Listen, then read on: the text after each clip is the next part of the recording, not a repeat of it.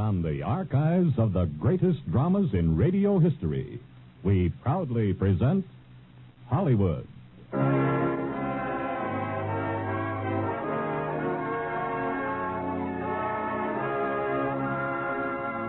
The Radio Theater, starring Jane Wyman, Vincent Price, and Virginia Bruce in Devotion. Ladies and gentlemen, your producer, Mr. William Keighley.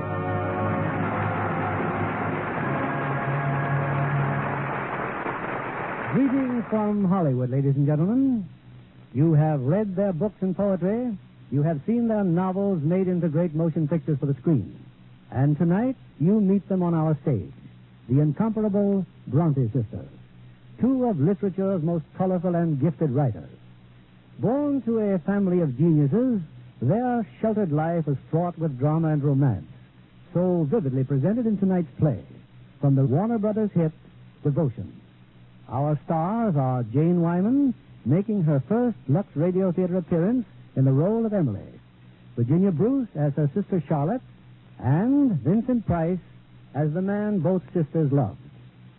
The Brontes lived in Yorkshire, England, in the 19th century, not far from my ancestral town of Keighley, pronounced in England Keithley, although how they made Keithley out of K-E-I-G-H-L-E-Y, I'll never know. But that is my sole affiliation with the Brontes, other than the privilege of presenting their story on our stage tonight. Here's the first act of Devotion, starring Jane Wyman as Emily Bronte, Vincent Price as Nichols, and Virginia Bruce as Charlotte.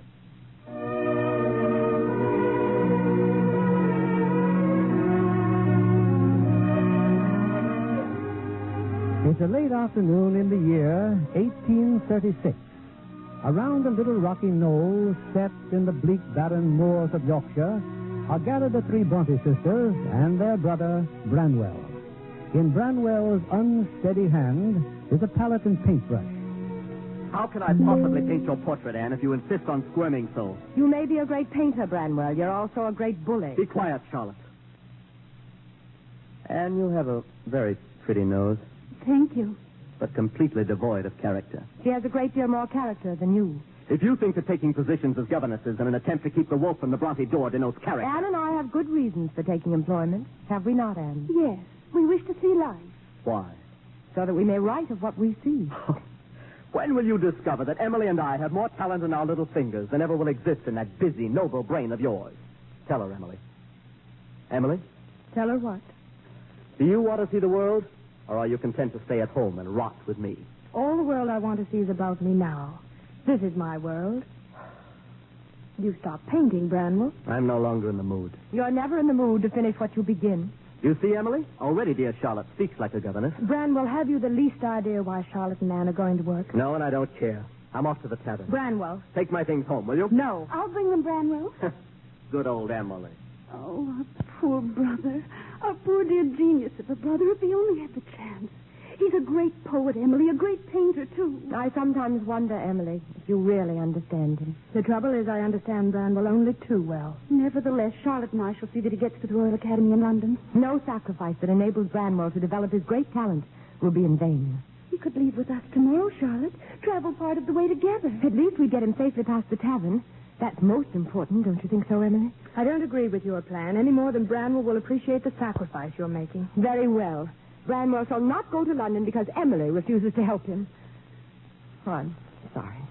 Charlotte, I know how deeply fond you are of Branwell. But I cannot understand your attitude, Emily. Branwell isn't ready for London. What nonsense. He isn't a child. I'm not going to argue with you, Charlotte.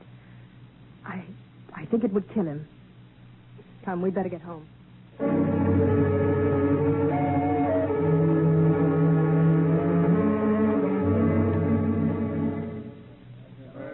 It's brandy, Mr. Hodge. Where is it? Where's your money, Mr. Bronte? Well, charge it to my account. You've no account here anymore, my lad. I should hope not. My account's with posterity. I beg your pardon. Innkeeper? Yes? I should like a room for the night. Well, perish my eyes. It's the new curate. That's right, sir. Nichols. Arthur Nichols. Yeah, that boys? It's the new curate. How do you do? You have the honor, sir, of addressing your vicar's son, Branwell Bronte. Well, what shall it be? For me? A bed, Mr. Bronte. I'm tired. And you shall have it. Come along. I'll take you to the victory. Thank you, but I'd better delay my meeting with your father till morning. No, who cares? Where's my brandy? On the other hand, I'd better take you home right now. I'm drunk. Exactly. Come on, then. Take me home. My father detests curates. My sisters are sickly and man-haters. I am sickly and a drunkard. You should be very happy here, Mr. Nichols. Very happy.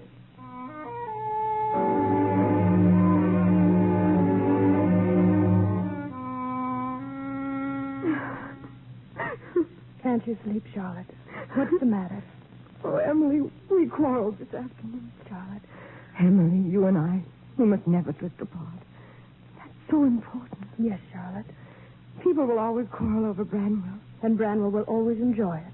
But it would be so dreadful if we were happy and he were not. That's why I wanted him to go to London, Emily. But don't you see? London is not the dream city of his imagination. His disillusion would be unbearable to witness. If you would spare him disillusion, it's you who will destroy Branwell, not I. Neither of us will destroy him. He shall go, Charlotte. Oh, thank you, Emily. I knew you'd see reason. I was... The door. There's someone downstairs at the door. Oh, it's Branwell. Now go to sleep, dear. I'll take care of it. Yes, find the door now, Mr. Nichols. Seems to have disappeared. And no light. Your family must have retired. Ah, the faithful Emily. Get inside, Branwell. Come in, dear friend. Come in. I think in his present condition, ma'am, I should. His condition? Take care of your own condition. Good night, sir. Are not things difficult enough, Branwell, without you bringing your drunken friends home with you? What's difficult? You know very well what I'm talking about. You're all leaving tomorrow. Charlotte and Anne to become governesses, you to London. I have no intention of going to London. I'm much too ill. I'm going to die. Now listen to me. At 8 o'clock tomorrow morning, you'll be at breakfast, washed and in good order. You'll thank your sisters for their generous gesture. You'll inform Father and Aunt Elizabeth that you have great confidence in the future. You will, in fact, play the great hero on the eve of battle. A role well within your range, drunk or sober. Emily, have you no faith in me at all? I love you, Branwell. I shall never cease to love you.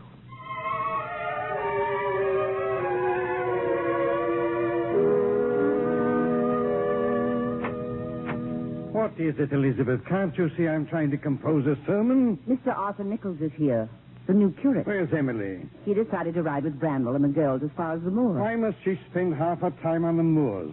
And more but depressing and bad for her lungs. Mr. Bronte, Mr. Nichols is in the hall. Come in, Mr. Nichols. Oh, thank you, sir. I hope I find you well, Mr. Bronte. Of course I'm well. No doubt the bishop, acting on information from my daughter, has pictured me a helpless invalid. Not at all, sir. You are here neither at my wish nor my request. It was my daughter Charlotte who took the liberty of writing to the bishop. I hope I shall give you no cause to regret her action. In any event, we'll have no fancy airs around here, Mr. Nichols. There are some pretty rough customers in this parish who are not to be charmed into a state of grace. Would you care for a pipe? Am I being tested, sir? I've no use for a man without a value to find you possess a sense of humor. Oh, come in, Emily. Did they get off all right? Yes, Papa. This is Mr. Nichols, my new assistant. How do you do? Good morning. Sorry you didn't arrive earlier. You could have met my son. He's off for London to make his place in the world. I've heard talk of all your children, Mr. Bronte. A family of remarkable talents, I'm told. You'd have had lots in common with Branwell, Mr. Nichols. Don't you agree, Emily? I'm sure he would, Papa.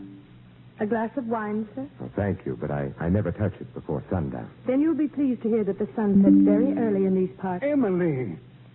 I hope they looked after you well at the inn last night, Mr. Nichols. The hospitality of the bull left nothing to be desired, sir. I'm sure you felt at home there immediately, Mr. Nichols. Not immediately, Miss Bronte.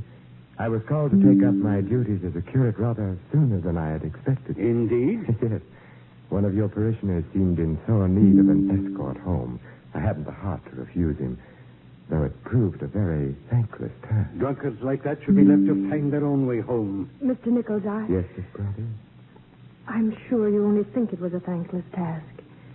Drunkards are not the only ones who are tardy with their gratitude.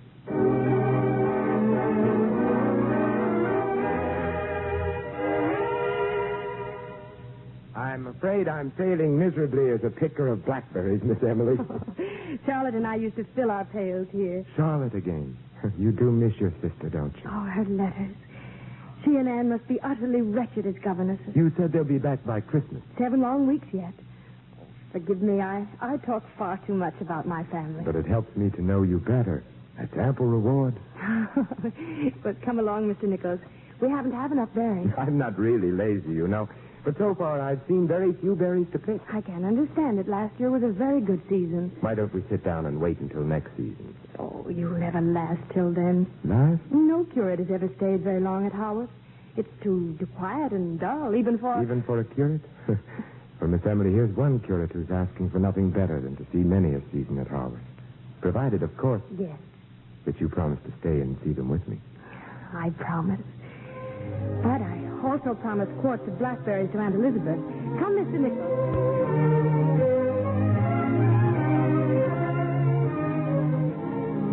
Here is Emily, Mr. Bronte. Assisting Mr. Nichols at Sunday school. May I ask the significance of that grunt, Elizabeth? Emily is full of good works these days.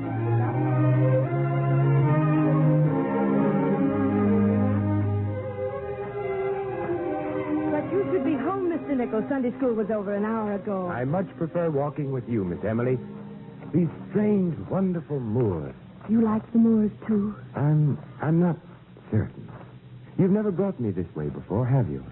I never bring anyone this way. Not even your brothers or your sisters? Oh, no. They don't like this part of the moor at all. They think it's ugly. There could never be anything ugly about your world, Miss Emily. But I do feel somewhat of a trespasser. Oh, no. No, you're not. That's why I brought you here. Knowing you is a rare privilege. Look, far in the distance there, on that rise of ground. A house. That is a house, isn't it? Yes. Gaunt, lonely, abandoned. Not quite what dreams are made of, is it? But it's been in my dreams ever since I can remember. So unreal, so awesome looking. It's the place I write about. And even though it is gray and storm-swept and made for hard, unyielding people, the lovely things there are all the lovelier. Someone lives there? Ghosts.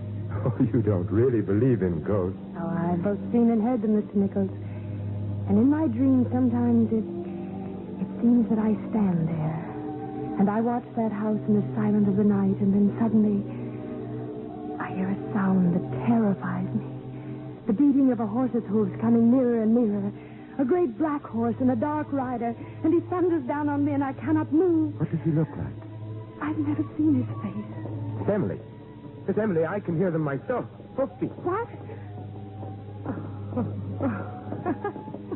Over there, Mr. Nichols. You see, when I'm with you, my dreadful dream turns out to be only one of our wild moor horses. Oh, thank heaven. It's getting late, Mr. Nichols. Yes. Miss Emily, that distant place, that house, does it have a name? I don't know. I call it Wuthering Heights.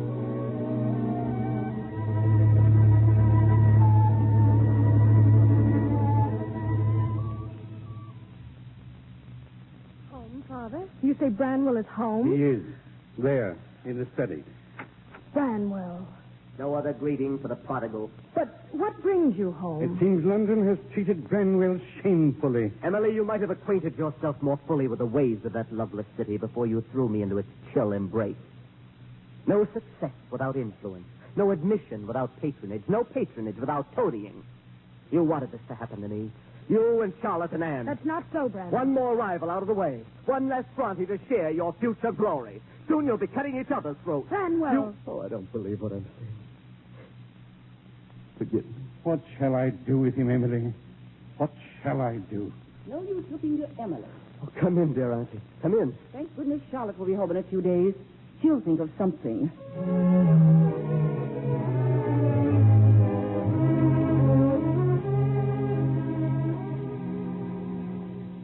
Branwell is sleeping, Charlotte. Well, if he's ill, Aunt Elizabeth, we must see him at once. There'll be ample opportunity later.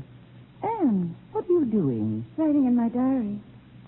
Oh, if Branwell were only well, this would be the happiest day in my life. Whatever else we may or may not be, at least we shall never be governesses again. How many copybooks did you fill while you were gone, Charlotte? 6 at least. But it would take dozens to properly describe that horrible household. Anne managed to fill only 3. Only because my penmanship is smaller. I assure you I was every bit as unhappy as Charlotte. I think it's shocking of you both. prying into the affairs of your employers. Prying into the lives of others is the art of the novelist, Aunt Elizabeth. Well, what's this? Poetry. The night is darkening around me. The wild wind coldly blows. Give me that, Charlotte. But a tyrant spell has bound me. Charlotte! And I cannot go.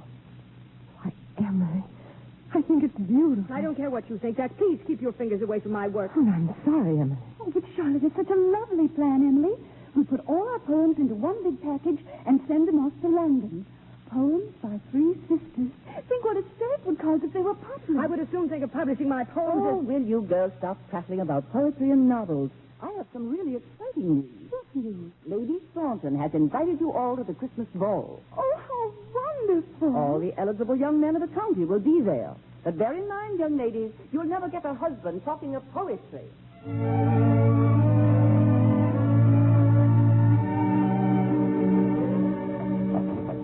Very kind of you to drive us to Thornton House, Mr. Nichols. You're quite welcome. But you will please turn around and go back to the village at once. What for, Miss Charlotte? For our brother, for Branwell. Have you not seen enough of Branwell for one evening, Miss Charlotte? Drunk and brawling in front of the tavern. He may be hurt. A few bruises on that wild head won't come amiss. You will do as I say, Mr. Nichols. I'm afraid I must decline. Branwell's in no condition to squire you girls to Thornton House. I order you to turn around instantly. At this very moment, Branwell may be lying dead in the gutter. At this very moment, I don't care. Good heavens.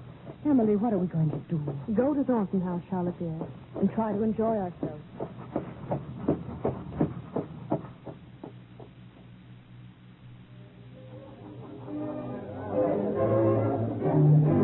Excuse me, Miss Emily. I must pay my respects to Lady Thornton. Will you dance with me later? As often as you wish, Mr. Nichols. Thank you. Wait. Yes? Please don't be angry with Charlotte. She doesn't mean half of what she says. You discover that when you know her better. I'm not angry, Miss Emily. And don't worry about Branwell. He can take care of himself. Mr. Nichols, I should like you to dance with me. Oh, with pleasure, Miss Charlotte. My request is not prompted by the slightest desire to dance with you. I wish merely to talk. Well, in that case, may I suggest the conservative? This way, Miss Charlotte.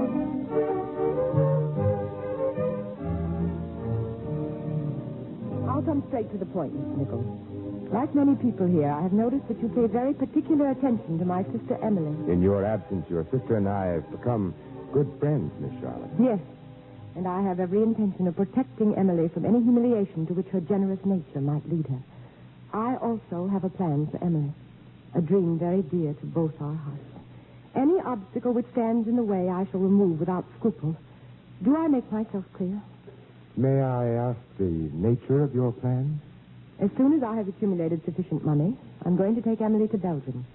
There are a number of schools in Brussels that offer an excellent curriculum in exchange for the teaching of English. An admirable plan.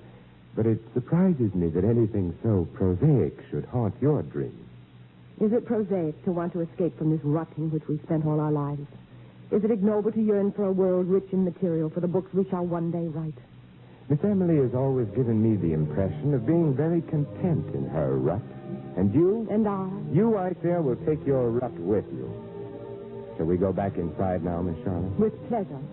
You understand, of course, that you will dance no more with Emily this evening? On the contrary, I'm going to ask her for the next dance. Very well. You came to the vicarage at my request, Mr. Nichols. And tomorrow, at my request, you shall leave. Shall I? Miss Charlotte, there are two ways of dealing with young ladies of your perverse temperament. One way is this. You dare. You dare to kiss me. Be thankful, Miss Charlotte, that I prefer kissing a woman to beating her. Mr. Nichols. Oh, Mr. Nichols. Miss Emily. He's come here, Mr. Nichols. Branwell. He's creating a dreadful scene. I'll see what I can do, Miss Emily.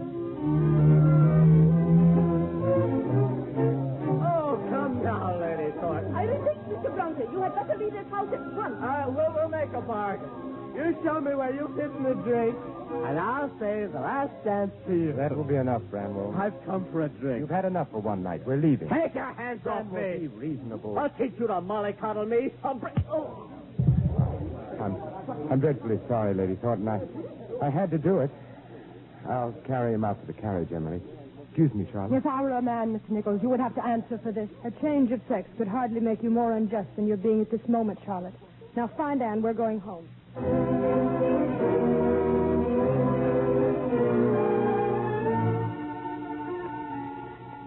But at Lady Thornton's home, Mr. Nichols, I'm afraid you'll have to leave Haworth, sir. Very well, Mr. Just a moment, Father. I'm fully responsible for last night's scandal. Mr. Nichols tried only to spare my sister's further disgrace. Mr. Nichols is not in Haworth to protect your sisters. And as for you, I should prefer not to see your face for a long time. Such talk cannot hurt me, Father. I'm already too numbed by the great blows of destiny. The toe of my boot should be your destiny. All right, Nichols. You may stay. But in the future, keep your fists to yourself. You should have cracked his skull. You know, Bramwell, you're not nearly as bad as you imagine. I do not judge myself to be bad at all. I'm much misjudged by my sisters, who I've no doubt have poisoned your mind against me. Ungrateful wretches. Ungrateful? What have you ever done to earn their gratitude? Well, if I had money, I should do a great deal. What? Send them to Brussels, maybe, Emily and Charlotte. Anything that would take their tedious enthusiasms out of this house. You know, Bramwell, I've never seen any of your paintings. Would you mind showing them to me? Why? Because I like paintings. Because I wonder how good you really are. Because I may wish to buy some. Buy some, eh? Come up to the attic, Mr. Nichols.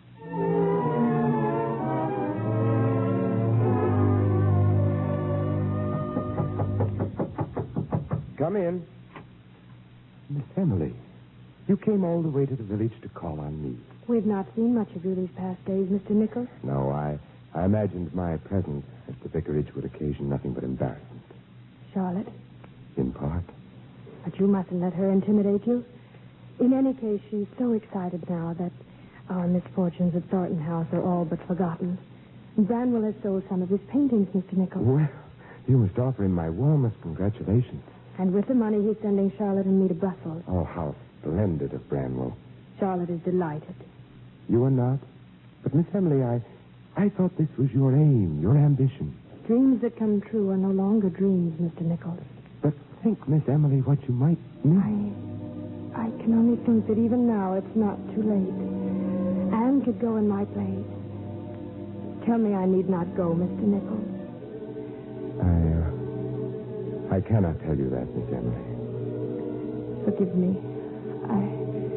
I had no right to ask. Goodbye, Mr. Nichols.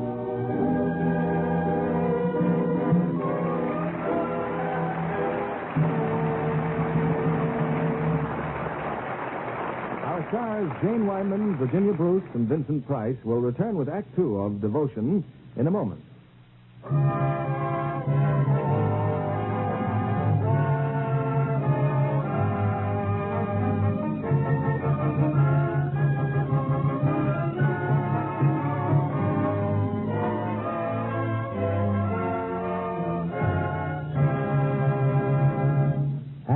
Of Devotion, starring Jane Wyman as Emily Bronte, Vincent Price as Mr. Nichols, and Virginia Bruce as Charlotte.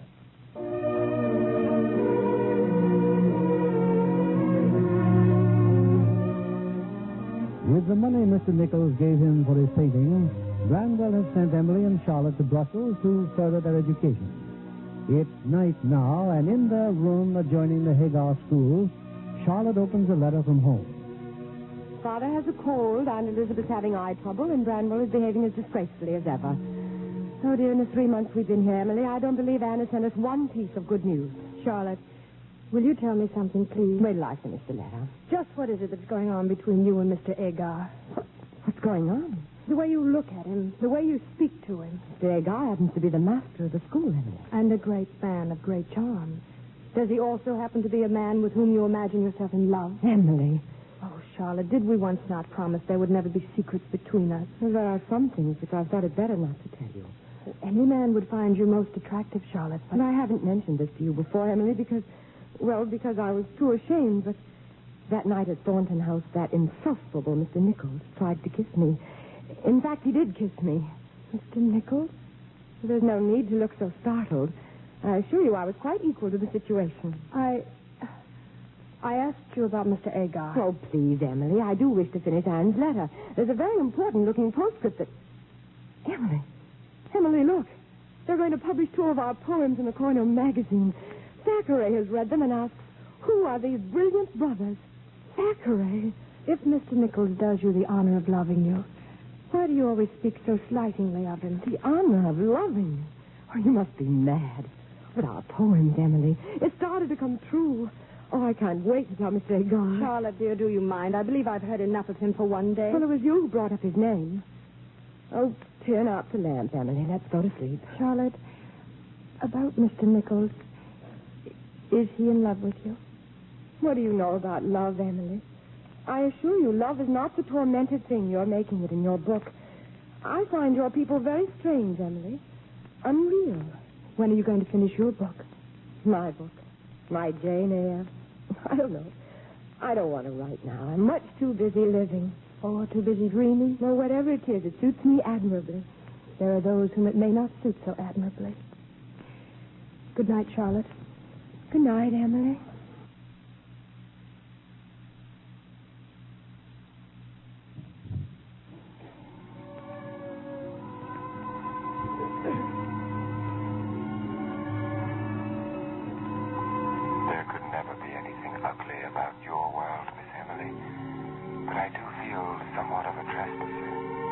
Charlotte.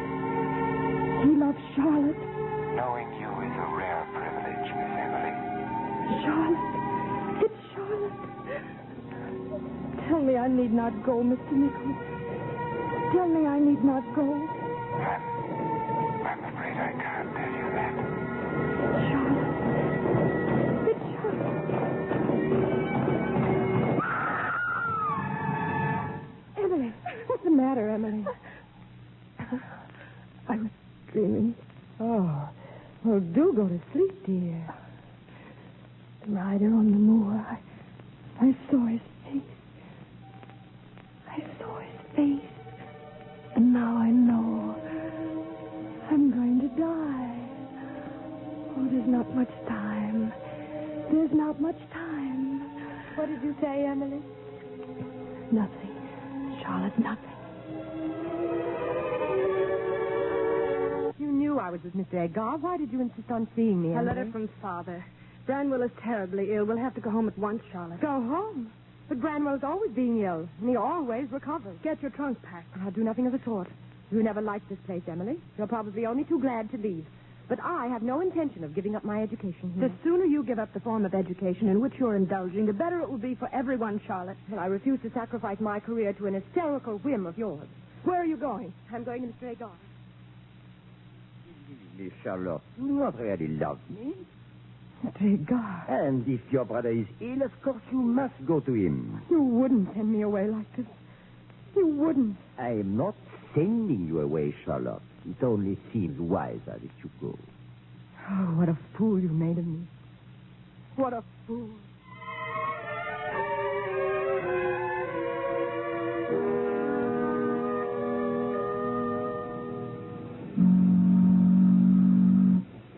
What did you say, Charlotte? What did you say? You're glad we're on this ship? Glad to be going home? Yes, I'm glad. I would have told you so before, but I've hated so to admit I've been wrong. Wrong about Mr. Agar, wrong about everything. I may even have been wrong about poor Mr. Nichols. Poor Mr. Nichols. Perhaps he does love me, Emily. What do you think? I think, Charlotte, that you've had a severe shock. I also think that you will recover with rapidity that may astonish even yourself. Look, Charlotte. The coast of England. England.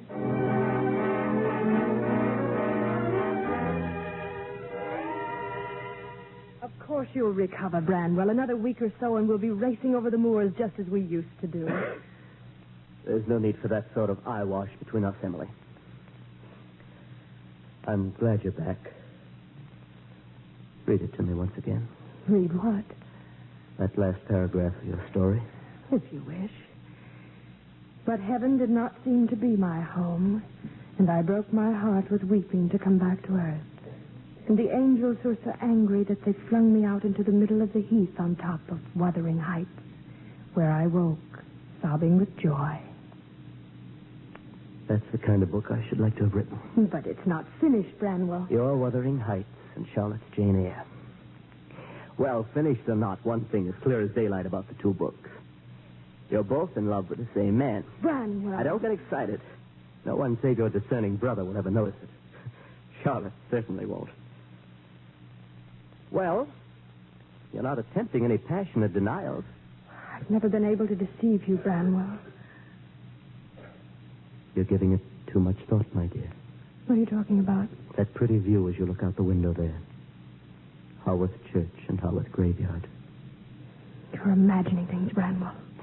All the same, I should lose no time in finishing that masterpiece of yours.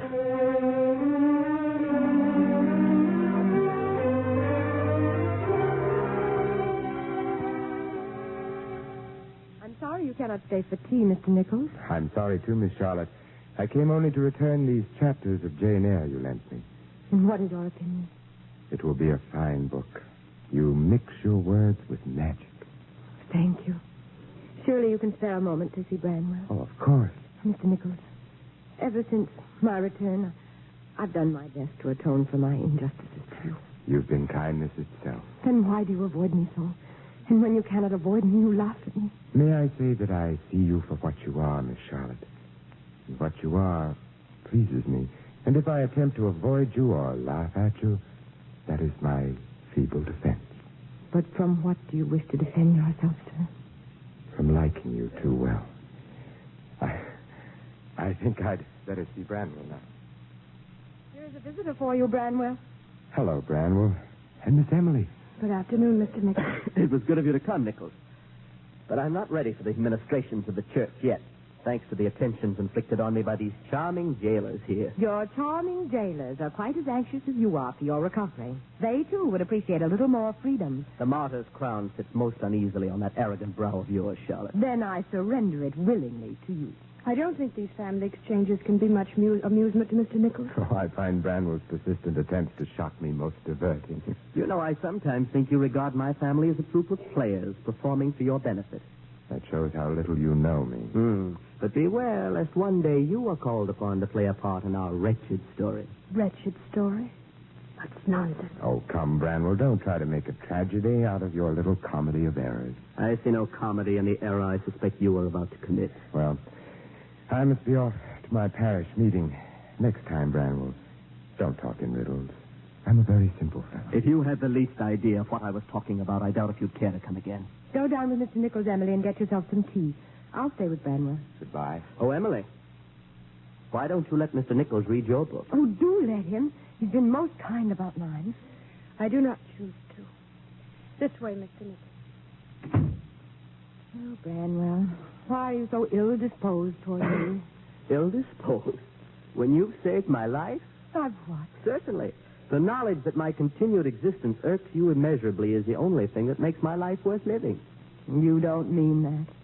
And no matter what you say, I shall never forget the great sacrifice you made for me. Oh, Charlotte, I'm much too ill to go on playing the role of a hero.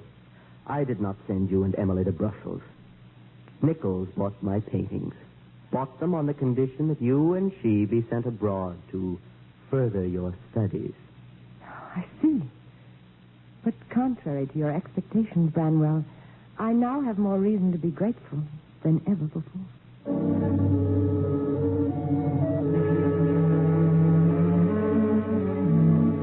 Of course, we shall have to repay Mr. Nichols, Emily, every penny of it. We can discuss it later. You know, if any proof were needed that he loved me, this is it. Don't you agree? I agreed a long time ago. Yes, you did. You're very clever, Emily. But why doesn't he speak? Why? Charlotte, who's with Branwell? Anne and Father. Oh, why must you always get off the subject?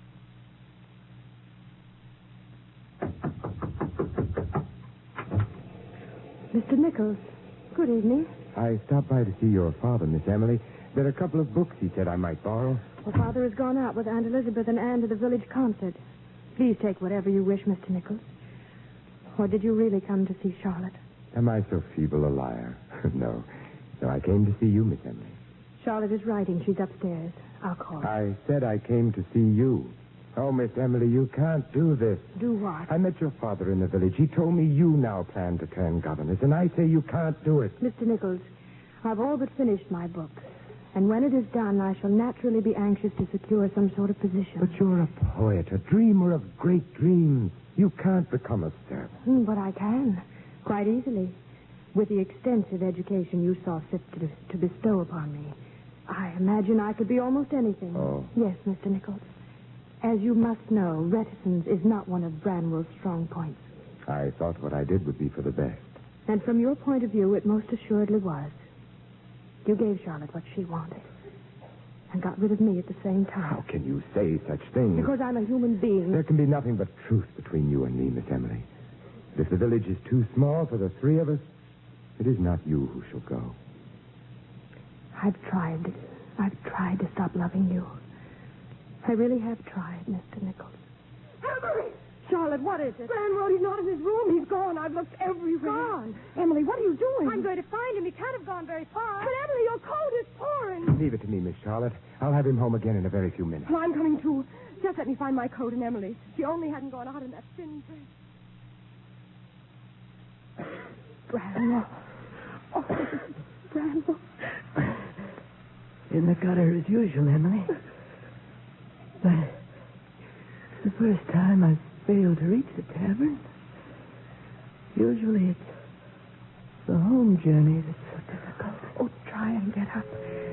Give me your arm. Oh, this is a poor finish. Branwell. Branwell.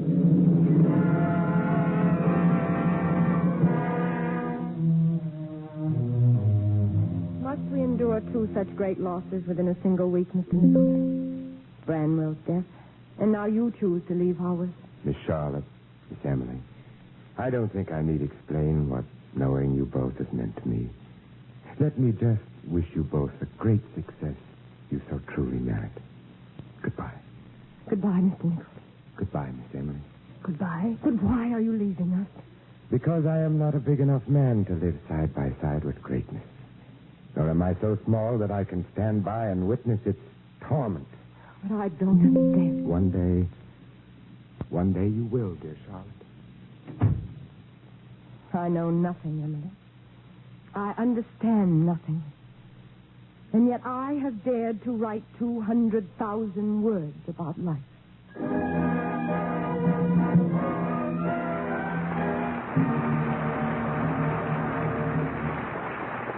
Act 3 of Devotion, starring Jane Wyman, Vincent Price, and Virginia Bruce, will continue in a moment. Act 3 of Devotion, starring Jane Wyman as Emily, Vincent Price as Mr. Nichols, and Virginia Bruce as Charlotte.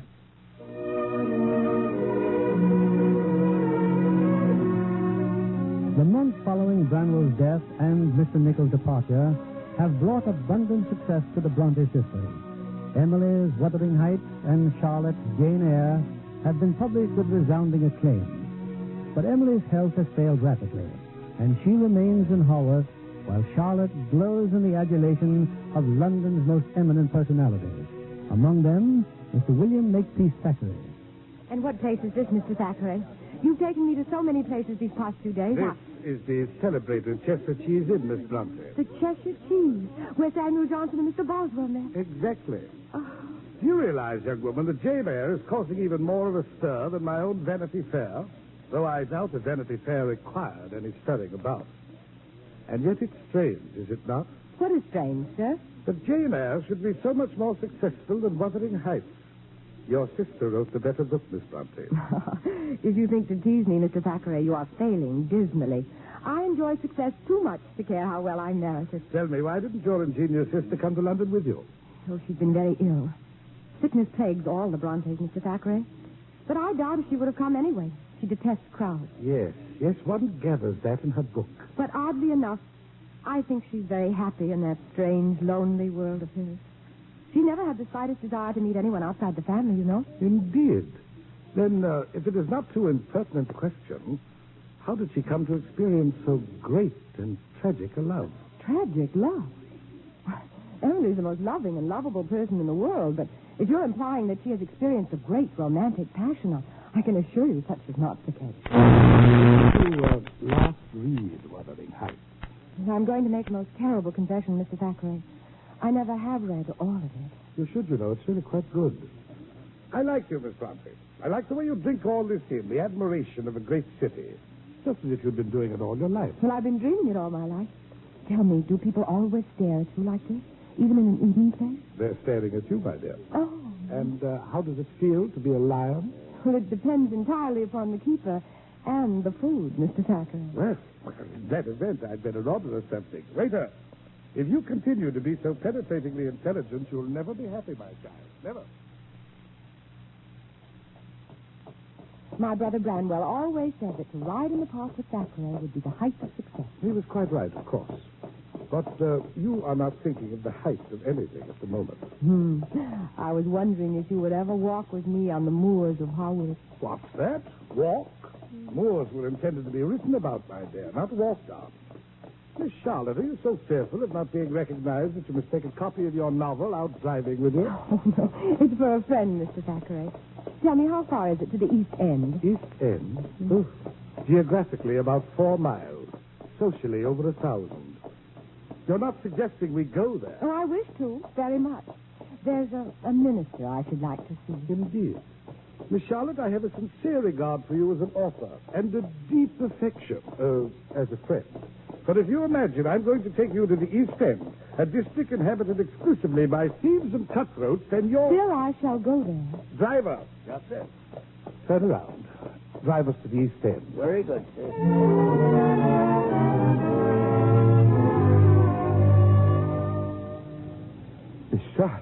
Miss Charlotte. I could not be in London, Mr. Nichols, without finding out how you are faring.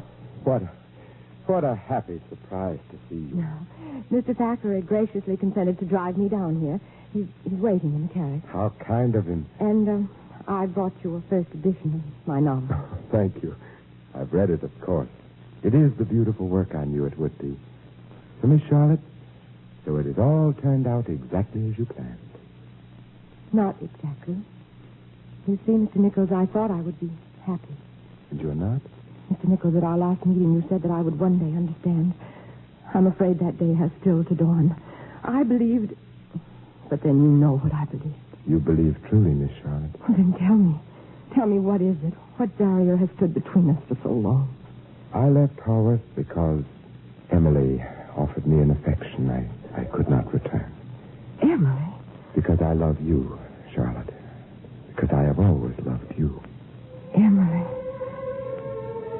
Oh, now I know what Mr. Thackeray meant when he asked me when I had last read Wuthering Heights.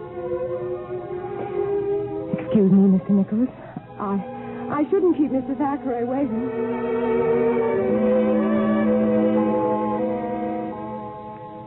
Well, go on in. Charlotte's letter. What else does she have to say about London? She had a brief visit with Mr. Nichols. She found him well. I can't read anymore, not with Emily so ill upstairs. She's in good hands. Dr. Barnes is with her. He's been up there a dreadfully long time. Dr. Barnes is a very thorough and painstaking physician. We should only be thankful that Emily has at last consented to see him. But I'm not. If Emily consents to see a doctor, it can mean only one thing. None of that morbid talk, miss. Proceed with the letter. Yes, Father. I had hoped by this time that Anne and Emily would have been able to join me here. Surely Emily is sufficient. I can't go on, I really can't. There, child, don't take on so. I'll have no more of this. Emily's wishes are no. I shall write Charlotte at once to come home. Just leave the baggage in the hallway, please. Charlotte! Charlotte, my dear. Well, isn't anyone glad to see me? Oh, how glad we are to see you. Father, Anne, Aunt Elizabeth, I'm home. I'm home. We've not expected you for weeks, dear. You weren't happy in London? Oh, London was very kind, Papa. However, one can have too much of a good thing. Where's Emily? Upstairs, Charlotte. Still confined to bed? Yes. Oh, she'll be so happy you're back. Will she? I wonder.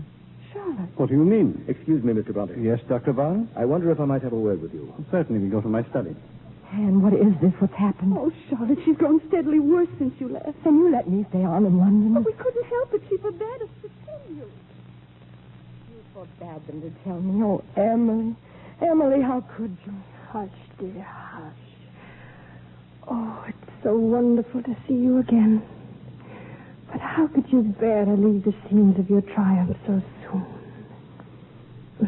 Don't tell me success is an illusion, or I shall be horribly disappointed. No, darling, success is everything I hoped it might be. But there was something missing. What? You, my darling. I don't believe a word of it. But it's very nice to asking that fatal charm of yours again. And all the most interesting people I met talked incessantly of Wuthering Heights. Zachary's last words were, "Pay my homage to that genius sister of yours." Bless the old cynic. And the publishers say they won't have a moment's peace until your next book is in the printing press. You'll have to wait a dreadfully long time, I'm afraid. Oh, nonsense. Nonsense. Now that I'm back to look after you, you'll be up and about in no time. Almost the same words I said to Branwell. Emily. Mr. Nichols. Did you see Mr. Nichols? Oh, yes. Curiosity overcame my pride, and I went. He was as pleasant and courteous to me as ever. But I found that my old feeling for him was as dead as though it had never been. Please don't lie to me, Charlotte. Not tonight. I have so little time. You're not to say those things, Emily. You're not to. All our lives, there's been too much left unsaid between us. Loving is the only thing that really matters, Charlotte. It's worthwhile being hurt a bit to find that out. The world has always frightened me just a little. So I'm not really afraid to leave it now. Though sometimes when I hear the wind blowing through the heather or see the sun go down beyond Wuthering Heights, I think perhaps I'd like to stay just a little longer. Oh, but you're not trying, Emily. You can stay. You must stay. Oh, listen to me, my darling. Any good there is in me has come from you. Any courage that I've ever shown has been inspired by you. You're everything that I would wish to be myself. And life without you would have no meaning. When he returns, and he will, you'll find the meaning, Charlotte. A far happier one than I could ever teach you. Emily. He's coming for me. Charlotte, the rider of the moors. Listen. Emily! Emily! Dr. Barnes!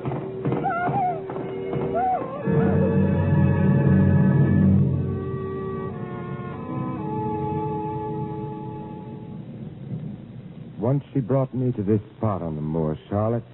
This was the place she loved best of all. Here she will always remain. Even the last words she wrote were for us. This paper. Here. I found it this morning. I linger here, listening to the soft wind breathing across my beloved moor. They must not imagine there is unquiet slumber for a sleeper in this quiet earth. For their love is also here, with me. And when he returns, and he will, you'll find the meaning, Charlotte. You were right, dear Emily. I have found the meaning. No.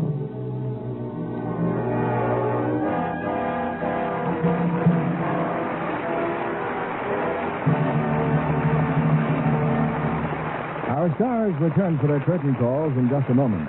No evening in the theater is complete without a curtain call. And here are tonight's stars back in the spotlight. Jane Wyman, Virginia Bruce, and Vincent Price.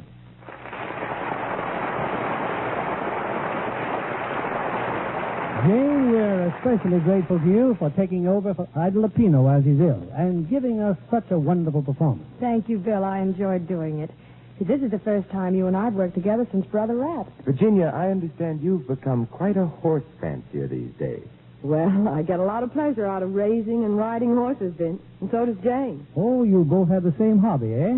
Hobby, hay is right. I spend most of my spare time caring for the horses, but I love it. You have a filly that you're racing, haven't you, Virginia? That's right. Do you know what her fastest time is? Yes, from the barn door to the feed box.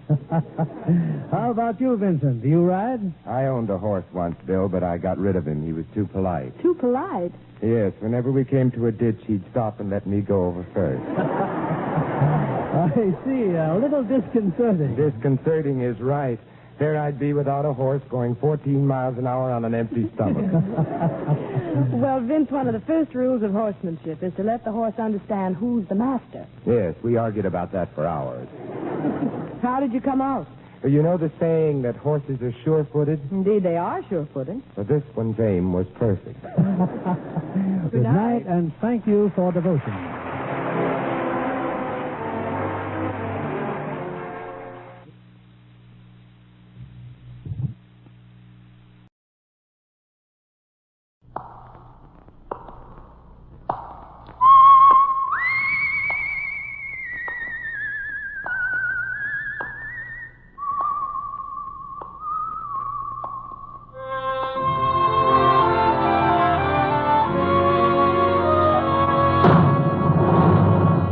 The Adventures of the Saint, starring Vincent Price.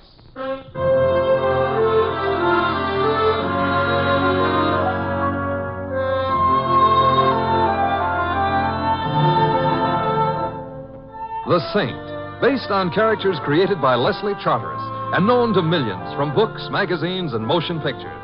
The Robin Hood of modern crime now comes transcribed to radio, starring Hollywood's brilliant and talented actor Vincent Price as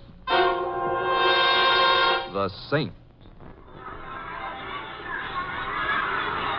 Just step a little closer, if you will, my friend. You might be the start of a mighty and surging throng. You mean me? You and none other. Slumming tonight, friend? Oh, I just happen to like carnivals. The gentleman says he likes carnivals. And now let us all step up a little closer here while we talk about the greatest attraction on the mighty Midway. A test of strength, courage, and endurance, attracting attention all over the civilized world and further. Texas. It's a joke, friend. Oh, sorry. Yeah, sorry. Indeed. Well, I am talking about that little lady inside the tent here that all your friends have told you positively not to miss. The courageous girl who lies buried alive 20 feet below the surface of the earth. Are you going in, friend, or am I wasting my time? I'm still on the fence. Yeah, indeed. Huh? Well, you have heard her name, you have read about her in the papers, and now you are going to see Mona, the buried alive girl, who has lain in her grave on these premises for 222 hours, 36 minutes, and 21 seconds, and is now attempting to break the world's record of 244 hours. Ooh, how strenuous. Inside the tent, you will see her, talk to her, ask her any questions that happen to be on your mind. Tell me more. My friend, I don't request that you buy a ticket for this great attraction. I just ask that you put this question to yourself. Yes? Would I have the courage to change places with Mona, the buried alive girl? No. I thank you for your kind attention, and the box office is now open. Oh. One, please. One, he says. Oh, Some days it don't pay to get buried alive. Hey, son, the entrance is right in front of you. My change?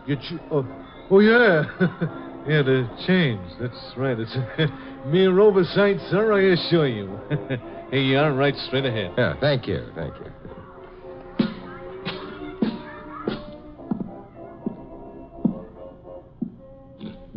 To communicate with Mona, talk down tube. Well, all right, I talk.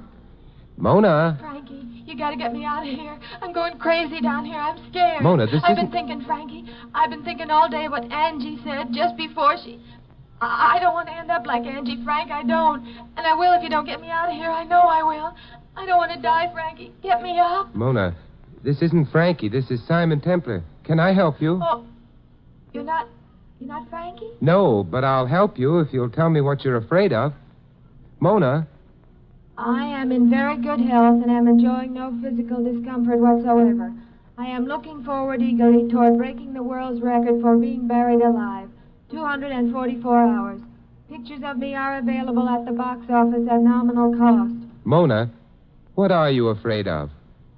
I am in very good health and am enjoying no physical discomfort whatsoever. I am looking forward eagerly to... I know, I heard. Hey, what you doing here? Who are you? I'm Simon Templar, a customer. Who are you? Customer, oh, excuse me. I thought, excuse me. Oh, say, aren't you the strong man? I saw your act a few minutes ago. Segundo, huh? Pretty good. Yeah, pretty good. Tell me, Segundo, what about Mona? Who was Angie? Angie? excuse me. I gotta go. Excuse me. Hey, wait a minute. Excuse me. So you got two for the price of one, eh, friend? Mona and the strong man Segundo. I caught his act before. Quite a large hunk of muscle. I wouldn't like him to step down on my foot. Yeah, the guy is built like a Hudson. Only trouble is his motor don't run so good. Oh, a few chips light in the head, huh? A whole stack. Well, did you enjoy your chat with Mona? Tell me, who was Angie? Angie, oh, yeah, Angie, that's a real sweetheart. That was Mona's sister. Angie used to do the Buried Alive act before she died. Oh, a real doll. Was it an accident? Accident? No, it was a weak heart. That Angie, oh, she was all heart. Oh, we miss her.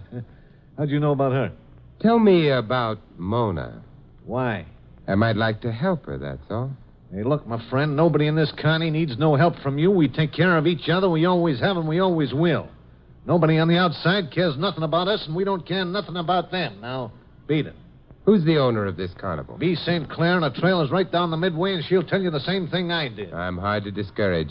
Friend, there's nobody here needs no help.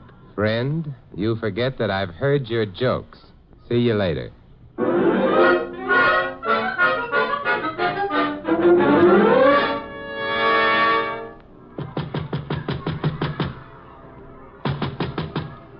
Come in. Miss St. Clair? Right. Who are you? I'm a customer of your carnival. Well, come in, customer. Sit down. Oh. Thank you. I wanted to ask a few questions, if you don't mind. Where's your question license? My name is Simon Templar, also known as the Saint. These. I'll form my own opinion. What do you want to know? I'm interested in Angie. Oh, Angie? Mm-hmm. They never come any better. Every 100 years or so, you meet somebody nice in this louse-trap circuit. And Angie was one of them. Now she's gone, and the crumbs remain. Anything peculiar about the way she died? Sudden, that's all. Heart. Why? And her sister Mona took her place. Yep. Mona's a good kid, but a kid. Any chance of her being brought up from the living grave soon? Why? I got the impression she didn't like it down there. No, you did. You know something?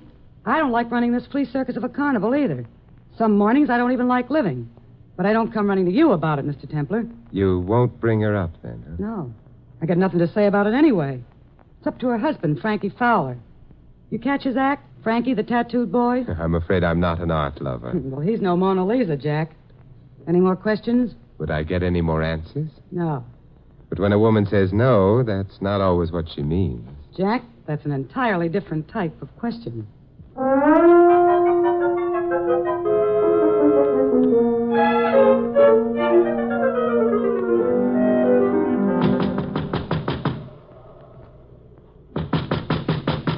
Hello. Anybody here? Yeah? Frankie, I'd like to talk to you. Who are you? My name is Simon Templar, Frankie. What do you want? Well, I've always been interested in tattoos. I think they're fascinating. Oh? Almost as fascinating as the people who do them. Oh, a fan. Come in. Thank you. You know, the Connie's closed for the night, but I'm always glad to oblige a customer. Well, I'm not exactly a customer. I'm a friend of Mona's. Mona's got no friend, Simon Templar. Well, let's say a speaking acquaintance. Did you know Angie, Frankie? Know her. Angie was my wife.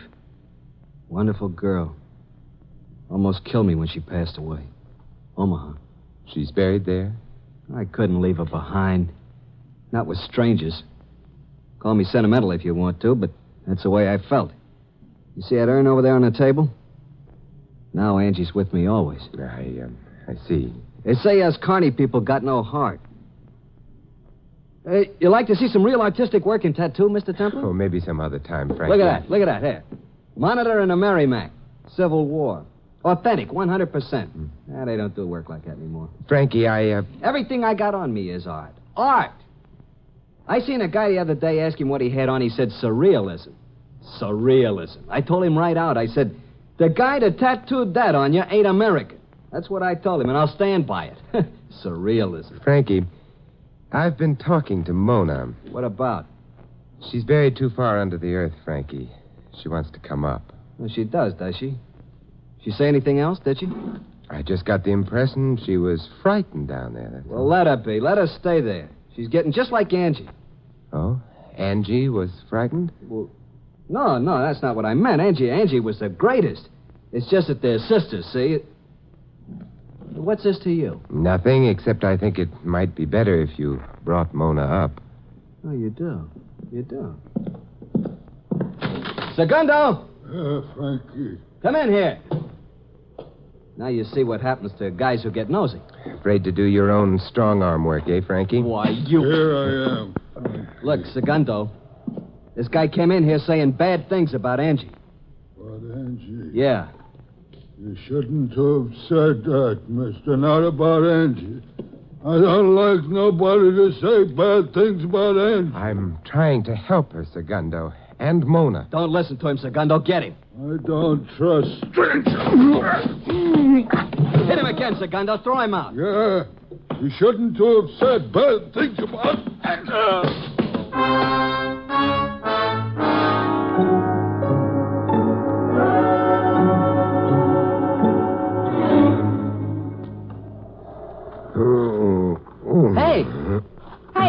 Hey, wake up, mister.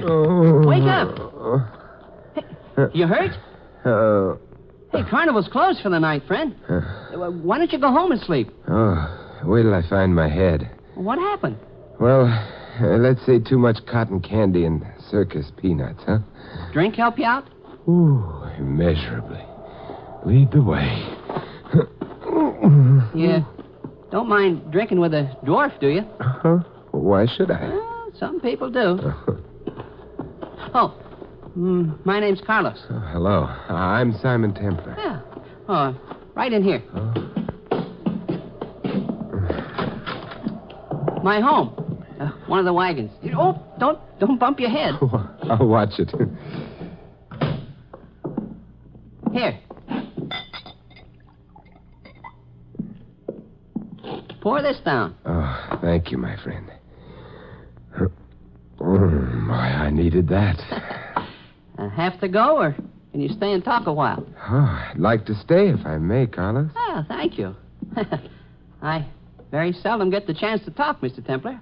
Why is that? And a dwarf's rather a lonely occupation. Not freak enough to make much money in the carnival, and too much of a freak to be accepted out of it. Oh, I'm sorry to burden you with my troubles. Everyone's troubles are everyone else's, Carlos. Well, thank you. Want to tell me about yours? Well, I had a call for help tonight from 20 feet under the ground. And I just don't know what to do about it. Mona? Yeah. She said she was afraid she would end up like Angie. She wanted to come up. Did you tell anyone else about this? Not directly, no. Frankie refused to let her come up. I have another drink. Yeah. Mona never talked like this before. She was never scared, not like Angie. Mona's got guts. It worries me. Go here. Oh, thanks. What about the man who was married to both of them? Frankie. Simon, if you were born a freak like I was, you had no choice and you can be philosophical. But if you make yourself a freak like Frankie did, you gotta hate yourself and everybody else as long as you live. And yet 2 women married. Don't rub it in. I'm sorry. I shouldn't have jumped you. I'm not always as philosophical as I try to be. I can't help thinking of Mona, buried alive, afraid. Afraid of what?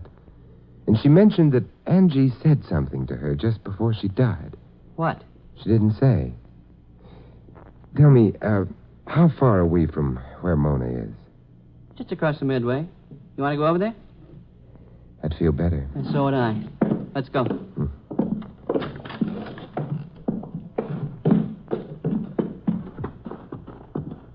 What about B. St. Clair, Carlos? Can you figure her out? Well, not quite, because I don't think B can figure herself out. She hasn't had much fun either. I hope she gets some. This is Mona's tent, isn't it? Anybody around? Not a soul. Let's go in.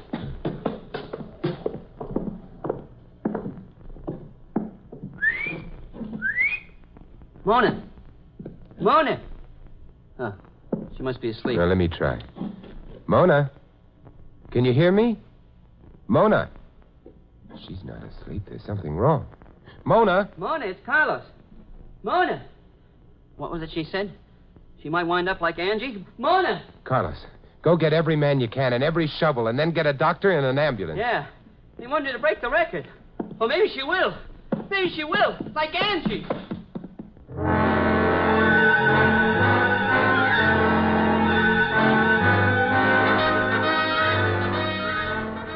I'll help you.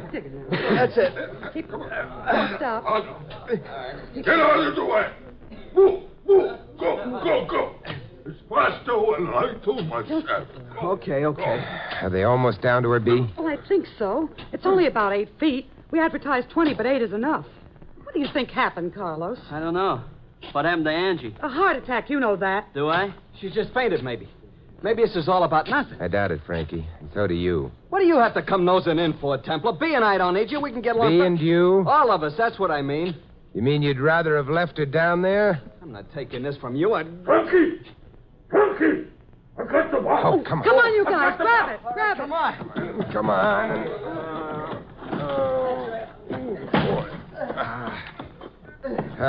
There now.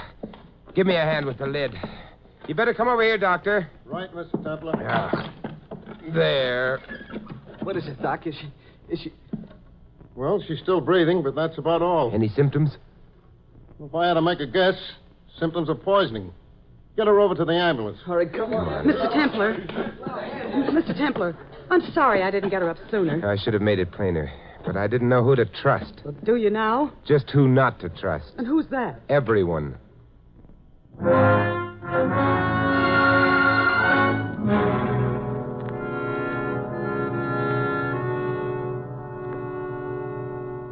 How is she this morning, Doctor? Oh, she's a sick girl, but she'll live. We got her in time. Oh, I'm glad. What caused it? Poison of some kind, definitely.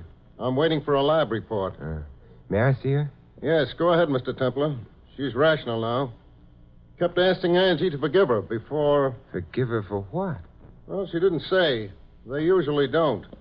Don't stay too long. Oh, all right, Doctor. Good morning, Mona. Who are you? Simon Templar. I spoke to you down the tube yesterday. You thought at first I was Frankie. I don't remember. Don't you? You said you were afraid you might end up like Angie. She said something to you before she died, Mona. What was it? I don't remember. She didn't say anything. You know what happened to you last night, Mona? No. There was poison in your food that was lowered through the tube. Got any idea who did it? Poison? I don't believe it. Well, police will find out. I don't want the police. I did it. I took it myself. What kind? Well, I don't remember, but I took it. Why did you want Angie to forgive you, Mona? Who told you that? I mean, you're making that up. I'm trying to help you, Mona. I don't need help. I want Frankie. I want him back. I want him back. All right. I'll find him for you.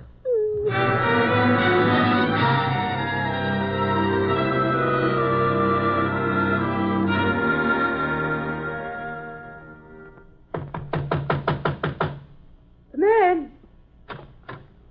Simon, come in. How are you, B? How's Mona, Simon? Better, Carlos. I was at the hospital all day. Had to wait for the lab reports on the poison. Who did it? Oh, it could have been put there by anyone. To the police now? Not yet. Mona claims she took it herself. She's obviously protecting someone, or is afraid of someone. But who? B, you don't have to answer unless you want to. What, Simon? Has there been anything between you and Frankie? Well, everybody gets lonely. Are you still lonely? Jack, I got no ambition to travel around the country in an urn. That answer it? That's good enough. If I can wind this thing up tonight, will the two of you help me? You especially, Carlos. Anything I can, Simon. All right. You're not closing the carnival down tonight, B. We'll stay open if you say so. Well, it might make it easier. Carlos, you go to Frankie's trailer while he's doing his show and take the urn. Would you mind doing that? I'll do it. Good. Put it in a safe place, doesn't matter where, and come back to the trailer. All three of us will wait for Frankie to come back after his show. What happens then? I don't know for sure, but I have a theory. Hope it's right. It's a question. What happens if it's not right? B, that's an entirely different type of question.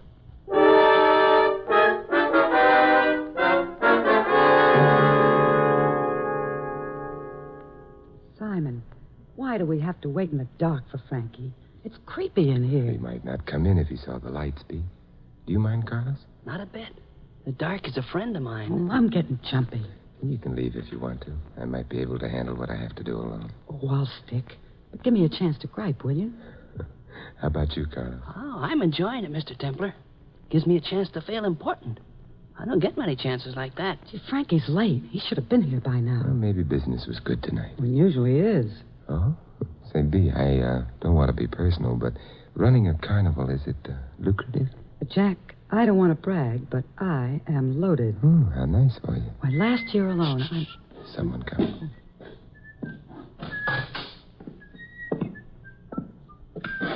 Good evening, Frankie. Templar. What is this, Bee? I couldn't keep away, Frankie, but I brought my chaperone. Well, get him out of here. Some chaperones. A saint and a dwarf. I didn't choose to be a freak, Frankie. That's the difference. What's going on? Look around, Frankie. Anything missing? What do you mean? The urn. Where is it? What'd you do with it? We took it. You took it? Segundo, come in here. I don't think you'll need Segundo this time. No? Sit down, Frankie. And if you don't like that seat, I can get you a hotter one. You think you know something? I'm nosy, Frankie. Very nosy, as you pointed out. What is it, Frankie? This guy Templar again, Segundo. He's been saying bad things and doing bad things. He took Angie's urn. Easy, Segundo. You'll want to hear this, too. Hear what? Don't wait, Segundo. He's just stalling. Go get him. You took the urn. Segundo, sit down. No. Segundo, wait in here. Wait in here. Okay, Carlos, I trust you. Good. It's about Angie, Segundo. This morning and last night, Mona was calling out for Angie to forgive her. For what?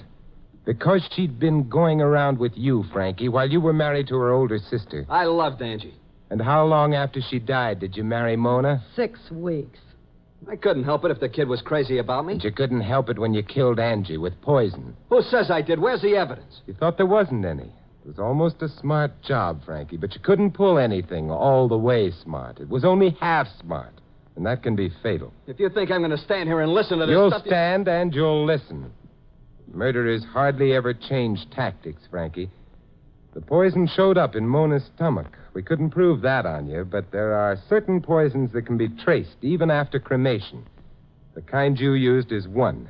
Now, do you begin to get the point? It's not true. You can't trace it, can you, Carlos? Yes, you can. I should have remembered.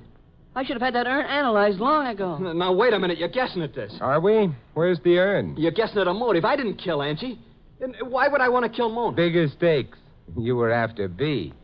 She was, loaded. It's all a lie. I mean, Bee and I... Segundo, stay away from me. Put that gun away, Frankie. No. I'll use it if you don't stay back, Segundo. Frankie, you killed Angie. I tell you, nobody killed her. She had a weak heart. That was it, a weak heart. Segundo, listen to me. You killed Angie, Frankie. Stay back. Stay back. He's going to shoot Segundo. She never done no harm. She was so... Stay back, I'm warning you. She loved you and you gave her poison. Don't come no closer, I mean it. Stay back. She laughed sometime and she did like a little girl. Keep away from me, you big creep. Why, you couldn't let her live. You crazy creep, why don't you drop? You ain't human. Keep your hands off of me. Come on, let go of him. Let go of him. Let go. It's me. Carlos, let him go. Let him go. Sure, Carlos, sure. Segundo, are you hurt? Bad? No. Oh, I think one was a clean miss. The other two got him in the shoulder. Maybe he'll live. Here, let me help you, Segundo. Come on now. Sit down, sit down. Bee, get a doctor. All right, Father. Quite a man, this Segundo. Not so strong upstairs, but in the heart, plenty. Yeah, he almost killed Frankie. I'm almost sorry he didn't. Frankie doesn't deserve to live. Someone else will decide that, Carlos. What Segundo did? I wish I could have done it, Saint. In my hands. I wish I could have done it. Carlos. I never told anybody, Saint. I never told her. She never guessed. But I loved Angie, too. Heaven help me. I loved her, too.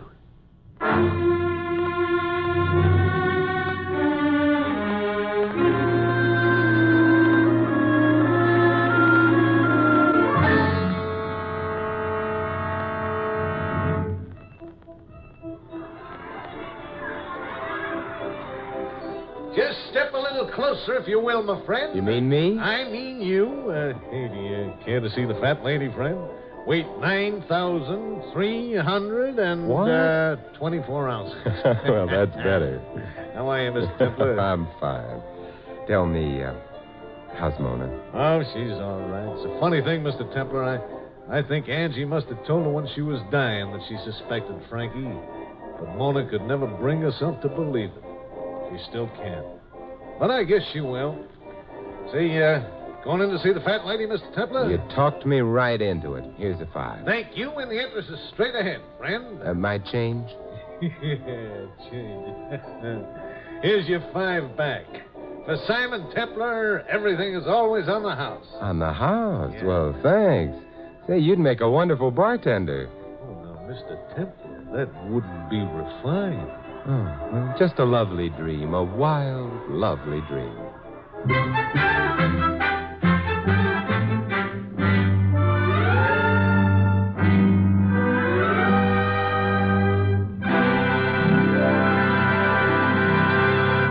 You have been listening to another transcribed adventure of the Saint, the Robin Hood of modern crime. And now here is our star, Vincent Price. Ladies and gentlemen, your life is your own. It's yours to guard when danger is near. And danger is never absent from the highways of America, where some 30,000 persons are killed every year.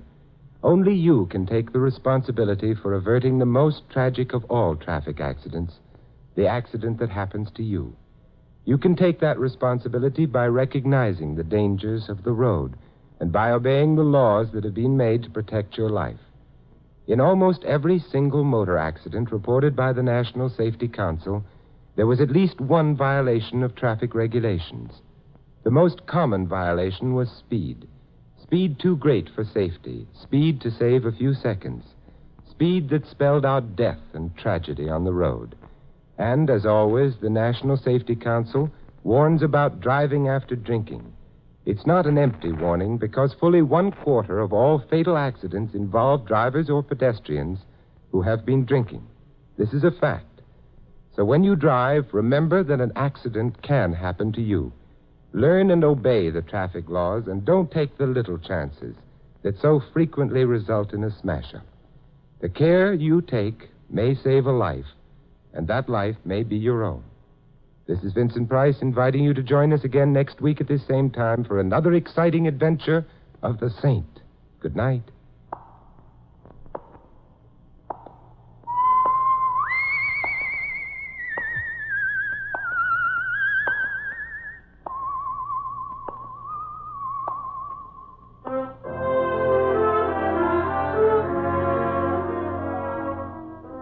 This adventure of the Saint was written by Dick Powell. In our cast, you heard Mary Shipp as Mona and Sheldon Leonard as the Barker. Bob Jellison was Carlos, Ed Mack, Segundo. Henny Bacchus played Bee, Harry Bartell was Frankie, Harry Brown was the Doctor. The Saint, based on characters created by Leslie Charteris, is a James L. Safier production and is directed by Helen Mack. Vincent Price is soon to be seen co-starring in RKO's production of His Kind of Woman. All you Saint fans will be glad to know that the Saint comic books are on sale at all newsstands. 3 chimes mean good times on NBC. Today, Theater Guild on the Air presents the dramatic story Come Back, Little Sheba, starring Gary Cooper and Shirley Booth. Sunday also means another 90 wonderful minutes with The Big Show. And among this Sunday's stars are Jimmy Durante, Fred Allen, Judy Holliday, and many, many more. And, of course, Tallulah will be the MC. And for a sparkling article about the glamorous Tallulah, see the latest issue of Look magazine, now on sale. This is NBC, the national broadcasting company.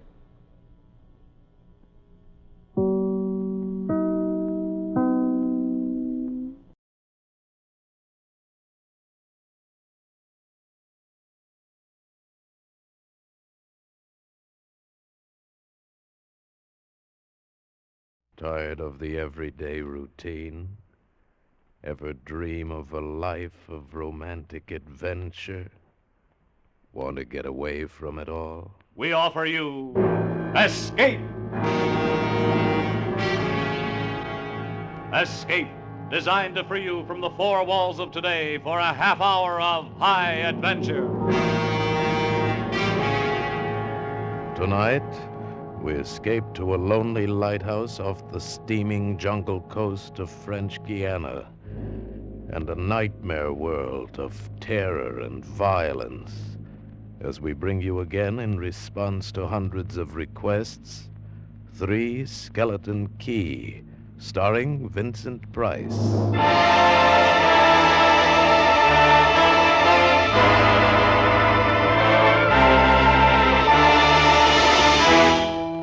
Picture this place. A gray tapering cylinder welded by iron rods and concrete to the key itself. A bare black rock, 150 feet long, maybe 40 wide. That's at low tide. At high tide, just the lighthouse, rising 110 feet straight up out of the ocean. And all about it, the churning water, gray-green, scum-dappled, warm as soup, and swarming with gigantic bat-like devilfish, great violet schools of Portuguese man-o'-war, and yes, sharks, the big ones, the 15-footers. And as if this weren't enough, there was a hot, dank, rotten-smelling wind that came at us day and night off the jungle swamps of the mainland. A wind that smelled like death. A wind that had smelled the slow and frightful death that came one night to this bare black rock. Set in the base of the light was a watertight bronze door, and in you went, and up. Yes, up and round, past the tanks of oil and the coils of rope, casks of wicks, racks of lanterns, sacks of spuds and cartons and cans, and up, round and round. Over the light storeroom was the food storeroom, and over the food storeroom was the bunk room where the 3 of us slept. And over the bunk room was the living and cooking room, and over the living and cooking room was the light. She was a beauty, big steel and bronze baby with the sun gleaming through the glass walls all about, bouncing blinding little beams off the big shining reflectors, glittering and refracting through her lenses, the whole gigantic bulk of her balanced like a ballerina on the glistening steel axle of her rotary mechanism. She was a sweetheart of a light. And at night she'd lie there on the stone deck of the gallery with her revolving smoothly and quietly over your head, easing her bright white eye 360 degrees around the horizon. You'd lie there watching to see that the feeders kept working, that everything ran right. And it wouldn't be bad, the other 2 fellows snoring in their sacks 2 levels down. You'd smoke your pipe to kill the stink of the wind, and it wouldn't be bad.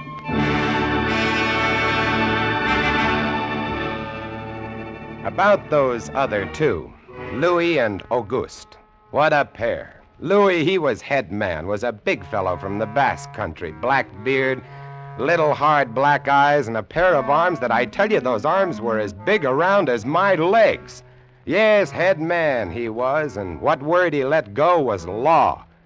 A silent fellow, and although I spent my first 2 weeks trying to strike up a real conversation, the most I could ever get out of him was... Jean, I took up this profession because I don't like people. They want to talk too much. It's quiet work, light tending. Let's keep it that way. You're getting to be as bad as Auguste. I thought maybe for once they'd send me somebody who That could keep was his Louis. mouth shut. And when he accused me of becoming like Auguste, I quieted down, because Auguste was the talkingest man I'd ever met. The talkingest and the ugliest. He was hunchbacked, stood 4 feet high, had red hair and big blue eyes. It seems he'd been an actor in Paris. Yes, indeed. Played in over 200 different productions, dear boy, at the Grand Guignol. Oh, but it was monstrous horrible, the way we used to scare the audiences. I was hated. Yes, they used to throw things and hiss and bare their teeth at me. Finally, it got too bad. I couldn't stand it any longer. I gave up the theater. My nerves, you understand. Yes, gave it up completely. I really did. Couldn't stand it any longer.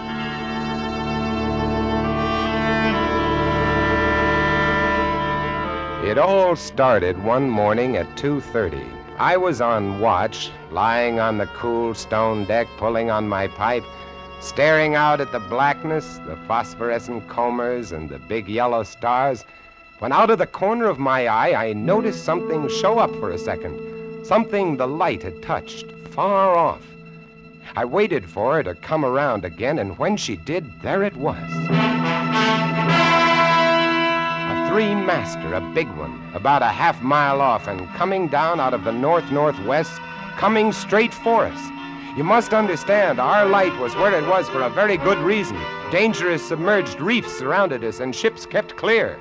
But this one, this sailing vessel, was coming straight on. I went over to the gallery door and yelled, "Louis! Louis!" Couldn't understand it. I waited for the light to come around again. What is it? Ship headed for the reefs. Coming right up. I had the glasses out now. I couldn't read her name, but I could see her quite plainly. All sails set, the foam creaming away under her bow, her beautiful lines. A Dutch ship, I guessed her. But why didn't she turn? Every time it passed, our light hit her with the glare of day. Ship? Where? Northwest. The light will touch her in a moment. Can't they see? Look at her. She just keeps coming on. Yeah, the squarehead. What is it? What is it? Watch northwest. I know what it is. Huh? What? The Dutchman, the Flying Dutchman. We did a play about her once. Oh, what a performance. You ghastly galleon, hag-ridden, curse-driven, must on. Shut up, will you? She's luffing. Yes. Sloppy way to come about. She's derelict, that's it. Derelict? Abandoned. The crew left her for some reason or other. But instead of sinking, she's gone on, running before every wind. She'll not run long. Not with these reefs to break her up. A beautiful ship. Now, why would men leave a beautiful ship like that? She didn't ram us, although we all expected it. But as we waited for the crash, she luffed again, caught some odd gust, and went about. We watched her the rest of those black hours, heeling and rocking, pushed and pulled by every stray wind, every freak current. Watched her until the dawn came, till the sea turned from black to a pearly gray.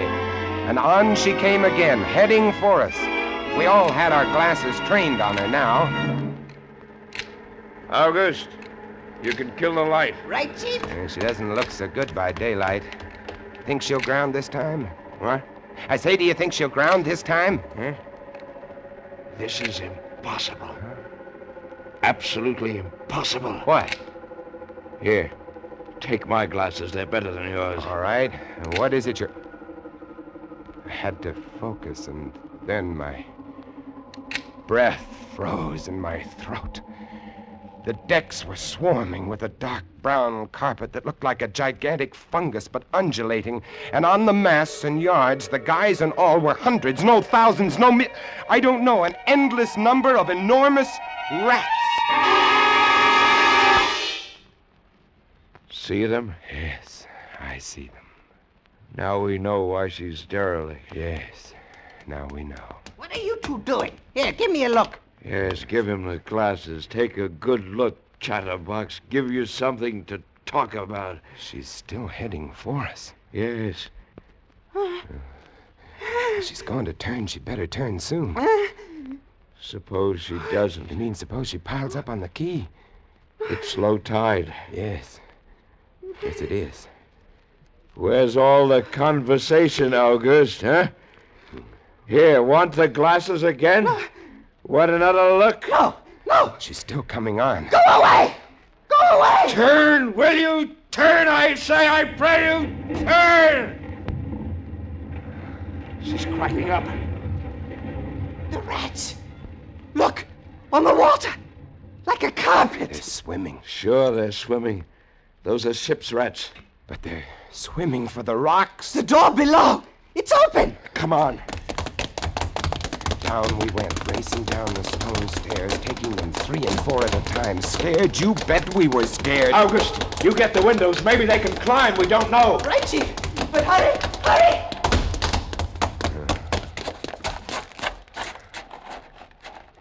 Look. See them? No. Oh, yes, I do. Up at the other end of the rock. Look at them. Millions. They smell us. Here they come. Close the door. Can't. It's stuck. Here. Let me. Oh, move. You move. Heave. Made it. Holy. That was close. One guy in. Look, there. Get him! Watch it. He's kicking. He was as big as a tomcat, bigger. And his eyes were wild and red, his teeth long and sharp and yellow. He went for us, starving, ravenous, and we fought him, fought that one rat all over the room. It was, oh, believe me, I do not exaggerate, it was like fighting a panther. Got him. We better get aloft. As we ran up the winding staircase, we passed the tiny windows of the various levels, and at every one was a thick, wriggling, screaming curtain of brown fur. I was ahead of Louis, and I dreaded each successive level. Suppose they had found the way in. Look at them. Will you look at them? It's a nightmare. Will you look at them? The air of the gallery was thick and fetid with the stink of them. The light was dim, brown, filtered through the crawling mass that swarmed over the glass all about us. We could not see the sky. Nothing but them. Their red eyes, their claws, their wriggling, hairy snouts, and their teeth. The rats. They screamed and howled and threw themselves against the glass. They were starving.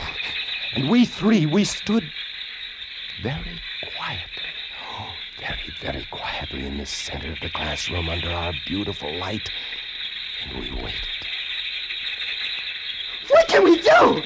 What can we do, Chief? Take it easy, old man. Take it easy. I just can't. It won't do any. Won't do any good to stand here and shake. That's right. Anybody want a cigarette? Yes, I have one, thank you. Good boy. We've got to keep calm about this thing. Here's a light. They don't like the fire, do they? Guess not. Give me another match. You don't like that much, do you, I say? Don't rile them, August. Give me some more matches. I'll strike them and strike them and strike them until they get scared and go away. They won't go away. Not until... Finish it, Chief. Not until what? Not until they've been fed.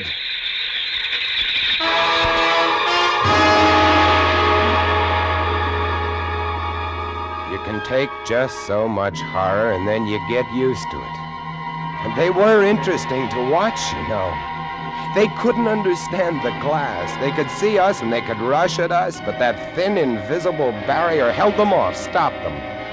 From time to time, we caught a glimpse of the rocks below. More rats down there, swarming brown velvet in the bright tropical sunlight. And then the tide began to rise. If only it had drowned some of them. Ship's rats don't drown. No, sir, you cannot drown one of them. They're all climbing up the tower. This bunch around us is getting thicker. Say, what's the time? 6:15. You've got first watch, John. Right. Wake me at 10. I will. Come along, August. It was getting dark. One side of the room was lit a soft, filtered red. Sunset through the rats. Oh, very pretty. I set the wicks, checked my fuel, and then lit the lamps. It caught them.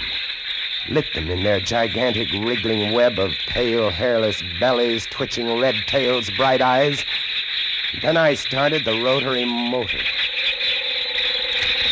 The light drove them mad as she swung slowly and smoothly about. She blinded them in the fierce stabbing bar of light, moving continually about, ever turning, ever touching, ever moving around and around, and they twitching and shuddering, eyes flaming when they were struck by the light. The bright light moving, and behind on the dark side of the room, so close, I dared not turn my back, but you cannot help turning your back when you're in a room made of glass. On the dark side of the room, you could not see them, but only their eyes. Thousands of points of blank red light, blinking and twinkling like the stars of hell.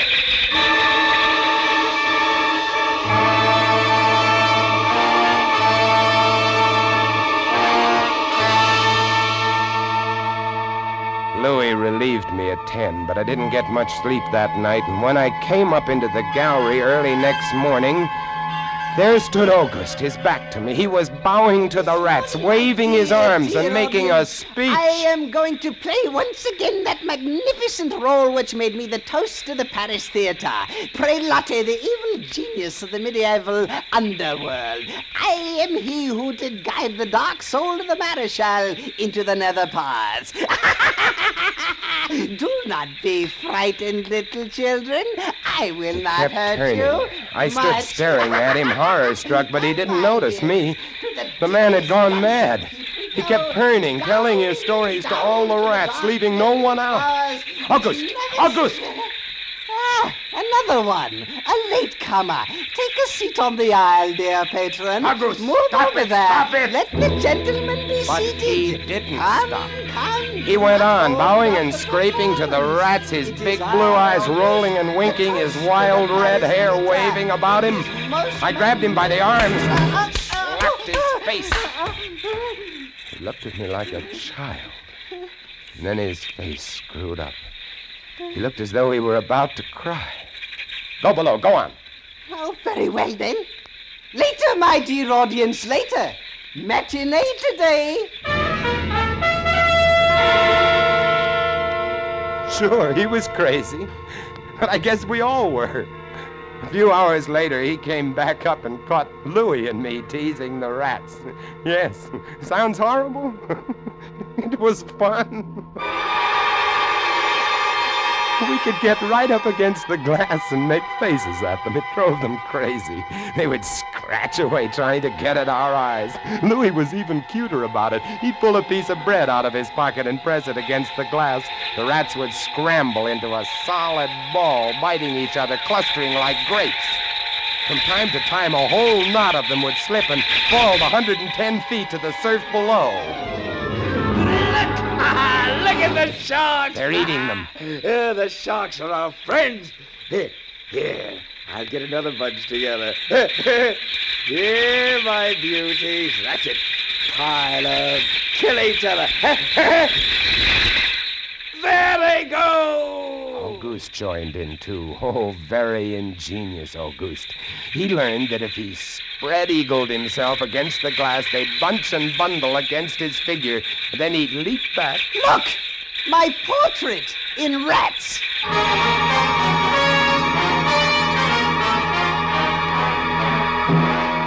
It went on all day, and then I was lying in bed. It was about midnight. I was very tired, and I was just beginning to fall off to sleep when I became conscious of a new sound.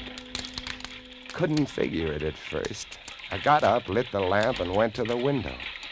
Even as I looked at it, I saw one of the panes begin to sag in. They had eaten the wood away. Louis, come quick! What is it? They found a way in. I held the glass with my hand. Now they were all going crazy, and assured of the success of this maneuver, were all nibbling away at the wood. Louis ran below and then returned with a large sheet of tin. We spread it against the window and hammered it into place. Even as we did so, we felt the heavy body thudding against the other side as the window gave way. That ought to hold. If it doesn't, we're done for. Rats can't eat tin. No, they can't. What was that? I don't know. It came from below. The storeroom window. They're in. They're swarming up the stairs. Drop the trap. Right. Two of them got in. Let's go after them. We didn't have to go after them. They came at us. I leaped to one side and grabbed a marlin spike, swung, and smashed one in midair. No! I whirled to see Louis with the other. It had ripped his hand open, and the blood was pouring all over the place. He held his hand aloft and kicked at the snarling rat. I stepped and swung and got him. My hand! He got my hand! That's both of them, Louis. I'll get you something to tie that up. Blood! Look at it! My blood! I'm bleeding! Now, don't worry about it, Louis. Here, look. I'll wind this kerchief around it. It'll be okay. Blood! There, now. It's not bad, just the flesh. And then I became conscious of another new sound. They were gnawing their way through the wooden trap door. I watched the wood fascinated. Even as I did, it began to give way, and a bristling, whiskery nose showed through. Louis, we've got to go up. Next level was the living quarters and kitchen. I slammed the trap door there, too, but it, too, was wood. My blood. What are we going to do? I don't know. We'll be through this one in a moment. The gallery. The trap door in the gallery is metal. Good. Come on. We made it. We lay across the trapdoor exhausted, while below us the rats took over the entire tower. I could hear them howling and fighting over our food supply, our water, our leather. And all about us, the others screamed and glared in at us, swayed in a tangled mass, hypnotized by the ever-turning light.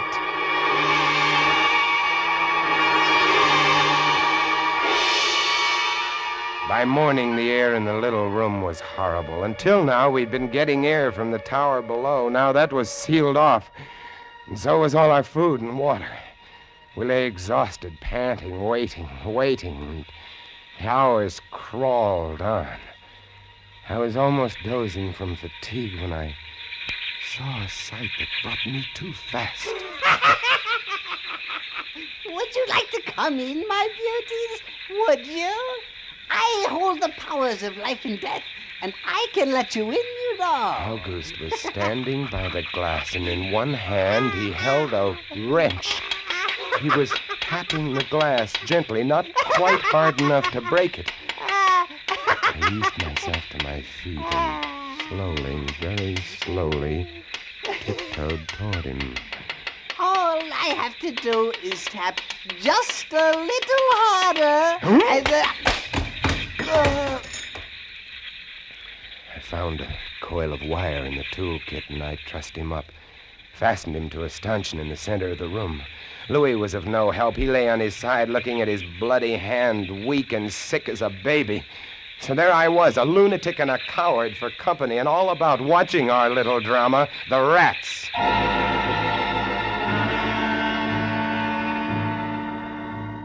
The day dragged by. The supply boat wasn't due for another 12 days. I don't know what they could have done if they had come. We had only one way of summoning them, and that was to shoot off distress rockets, but the rockets were 4 floors below. And even if they'd been right there in the gallery, I couldn't have opened a window to fire them. That night, I tended the light, but its flame was devouring our oxygen. The following day, we lay, thirst-tormented, starving, waiting, and the following night, I again tended the light, but the small supply of spare wicking we kept in the gallery had become exhausted, and quite suddenly, about midnight, the light went out. There's nothing I could do. Wicks were stored 3 levels below. Nothing I could do. Nothing. From time to time, I'd strike a match to see the clock. When I did, it lit up the million red eyes about us. All about us. Watching. Waiting. Below, it had grown quiet. They'd cleaned us out, and now they, too, were waiting. All waiting. And then the rats, quite suddenly, were silent. And then I heard it.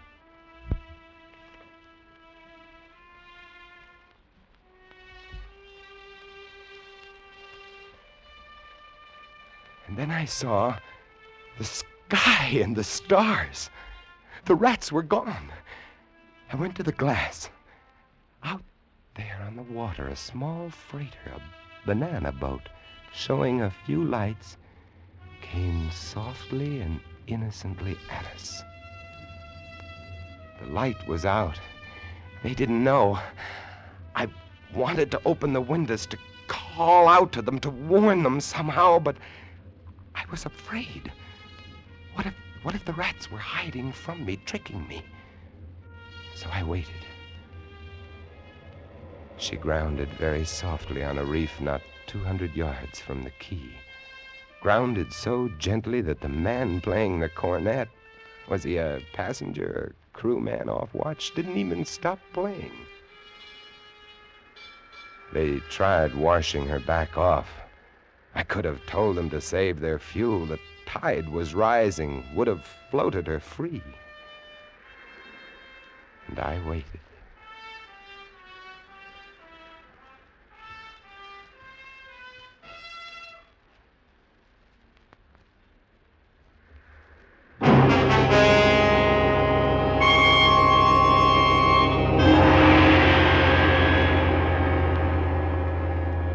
That's all. That's the story. The sun came up and there wasn't a rat on the whole quay. Every last one of that terrible army had left us, gone back to sea on their new ship. Auguste, insane asylum, he never recovered. And Louis, they took him into Cayenne where he died of blood poisoning from his bite.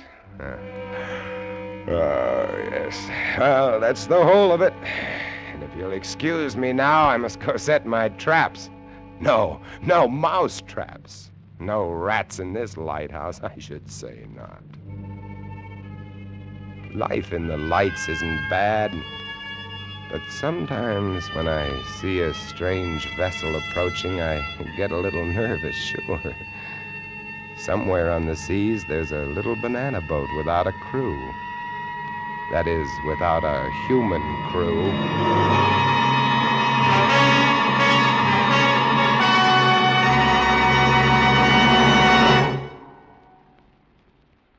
Escape is produced and directed by William N. Robeson. Tonight we have presented Three Skeleton Key by George Tadouse, adapted for radio by James Poe and starring Vincent Price as Jean. Supporting Mr. Price were Harry Bartell as August and Jeff Corey as Louis. Sound effects on Three Skeleton Key, created by Cliff Thorsness and executed today by Mr. Thorsness, Gus Bays, and Jack Sixsmith, have been awarded the Best of the Year by Radio and Television Life magazine. Harry Essman was at the control panel, and special music was arranged and conducted by Del Castillo. Next week, you are swimming for your life in the dangerous waters off the Florida Gulf Coast, about to be smashed by a launch carrying a vicious criminal who must kill you or die himself. And on shore 500 yards away, the police are waiting to arrest you for murder, and there can be no escape. Next week, we escape with an exciting tale of temptation and death on the Gulf Coast of Florida, as John and Gwen Bagney tell it in Danger at Matagumba. Goodbye, then, until the same time next week when once again we offer you Escape. A patch of weeds, a boxer's biography, and a mild, lukewarm bath. They're all clues that lead the police of Jackson, Michigan to a killer in the gangbuster story on CBS this Saturday night. It's the case of the double push, to be heard on most of these same CBS stations this Saturday night. This is CBS, the Columbia Broadcasting System.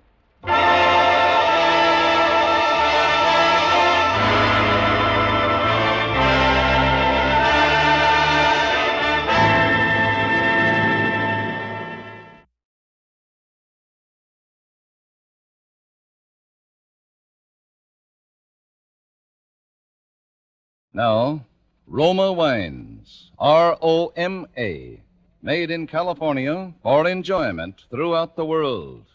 Roma Wines present Suspense.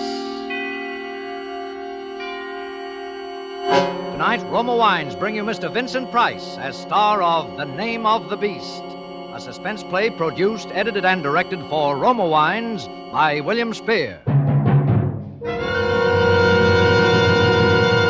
Suspense, radio's outstanding theater of thrills, is presented for your enjoyment by Roma Wines. That's R-O-M-A, Roma Wines. Those excellent California wines that can add so much pleasantness to the way you live, to your happiness in entertaining guests, to your enjoyment of everyday meals.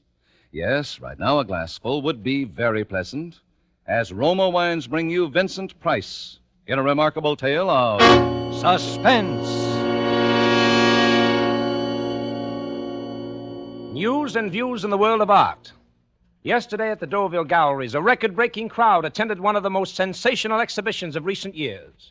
Masterpiece of the show is a portrait by James Dorrance titled The Name of the Beast. It's a savagely candid work, a face from which violence has shattered the last vestige of humanity. The tragic circumstances of the artist's death are too well known to review here, but at the same time one cannot help speculating upon the essential mystery surrounding this remarkable canvas. What is the name of the beast?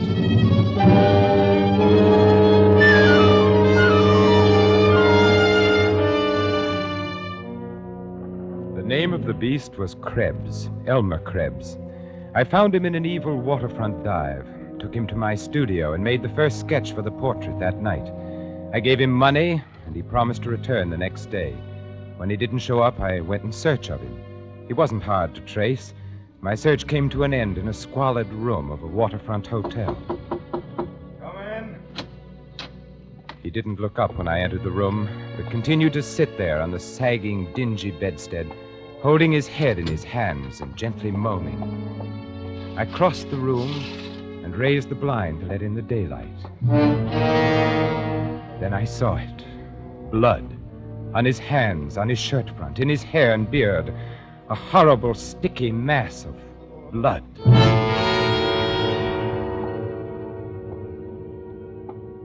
You didn't show up for our appointment today. I'm the painter you met last night, remember? You were going to sit for a portrait. What do you want? You want your money back? Certainly not. I want to finish my painting. I want you to come back to the studio. You must be crazy. Look here, it's very important for me to finish that painting. I'll make it worth your while. Money? I don't need money. Not anymore. Maybe I can help you in some other way. You're in some kind of trouble, that's obvious. What business is that of yours? You better wake up and pull yourself together. We'll have to get rid of those clothes some way or other, and well, I'll think of some way. What happened? I told you it's none of your business. Why don't you leave me alone? I'm sick. All that blood. The first thing we must do is clean up this mess here. Now get those clothes off. And the shoes, too. I'll make a parcel out of them and dump them in the river after dark. You'd better shave off that beard, too. They'll be looking for a man with a beard, you know. Who will? Why, the police, of course. What makes you so sure of that? I know more about you than you think I do. You're bluffing. Maybe, maybe not. But you're in no position to take chances. For all you know, I might be a witness. I might have seen you kill... Shut up! Temper, temper. I told you I'm sick. I'm liable to do anything. It wouldn't be smart for you to do anything to me, Elmer. I'm your only hope. You know that, don't you? You lost your head. You were clumsy. To get away with murder, you need a clear head. Look at the mistakes you've made already. Blood all over you. As good as a rope around your neck. Where did you hide the loot? So that's what you're after. Then it was robbery. Somewhere close by, too. Couldn't have gone far with all that blood on you without attracting attention. Well? It was in a shop, I imagine. That means they probably won't find the body till Monday morning. What's all this third degree? You with the police? On the contrary, Elmer. I'm going to save you from the police. Huh? I told you. I want to finish painting that portrait of you. It don't make sense. All this just to paint some crazy picture. Ah, but what a picture, Elmer. I've waited 20 years to paint this picture. Everything I've ever painted has been merely the preparation for this. I've worked alone, never exhibited a single canvas. Do you know what it is to work alone? Yeah, I know. Nobody knows your name, but one day, quite suddenly, a masterpiece explodes in the face of a jaded world. Like your murder, Elmer. After a life of petty crime, at last an act of yours really means something. Newspapers will headline it. The whole world will be clamoring to know your name. Exciting, isn't it? Exciting? Well, that's the way I feel about this portrait. I must finish the job just as you How do I had to know finish... you won't take those clothes to the cops instead of dumping them? I'm taking a terrible chance walking out of here with a bundle of blood-stained clothes as it is. They'd fit me about as well as they fit you. Okay, that's fair enough. By the way, where did it happen? A hock shop. Number 23, next to the alley. Was it necessary? The old man came in and started firing a revolver right off. I don't pack no rod. There's nothing else to do. I grabbed the fire axe off the wall. Oh, my. And I suppose the police have your fingerprints on file? Yeah, I done time once. What did you do with the axe? Just dropped it there. I was sick, all that blood. I suppose you left nice red fingerprints all over the place. I didn't touch nothing. Maybe the windowsill going out. That's the first place they'll look. And you're obviously in no condition to go back What there are you now. trying to do? Buy yourself a nice murder rap? My dear fellow, any intelligent man can get away with murder if he keeps his wits about him. You ought to be very grateful to me, Elmer. I'm going to take your clumsy crime and make it into a work of art.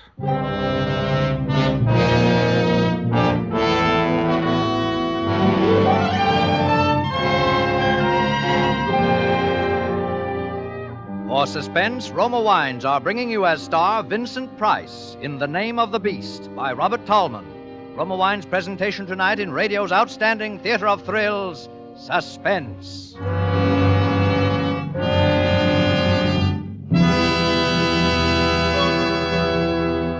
Between the acts of suspense, this is Truman Bradley for Roma Wines. Yesterday, a happily married friend told me one of his favorite formulas for enjoying life. He said he never eats dinner while still burdened with the pressures of a busy day. Instead, he sits down for a few minutes, takes it easy, chats with his wife, and enjoys with her a glass or two of Roma, California sherry, the perfect first call to dinner. Yes, Roma sherry before dinner is a pleasant custom millions now share with family and friends. For Roma sherry is a glorious golden amber wine, soft and mellow on the tongue, so inviting with its pleasing nut-like taste.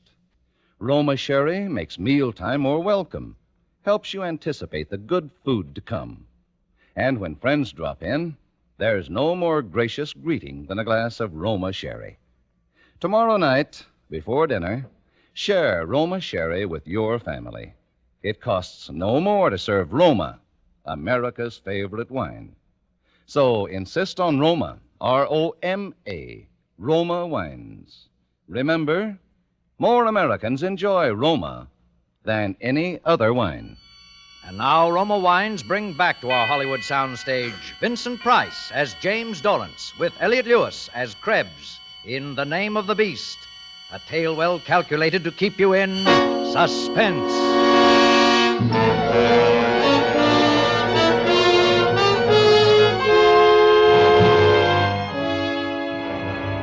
The shoes of the beast were just my size.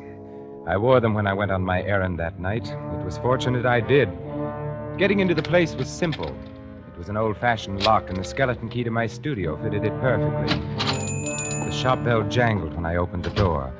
I made my way quickly along the dark rows of counters to the rear of the shop. A pair of dusty portieres provided it from the back room. I pulled them to behind me and snapped on my flashlight. The body, or what was left of it, lay in a heap in the center of the room. The floor, well, it was lucky I hadn't worn my own shoes. There would be tracks out of that place, red tracks. The axe lay near the old man's head. I picked up the axe and carried it over to the sink. I washed off what I could and smeared out the prints with the cotton gloves on my hands. Then I made a quick circuit of the room, taking in every surface. With the wet gloves, I smeared the prints on the safe handle, the windowsill, and the jimmy the murderer had so stupidly left behind him. Then I dropped the cotton gloves on the floor and left them there. No way to trace a pair of cheap cotton gloves. Now there was only one last thing to do. Walk around the block, to dry the soles of those shoes and burn them in the stove when I got back to my studio. The handiwork of the beast would remain, but the name of the beast had been expunged. But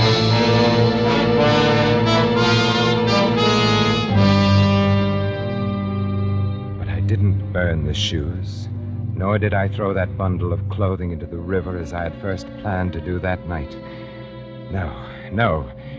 This would be an authentic portrait of a murderer in the very blood-stained garments of his crime.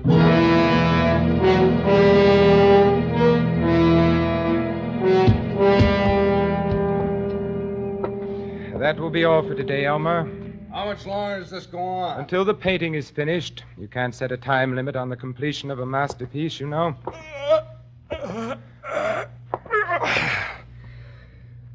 Don't look much like me. You've forgotten. I made the first sketch before you shaved off your beard. I don't like this picture. Did you have to paint in all that blood? My dear fellow, no one in the world would ever recognize you as the man with the beard in this painting. I don't like this picture.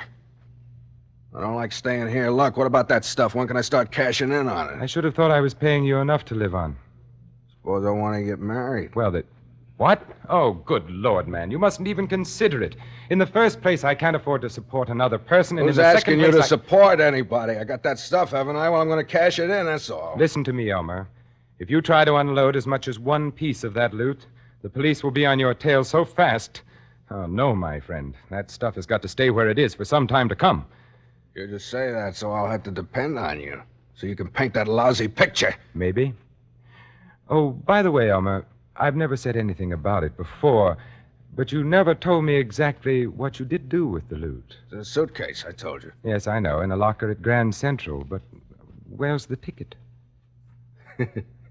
That's one secret I'm keeping. Well, all right. But you will promise me not to unload those jewels. Not for a while. She keeps asking me, when are we going to get married? What am I going to tell her? Oh, by the way, who is the lucky lady? Jeannie. Her name's Jeannie Baker. Hey, wait a minute, though. She don't know anything about me. Not anything. If I ever catch you talking to her, so help me, I'll kill you.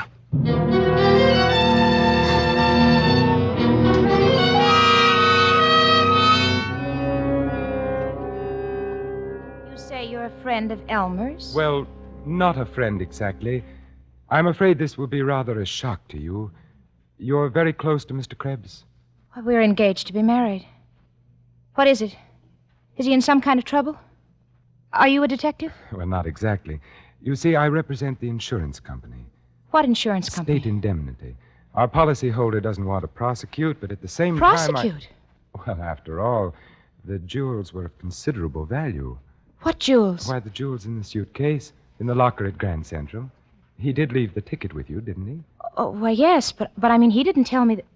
Well, he did say it was valuable and he didn't want to risk losing the ticket, but... How did you know about it? My dear Miss Baker, we insurance investigators have ways of finding out these things. Now then, if you're a sensible young woman...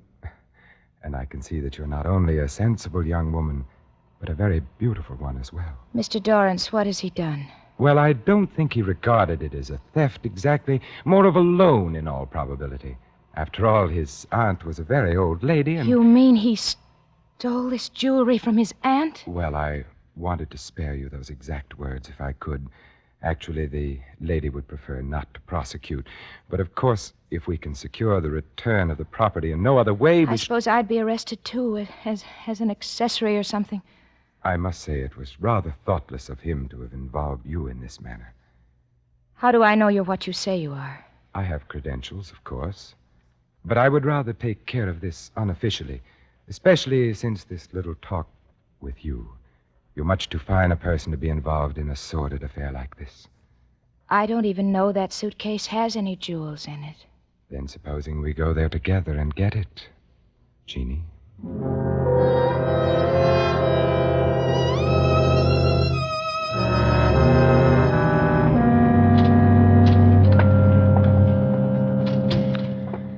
Now, let's have a look. How are we going to... Well, I think I have a key here that'll open it. There. What? Those must be worth a fortune. Yes, they are, Miss Baker. You understand our concern? Yes. Close it up. I don't want to look at it anymore. I'd like to have spared you this. You understand, of course, that I wouldn't dream of prosecuting. Not now that I've met you. I don't know how to thank you, Mr. Dorrance. This is such a shock to me. How could he? How could he? There. You're not the first innocent girl to be deceived by an unscrupulous fellow like that. How did you happen to become involved with him in the first place? Oh, I was lonely. I have no friends here, and he came into the cafe where I wait tables. Oh, there now. You won't let anything happen to me. I promise you, I'll do anything to keep you from knowing another moment's unhappiness.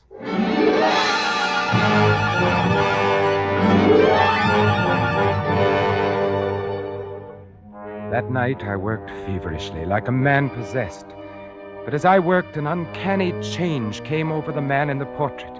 There was something about it, something that terrified and at the same time fascinated me. Yet the more I tried to make it come right, the less it really looked like Krebs. I began to regret I had had him shave his beard, in spite of the risk involved. Being clean-shaven altered a man's appearance more than I thought. But that wasn't the real difficulty. The real trouble was Jeannie Baker. How could she ever have loved a beast like Krebs? A girl so gentle, so lovely. I tried not to think of her, but the image of Jeannie stood between me and the canvas, and the painting just would not come right. And as Krebs sat there sullenly posing for me, his eyes began to grow more and more cunning and suspicious, as though he could actually read my thoughts. He would jump up every time I laid down my brush and circled the portrait like an infuriated animal, until finally, around 4 a.m, he dropped off to snoring. I let him stay there. In the dawn light, I looked at the picture for the last time and draped the easel to shut it out of my sight. My masterpiece, for which I had become accessory after the fact of one murder and sowed the seeds of a second, was, I knew it now deep in my heart, a failure. I was obsessed now with only one resolve: to prevent the second murder, which by some instinct I knew was in Krebs' mind. At whatever cost to myself, no harm must come to Jeannie.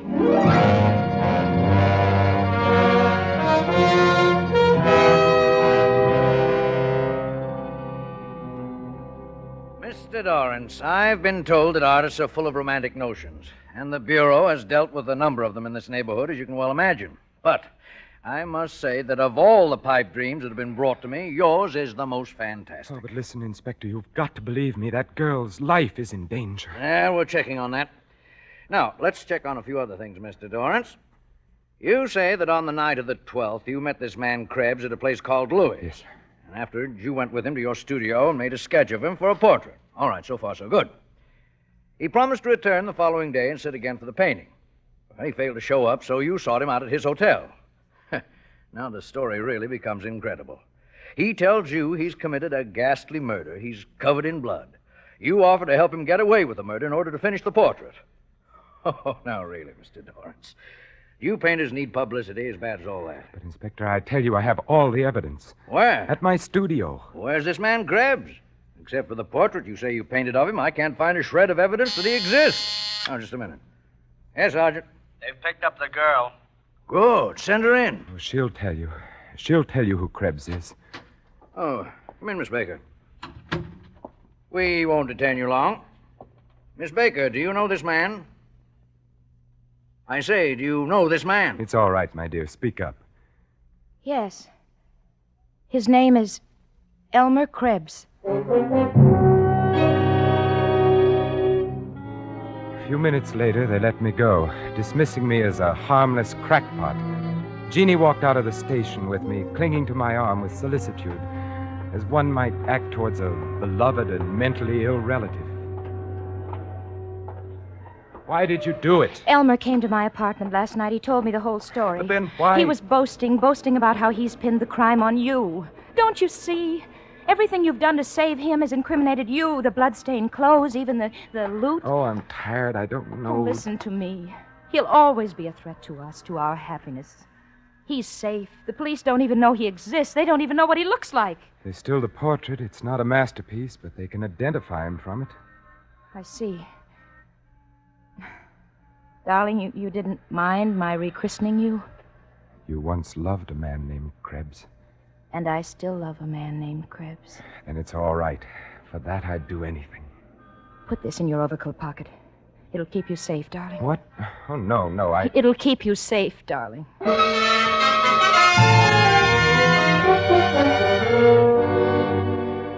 He was there in my studio when I got in that evening, waiting for me. I had more or less expected it. I hadn't expected to find him in such a cheerful frame of mind. He had pulled the drape off of the painting and was walking round it, viewing it from every angle. Hi, Dorrance. How did you get in here? Through the door. No more window jobs for me, Dorrance. The picture. How about that? Got a new model, huh? What? The picture? Oh, it's no good. By the way, it's finished now. You won't need to come here anymore. You don't say. I'll get you the suitcase. I suppose it'll be safe for you to cash that stuff I in already by this found time. the suitcase, Dorrance. Oh? Well, take it along with you then. It's over there on the table. I opened it up. Well... Did you think I'd take it without checking on the contents? What are you talking about? What'd you do with the rocks, Dorrance? Rocks? You took the rocks, the jewelry. There's nothing left there but the settings, a pile of junk. Listen, Krebs, I swear I never opened that suitcase but once, just after we took it out of the locker. She's in it with you. Listen, Krebs, you can think whatever you want to about me, but keep Jeannie out of it. Keep Jeannie out of it? That's a laugh. I mean what I say. Krebs, where are you going? To her place. If she has those rocks, I'm gonna Krebs, come back here. I've got a job to do. Krebs, if you go out of that door, I warn you. All right.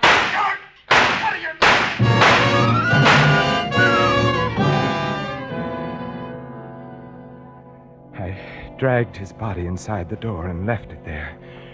Then I dropped the revolver Jeannie had given me back in my overcoat pocket and left my studio. For the last time, as I closed the door on the room, it seemed that the face in the portrait was grinning at me in hideous mockery. I had meant to go straight to the police and give myself up, but I must have known in my heart that I wouldn't. Instead, I walked, and my feet took me almost against my will to the house on Grove Street, the house where Jeannie lived. I had roused her from sleep, and she seemed rather cross. What's the big idea, barging in here this time of night? I had to see you, Jeannie. Well, That was an unlucky name you gave me, Jeannie. what's happened? I shot him. You gave me a murderer's name, and now I am a murderer. So you really did it. I wondered if you'd have the guts. Jeannie! Oh, What do you want me to do? Put on black and cry myself to death? you loved him once. Who said so? You were going to marry him. Maybe. I thought he was smart once. I said I'd marry him if he pulled a really big job. I might have kept my word, but he bungled it. What's worse, he involved me. When I found out he'd planted that stuff on me. You knew all the time. Oh, so what? So what? You'll get your cut. Oh, Krebs was right. You did take those stones, and I killed a man for you, to save you. What did you do with the gun? It's in my overcoat pocket. I was going to the police. Oh, you sap. Why didn't you leave the gun there? Make it look like suicide. Was, in a way, wasn't it, Jeannie? I'm Krebs now. Dorrance is dead. You planned it very nicely. Oh, stop. Stop trying to be deep. Doesn't matter what your name is. Either way, you've messed it up. Anybody have a key to your place? No. And we still have time. Time for what? The body. Any intelligent person can get away with murder if he keeps his wits about him. You told Elmer that. Yes, I told Elmer that. You're scared to go back there, aren't you? Do you want me to do it for you? No, I'll do it. I must do it. Here. Mustn't forget your overcoat. No, I mustn't forget my overcoat. It'll keep me safe. Goodbye, Jeannie.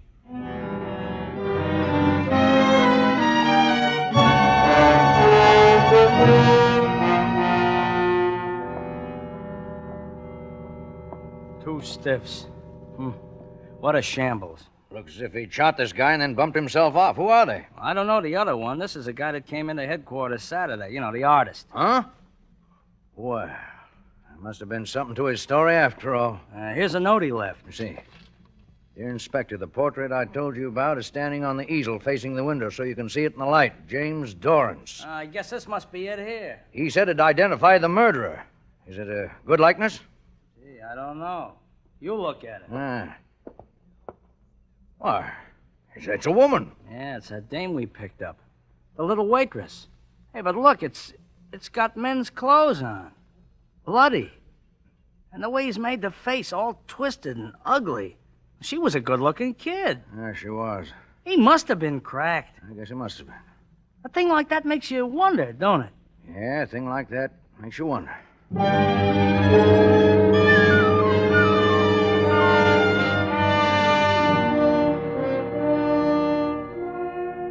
The discerning art lover will recognize Doran's painting as more than a mere portrait. It's the human soul stripped naked, and its dark and deep and secret places shown in all their morbid, brooding fascination. But still one cannot help wondering, what is the name of the beast?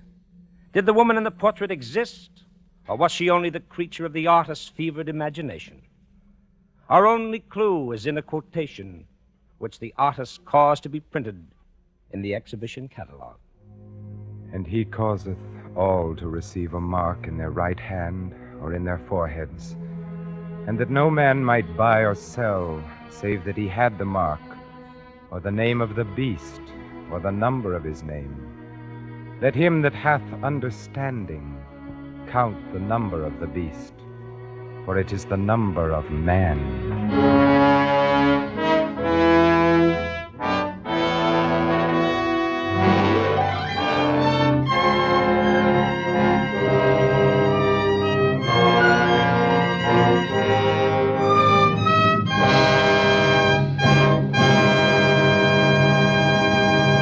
Suspense.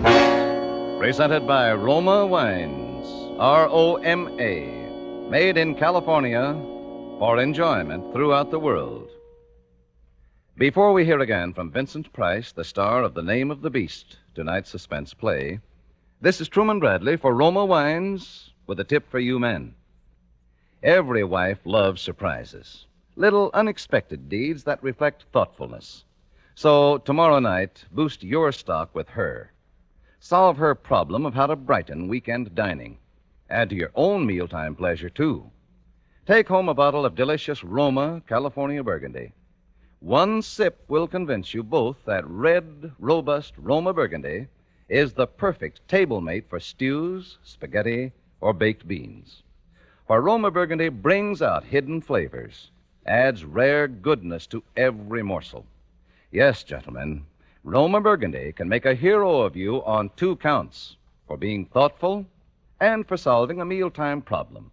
And Roma wine, America's first choice, costs no more than ordinary wines. Remember, for greater dining pleasure tomorrow, take home Roma Burgundy.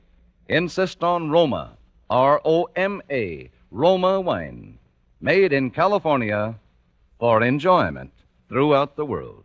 This is Vincent Price. Next Thursday, our friend Keenan Wynn will be your star on Suspense in what sounds like a very exciting play, which all takes place on a bus making a return trip from the State Insane Asylum.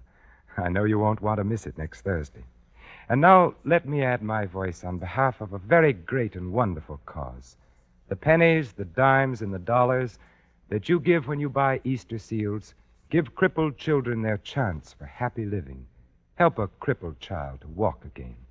Buy your share of Easter seals tomorrow. Thank you. Vincent Price appeared through courtesy of 20th Century Fox and will soon be seen in their production Dragonwick.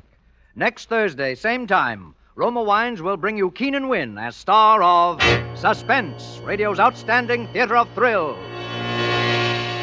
Produced by William Spear for the Roma Wine Company of Fresno, California.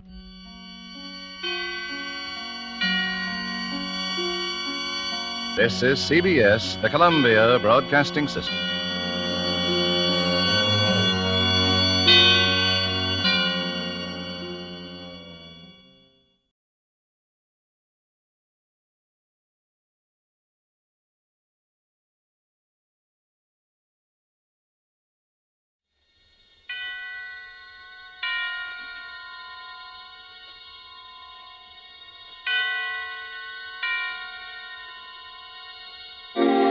Suspense.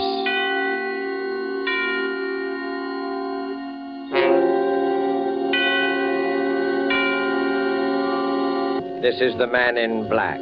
here to introduce Columbia's program, Suspense. Heading our Hollywood cast tonight is the distinguished American actor, the star of the Broadway suspense drama Angel Street, who has recently returned to this coast to resume his film career, Mr. Vincent Price. Tonight's suspense play, which presents Mr. Price and which is produced and directed by William Spear, relates an episode of recent years in the unfriendly Nazi capital of Berlin. The Strange Death of Charles Umberstein by E. Jack Newman is tonight's tale of suspense. If you have been with us before, you will know that suspense is compounded of mystery and suspicion and dangerous adventure. In this series are tales calculated to intrigue you, to stir your nerves, to offer you a precarious situation, and then withhold the solution until the last possible moment. And so, with the strange death of Charles Umberstein, and with the performance of Vincent Price, we again hope to keep you in suspense.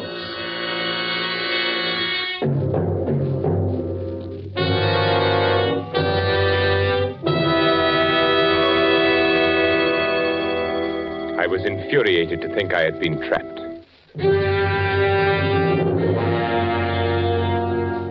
The thought that someone had discovered my intentions maddened me to the breaking point. Nothing had slipped. Everything had run smoothly as I had planned. No evidence, not the slightest trace, nothing. And yet, I was trapped.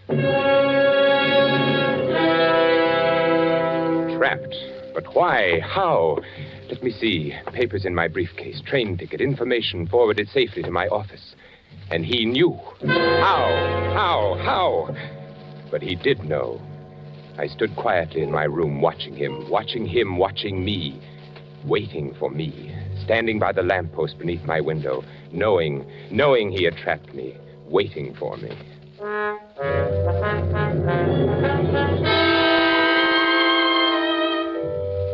I recognized him almost immediately. Captain von Hind.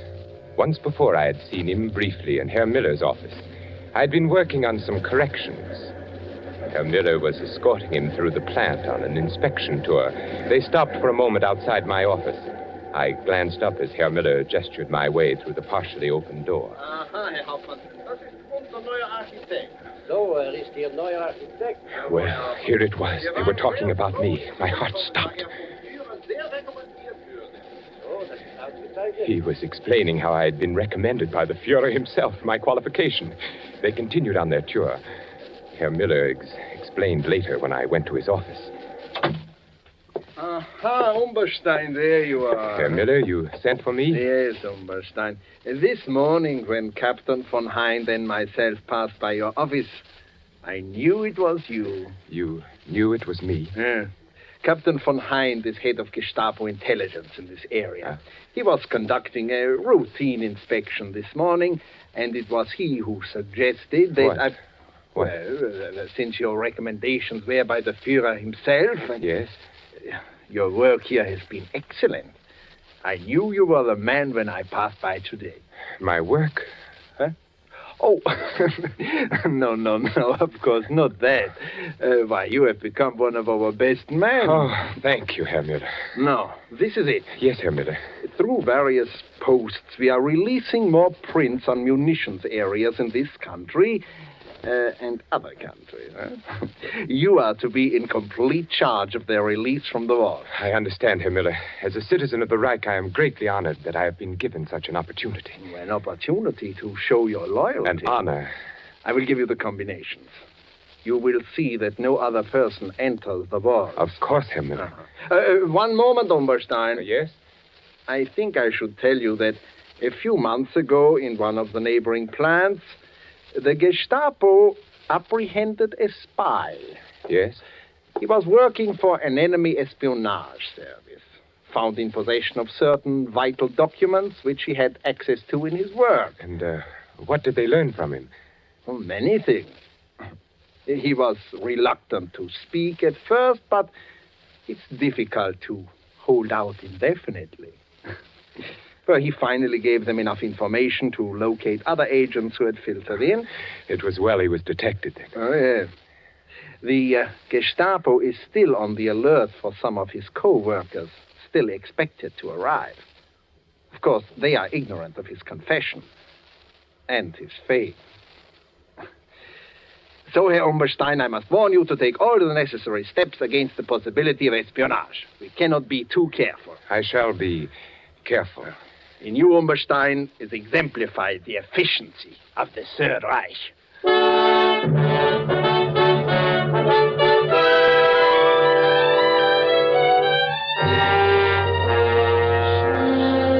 I closed my suitcase and looked down on the street. I watched him standing there.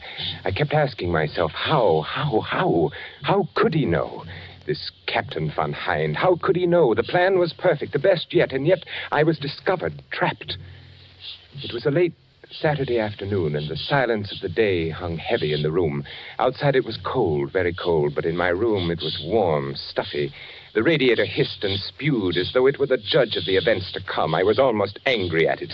A radiator. It was still light enough that he might see me if I crossed to raise the window. He wasn't aware that I was in the room. I hadn't turned on the lights. Now he stood there, waiting for me to return. I lay down on the bed, smoking, my thoughts troubled by the one question, how?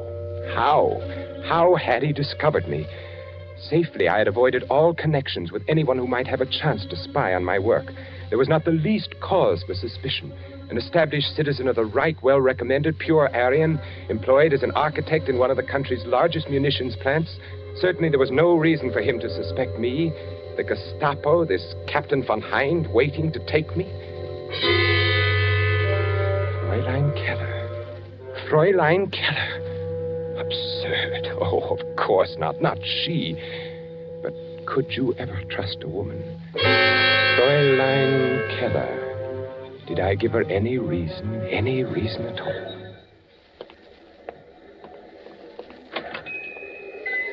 Good morning, Fräulein. Oh, good morning. My name is Charles Umberstein, and I am to be at the munitions factory near here. I wish to take a room. Oh? One facing the outer street, Fräulein, if you can accommodate me. Oh, I think so. We have one. It is on the second floor, overlooks the street corner. Oh, fine. I'm glad. It looks comfortable here, small and comfortable. Oh, yes, you will like it, I'm sure. I am the owner and manager here. Fräulein. Sign here, please. Yes, of course. There you are. Thank you. Otto, would you show Herr Umberstein to his room?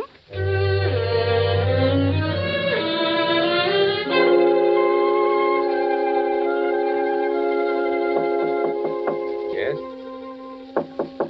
Yes, who is it? It's I, Fräulein Keller. Oh, just a moment. Yes, Fräulein? I have brought you some extra blankets. Oh. You may be cold. Oh, that's very thoughtful of you, Fräulein. And Herr Umberstein, down the street, a little cafe. You may find nice meals and a little music, too. Oh, wonderful. I am indebted to you, Fräulein. Oh, but you are my charge. I look after my guests. It is my job. Oh, that is most kind, Fräulein. Herr Umberstein, yes. I also dine at a little cafe often. Oh. I hope I see you.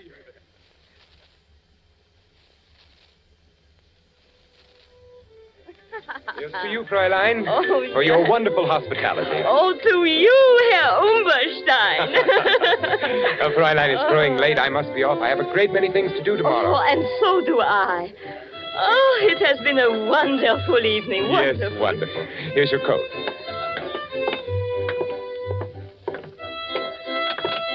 It's growing colder now, isn't it? Yes, the winter will be here soon. Too soon. Yes, but I won't be. You won't be? Oh, nothing, Fräulein, nothing. You will be here long. Certainly, Fräulein, certainly. I was just wishing. Wishing? For what? No, I had done it. I'd started to thinking perhaps she could... For what? Oh, nothing, Fräulein, nothing important. Only the hopes of every man. They become so near sometimes, they're almost reality. So? What else could I do? I had to lead her thoughts away somehow. She took the lead. You mean a woman? Yes. Yes, Fräulein, you. Oh, but We have known each other for such a short time. Only 2 weeks. That's true, but I've been aware of you for a longer time, though I've just met you. Oh, Herr Umberstein, Charles. Oh, Charles.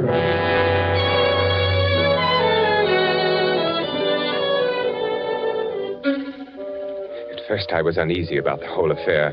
And after a while, I did grow rather fond of her. She was so accommodating, and we dined together each evening, and I played my role to the letter. Never once did she mention my work. Oh. Fräulein Keller, what are you doing in my room? Well, I was... You've been looking through my papers. Why? I was looking for something. But what right have you? What are you looking for? I was looking for a letter. A letter? What letter? One that you haven't got. I thought perhaps you might have it. Now, out with it. A letter from a woman. Very well, Charles, if you must know, I suspect you of nothing filled me. She was actually looking for a letter from some woman. Any woman. She didn't trust me. She didn't trust her Charles.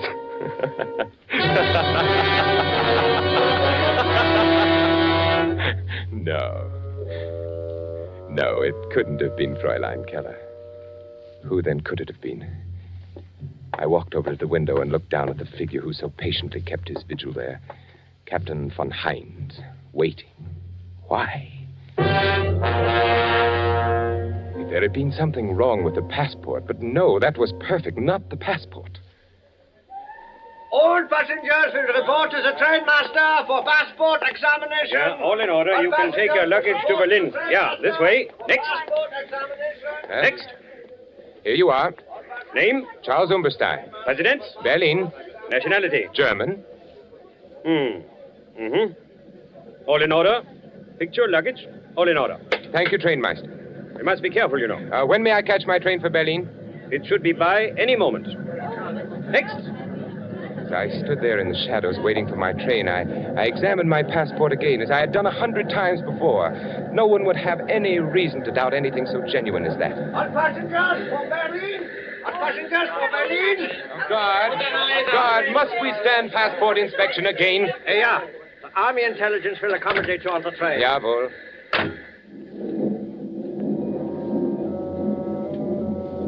At 3 stops, my passport was inspected. A good test?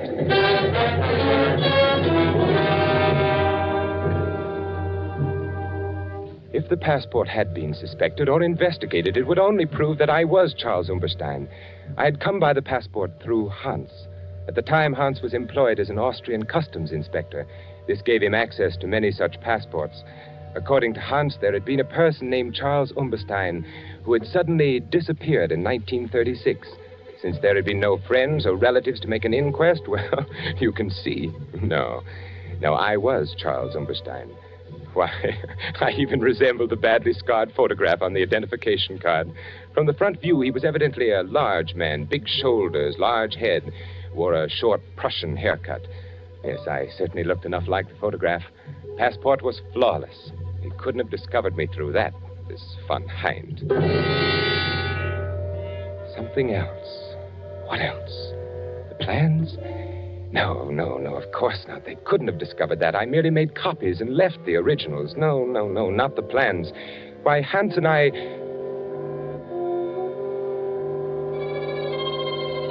Hans. Oh, no, not Hans. Never. We'd worked so well together. Oh, no, not Hans. A strange, silent boy, perhaps, but surely... That night in 1936, when he gave me the passport, he was our man in Austria, but strange things happen even to the most loyal. All set, Charles. Then I will not see you again, Hans. Until I arrive, eh? I will be attached to an Army Ordnance Division in the city. You will receive additional information on the first day of each month. From you? Yes. There's a hotel not far from the factory. Here is the address. Fräulein Keller runs this hotel.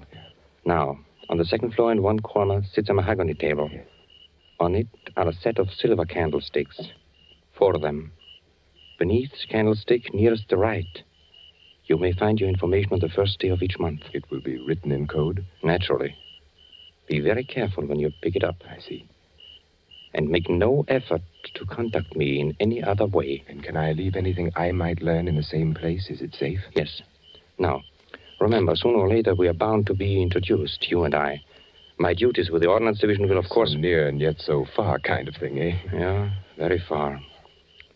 Once inside the city, I'm Oberleutnant Hans Neumann of Army Ordnance, understand? I am Herr Charles Umberstein, architect. Right. Well, time grows short. I must go. Everything checked. Your passport? Perfect. I even resemble the photograph. Look, Hans, don't you think so? Yes, not bad. Very considerate of Umberstein to have looked this way. Tickets? Right here, through to Berlin. I report to Franz Miller in the munitions factory, produce my credentials. He's been expecting me. I haggle a little about the salary, then I accept. At first opportunity, become acquainted with MB plans. And I will see that you are highly recommended from a reliable source. Just as a matter of curiosity, Hans, who will recommend me? Oh, you needn't worry, Herr Umberstein. It'll be good, I assure you. Then goodbye, Hans. Oberleutnant Neumann, if you please. Oberleutnant Hans Neumann. Well, then, my Herr Charles Umberstein, auf Wiedersehen. Wiedersehen. Heil Hitler. Heil Hitler.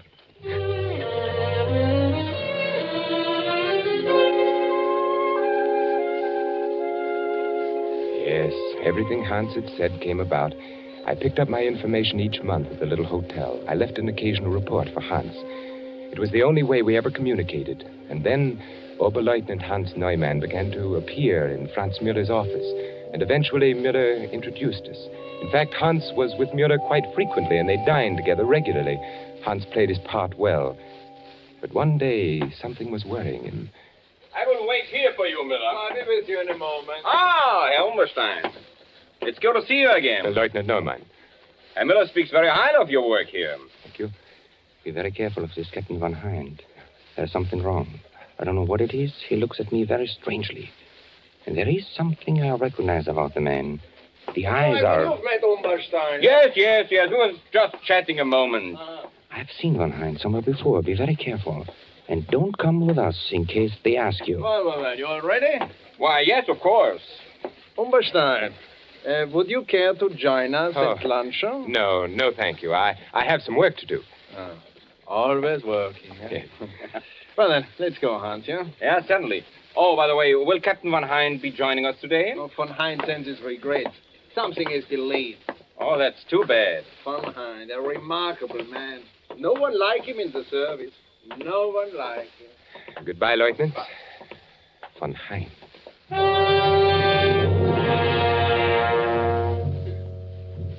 Such a brief warning.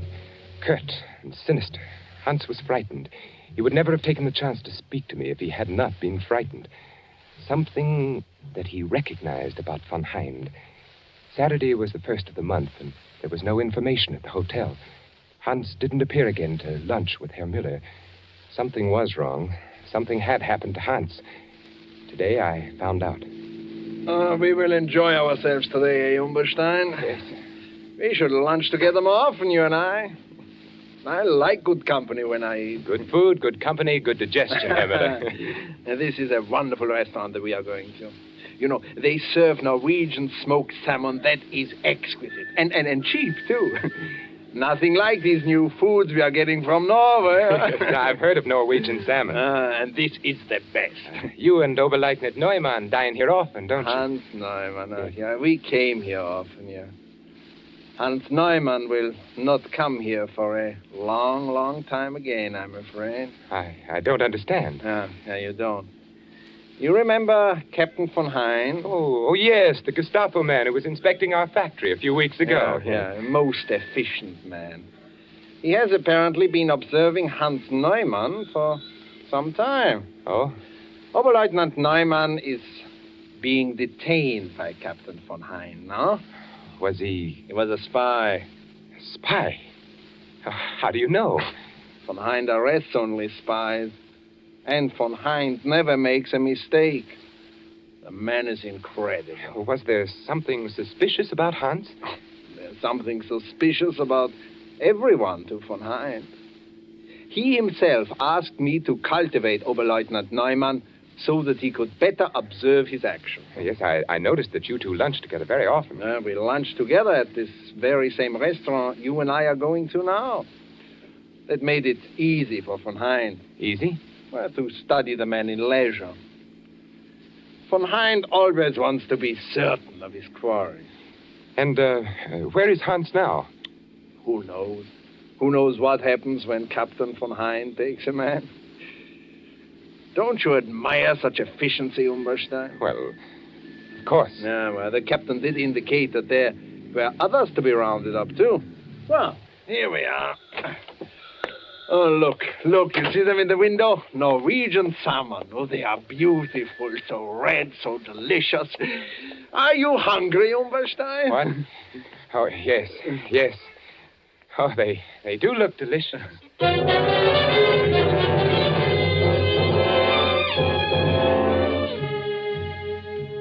Captain Von Hind. I looked at him out of the window again. I could see his breath now. It was growing very cold. He was well dressed in a neatly tailored overcoat and dark hat. It was too dark to tell the exact color. The only thing I was sure of were the hands and the gloves on the hands. Heavy, thick, powerfully mounted prongs encased in a gray, tightly fitting material. Style, lines running across the back. I noticed when he lifted them to light a cigarette. What beautiful weapons. His back was to me. I couldn't help but admire the fine breadth of his shoulders and the thick, closely barbered neck. He stood quietly by the lamppost, smoking, watching his breath and the smoke battle for existence in the icy air. Once when he turned to look up at my window, the single eyeglass he wore caught the reflection of the light. I wondered how much he weighed. Carefully, I retraced each step over again in my mind. I couldn't find the flaw that made me a marked man. The absurdly easy way I had gone through Mueller's office carrying an innocent-looking bundle of blueprints, then to the vault, the superstition of copies. No one could suspect what I had done. No one had any reason to. Why then was I trapped? Of course he was after me, waiting down there. I wondered why he didn't come up and wait in my room. Surely he didn't know I was in the room. Perhaps he had searched my room one day while I was out. But what could he find? Nothing, absolutely nothing. A passport proving I was Charles Umberstein. A monogrammed suitcase bearing the initials C.U. A few letters and old papers. Nothing at all. I had never talked. I had never known anyone else in service except Hans. Franz Mueller was too stupid to suspect anything. Fräulein Keller, no. The passport, perfect. Only one other way. Only one other way could he possibly know. For an instant, the possible answer flashed through my brain. For a full 5 minutes, I watched him very discerningly. Could it be? Could it possibly be?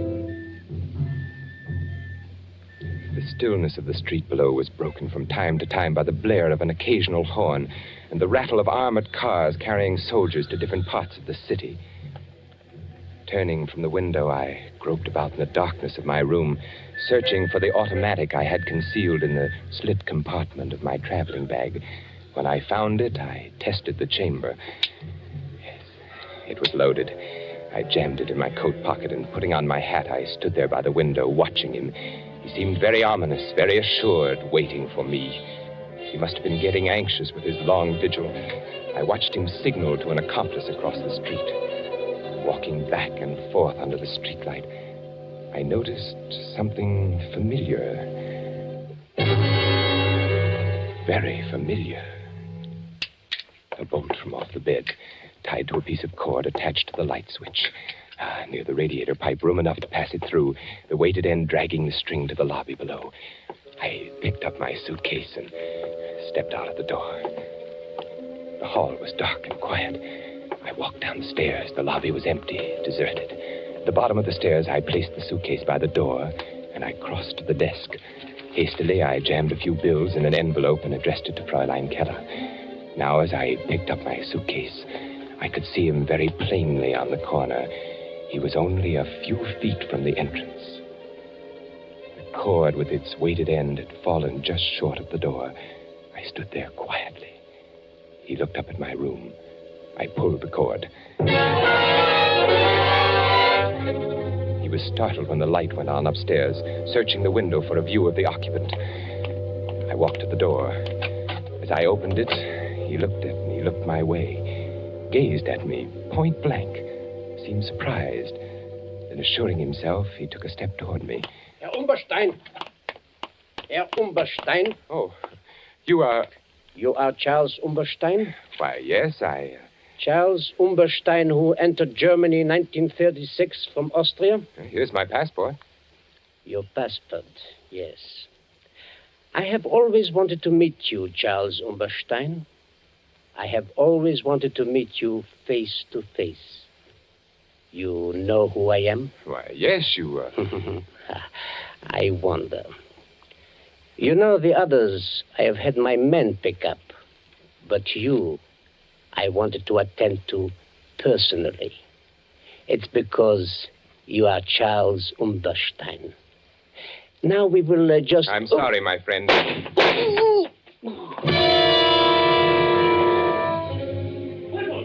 sat down hard on the curb, looked up at me, mumbled strangely, then fell over with his head in the gutter. His hat fell off, and I saw that his hair was closely cropped. There were other people on the streets. I ran till I was out of breath.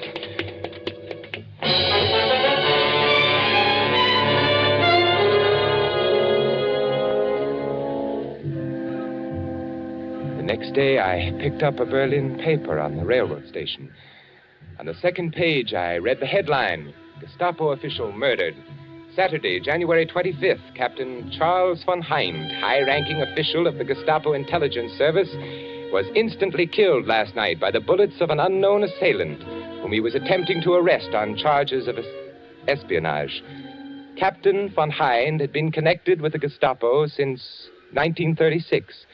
Prior to his affiliation with the Gestapo intelligence, he had been known by his real name, Charles Umberstein. His entry into such dangerous work made necessary a complete retirement from all public life. The Reich will long honor the memory of Charles Umberstein. I wired flowers from Geneva with a card marked Sympathy, signed C.U.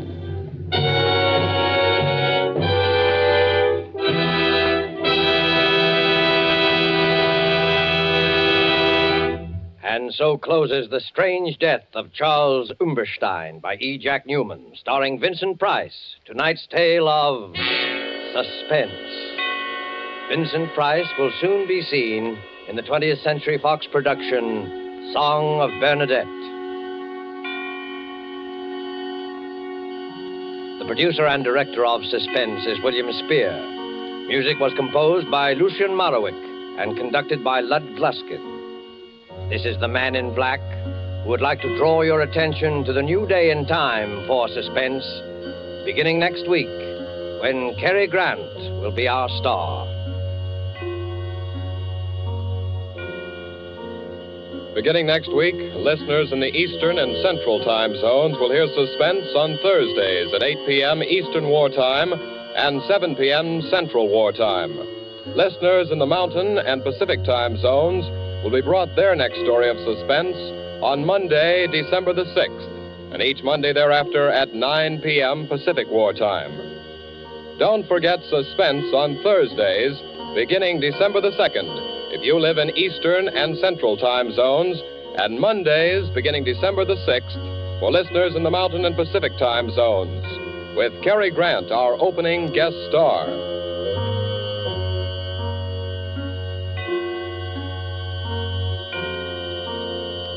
This is CBS, the Columbia Broadcasting System.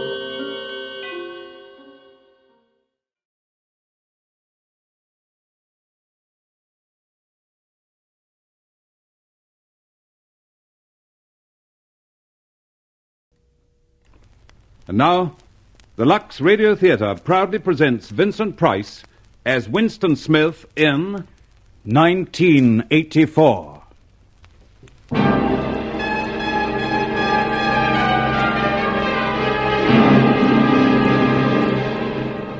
1984.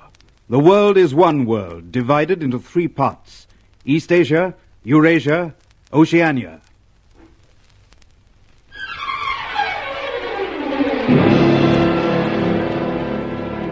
Religion is abolished. God is rooted out. There is only Big Brother. Big Brother is the head of the party. Big Brother is one, indivisible, unassailable.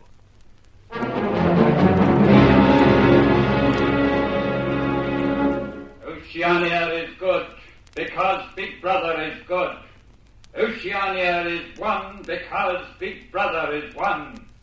Big Brother sees everything, knows everything. Everyone exists by the clemency of Big Brother. Big Brother. Big Brother. Big Brother. In Oceania, there are the proles. The proles, like the animals, are free. They have no telescreens in their houses. They have no numbers. They wear no uniform. The proles are the primitives, the early inferior people. Subdued by the party, subject to the party, they are the lost and the forgotten. Between the proles and the party there is a great gulf fixed. A prole cannot join the party. No party member can retreat to the proles. The party is one as Big Brother is one. Big Brother. Every member of the party wears a uniform, a suit of overalls. Every member of the party has a telescreen in his house.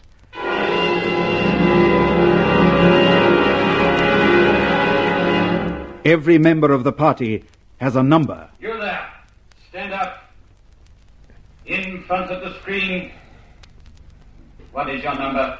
6079. Your name? Winston Smith. Where do you live? Third floor, Victory Mansions. Employment in the party? Records Department, Ministry of Truth. Repeat the slogans of the party with fervor. War is peace. Freedom is slavery. Ignorance is strength. Now, how is Oceania governed? By Big Brother, through the Ministry of Truth, the Ministry of Peace, the Ministry of Plenty, the Ministry of Love. Describe their functions. The Ministry of Truth, News, Entertainment, Education, the Ministry of Peace, Conduct of War, the Ministry of Plenty, Economics. Well, go on. The Ministry of Love. What does that do? I don't know. I have never been there. Let us hope for your sake that you never do. The Ministry of Love is where people who do not love Big Brother are taught to love him. Do you love Big Brother, Winston Smith? I love Big Brother. Repeat it. I love Big Brother. I love Big Brother. Your tour of duty at the Records Office begins at 900 hours. Be there on time. 6079 Winston Smith. Dismissed. That was an unexpected call, wasn't it? Oh, they do it sometimes. Part of the quarterly brush-up discipline, you know. Perhaps. But that fellow on the screen was probably from the Thought Police. They can cut in on anybody's screen, you know. They do. How do you think so many comrades have been vaporized? Thought Police, of course. And the home telescreen. They can see you and hear you all the time. But I've got nothing to worry about. I stick to the party rules. I do my job. But you don't think the way the party thinks, do you? More important, you don't want to think the way the party thinks, the way Big Brother wants you to think, do you? I just couldn't face the telescreen any longer. I had to get out and get away. You and I. You? Well, you. I'm you, Winston. I'm the other you who looks out of your eyes. Yes, you twitch my lips and tingle in my fingertips at the most inconvenient times. But they know nothing about you. They control me like they control everybody else. Then why do you do the silly things you do? What silly things? That book you bought. But it's just an old book with blank pages. What's wrong with that? Nothing. Except they don't make books like that anymore. And if they ask you where you got it, you'd have to tell them at an antique shop in the Prole Quarter. But I just wanted to keep a diary. Nothing wrong in that, is there? No, except you'd find it hard to explain why you wanted to keep a diary. And remember, you're not supposed to go into the Prole Quarter anyway. I know. The Proles aren't members of the party. They're just slaves. But will you stop it? I've got enough to worry about as it is. Yes. It's the girl, isn't it? The girl in the fiction department. Yes. Yes, the way she looks at me, the way she stays near me. She's rather pretty. What if you like that sort of thing? A lot of good it is when she wears the red sash of the Anti-Sex League, and could be a police spy into the bargain. You're rattled this morning. Mustn't get rattled, you know. It shows. That's the way they get onto you first. Pull yourself together. There's where you work. There's the Ministry of Truth straight ahead. Smile now, Winston. Smile!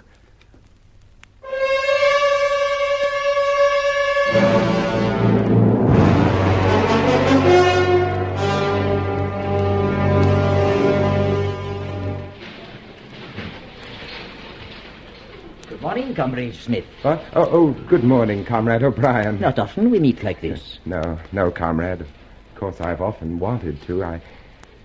Wanted? What, Comrade? Well, I don't know. It's probably foolish. You are known as a great man in the party. I've admired you from a distance. I hear good reports of your work, Smith. Well, I've often hoped I might discuss it with you. A pity we have no time now. Never mind. We'll meet again one day. In the place where there is no darkness. In the place where there is no... I beg your pardon, Comrade. Good morning, Comrade. Don't let me keep you from your work. A place where there is no darkness. He said... Never mind that now, you fool. Compose yourself. You're at work. Everybody watches. Everybody listens for Big Brother. Oh, yes. Yes, of course. But O'Brien understands. Yes, O'Brien understands. You know now that you're not alone. But smile, smile. There's that girl again. Don't let her see. Don't let her guess. Above all, not her. 6079, Comrade Smith. Present for duty. Repeat the slogan of the Ministry of Truth. Who controls the past, controls the future. Who controls the present, controls the past. Does the past exist? Yes. Where? In records and in memories. Which is the more important? The records. Why? The records endure, but memories fade. So? Who controls the records, controls the memory of the people. Are you impressed with the greatness of your task? I am. Then begin, Comrade Smith. This is urgent. Big Brother's order of the day, 17th of the 3rd, 84, contains references to unpersons. Rewrite completely. Unpersons. Oh, I have to be careful about this. Unpersons are always tricky. Even Big Brother can't refer to them. Unpersons don't exist. Oh, let's be frank. Unpersons are persons who have been liquidated, destroyed. Your job is to see that all record of them is destroyed as well. Are they mentioned in the press? Delete their names. Are they shown in photographs? Make a new photograph. Are their voices recorded? Destroy their records. And presto, they do not exist. They never existed. They have no place in memory or history. That could happen to you, too.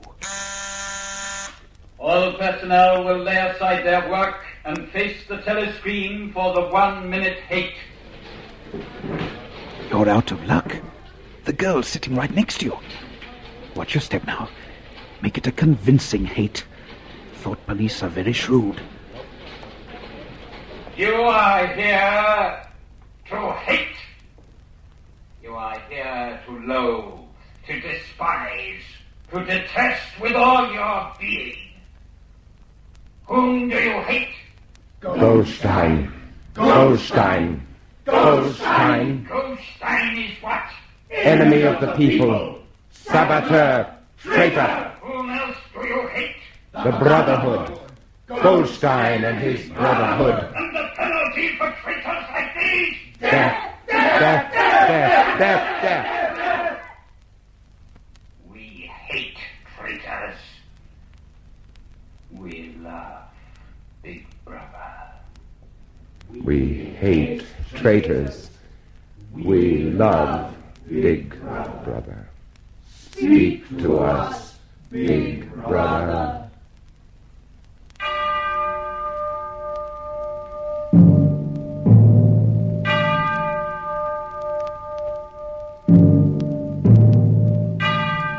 My comrades, my brothers, we live in times of great peril. We are exposed to the attacks of enemies without and traitors within. But have no fear. I am with you always.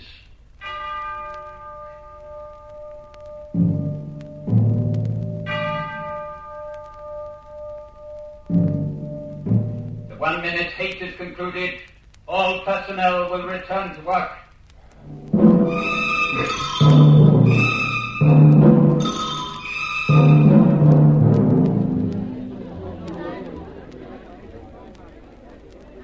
Are you eating with anyone, Smith? Hello, sir. No. Good. I'll join you.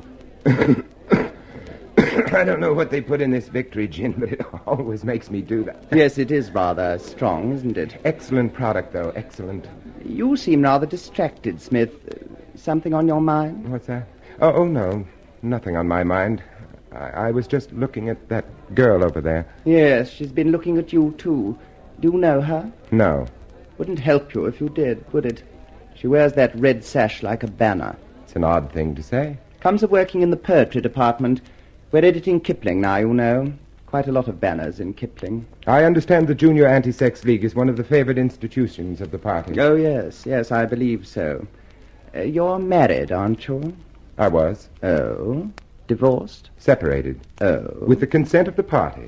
It was apparent we would have no children. The party takes a very wise view of these matters. Of all matters. As you say. Funny, that girl's still looking at you. But I can't help it if she has nothing better to do.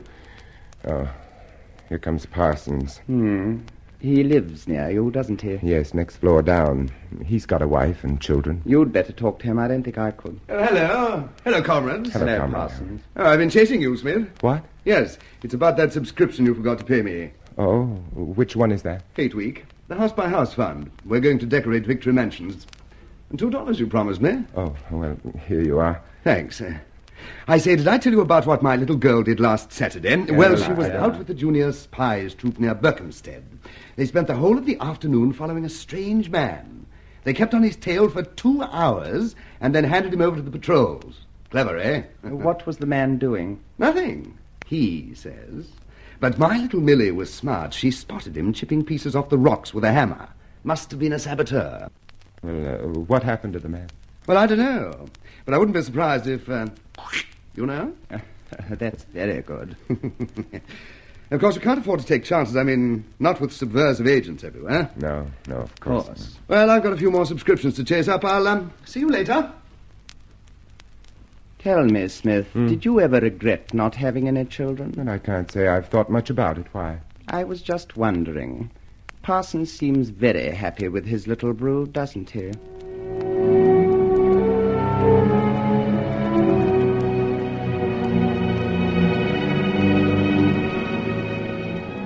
You see what I mean about being careful? Watch that fellow, Syme. Oh, he's clever, and he never says a word out of place, but he's marked. One day he just won't come to work, mark my words. Why should I worry about Syme? He can look after himself. I'm worried about me, about that girl. Oh, working in the same building, people are bound to see each other frequently. But for some reason, she's interested in me. She keeps turning, and why? It can't be sex. She's a member of the Junior Anti-Sex League. I doubt if she's from the Thought Police. Except for that diary you keep, you haven't given too much away. Well, anyway, she's not important. The important thing is O'Brien. He spoke to me today. He understands. He knows. Knows you're guilty of thought crime, that you hate Big Brother, that you... All of that and more. Everything. Don't you see? If O'Brien knows, there is hope then. There is hope. Oh, I'm sorry, comrade. I wasn't looking where I was. Wait a minute. You're the girl from the Ministry of Truth, aren't you? That's right. You've been watching me for days. Yes. But why? I'm a good party member. Why do you have to spy on me? I'm not spying on you. All I wanted to do was to tell you I love you. You love me? Wait a moment. She loves me. She said she loves me. Good evening, Mr. Smith. Oh, hello, Millie Parsons. What are you doing out so late? Mr. Smith? Yes, Millie. You're a traitor. What? I've been watching you. You're a thought criminal. Millie, get out. Go home. I'll tell your father about this. Smith's a traitor. Smith's a spy. Catch him first and let him die.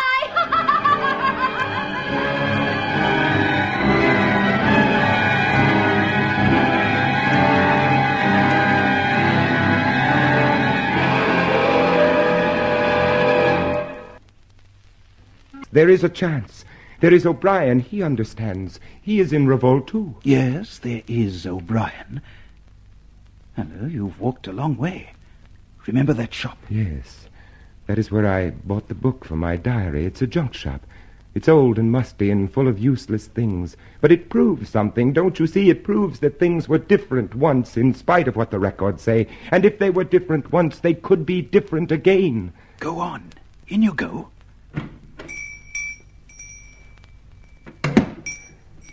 Good evening. Good evening. What can I... Oh, why, of course.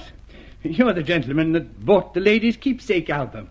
Is there anything special I can do for you? I was passing. I just looked in. I don't want anything in particular. It's just as well. The shop's nearly empty. Between you and me, the antique trade's just about finished. No demand, no stock either. That's a pretty thing. What is that? That? No, it's a glass paperweight. What's that inside of it? That's coral. Coral? Must have come from the Indian Ocean. They used to melt the glass onto it. More than 100 years old, that is. It's a beautiful thing. Yes, indeed it is. Now, there's another room upstairs you might care to take a look at. Oh, yes, of course. There's not much in it. It's just a few pieces. Well, we could do with a light if we're going up.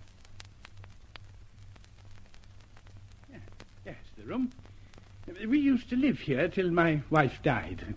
Now I'm selling the furniture off little by little.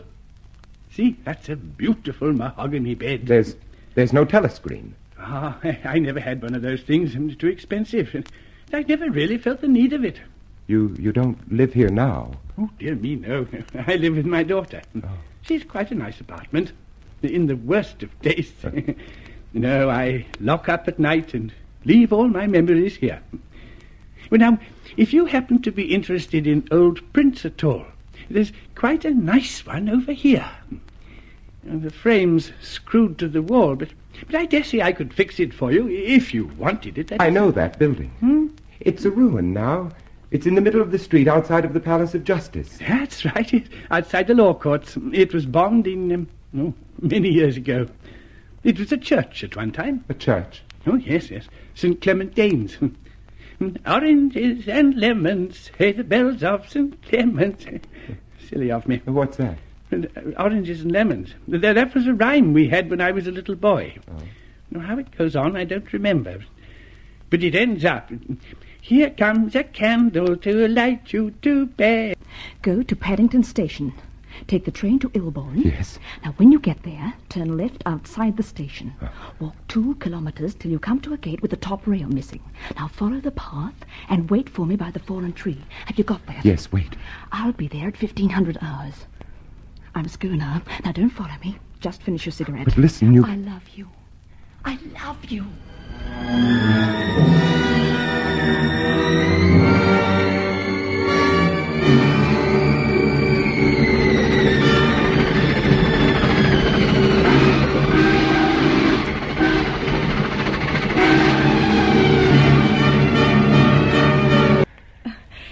Do you always talk to yourself? Usually.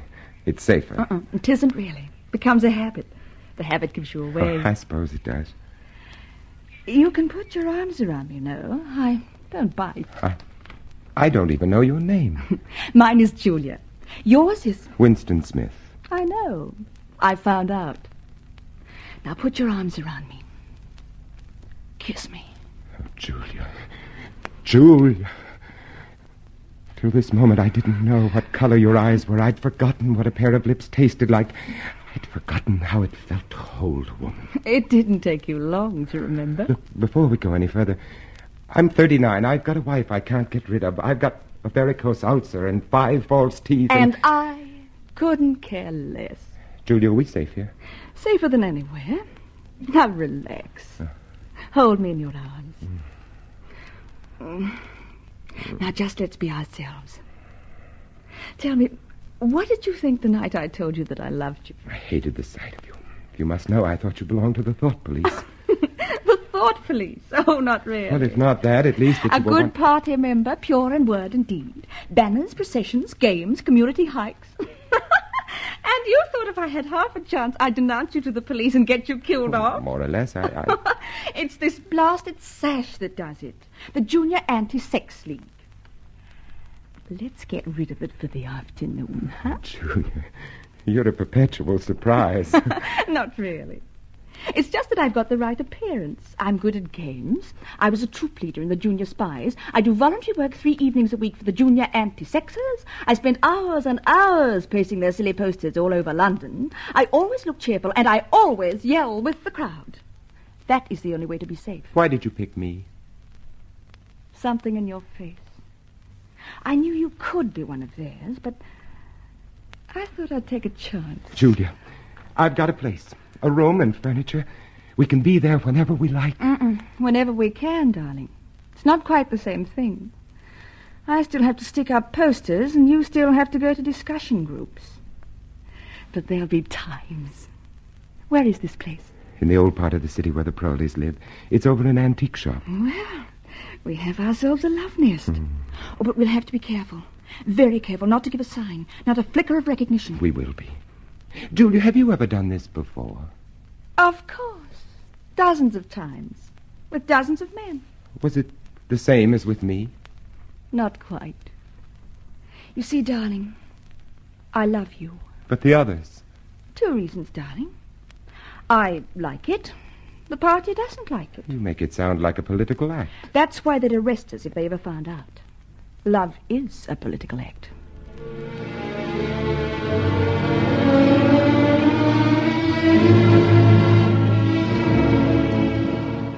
Oh, Julia. Yes, darling. Do you think it was ever like this for everybody? Like what? Being in your own room on a summer evening, talking about things you wanted to talk about. Not worrying about telescreens or thought police. I don't know. I know it's nice now, and we've got another hour to enjoy it. That's all. Would you like me to make some tea? Yes, please. I like this room. I like... Oh! Get out, you filthy brute! What was that? Oh, only a rat. A rat! Oh, it was a big, ugly fellow. I gave him a good fright, though. Oh. Darling. Oh. Darling, what's the matter? Of all the horrible things in the world, I hate rats most of all. But, darling, there's no need to be upset. They're ugly things, unclean things, but that's all. No, they're more than that. They're much more than that. Now, darling. Julie, get rid of it, please. Darling, just lie back. I'll make tea, and then I'll plug the hole. No. Plug up the hole first, please, Julia. All right, darling, of course. Julia, when I was a child lying lonely and awake in the dark, they were voices gibbering in the darkness. Their feet scurried closer, and then retreated only to come again. They touched my face. It was more horrible than the touch of a dead hand. I've never got over that feeling. Ever since that night, I've lain awake and screamed soundlessly for hours. Whenever I heard the small, pattering feet of a rat. I'm all right now. Darling. Yeah. Darling, what's this picture? I've seen it somewhere before. Oh, it's a church, or at least it used to be. St. Clement Danes. Mr. Charrington taught me a rhyme about it. Oranges and lemons, say the bells of St. Clement's. You owe me 3 farthings, say the bells of St. Martin. Julia, you know it. Go on, please, go on. When will you pay me, say the bells of Old Bailey. I forget the next line, but then it says, here comes a candle to light you to bed, and here comes a chopper to chop off your head. Julia. Yes, darling. You know, I have the strangest feeling about that silly little rhyme. What sort of a feeling? As if everybody connected with it were someone who could make us happy. As if I hoped the next person to recite it would be O'Brien. O'Brien? Yes. I told you he spoke to me again in the lift yesterday. He wants us to go up to his flat. Oh, darling, must we really? But he's one of us. No. He may hate Big Brother and the party and all the rest. But, darling, that doesn't make him one of us. Oh, Winston, we're 2 people. We make love together and we talk together and we drink tea together. O'Brien has no part in that. But don't you see, as we are now, we're alone. If we join O'Brien and his brotherhood, we won't be alone. We'll still be arrested in the long run. But that's not the important thing. The important thing to me is this room and what we do here and how we live here and the joy we have. We don't need O'Brien to keep us alive. It's not being alive that counts. It's being human, and being human means you share your living and your hoping and your fearing with other people. The party's only too happy to have you share. But not the human things, only the inhuman ones. I want to think there's a hope we could all be as human as we two are now. That's why I want to see O'Brien.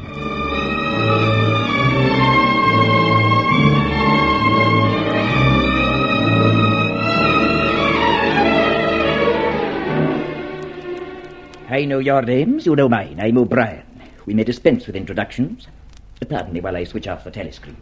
Can you really switch it off? Members of the inner party have that privilege. We are... Alone? Yes, we're quite alone. Well, Julia and I believe that there is some kind of a secret organization working against the party. We believe that you are involved in it. We want to join it and work for it. We are enemies of the party. We are living together. We are thought criminals. I tell you this because it puts us at your mercy, and you will know that we are telling the truth. If you wish, we will sign a statement. There is such an organization. Its leader is Emmanuel Goldstein, whom you know of. Yes, but we thought we were afraid that Goldstein and the conspiracy were invented by the thought police. No, they exist.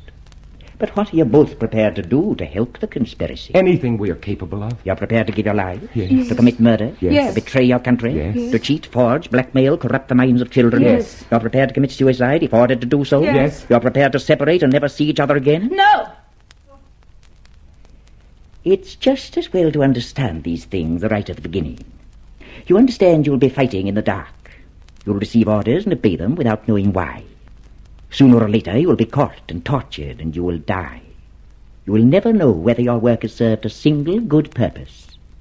We and you now are the dead. Our only true life is in the future. 1,000 years away, perhaps. But if in that 1,000 years we extend the frontiers of sanity even a little, we shall have done well.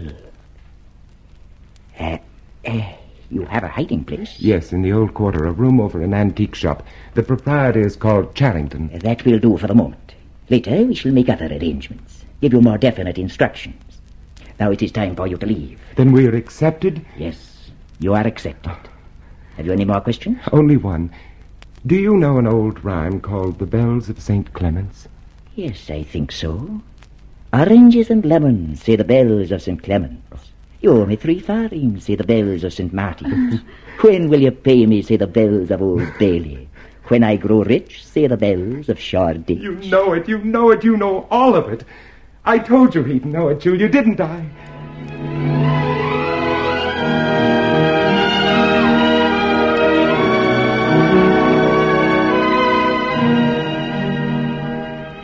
Oh, Julia. What, darling? It's nearly time to get up.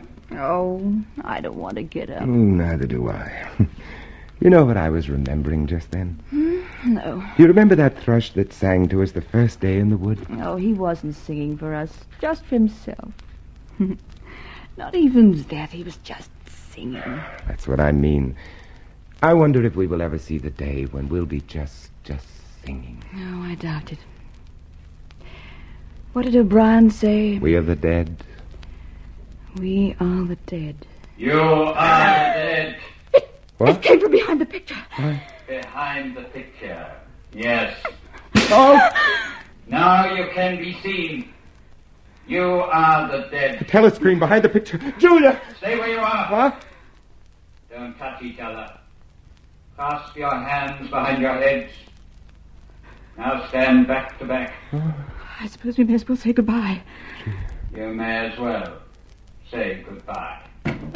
And while we're on the subject, here comes a candle to light you to bed. Here comes a chopper to chop off your head. Mr. Charrington. No!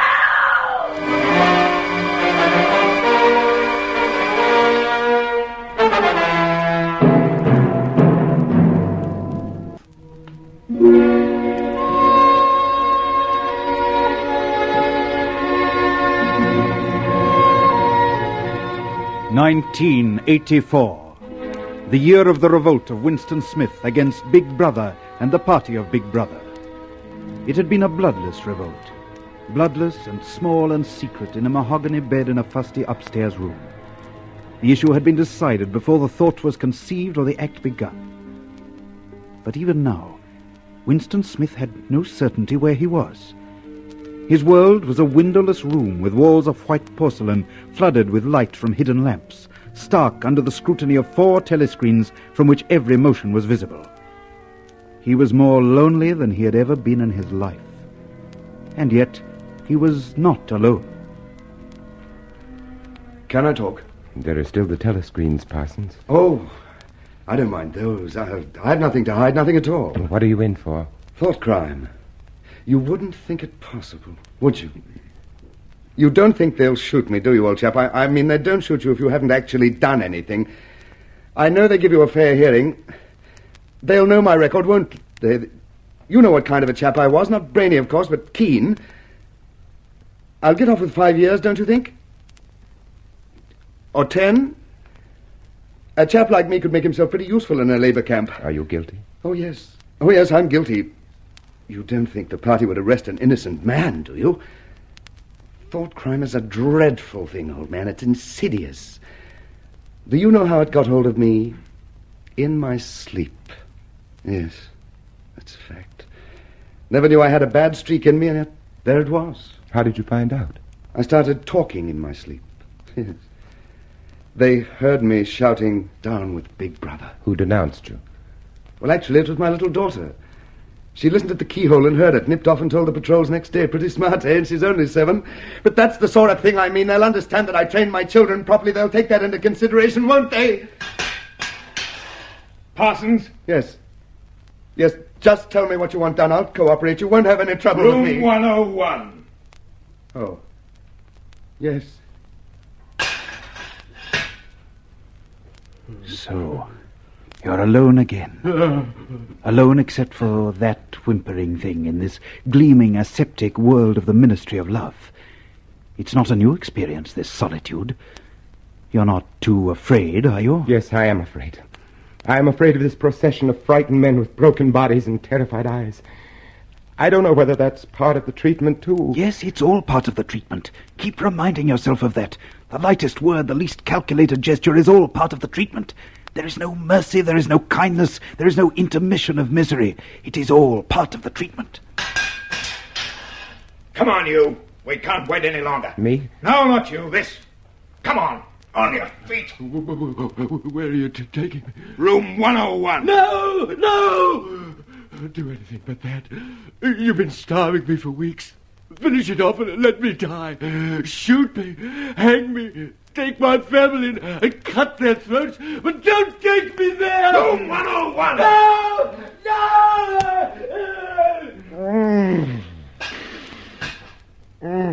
Smith, take your hands away from your face.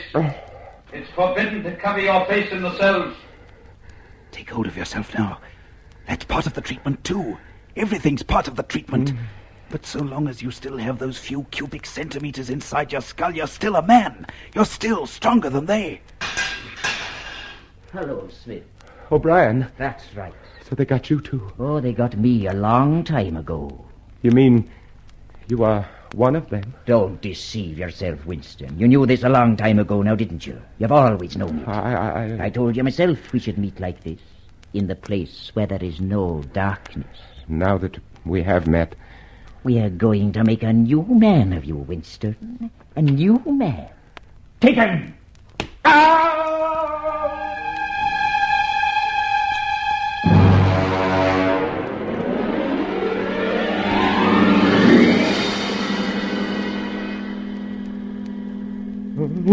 You see how it is, Winston. Pain itself and suffering is no longer a chance, an accident. It is a calculated process, a thing measured and graduated and controlled. We are not medieval butchers probing for the nerve roots. We are masters of this most subtle of sciences. Look, there is a dial upon which our agony is measured. There is a lever by which I can increase or diminish it. But it is not I who inflict this pain on you, Winston. It is you yourself. You understand that, don't you? You've always understood that. Winston, you're suffering the pain of birth, the rebirth to sanity. You must be born again. You know that, don't you? Look at my hand, Winston. How many fingers do you see? 2. And on this hand, 2. Put them together. 2 and 2. What does that make? 4. And if the party says 2 and 2 make not 4, but 5, what then? There is still 4. How many fingers, Winston? 4. What else can I say? 4. How many fingers, Winston? 4. Stop it, I'll tell you 4. 4. How many fingers, Winston? 5.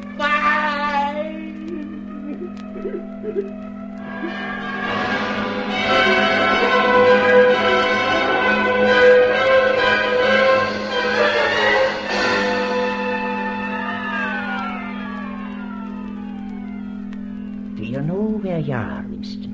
I don't know. I can guess. In the ministry of love. Do you know how long you've been here? I don't know. Days, months, years. Why did we bring you here? To punish me, to make me confess. No, Winston, not that. Not the small tasks of punishment and confession. What could you tell us that we don't know already? What satisfaction do we draw from your stricken flesh? Shall I tell you why we brought you here? To cure you. Cure me of love for a woman. Love. Love is a word, an obsolete word. There is no love. Only a biological act. Cure me of what, then? Of false and foolish thinking. We don't want martyrs, Winston. We want disciples. Willing disciples. And when we've made you a willing disciple, then we shall destroy you. And why do you go to the trouble to torture me? Because you're a flaw in a pattern, Winston. You're a stain that must be removed. But you've not told me why. Why? No, Winston, you must tell me why. The answer to that question is the measure of my whole success with you. It may be the key to your release from this small prison of great agony. You tell me why, Winston. Why do we do all these things? You are ruling over us for our own good. You believe that human beings are not fit to... Stupid, Winston! You deserve an eternity of pain for a folly like that. Now I will tell you why. The party seeks power for its own sake.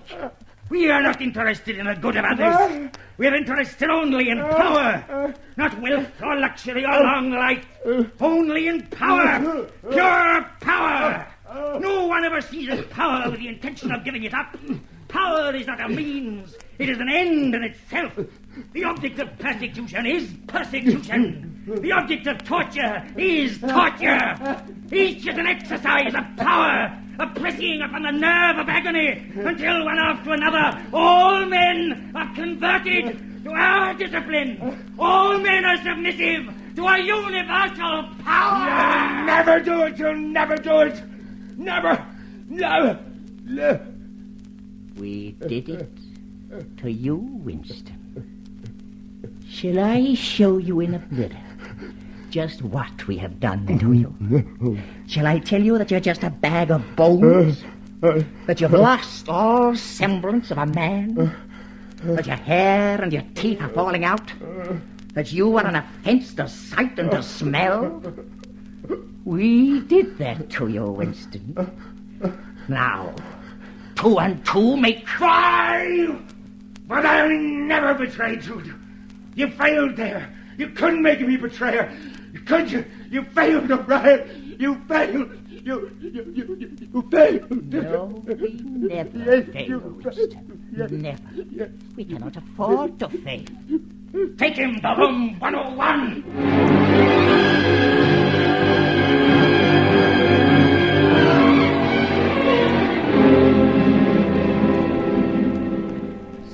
This is the end of horror.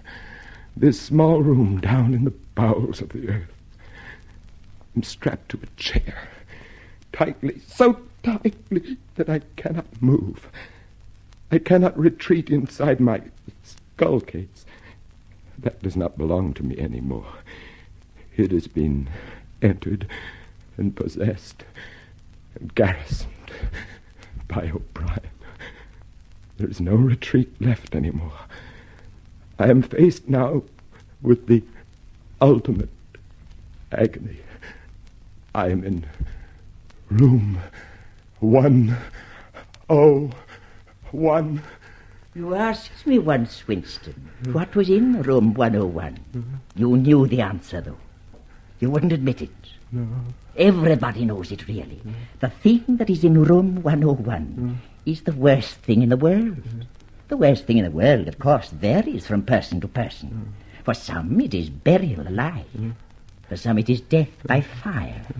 For some, it is quite a trivial thing. In your case, Winston, it is rats. Oh, no. Oh, take them away. Keep them away from me. You can't do this to me. You can't do this. You have not yet surrendered to me, Winston. How can I surrender if I don't know what you want? I've answered all the questions, haven't I? I've learned all your lessons, haven't I? Take them away. Please, take them away. The rats are starved, Winston. They will eat a man alive. Stand, rats. I can use them on you, or I can use them on Julia. You have your choice now. Which? Use them on Julia. I don't care. I don't care what you do. But don't let them near me. Don't let Julia suffer now. Let her. There now, Winston. It's over now. There isn't any more. It's all over now.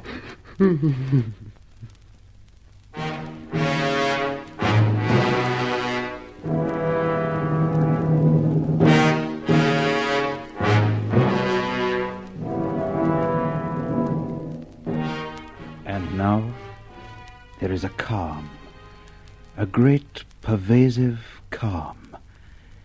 You sit at your corner table in the cafe and fumble with the chessboard and sip your victory gin and scan the newspapers. You look out the window and watch the people go by. One day, Julia passed, and something stirred in your mind for a moment, and then died again. There are so many people, and this small corner which they keep for you is warm and comfortable. When you finish the newspaper, you watch the telescreen. Strange that. In a life without struggles, without any hint of climax, that is the moment that comes nearest to emotion. The face of Big Brother flashes on the screen.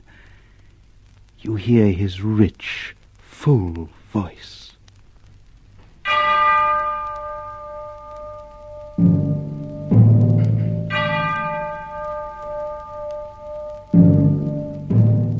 My comrades, my brothers, we live in times of great peril, but have no fear. I am with you always. My care and my love reach out to you wherever you are. And we love you, Big Brother. We love you. We have erred. We've been punished. And you have taken us back. We love you, Big Brother. Love you. Love you. Love you.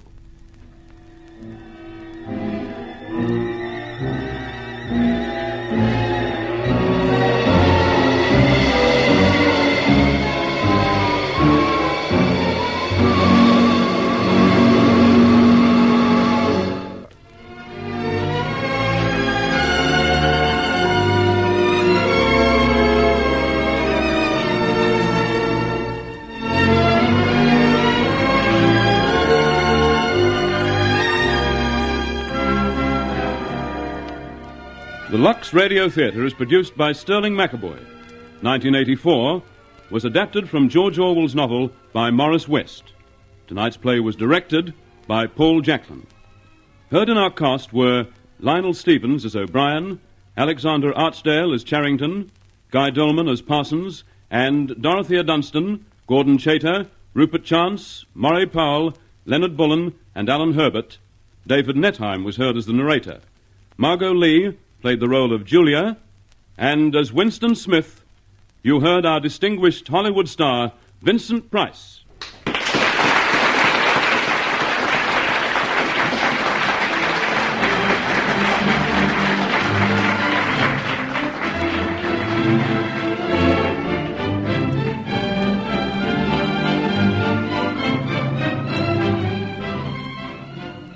One week from tonight, Accent on Youth, starring Hollywood star Melvyn Douglas in person.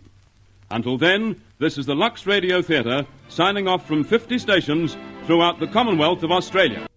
That concludes this week's broadcast of Echoes of a Century.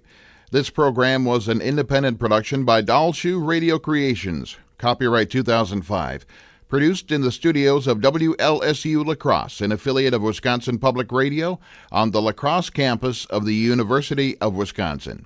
I'm King David Mackenzie. Thanks for listening. I hope that you'll join us again at the same time next week. Until then, remember, fear and God do not inhabit the same space.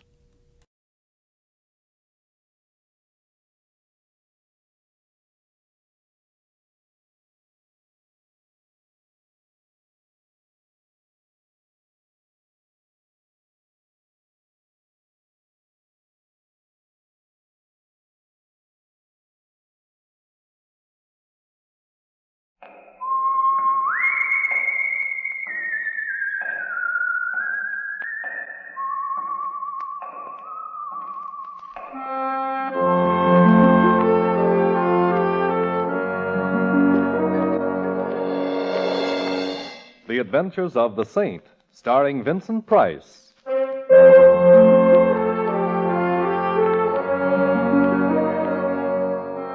The Saint, based on characters created by Leslie Charteris and known to millions from books, magazines, and motion pictures.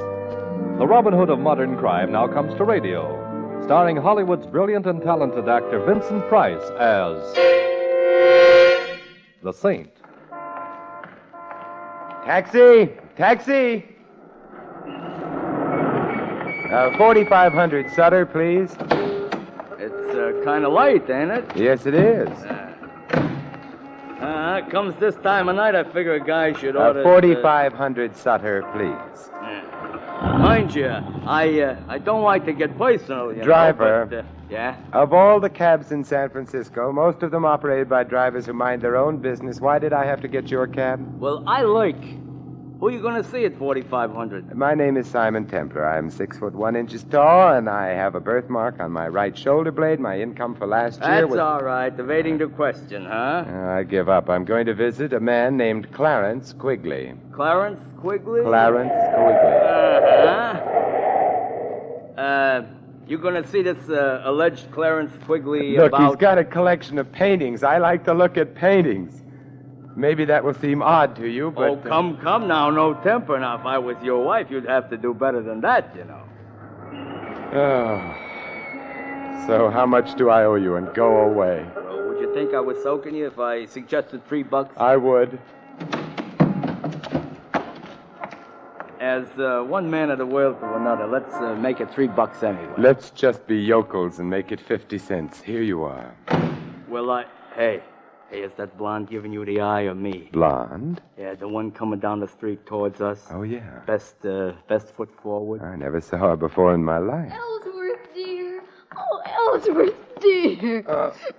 I beg your pardon, but that's my neck you've got your arms around, Miss... A man named Clarence Quigley, huh? Driver, stop heckling.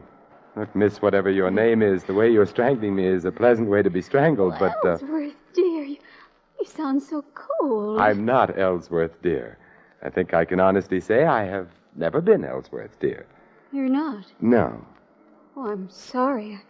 I thought you were. Or maybe I just hoped you were. Don't you know Ellsworth, dear, when you see him? No, I don't, I guess. But, I saw you, and then the name came to me, so I just thought... who is Ellsworth? I don't know. Well, I suppose a certain amount of confusion about who or what Ellsworth is understandable, But that isn't the worst. It isn't?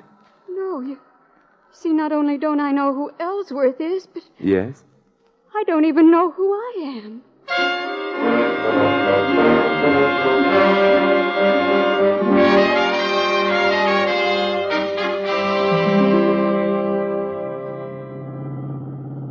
Now, what I want to know in a general sort of way is how Mr. Clarence Quigley is going to feel. Driver, would you mind concentrating on your driving? You know, he's liable to be frustrated, like, I'm taking you and a lady right back to where you started. My apartment, yes, because Miss X needs help. Oh, I feel as though I'm imposing on you, Mr. Tim. Nonsense. The hour's late. You couldn't very well go wandering about the streets indefinitely. Especially in that hat. Is anything wrong with my head? Not a thing. No, it's very charming and immaculate. Yeah, also, it resembles a bird's home away from home. Well, mister, we have returned from where we went away. Good. Miss X? Thank you. Uh-huh. You're going to keep on being a yokel, huh? Here. Mm-hmm. This time only half a yokel. Well, goodbye. You know where I'm going? No. I'm going to lurk outside of Clarence Quigley's. I think tonight he's a fellow who needs a friend. I need one, too. Oh, come along now.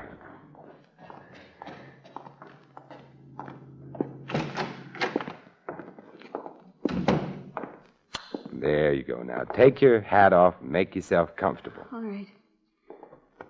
Oh, I'm so afraid and Oh, lost. quiet now. Now, let's take a look at your bag. Here. Mm-hmm.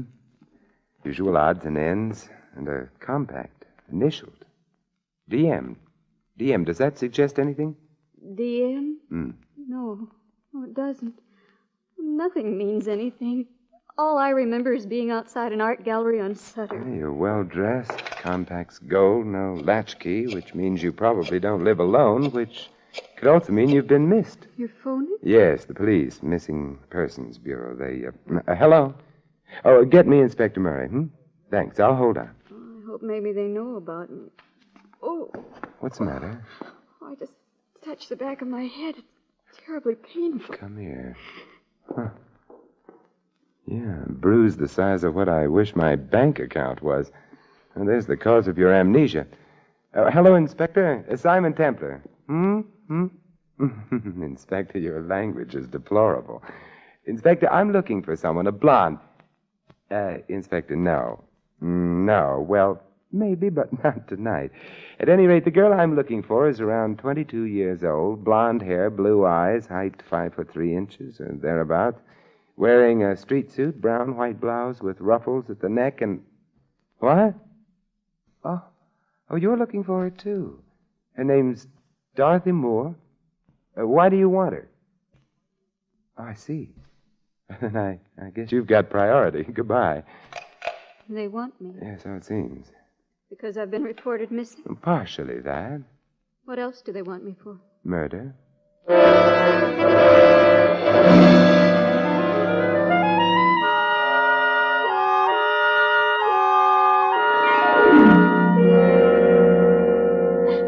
Here, now, try another cup of coffee. Dorothy, I guess we'll call you that unless we get evidence to the contrary. Dorothy Moore would fit the initials on your compact. What am I going to do? You stay here and wait for me. Where are you going? Well, from the information I've been able to get on the phone, your guardian, a man named Matthew Schreiber, was shot and killed earlier this evening. You disappeared. That's all the information in the public domain at the moment. I'm going to look for more. At my house? Yes. Oh, shouldn't you turn me over to the police? Well, actually, I don't really know that you are Dorothy Moore. I'd like to know a little more about the murder itself before coming to any decisions. You mean you want to help me? Yes. And I need help so, because you see what's so terrible about it all is that I don't remember anything at all, so I can't even say I didn't murder anyone.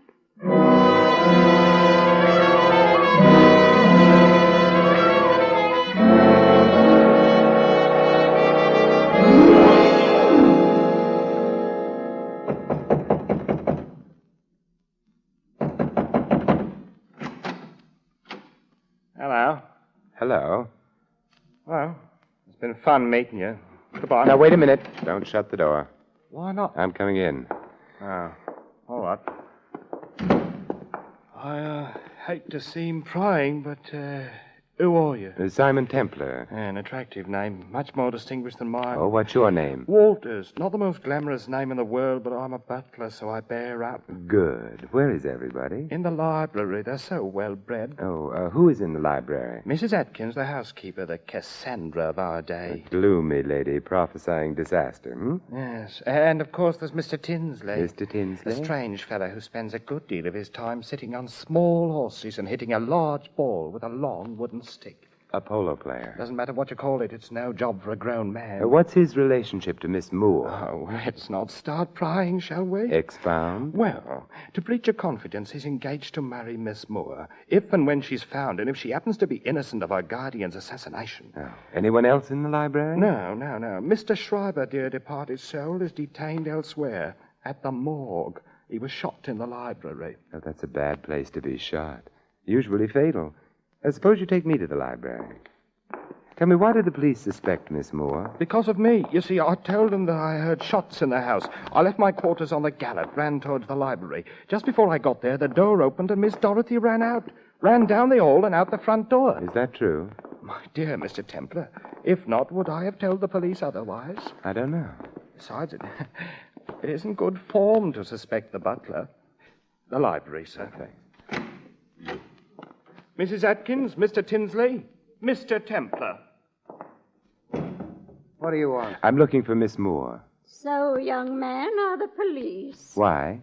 Her guardian was murdered. All his money goes to her, and she's disappeared. Perhaps she didn't murder Mr. Schreiber. But you wouldn't bet on it.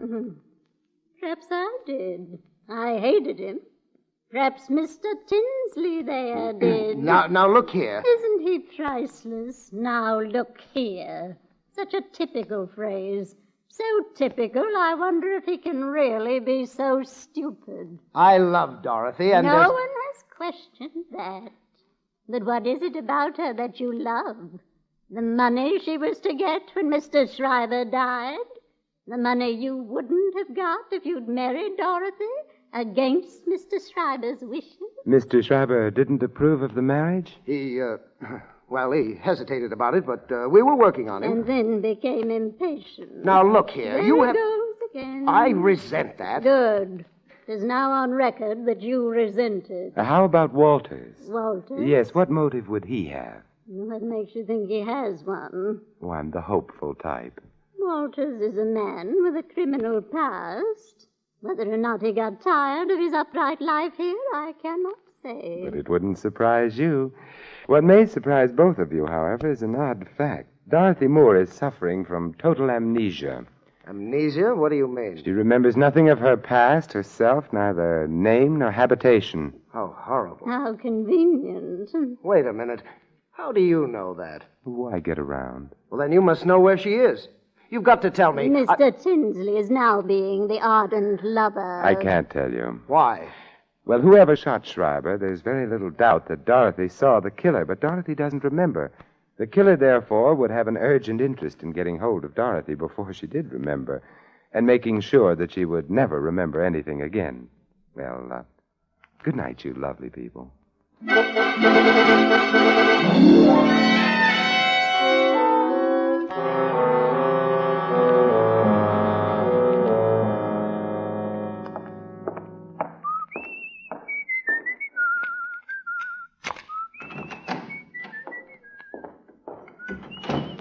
Dorothy?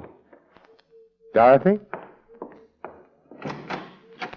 Dorothy? Dorothy!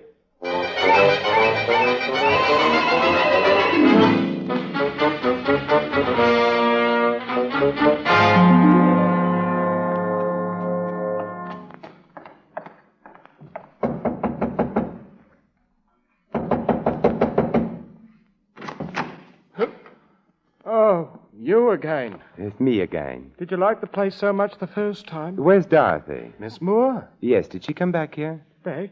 From where? She was at my apartment. When I got there, she was gone. She did come back here. She didn't ring. Let's find out. Tinsley and Mrs. Atkins still around? Mrs. Atkins has gone up to bed, I think. As for Mr. Tinsley, I imagine he's sampling the whiskey. We'll find out. Tinsley, Oh, it's you. Yes, where's Dorothy? You're the one who knows. I'm the one who knew. Did she come back here? I haven't seen her. Walters, where's Mrs. Atkins' room? This way, sir. Come along, Tinsley.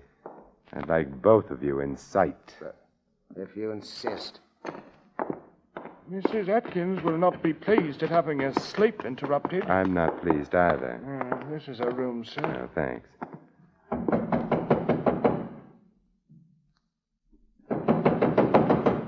The old girl must be asleep. Then we must wake her up. She's a very sound sleeper. Then we'll go in and wake her. Wow. How do you like that? Mrs. Atkins. Strung up to a beam. Anyone got a knife? Yes, here you are. Now, we'll cut the rope and get her down. The bed's over there. Uh-huh. That's that. Is she dead? She's dead. Poor old girl. Although, you know something? What? She must have killed the old man. Schreiber, I mean. Then she committed suicide. In remorse, I mean. For heaven's sakes, Templar, stop playing with that rope. This is a very interesting rope. Is it? Why? Because it proves, you see, that she didn't commit suicide. She was murdered.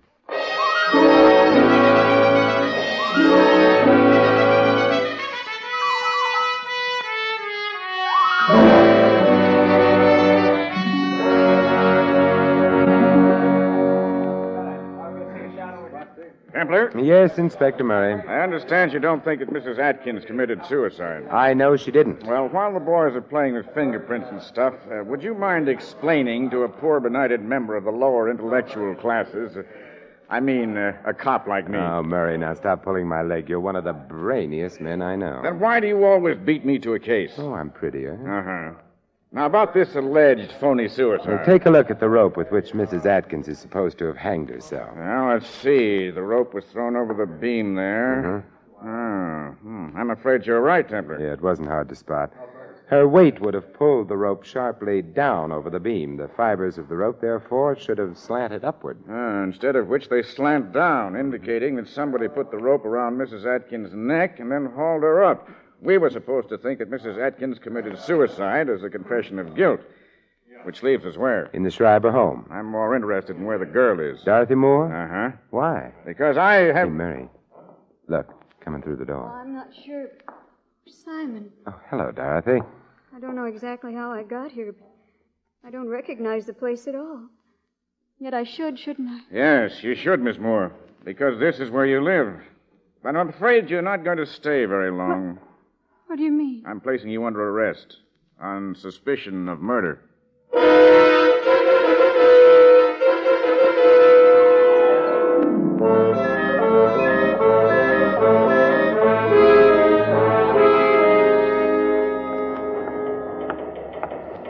You know, I love police headquarters. They're so romantic. Uh-huh.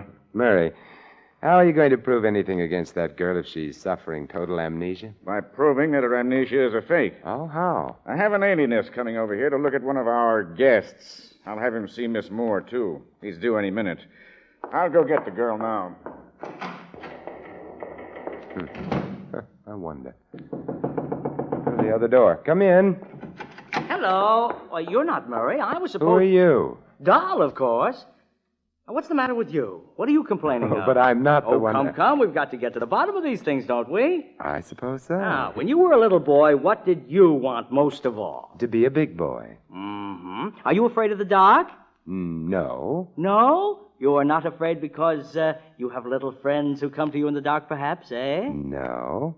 Now, why are you afraid of the dark? Oh, it's a long, long story.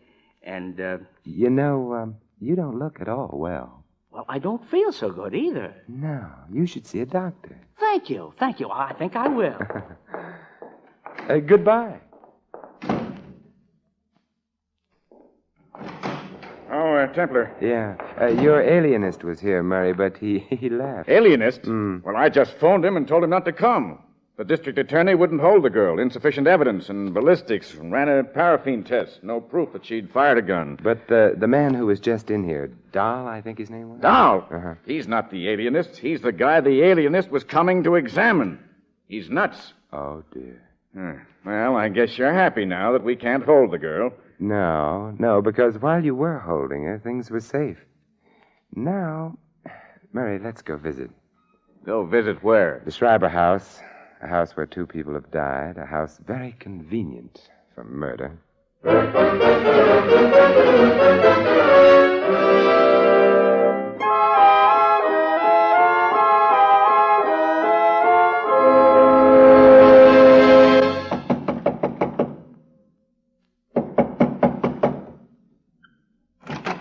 Yes?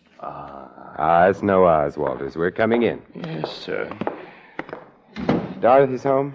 Yes, sir. She got here when? 10 minutes ago, perhaps. Well, we'll go to the library. Yes, sir. She got here 10 minutes ago, and then? She sat in this room for a few minutes, made a phone call, and went up to bed. She tried to phone you, Mr. Templar. I'll wake her up and get her down here. Hold on. Tinsley around? In the guest room, playing solitaire, I think. Get him down here, too. That I will, sir. And Walters. Yes? You come back, too. Sure. Having fun, Templar? I don't care very much for this stage of any case, but I... What are you doing with that telephone? Hiding it under the couch here. Are you being subtle again? Again? Oh, you flatter me. Simon. Hello, Dorothy. Sorry to have had you waked, but I wasn't asleep. I was trying to remember. You will if you get the chance. Tinsley's here in the house, isn't he? Yes, he is. For heaven's sakes, is a man never to get any peace? You know Inspector Murray, Mr. Tinsley? Oh, yes. The policeman. Oh, look, now get off your polo pony and... Where's Walters? By now, on his way to Canada, I imagine. Dorothy, get on the phone right away. The phone? Yes, of course. Oh, well, there doesn't seem to be one in here. Perhaps in the next room. Why do you want me to phone? I don't. But you just said. Dorothy, didn't there used to be a phone in this room? Oh, I don't know.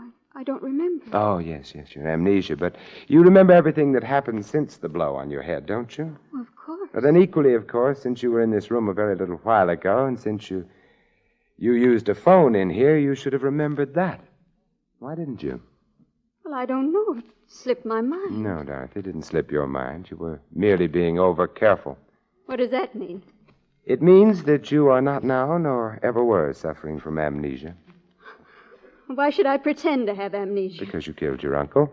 You knew you'd need something to help you out in court, so you wandered about until you found someone on whom you could try out your amnesia. That happened to be me. You're just saying those things without proof. Besides, there was a paraffin test. It indicates merely that you wore gloves when you shot your uncle. It indicates I might have worn them. If I'd shot him, you can't prove I did. I can prove your amnesia was phony, that along with some other things. How can you prove it? Very simple. Your hat. What?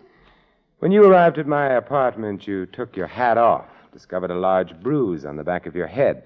That was to supply a plausible reason for your amnesia. But, Dorothy, as I remarked to the cab driver at the time, your hat was immaculate, untouched. You asking us to believe that the killer knocked you out and then carefully put your hat back on your head again? I'm not asking you to believe anything. I'm going. Oh, what a charming revolver. The one you used on your uncle? It still has bullets in it, so don't try to stop me. Dorothy, you didn't ask me how I could be so sure the killer hadn't done that business with your hat. I don't care. I'm so sure because of Walter's statement. Remember, he saw you rush out immediately after the shots? All right, you're smart, but you'll never stop me. Perhaps not, but Walters, who's right behind you, will. Oh, no, you can't fool me with that. He wasn't trying to, Miss Dorothy. I think I'd better... Well, you're no gentleman. You knocked Miss Moore out with a bottle. Yes, sir. But you said you were going to Canada. You misunderstood me, sir. I merely said I was going to get some Canada Dry. Now the bottle's ruined. That's too bad. Oh, never mind, Walters. No harm done. Inspector Murray, you'll take Miss Moore, and I'll take an old-fashioned.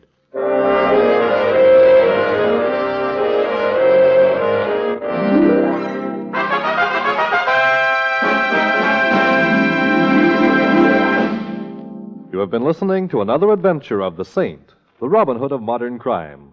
And now here is our star, Vincent Price. Ladies and gentlemen, next week most of you will be enjoying a wonderful Thanksgiving dinner. And while you're eating your Thanksgiving turkey and counting your blessings of the past year, think. Think for a moment of the millions of people who don't get enough to eat. Think, and then send your subscription right away for a food package to be delivered to some needy family in Europe. Send your contribution to CARE, C-A-R-E, New York, This is Vincent Price inviting you to join us again next week at this same time for another exciting adventure of the Saint. Good night.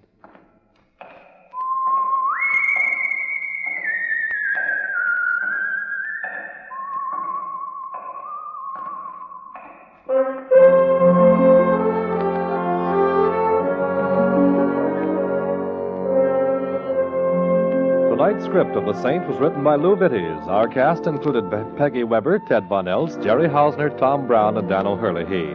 The music was composed and conducted by Harry Zimmerman. The Saint, based on characters created by Leslie Charteris, is a James L. Safier production and is directed by Thomas A. McAvity.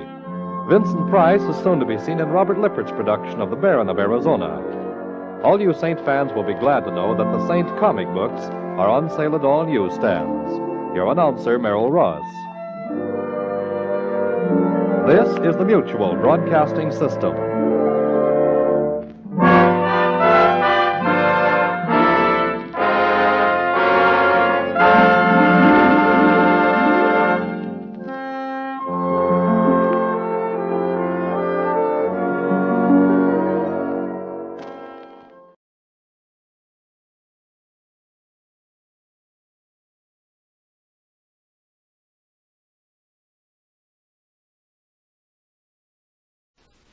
The Mutual Broadcasting System, in cooperation with Family Theater Incorporated, presents Laughing into Glory, starring Vincent Price.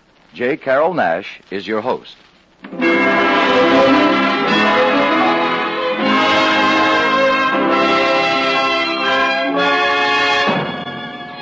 More things are wrought by prayer than this world dreams of.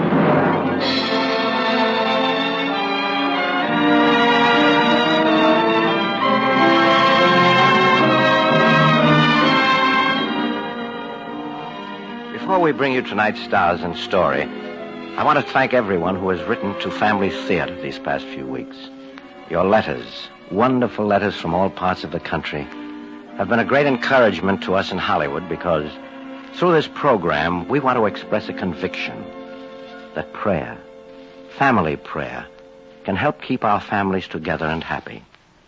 Yes, Family Theater is dedicated to your family, to all families, in the hope that they will always be well and happy, and in the hope that your family will pray together, because a family that prays together stays together.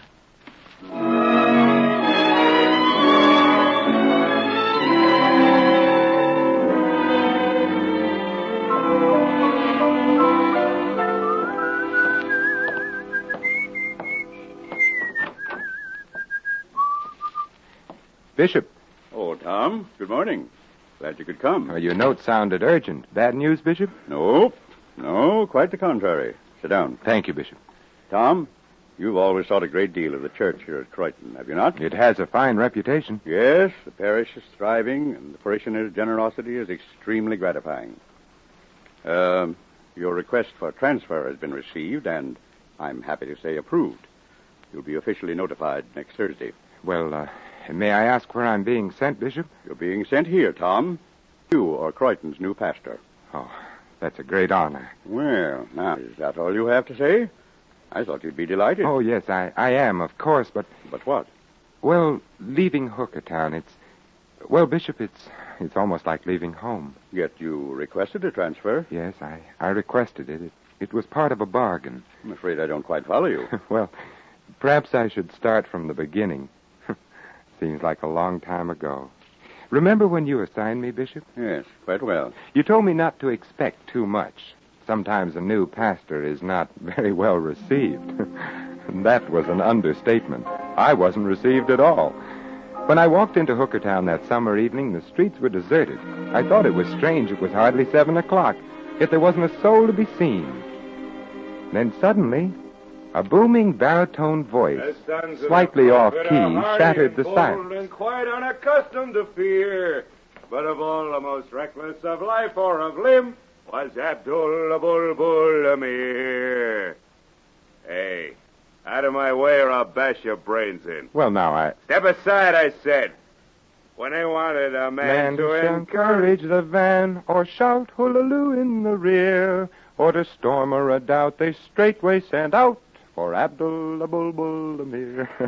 Hey, that's all right. That's fine, you know what I mean? Where'd you learn that? Oh, Abdul's an old friend of mine. He is? Oh, well, you don't say. Well, that's good, you know what I mean? Hey, wait a minute. Where did you meet Abdul? Well, that's rather a long story. You see... Who are you? I'm the new pastor here. Pastor? Yes. Oh. Well, I'm Larry Sloan, you know what I mean? I'm very happy to meet you, Mr. Sloan. Yeah, any friend of yours is a friend of mine. How do you do? How do you do? I'm fine. Hey, you're okay. Thanks. What are you doing out? You shouldn't be outside when I'm on a toot. Everybody keeps away from me, you know what I mean? Well, I was looking for my church. Looking for the church? Oh, I know where it is. We'll go find the little old church. That's what we'll do. I'd appreciate it. That's all right. I'm glad to do it. And I suppose you think I'm a little disreputable. I suppose you think I'm drunk. Well, you're right. I'm petrified. You drink quite a bit, Mr. Sloan? Yeah, all the time. It keeps me from having hangovers. Oh, I see. Yeah, but I can still find that little old church, you know? I know what you mean.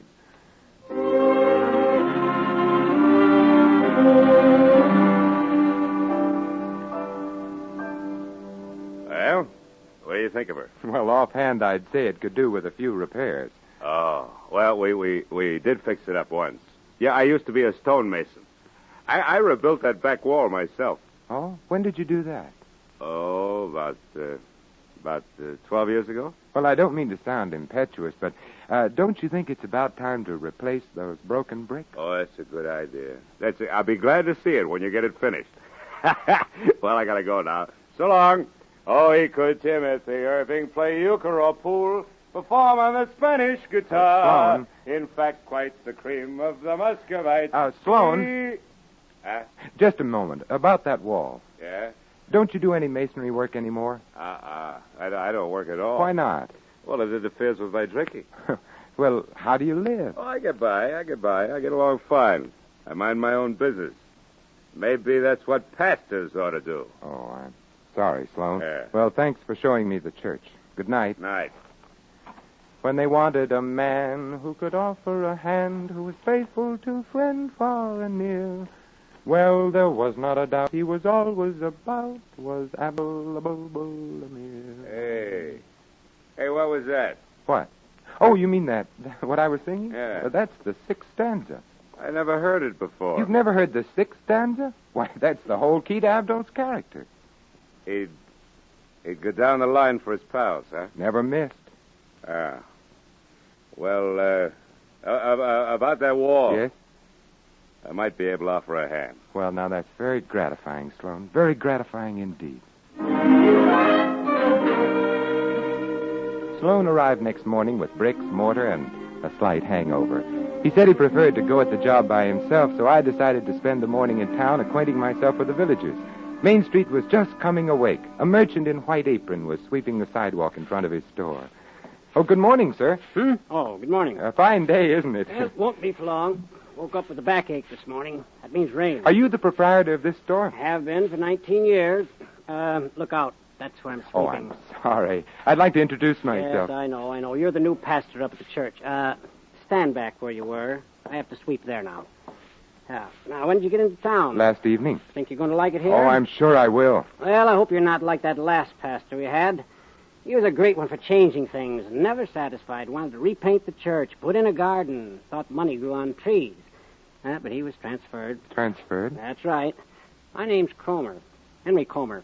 Oh, I'm glad to know you, Mr. Comer. Well, you might not be when you get to know me better. I'm a businessman, conservative, practical businessman. I consider the church my responsibility, and I contribute to its upkeep accordingly. But I don't like extravagance. I think the clergy ought to study a little economics. Yes.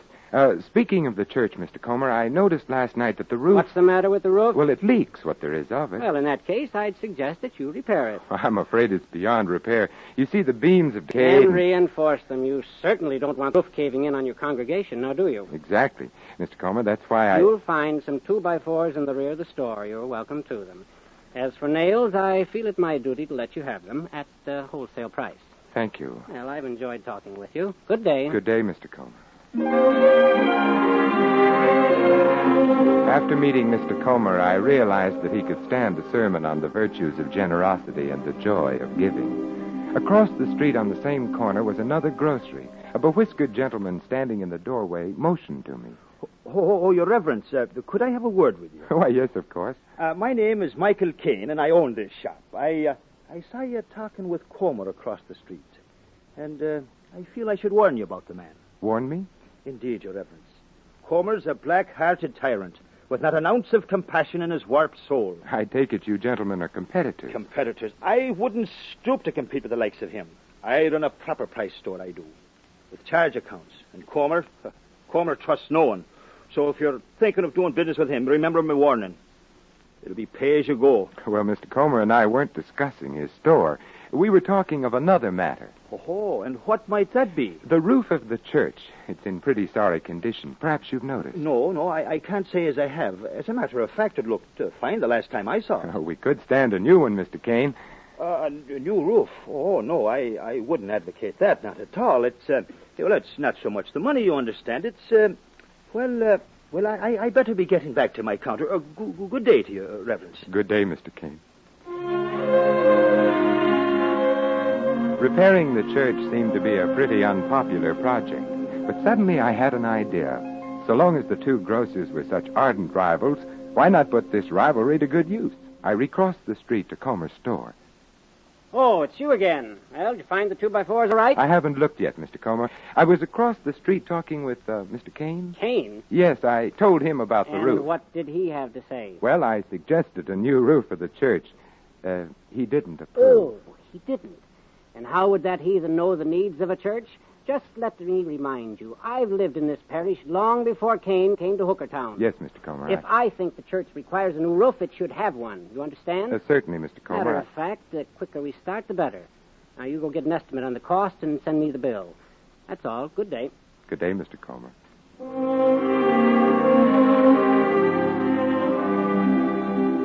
I was on my way back to the church when I noticed some sort of commotion going on in the street. 3 youngsters had another one on the ground and were pounding his head against the curbstone with a great display of enthusiasm. Whoa there. Now, let's break it up. What kind of a fight is this 3 against 1? Hey, Harold. Here, son. Come on, let's get out of here. Now, wait. Hold on, boys. Hold on. All right, now, take it easy. They've gone. What's this all about? Here you go. Blow. Now, what's it all about? Oh, they chase me all the time. What for? Oh, 'cause they hate me. Well, why should they hate you? On account of I'm adopted. Oh? What's your name, son? James. James what? Just James. I see. Here, you better brush yourself off. Where do you live, Jimmy? Around. Well, that sounds like an interesting address. You might have a tough time getting your mail. Well, I better go now. Thanks. Oh, that's all right. Maybe you can do the same for me sometime. Oh, well, so long. Oh, just a minute. Huh? I'm going that way, too. Mind if I walk with you? I guess not. If you're going as far as the church, why don't you stop in at the rectory? What for? A glass of milk, Jimmy, nice and cold. Milk? With cookies. Oh, well,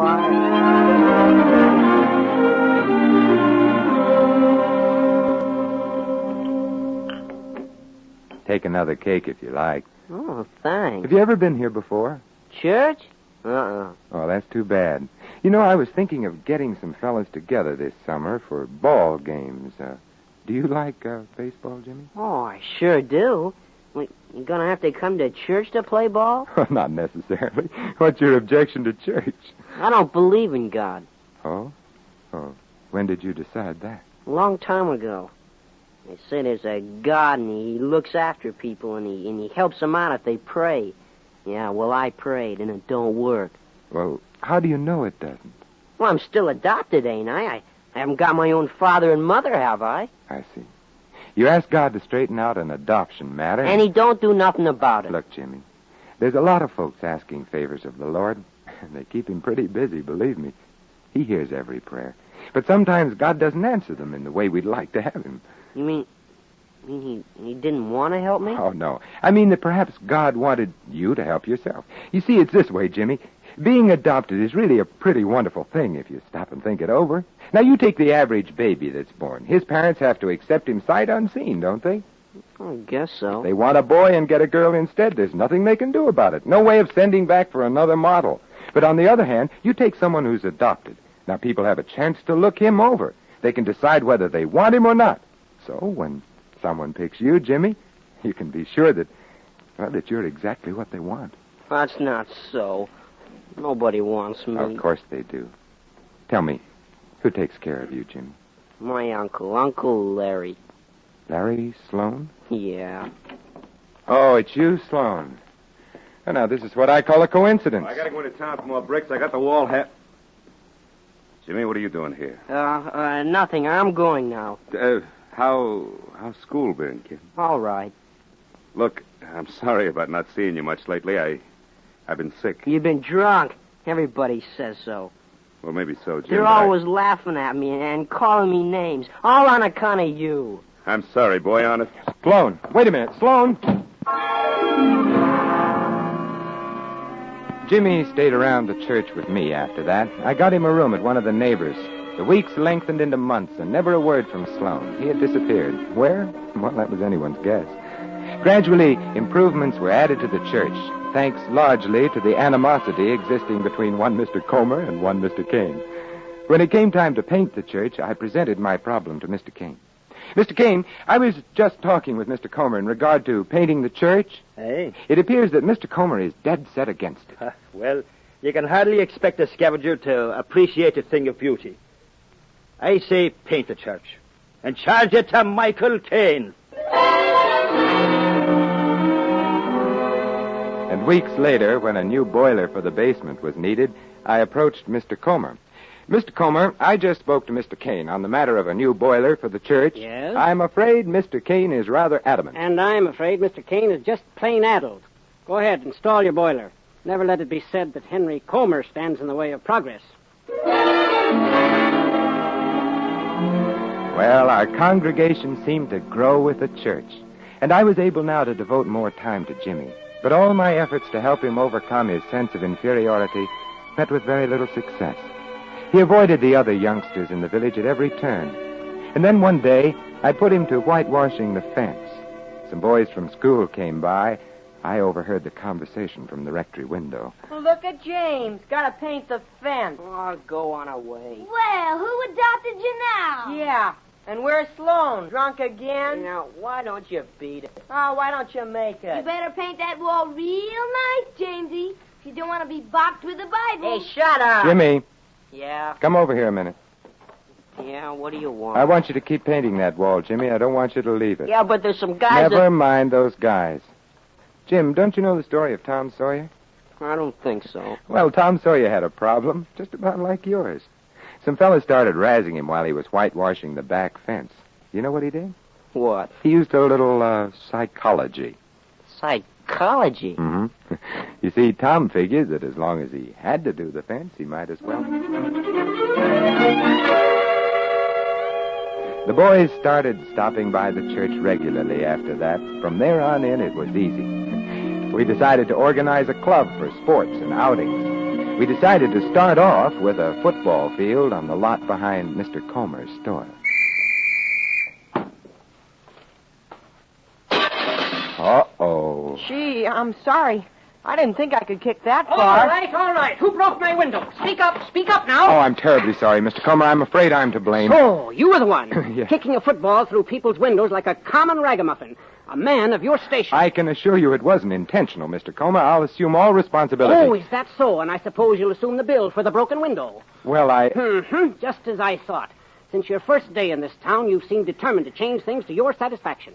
I should like to make it clear to you that you are Hookertown's servant, not its keeper. Frankly, I think you're a born troublemaker. Always have. Now, this particular incident bears me out. Therefore, I'm afraid that I'll be obliged to write to the bishop this week. Good day. Good day, Mr. Comer. Well, Comer didn't waste any time. 2 days later, I received a letter. The bishop would appreciate my paying a call. Come in. Good morning, Bishop. Well, good morning, Tom. Sit down. Thank you. Just a minute, Oh, yes. I have a letter here from a Mr. Comer. Yes, I thought you would. It appears that one Mr. Comer is not entirely satisfied with your presence at Hookertown. I'm aware of that, Bishop. Mr. Comer informs me that you are continually requesting large sums of money. Oh, for church improvements, Bishop. What about the broken window? Just recently, I thought I might organize a boys' club. And during our football scrimmage, one of the lads happened to boot the ball through Mr. Comer's window. Must have been quite a boot. Oh, it was, Bishop. A good 50 yards. How old is the boy? Oh, I'd say he was about 14. Just 14. 50 yards, you say it was? As pretty a spiral kick as you've ever seen, Bishop. Well, now, that's truly a feat. Yeah. You know, kicking was one of my failings in prep school. I could get accuracy, but no distance. I remember one time, I believe it was the Brookfield game. Yes, it was. Yes, we were behind 13-6, and let me see. We were discussing a broken window. Yes, of course. Well, now, as pastor of that gang of football players, what do you intend to do about this matter? Well, I can assure Mr. Comer that there will be no recurrence of this unfortunate incident. We've already decided on another vacant lot quite some distance from Mr. Comer's establishment. Yes, that would be more fitting. And what about the cost of the window? Well, if you'll allow me time, Bishop, I'll do my very best to make restitution. Of course you will. Well, that seems to take care of everything. Just like I always say, there's nothing like a nice, friendly talk to get things ironed out. I'll write a letter to Mr. Comer. You know, oil on the turbulent parochial water. Was there something further? No, I guess not, no. Thanks very much for coming. Oh, Tom. Yes, Bishop? Stay a moment, if you please. I'd like to hear more about this lad who can kick a football 50 yards.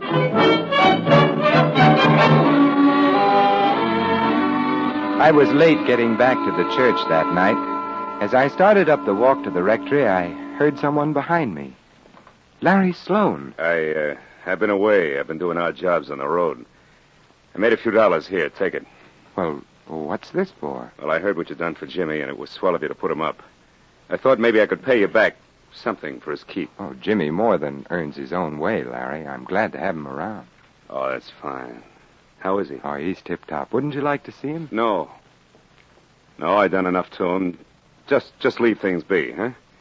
Take the dough, and I guess I better be hitting the road. I almost forgot to tell you.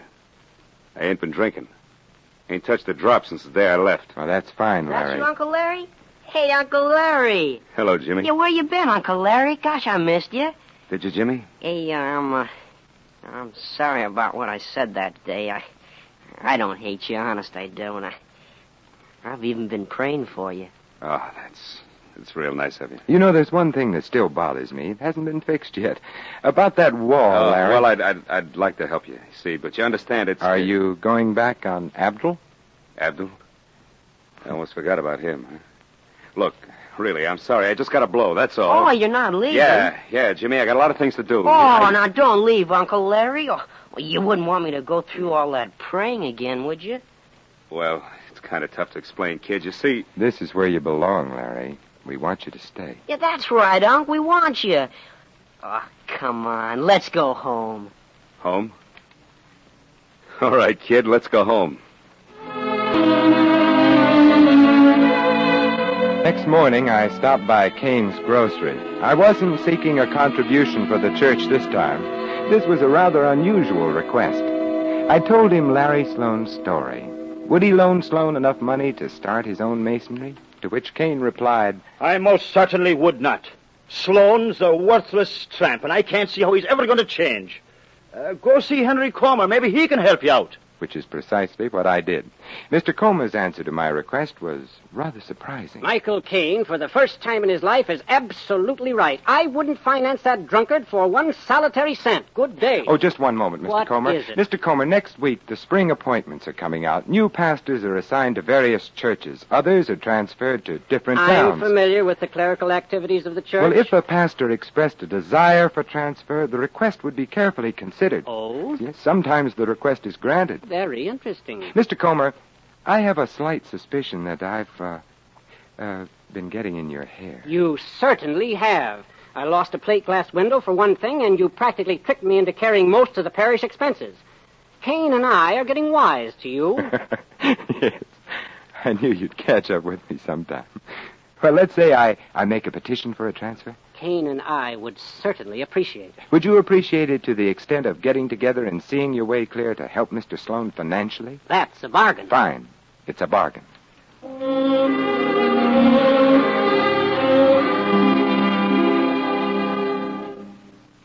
Well, there it is, Bishop. The whole story. So that's the reason you asked for a transfer. A bargain's a bargain. I see. I can understand how you must feel about Hookertown. But that chapter's over, Tom. Time to turn the page. I know, but... Croydon, I wonder if I belong here. The parish is wealthy. These people, well, they don't have the same problems. People are the same in every place, Tom. Everyone needs the help of God. I hope I'll be worthy, Bishop. Of course you will. And you'll be happy here.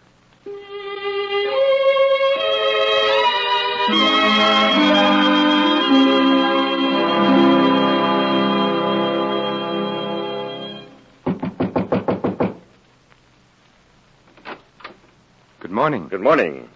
Are you the new pastor? As of this morning, yes, sir. Well, now, this is a stroke of luck. We should have a talk.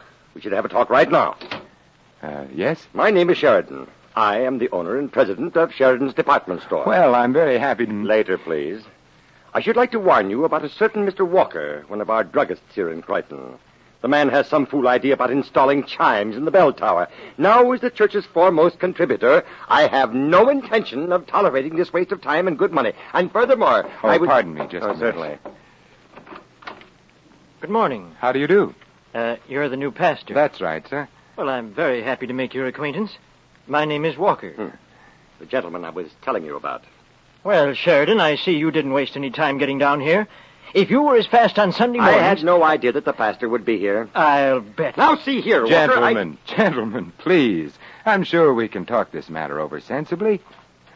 Now, about these chimes... I tell you, we don't need chimes. It's foolishness. Well, I appreciate your feeling in the matter. However, Mr. Sheridan, I wonder if you're familiar with the story of Abdul Bulbul Amir?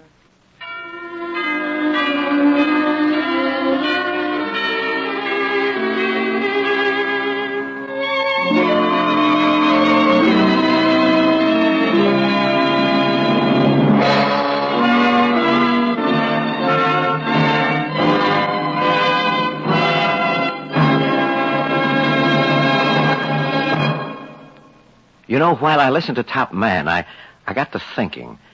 Yes, I was thinking that a happy family is, well, it's the most wonderful thing in the world. Wonderful for mother, father, and children, for the community and for the country. But everybody knows it isn't something that comes just with dreaming. It doesn't come even with planning and working hard. No, because maybe you can honestly say you've given everything to make your family happy. You dreamed, you planned, you worked hard to make your home happy. You gave it all you had. But now you feel, well, now you're afraid that your marriage is going on the rocks. You don't know what's going to happen. And you're not only scared for yourself, you're especially scared because of your children. And you're thinking of calling it quits. You've decided that you tried everything and can't make a go of it. But you're wrong. You're dead wrong. Have you tried everything? Have you tried the simplest and most powerful thing? Prayer. Yes, sincere prayer. Have you tried asking God to help you when the job became too big, too tough? He can help you. So say a prayer. And pray together with your family. Because a family that prays together stays together. Now, this is J. Carroll Nash saying good night and God bless you.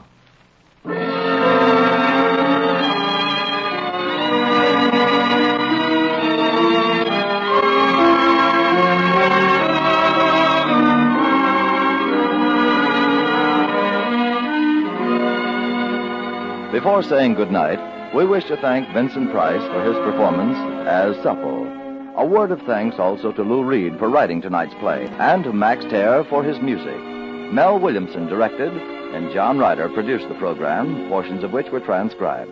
Others who appeared in our play tonight were Ralph Moody, Herbert Litton, Don Doolittle, Jack Nestle, Gerald Moore, David McMahon, Joel Davis, Tommy Bernard, and Tommy Cook. Next week, our family theater star will be William Gargan. Your host will be Dennis Morgan.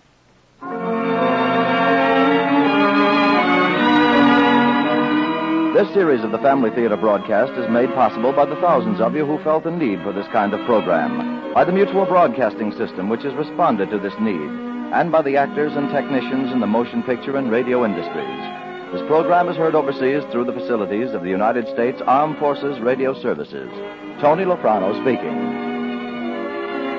This is the Mutual Broadcasting System.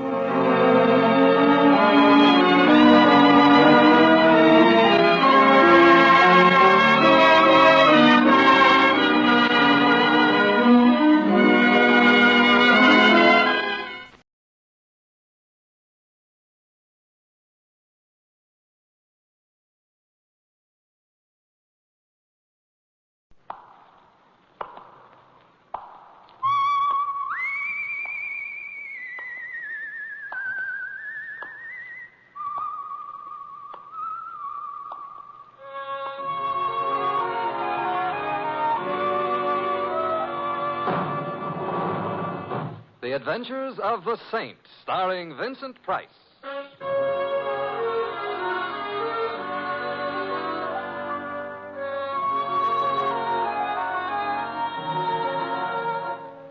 The Saint, based on characters created by Leslie Charteris and known to millions from books, magazines, and motion pictures. The Robin Hood of modern crime now comes transcribed to radio, starring Hollywood's brilliant and talented actor Vincent Price as the Saint. Come in. Hi, Mr. Temple. Oh, hello, Louie. Where are you? I'm in my room. I'll be ready in a minute. Hey, wait till you see my cap. I gave it a bath for Christmas. Well, congratulations. Yeah. Look, I don't want to rush you, but if you don't hurry, Christmas Eve is going to be already Christmas morning, and what'll all them tots think? Oh, them tots will be singularly fortunate. However, all I have to do now is get my whiskers on. There. How do I look? Mr. Templar, if I didn't know you was Mr. Templar, Yeah? I wouldn't know who you were. Louie, don't I look like Santa Claus? This may come as a surprise to you, Mr. Templar. Santa Claus is fat. Oh. You're not fat. Oh. Well, hand me that cushion from the couch, huh? Okay. Here. Yeah, thank you. Now then. How's that? Now say ho, ho, ho. What for? Santa Clauses always say ho, ho, ho. Oh, I see. Ho, ho, ho. Well, anyway, you look like Santa Claus. Hey, Mr. Templar, whose idea was this? Mrs. Winterbottom's. Oh, the dame who annoys tots on Christmas Eve. Mrs. Winterbottom is a very well-known philanthropist, and every Christmas Eve she collects hundreds of small children and feeds them. Yeah. Who feeds them the rest of the year? Don't be bitter, Louie. Sorry. At least I ought to give the little tots a laugh. Yeah. And I suppose there is something to be said for Mrs. Winterbottom. Don't say it now. Don't worry. There's something to be said for Santa Claus, too. He does go around filling stockings. Yeah, I know a blonde. Shouldn't say that either, huh? No. Someone at the door. Louie, would you mind? No. It's probably one of them tots. Correction. It's a tot 20 years later. Get in. I'm already in. Back up. I'm backing up. Thanks. Now reach, gents. Hey, you know, that gun in her hand looks loaded. Now that you mention Reach. For what? The chandelier. I can't. Why not? No chandelier. Oh, a wise guy, huh? If you're going to shoot me, I insist on knowing your name. Just call me Sally. Sally. And your last name? Never mind that. How would you like to get plugged in the... Breadbasket? Where? Oh, let's pass lightly over that. I wouldn't like to get plugged anywhere. And shut up. All right. Where is it? Right down the hall. Are you trying to be smart? Not especially. So it's going to be like that, huh? Like what? Now, you listen to me, Fats Boylan. Huh? You shut up, too. I didn't say anything. Well, shut up anyway. I'm shutting up. What was I saying? You just finished calling me Fats Boylan. That's right. That's wrong. I'm not Fats Boylan. Ha. Well, it helps keep the conversation Look, going. Fats, are you going to stop stalling and hand over the stuff, or will I have to shoot? Since I am not Fats Boylan, and since I have no stuff to hand over, I'm afraid you'll have to shoot. Mr. Templar, that could be fatal. You keep quiet, punk. Who's a punk? You're a punk. Mr. Templar, am I a punk? Well, Sally is just a little confused this evening, Louis. Confused or not, she shouldn't call me a... Shut up. Oh. You don't have to start bawling. I am not bawling. You were just about to shoot me. Well, I know, but then you'd bleed. Oh, I'm sorry. I can't stand the sight of blood. Why don't you strangle him? Louis, don't be unkind. It seems to be the doorbell again. No, wait. Oh, it's very impolite to keep people waiting. But I must have been followed here. Sally, look, stop illustrating a point with that gun. It might go off. I don't care. But then I'd bleed. But where can I go? I've got to hide. Well, try the kitchen. All right. Well, come on in. It's open house tonight. Well, my old pal, Fats. I am not. Boylan. Although I'm beginning to waver. Perhaps I am. Simon, the split personality. Who are you? Well, Joe Hudson. You remember your old pal, Hudson? Hudson. Well, I must admit you look like a hornet, but your lines aren't as nice. Look, if I'm your old pal, why don't I know you? Oh, that's easy. We never met personally. Well, how else can you meet? Ignore that. But if we haven't met personally or otherwise, how can I be your pal? Oh, I was just being friendly. Besides, hey, you got something for me. I have? Great little kidder, ain't you, Fats? Ain't he, pal? Now I feel better. I'm a pal, too. Look, I wish I deserved your delighted choice. Look, but... just leave me have the stuff, and then I'll get... Stuff again. What stuff? Am I going to have trouble with you? The door behind you is open. Why don't you use it, huh? In that way, nobody will have any trouble. I'll use it after. After what?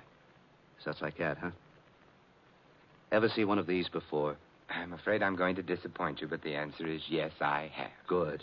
Then you know how it works. It shoots bullets at guys. Guys who get bullet shot at them have a habit of dying. Really? Well, then perhaps you'd better not shoot that gun at me. I won't. So gimme. So I ain't got. Well, that is I. That is you ain't got. Thanks, Louis. Basic, I ain't a patient man.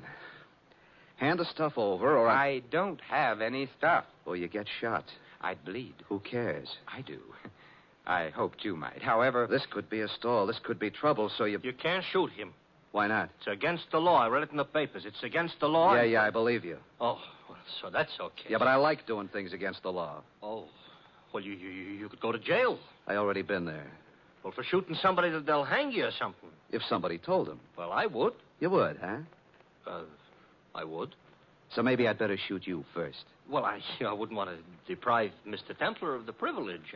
Well, Fats, it's your last chance. Oh, not that phrase. Also, I still don't know... So it looks like I'm going to break a law. Hey, who did that? You did, you dope. I did not. This here's a plan. But you won't get away with it. Goodbye, Mr. Hudson. Mr. Templar, who made with the artillery? It must have been Sally. She's in the kitchen. She can stay there. She saved our lives, Louis. Yeah, but maybe by now she's found out she likes to shoot guns. Let's hope not. Hello. It was nice of you to frighten Mr. Hudson off. I did? You did. I didn't hit anybody? No. Oh, I'm so glad. Hey, I've got her. She's out cold. Come on, up. Put her on the couch. Yeah. Come on. Up. Mm-hmm. It's a little late, but somebody ought to mention she is not a bad-looking dish. You've mentioned it.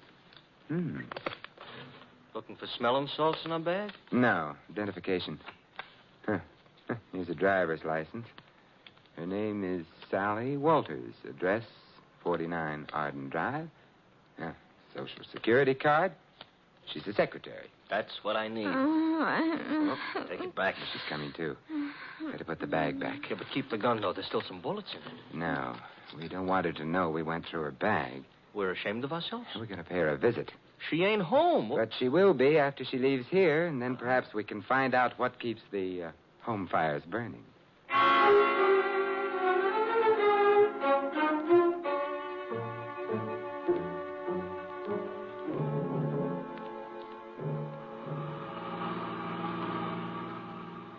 Sally was in kind of a hurry leaving us.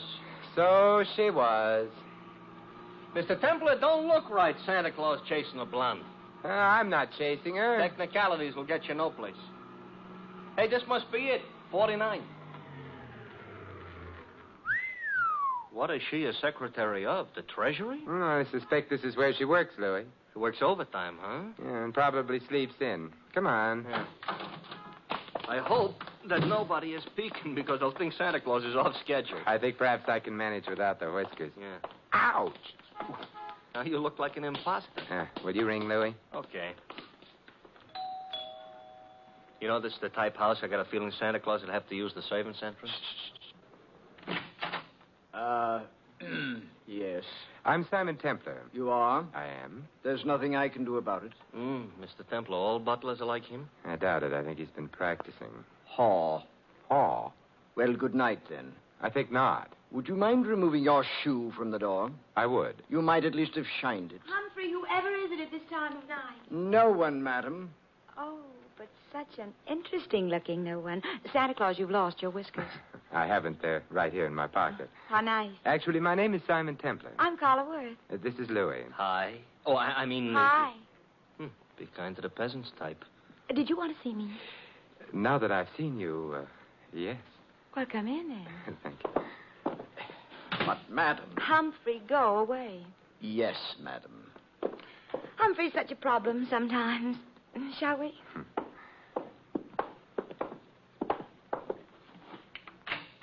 Nice? Yeah. Fire in the fireplace, books on the bookshelves, port in that decanter. Yes, would you like some? No, thank you. I just wanted to be sure the accessories were all correct. Someday, maybe I'll find some other wine besides port in the decanter. I dream. Simon, are you the one who found them? It's beginning again. Found what? My jewels, of course. Have they been lost? Simon, they were stolen. You know that, don't you? Should I? I've heard of the saint, Simon. I didn't know he was also a Santa Claus. Oh, it's a fleeting impulse. When were your jewels stolen? This afternoon. You see, Claude, my husband, that is, bought me them for Christmas. Santa Claus. Louis. Sorry. We decided to have the party this afternoon. We thought it'd be nice to have a quiet eve, so we did. The jewels were in quite a large box. There were quite a lot of them. And? Claude had hired a Santa Claus, but before the party was over, Santa Claus had disappeared. So had the jewels. Well, there must have been some precautions. Oh, there were several detectives. But the Santa Claus said he was going out to get some air while the party was on. He never came back. But he didn't have the jewels on him. The box was locked, and it was too large for the detectives not to have noticed. I see. The name of the man hired to play Santa Claus was, of course, Fats Boylan. And who may you be? Claude, this is Simon Templar. And Louis. I know neither of them. Snoops, obviously. Get rid of them. Claude likes to behave as though he were an emperor on occasion. The box wasn't found anywhere in the house? The jewel box, no. The jewels were insured? Naturally. It's none of your affair. I shall speak severely to Humphrey. He should never have let you in. I let them in, darling. So now he's going to speak severely to her. We'll go quietly, except... Mr. Worth, what is Fats Boylan's address? I have no idea. Good night. Good night, Simon, and I'm sorry. So am I. I'll show you out. Thank you. Wow, wow, wow, wow, wow. Pronounced Carla Worth. Yeah. What do we do now, Santa Claus? We get into your nice, clean cab and... Hey, wait a minute, Louie. Now we're going to find out what became of Sally. Simon. Well, good evening, Sally. I overheard. Fat's address is 17 Beale Street. 17 Beale. Yes, I've got to get right back to the house before anybody notices. Goodbye. An awful short visit. But long enough. Now we're going to visit Mr. Boylan? I think so. I hope he ain't so handy with a gun as the rest of his characters. He may be, he may not be. Now I'm all cheered up. But there's one thing I'm sure he isn't. What's that? Fat.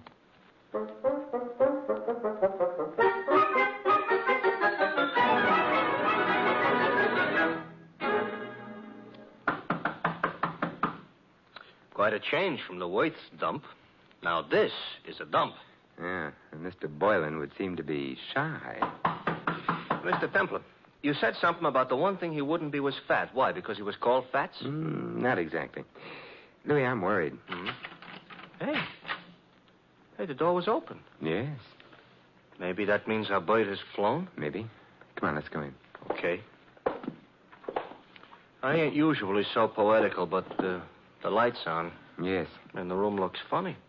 Looks like a hurricane came to stay for dinner. And remained for 6 months. Somebody was looking for a jewel box? And someone obviously didn't find it. The extent of the search indicates that. Nothing was left untouched. It's a funny smell in this room, you know. A couple of funny smells. Yeah. One's perfume and the other... Gunpowder, huh? Gunpowder. That's why I ain't been looking behind any pieces of furniture. It really wasn't very far to look, Louis. Huh? He's behind the daybed. Fats? Fats, Louis. He ain't doing so good? He's dead. And Louis... Yeah? He wasn't fat.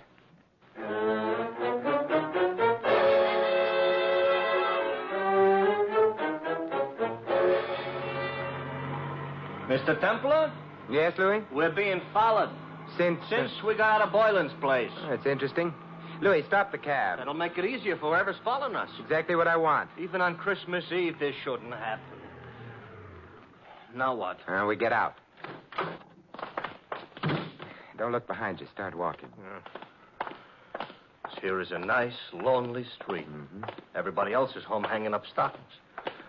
I wouldn't mind hanging up stockings myself. Who do you think it is? I think it's our friend Hudson. Oh, I just lost 5 pounds. You mean the guy that was chasing Sally, who was all ready to shoot us until she made the explosion? Neat reminder. Oh, you think he wants our money or our life? Possibly. What kind of an answer is that? In here. Quickly. Yeah. Mr. Temple, this here alley is full of garbage cans. It's also dark. You don't have to see garbage cans to know they're around. Hudson? Yes. Good evening, Hudson. What? Don't turn around. I've got a gun on you. Hey, I don't like it. Louis, take Mr. Hudson's gun away from him. Okay. Got it, Mr. Templar. Good. Aim it at him. Hey, now, wait a minute. You can't shoot me with my own gun. Why not? That ain't tactful. What other gun could I shoot you with? Your own. Hey, you mean you ain't got a... Oh, mister, you were a liar. And on Christmas Eve, too.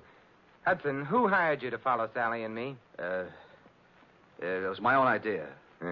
Louis, Mr. Hudson isn't being friendly. He ain't, huh? He ain't. Therefore... Hey, now, don't lose your heads, fellas. We've lost patience with him, Louis. We have? Shoot him, Louis. He's beginning to bore me. He's beginning to... I should shoot him? Yes. Fatal? Fatal. Okay. Except I don't know what my wife and 6 kids are going to say. You haven't got a wife and 6 kids. Now, wait a minute, please. Louis, we're being cruel, prolonging Mr. Hudson's agony. Put him out of it. Now, wait a minute. Who hired you? Mrs. Worth. Mrs. Carla Worth. You quite sure? Strike me dead. That is, don't strike me dead. Look, if she didn't, why would I say she did? You have a point there.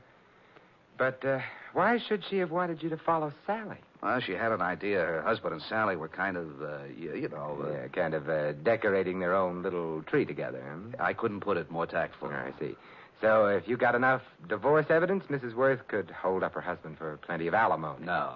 No? Oh, Mrs. Worth is the babe with the dough. Mr. Worth is a very well-educated bum. Indeed. Huh? It's interesting. Louis, let me have the gun. Yeah, here. Hey, wait, I just told you the truth. I'm sure you did. No. Mr. Templar, that's gratitude? It's necessity. Oh. We need him out of the way for a little while. He's out of the way. Now, Yeah? Now we're going to find out who else knew that Fats Boylan was thin.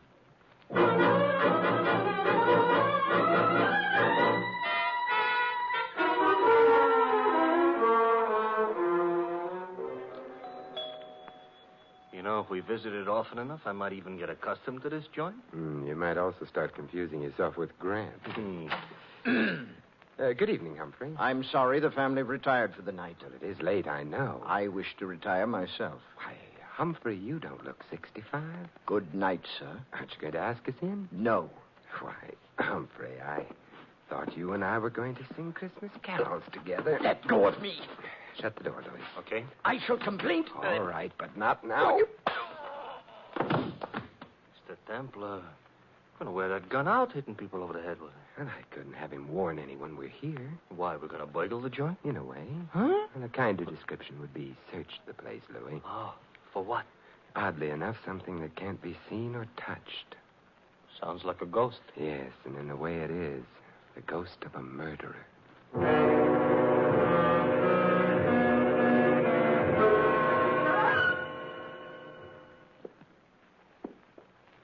It's the night before Christmas, all right, but a creature is stirring. A couple of creatures, us. We've covered all the rooms on the other landing. Therefore, the bedroom should be here. And therefore, this should be someone's bedroom. Let's go in. We're sleeping? Now, if I can open the door softly enough. Look in. Mm-hmm. Moonlight through the window. Yes. The dressing room. Door beyond would be the bedroom proper. Proper is not a word we're in any position to throw around. We'll have to go in to the dressing room. Come on, Louis. Okay. Wait a minute, Louis. Inhale. Mr. Temple, I don't usually take breathing exercises in the middle of the night. Louis. All right. I'm inhaling. Well? Perfume. Mm-hmm. Familiar? I could learn to love it, but no. Well, then out we go. You didn't care for that perfume. It didn't tell me anything. What do you want perfume should tell you? Who killed Fats Boylan?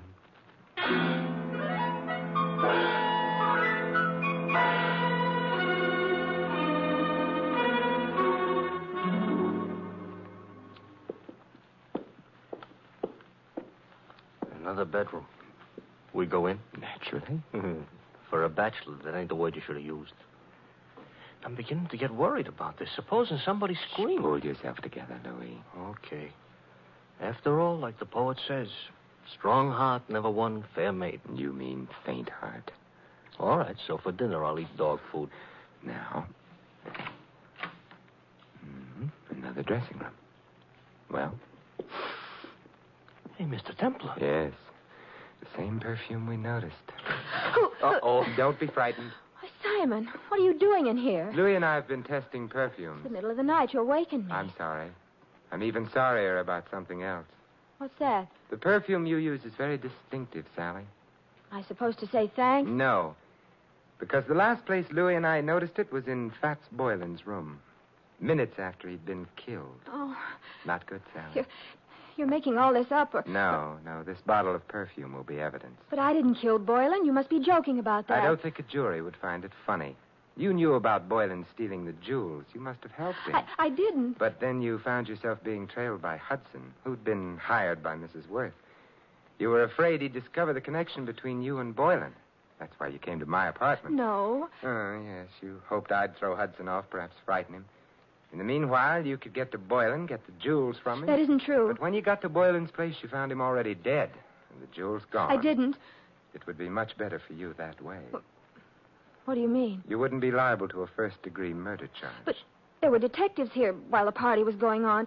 Boylan couldn't have stolen the jewels. They saw him leave. He didn't have them. He did have them. He was playing Santa Claus, and he was a thin man. Santa Clauses, as Louis pointed out to me earlier tonight, are fat. Therefore, Boylan entered this house wearing padding underneath his costume. He left it with a large jewel box in place of the padding. That's how he did it, Sally. You're smart. You found Boylan. You knew his address. Therefore, you'd hired him in the first place. And therefore, also, a jury would believe you'd killed him unless you tell us who did. Well, all right. I'll tell you. There's really no need, my dear. Oh, Claude. Hey, Mr. Templar, tell him to point the gun someplace else. Mr. Worth, point that gun someplace else. I prefer this direction. You were saying, Mr. Templar, about the jewels. The jewels were insured. Therefore, you, Mr. Worth, arranged to have them stolen. Indeed. Indeed. In that way, you could retain the jewels, the insurance money as well, and not worry very much whether or not your wife divorced you. Clever. Boylan is dead. How true. You had to see to that, didn't you? Otherwise, he might have blackmailed you for the rest of your life, or for whatever money you got out of the entire crooked deal. I can see two other deaths. Yours, your friend. And Sally? You going to kill her, too? That depends, I should think, on Sally. Claude, I never knew you intended to kill anyone. There's no need to play the ingenue quite so strenuously, my dear. You were in on most of it. But not murder. I'm afraid Mr. Templar's pessimism is justified. I shall have to include you. But however did you get onto her, Templar? Her perfume. To be precise, this perfume. Well, you got him in the eye. Yeah, I hope this gets him someplace more effective. Mr. Templar, the trail of unconscious bodies you're leaving behind you tonight, if laid end to end... Yes, Louis? ...would look terrible.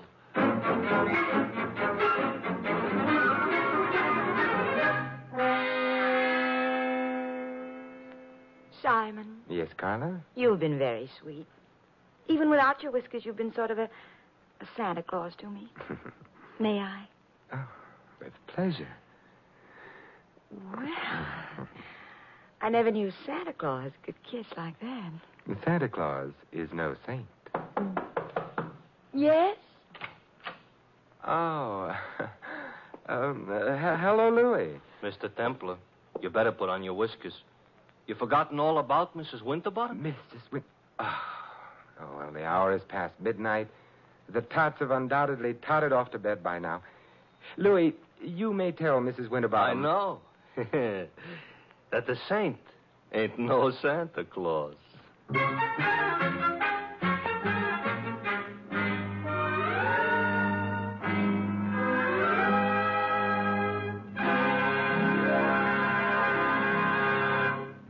You have been listening to another transcribed adventure of the Saint, the Robin Hood of modern crime. Now, here is our star, Vincent Price. Ladies and gentlemen, all of us who live in the United States are aware of the spiritual values of American life, our factories and machines and luxuries. But there is another side to American life, a side made up of spiritual values. Our country was founded upon faith in God. In the Declaration of Independence, it states that men were endowed by their Creator with certain inalienable rights. Thus, religious faith is part of the very foundation of American democracy, and one of our most precious national heritages is freedom of worship. By exercising this freedom, you and your families can enjoy the spiritual pleasures that come with church or synagogue attendance. Moreover, your religious leaders stand ready to give you their help, whether you need personal or family guidance. And if you suffer the loneliness natural to a newcomer to this country, the churches of your faith will welcome you. We all know that without spiritual values, the other advantages of American life have little meaning. Without faith, the family and the community become unstable. Without faith, the individual denies himself the peace and guidance of religion. The doors of your churches and synagogues are open to you.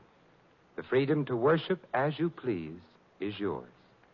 And so America's religious organizations invite you to find yourself through faith and to come to church this week. And may I wish you all a wonderful Christmas, and for the world, peace in all the years to come. This is Vincent Price inviting you to join us again next week at this same time for another exciting adventure of the Saint. Good night.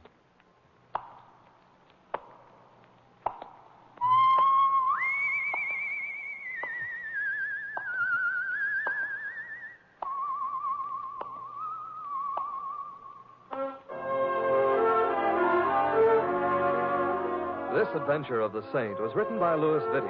Our cast included Mary Shipp as Sally and Betty Lou Gerson as Carla. Hi Everback was Hudson, Ted Osborne, Claude. The butler, Stanley Farrar. Louis is played by Larry Dobkin. The Saint, based on characters created by Leslie Charteris, is a James L. Safier production and is directed by Helen Mack. Vincent Price is soon to be seen co-starring in RKO's production of His Kind of Woman. All you Saint fans will be glad to know that the Saint comic books are on sale at all newsstands. Your announcer, Don Stanley. 3 chimes mean good times on NBC. For your Christmas Eve listening pleasure, there's another broadcast of NBC's Sunday hour-and-a-half extravaganza, The Big Show. There's a whole Christmas stocking full of stars, including Tallulah, Jimmy Durante, Ed Wynn, Charles Boyer, Robert Merrill, and many more. Tonight also means your weekly visit with the Harris family on the Phil Harris-Alice Faye Show. Be sure to hear this special Christmas program later today on NBC.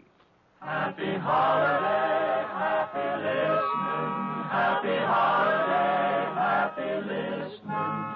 NBC wishes you a season of good cheer. A merry, merry Christmas and a happier New Year.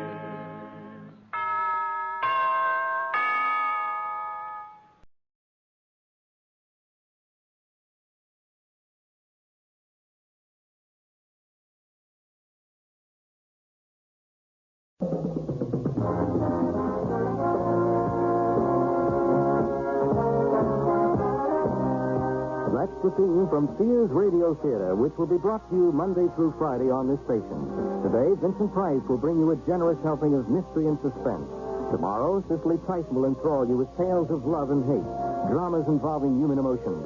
Friday, Richard Widmark will host tales of adventure in outer space, under the sea, anywhere there is adventure. Monday, you'll hear stories of the Golden West and the West we know today with Lorne Greene as your host. And on Tuesday, you can laugh with Andy Griffith as your host for things that are funny. The Sears Radio Theater will begin after this message from your local station.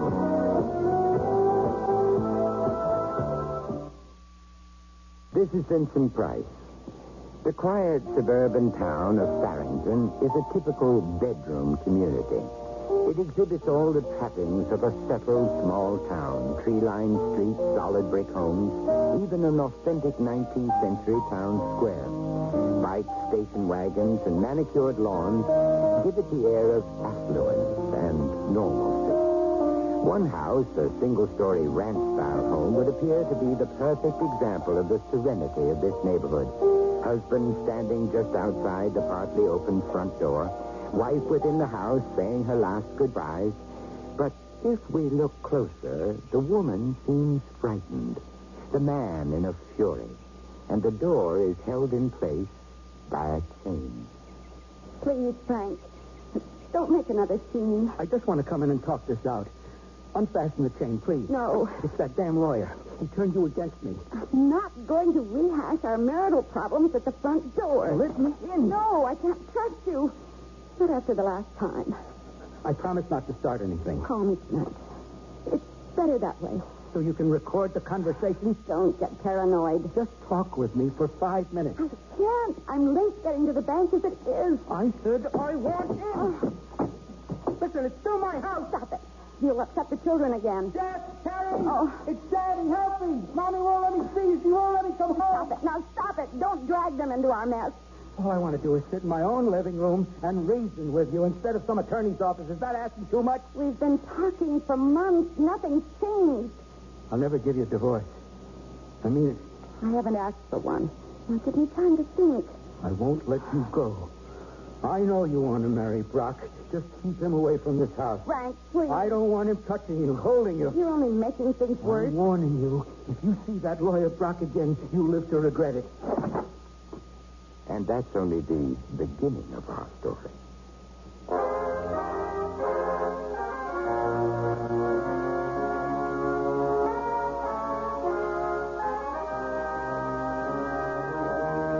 Sears Radio Theater, a new adventure in radio listening. Brought to you 5 nights a week by Sears Roebuck and Company. Sears, where America shops. Your host, Lorne Greene. I'll bring you stories of the Old West and the New. Andy Griffith with a look at the funny side of life. Vincent Price with tales of mystery and suspense. Cicely Tyson with stories about love, hate, and religious things. Richard Widmark. I'll bring you stories of pure adventure. 5 nights of exceptional entertainment every week. Brought to you in Elliott Lewis' production of the Sears Radio Theater.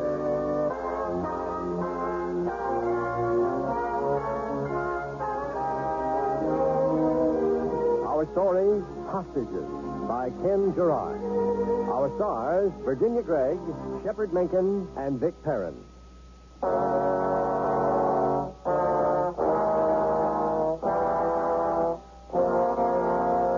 In spite of her husband's threat, Carol Manson called her attorney, Ted Brock, the moment she arrived at the bank.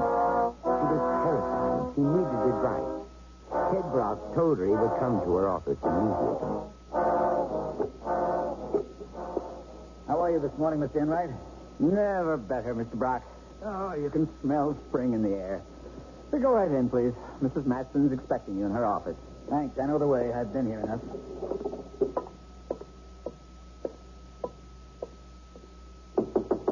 Come in. I came as soon as I could. Are you all right? I'm still shaking. Did he get violent? No, I had the chain on the door. He didn't get in. What about the children? They didn't hear it. I drove them to school after he left. Carol, why don't you and the kids spend a few days at our house? Betty would love it. The kids can use the pool. Change would do you good. That would be the final straw.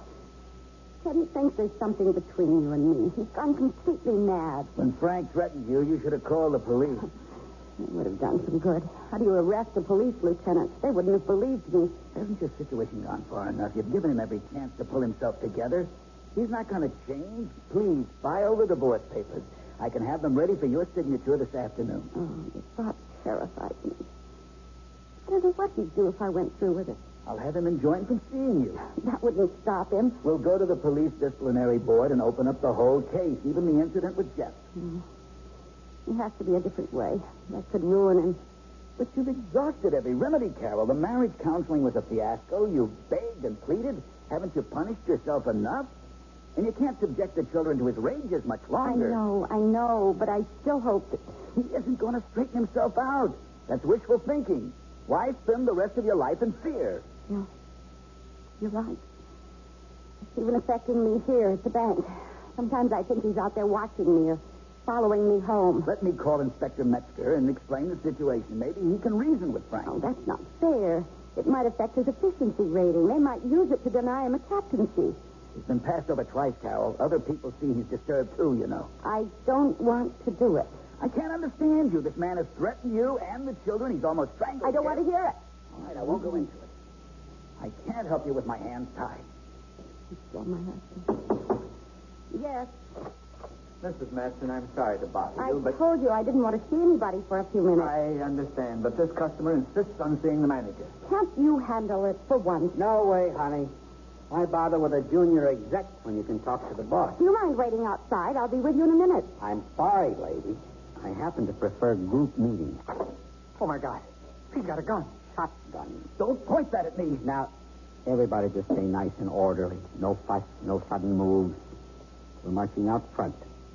Mrs. Manager here will instruct the cashier to fill up my briefcase. If everybody keeps cool, this whole thing will be over in 2 minutes. Don't anybody get heroic. Now, move. I don't want any bloodshed. Just take the money and leave. That's good enough for me. Mrs. Matson, we can't let him do this. I don't believe we have a choice. Keep walking. Don't show the tellers anything's wrong. It'll be over before you know it. Just keep in front of me. Fine, but don't shoot. This is just your garden variety bank holdup. It's not a shooting. Harriet, please fill this brief. Grab his arm. Give me that. That was dumb. Stupid. Mr. Brock. Oh, my God. Mr. Brock. He's covered with blood. He's all over my face. Don't kill me. I didn't mean it. You miserable creep. You had to play hero. No. Oh, he's bleeding to death. He's going to die. Quiet. Control yourself. Everybody on the deck. Except you, lady. You fill up that bag. Did you hear me? Do it, Harriet. Give him everything. Well, all right. Be quick. I do you such Just the paper money, you idiot. That's better. Now, nobody gets off this floor for the next 10 minutes. You got it, bright boy? Yes, sir. In a moment, Ted. It's almost over. Oh, that better be an ambulance. I'll take a look. Damn it. 2 squad cars. All right, get back. Everybody get behind the counter. Hurry up. Move that fat body, mister. Yes, sir. Now, who tripped the silent alarm? Which one of you morons did it? Answer me or I'll blow somebody's head off. I did it. I'm sorry. Oh, don't kill me. Tell him not to shoot me, Mrs. Matson. Please tell me. I don't want to die. Shut up. I've got to think. This is the police. The building is surrounded. Release all the people trapped inside and come out with your hands behind your head. Here, you see, it's a real mess. This one had to get brave, and she had to bring in the cops. Now it's a real production. You had to make it complicated. This man needs medical attention. He could bleed to death. Oh, that's tough. That's the price of trying to be a hero. I can't stop the bleeding. Make a pressure bandage. Here, bright boy, rip up your shirt. This guy's bleeding all over the floor, and she's thinking I'm going for her, but... Oh, forget it. Here, here's my jacket. If he dies, it's murder. No kidding. You're telling me, the law lady, I'm a 2-time loser. If I don't get out of this one, it's all over. I'm gone for good. You'll throw away the key. I repeat, the building is surrounded. There is no way to escape. You don't want to hurt anybody. Free all the people in the bank and come out with your hands in the air. Is he crazy? You expect me to let you go? We want answers in 5 minutes. What's with him? I'm the one calling the shots. You want an answer? Sure. Here. answer. You know where you can go. I'm calling the turn. You got that, huh? You're my ticket out of this hole. I get out, then you get out. Otherwise, well, there better not be an otherwise. No, we'll do anything, but please, no more shooting. Now, that's more like it. This is your fault, you know. You had to protect somebody else's dough. Why? Was it worth it? If they rush this place, you're all dead. Think about that. You. Get that phone. You mean me? Yeah, I mean you. Hello? Carol, it's Frank. Are you all right? I think so. Give me that. What do you want? Who is this? Donald Duck. Don't try anything funny. I'm not. Okay. Talk. Is this Enright? Sorry, he's with a customer. Call tomorrow. You're a real comedian. Hey, check with me some other time. I got a couple of problems right now. Yeah, I know. I'm watching the whole thing. This ain't a spectator sport. Now keep out of this, huh? You know, you're in a whole lot of trouble. Armed robbery, bad news, you know. Are you, the man? Yeah, I'm the one in charge. Come on, buddy, give it up. Don't make it tougher on yourself. There's no way out. Let the civilians go. Come out, huh? Don't make it any lousier than it is. Are you nuts? I got all the aces. The manager, a couple of flunkies, and some would-be hero. I'm calling the tunes, not you. Okay, I got the message. Anybody hurt so far? Yeah, Captain Heroic got it in the shoulder. Is that all? At least for now. Come on, cool it. Take your finger off the trigger. I want to cooperate with you. We'll try it your way. Oh, you're going to let me go scot-free, huh? Why don't you let the wounded guy out? No way. The hero stays put. What's his name? Hey, what's your name? He's out cold. Anybody know this joker? Everybody's shaking their heads, including the manager, lady. Hey, let me talk to the manager. How about it? Forget it. This is a one-man show. I make all the decisions. Now, don't get bent out of shape. I just want to make sure the women are all right. Okay. But any tricks and they buy it. Here, talk to the cop. Tell him everything's under control. Hello? Is he listening on another line? No. All right, play along. Don't jeopardize yourself, okay? How many guns is he carrying? The other two employees are fine. Two. You're sure? Oh, positively. Pistols? We're just play pigeons. Shotguns? No, it's just a combination of things. I got it. Pistol and shotgun. Yes, that's right, Lieutenant. Everything's fine. Don't worry, we're being treated well. Good girl. I'm going to get you out of there, Carol. Trust me. Keep the others calm. I know what to do. Carol, I love you. Give me the phone. You satisfied? Hey, no sweat. Take it easy. Don't con me, huh? Listen, I forgot to get your name. No names. I don't want you running a make on me. All right, have it your way. You need food or cigarettes? Oh, blow it out your ear. Save that jive for the amateurs. How about a doctor for the wounded man? Oh, sure. Anything to get a cop in here. Take it easy. You're holding all the high cards. I just don't want to see anybody die. Make you a trade. Let's hear it. First, you clear out all the cops, SWAT teams, and everything. Then I send out the wounded guy. Second, I get safe passage to the airport and a plane to Cuba. Once I'm there, I release the hostages.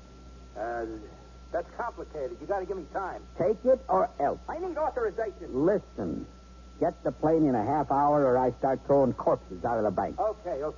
It's a deal. But it's outside my authority. If I go out on a limb for you, you got to show me some good faith. Good faith? This isn't a union contract. I need it. It shows my superiors I can handle the situation. I'll tell you, just release the wounded man. There's no reason for him to die, right? Yeah, okay. First, pull back the troops. You come get him alone and unarmed. Now you're talking. Okay, folks. The hero's going to the hospital, and we're heading for Cuba. Cuba? Oh, Lord, I never even been to Philadelphia. Who hired this idiot? Why don't they bring a doctor in here? He's too weak to be moved. You just get him on his feet. He can't walk. Get him up. Do it now. Move. Come on. Here we go. I thought you didn't know this guy. We all know him. He's Mrs. Matt. He's lost too much blood. He can't be moved. Shut up. Drag him to the door. All right. Come on. Here he is. All right, keep him moving fast. Yeah, okay. I'm coming for him. All right, everybody else, back behind the counter. Now. Come on. I'm out here at the front door. Please help me. Well, I'll be damned. Rock. You got a half hour to come across. Yeah, sure. She lied to me. I should have known it. You met with her. I told her not to see you. I warned her, but she did it anyway. Please help me. You couldn't stay away from each other, could you? You had to put your filthy hands on her. Touch her. Please. Oh, I hope you're in agony.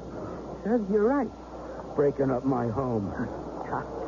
She's deceived me for the last time. I told her I meant business. I got her now. And she thinks I'm gonna save her.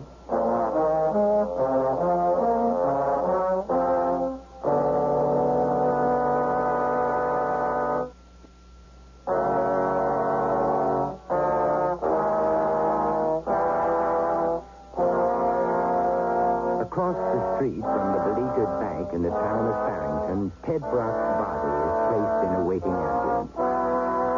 Lieutenant Frank Maxson, bullhorn in hand, is briskly supervising all the activity out in the street.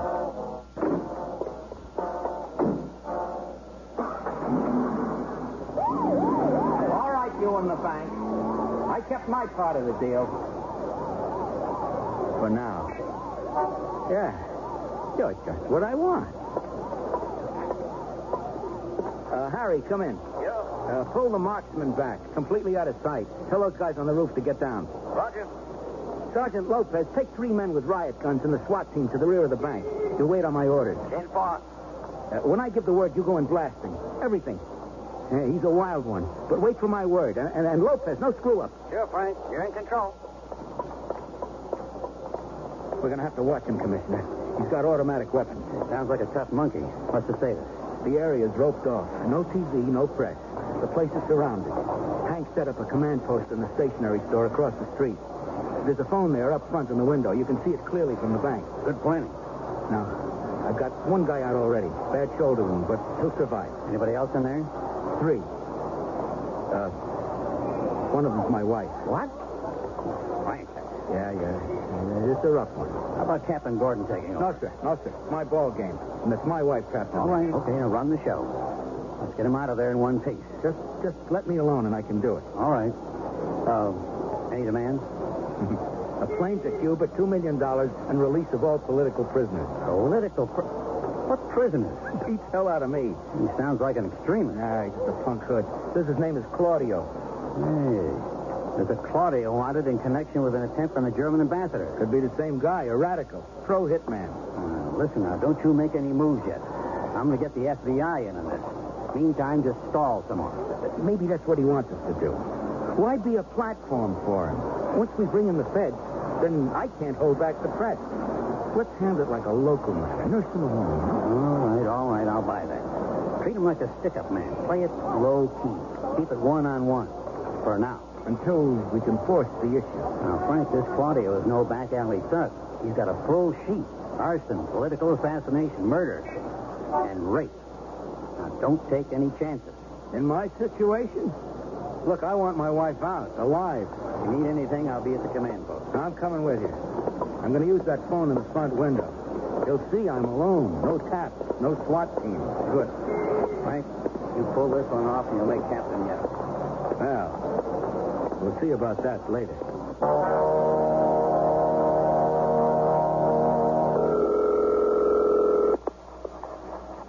Yeah? Hey, everything's cool. I just got the word on your plane. Slow it down. Good. No fancy stuff. Oh, I know. Or everybody gets hurt. Right. Hey, did that guy make it? Oh, sure. The paramedic stopped up his wound. Be good as new in a couple of weeks. You did a smart thing, buddy. I won't forget it. Sure, you'll be a character witness. Let me speak to the manager again, will you? She's good stuff. You got something going with her? Manager lady, Dick Tracy wants to talk to you. Lady, get on the horn. Hello. Carol, Ted Brock died. Bled to death in the ambulance. Oh, no. Oh, Ted. Oh, my Ted. He was just trying to help. It isn't fair. What the hell is going on? My fault. Well, Miss Masson, what happened? What did you do? I didn't do anything. I killed him. I killed him because of me. He's dead. Who's dead? Dead. I killed No. He murdered him. He shot him. Killer. I knew it. We're all going to die. Everybody shut up. What is going on? Did that cop tell you something? Yes. Ted Brock died on the way to the hospital. Oh, the hero? Yes. Well, the cop told me he's alive. They patched him up. Hey, lady, if this is some trick, you'll all be sorry. Hey, let me go, please. I got a bad heart. I'm sick. Fink, coward. You let these beauties stay here, wouldn't you? If that badge has something cooked up, you better ship it. I want to say something. There's a lot of funny stuff going down. First, nobody knows the hero, then everybody does. The cop tells her one thing, then feeds me another line. I just don't like the smell of this. Too many bad vibes. That's so? Talk to me and give it to me straight. The dead man was Ted Brock, Mrs. Masson's attorney. He was here to talk with her about a person. Save the editorials. There's a missing piece that makes me nervous. And, folks, that's bad news for all of you. Yeah. You're set. 25 minutes. Maybe. What do you mean, maybe? I had it all worked out. The plane's fueling. The car will be in front of the bank in 10 minutes. There's stuff in the air. The guy I sent out. What's his name, Fatso? Ted Brock. Yeah, Ted Brock. He bought it, huh? No. I told you. He's at the county general being sewed up. The manager says he's dead. Hysterical women. What do you expect? Can't hear anything right. Let me talk to her. Here, talk. No. Get on the phone now. Hello. Pull yourself together. I'm trying to. Brock isn't dead. Then why did you... Because I wanted you to feel what it's like to be hurt, to lose something. Oh, please don't. Not now. Please. Haven't I said please for months? Please, let's be a family. Please, may I see my children. Please don't see a lawyer. Please let me come home. My home. I've been saying please until I choke on it. It wasn't that simple. But now it is. You want me to get you out of there. Now you want me. Now I'm necessary. No, I've always wanted it to be like it was. Like 3 years ago. Lawyer? No, Frank, it's true. Behind my back. You defied me for the last time, Carol. Understand? The last time.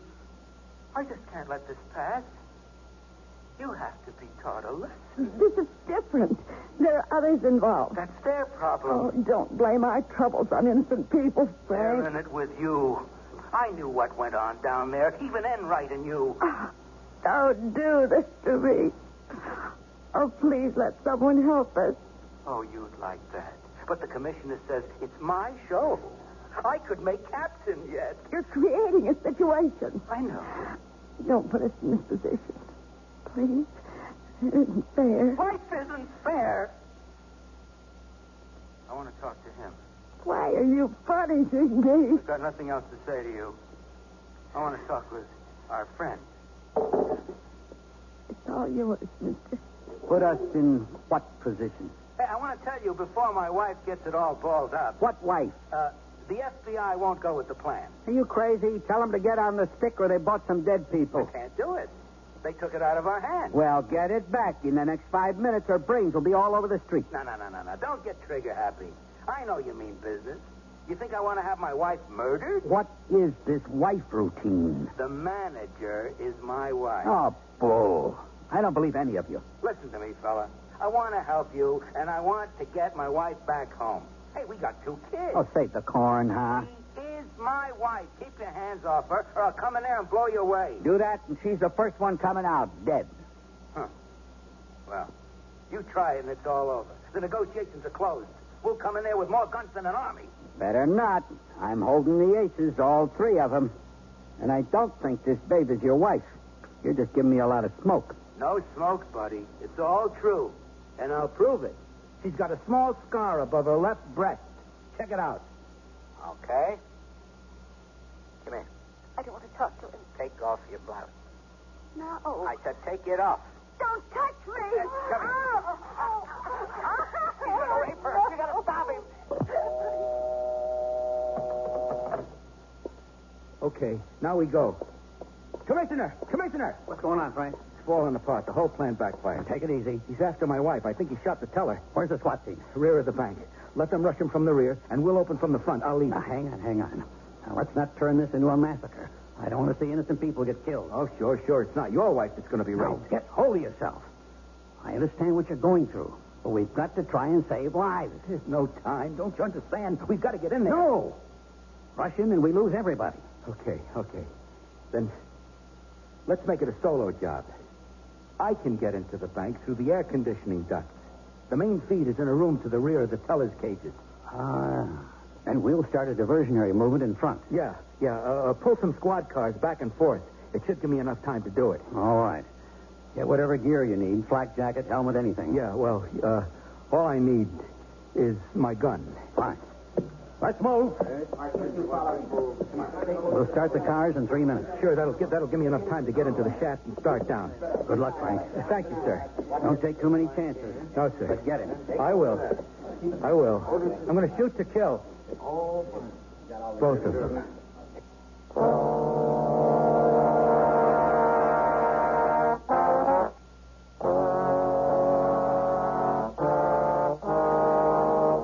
Vincent Price again. And here's the concluding act of Hostages. Are you satisfied? Did you see what the scar looked like? It's pretty, isn't it? I'm sorry, lady, but, well, I had to make sure. Did my husband tell you how I got that beautiful scar? No, of course not. Because he did it. In one of his rages, he attacked me with a steak knife. I didn't mean to hurt you. Nobody means to hurt. There's too much stuff going down, too many stories. I don't trust anybody. Who wants you to? Close that face, fat boy. Thug. Oh, George, don't make it any worse. Yeah, why die angry? Don't you see what's happening? My husband's using you. You're being set up. He's creating situations. He wants you to kill me. Oh, now that's some story. Cop wants wife dead. I don't buy it. If he's coming for me. For both of us. Come on. For me, because I defied him. The man you shot was my attorney. He's a divorce lawyer. My husband hated him. Threatened me if I saw him again. Charlie said I have to be taught a lesson. Oh, that's screwy. Yes. That's why we were separated. He's unstable, violent. He needs help. Do you know what 16 years on the force does to a man? What he's seen? Murder, suicide, death. The insane, ugly side of humanity. Well, it tore him apart. He started screaming in the middle of the night. He kept hearing gunfire. Sleeping with his service revolver under the pillow. Begged him to go into therapy. Take a medical retirement, but it was too late. That really started his paranoia. I became his enemy. They were plotting against him. Even you? Even our children. In one of his rages, he tried to strangle his son. What? Now he's planning to get rid of some more enemies. Me. You. Even those two. He wants to kill me? Oh, that's a great story, lady. Okay, you're his wife, but you're still a cop's wife. The rest of that routine is just too much to swallow. Ted Brock is her attorney. She was separated from Frank. Everybody knows how he treated her. Maybe, but lady, I think you're just buying time. Enough time for the FBI to get into the act and pull the noose tighter. But your husband's dumb. I've got complete control. A cop's wife is a first-class ticket out. You're wrong. It's a death warrant. I'm not a hostage. I'm a target. He'll kill us both. Doesn't matter. Or you'll kill me. He thinks he can't lose. If you don't give up, I'm dead. We're all dead. You expect me to fall for that? Give up? Just march out there and say sorry? Hey, if I don't get out of this, I'm gone for good. Armed robbery, assault, kidnapping. Well, even without a prior record, I'm away forever. So drop the routine. I don't believe you. Okay, Fatso, up. It's time to send him another present. All right. Enright. Just pain. It's his heart. Oh, bull, it's another trick. Trick. That's all you can think about. He's had a weak heart for years. What do you expect when a gun's aimed at you? Breathing so heavily. Get some water. Don't let me die. Take it easy, George. I don't want to die. He needs oxygen. A doctor. Is this what you want? All right. All right. Get a doctor. Tell the cops to call the paramedics.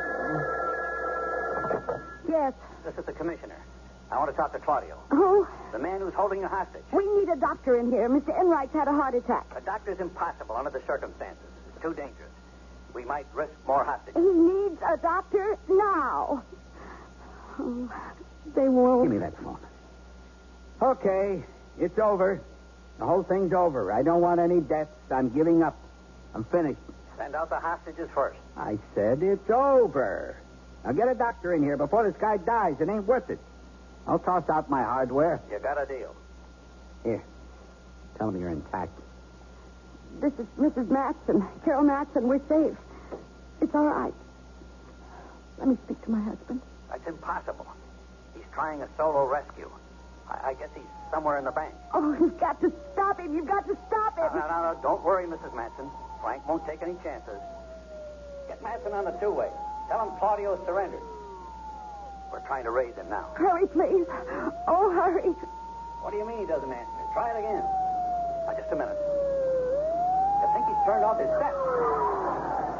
Frank doesn't respond, Mrs. Matson. Oh. He's probably there. Inside now. What the hell's going on? Give me that phone. If you're coming in here, they die. No. I've called off the operation. Sure? I'm pulling everybody out. Okay. You can have two of them, but the manager sticks with me until I'm positive. That's not our deal. Neither with the goon cars. Now pull them out, everybody. All right. Surrender to me. I'll meet you in the front of the bank. What an honor. Okay, chickens, you're going home. Hang tight, fella. We're getting you a doctor. Miss Enright, here, let me help you. I think I can make it, Harriet. Well, you didn't have a heart attack. That was a fake. Run, Harriet. Run. Oh. Don't shoot, officer. Don't shoot. Let a hostage. I'll be damned. The coward. Faint. Chicken bot. Go ahead, sister. Beat it. No, I said go. Move now. Go ahead, Harriet. I'll be all right. Oh, what a screw-up for a lousy couple of G's. Boy, you people on the outside or something. It's safer in the joint. Come on, lady. I've had it. We're coming out. Hold it right there. Oh, it was a trick. Oh. One move and she gets it right in the head. Frank. I moved. Kill her. Are you crazy? I'm surrendering. I don't want to do it. I'm closer. Kill her. Lady, tell him. I got nothing to lose. You haven't got the guts to pull that trigger. You're just a small-time punk hood. Frank, please. We worked it out. He's giving up. In the crunch, these guys haven't got it. No guts, no backbone. See, he can't pull it off. He's impotent. You stay right there, cop. No way. Carol, I've got this aimed right at you. No one will ever know. No. Take it easy, Mrs. Matson. Real easy. It's all over. If we had just been a second quicker. What? Frank's dead. The robber killed him. I'm sorry. Fortunately, our marksman shot Claudio. He's dead, too. You were next. It's wrong. It's wrong. I know how you feel. Frank was a devoted husband. All he could think about was you. He was a real brave guy. He died a hero.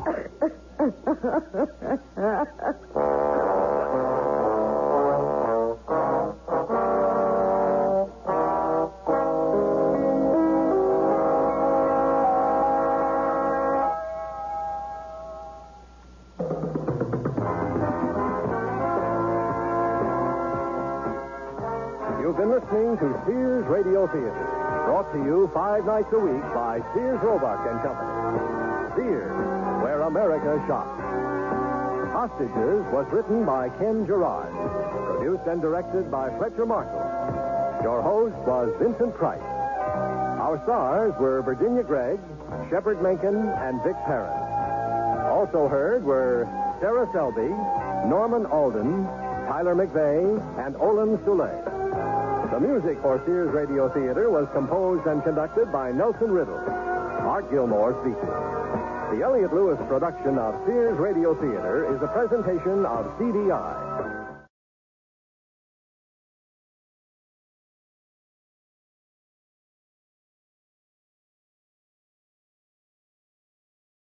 Lux presents Hollywood.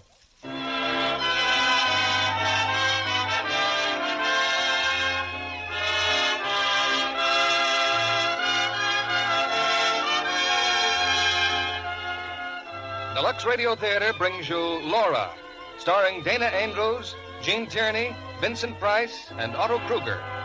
Ladies and gentlemen, your guest producer, Mr. Lionel Barrymore.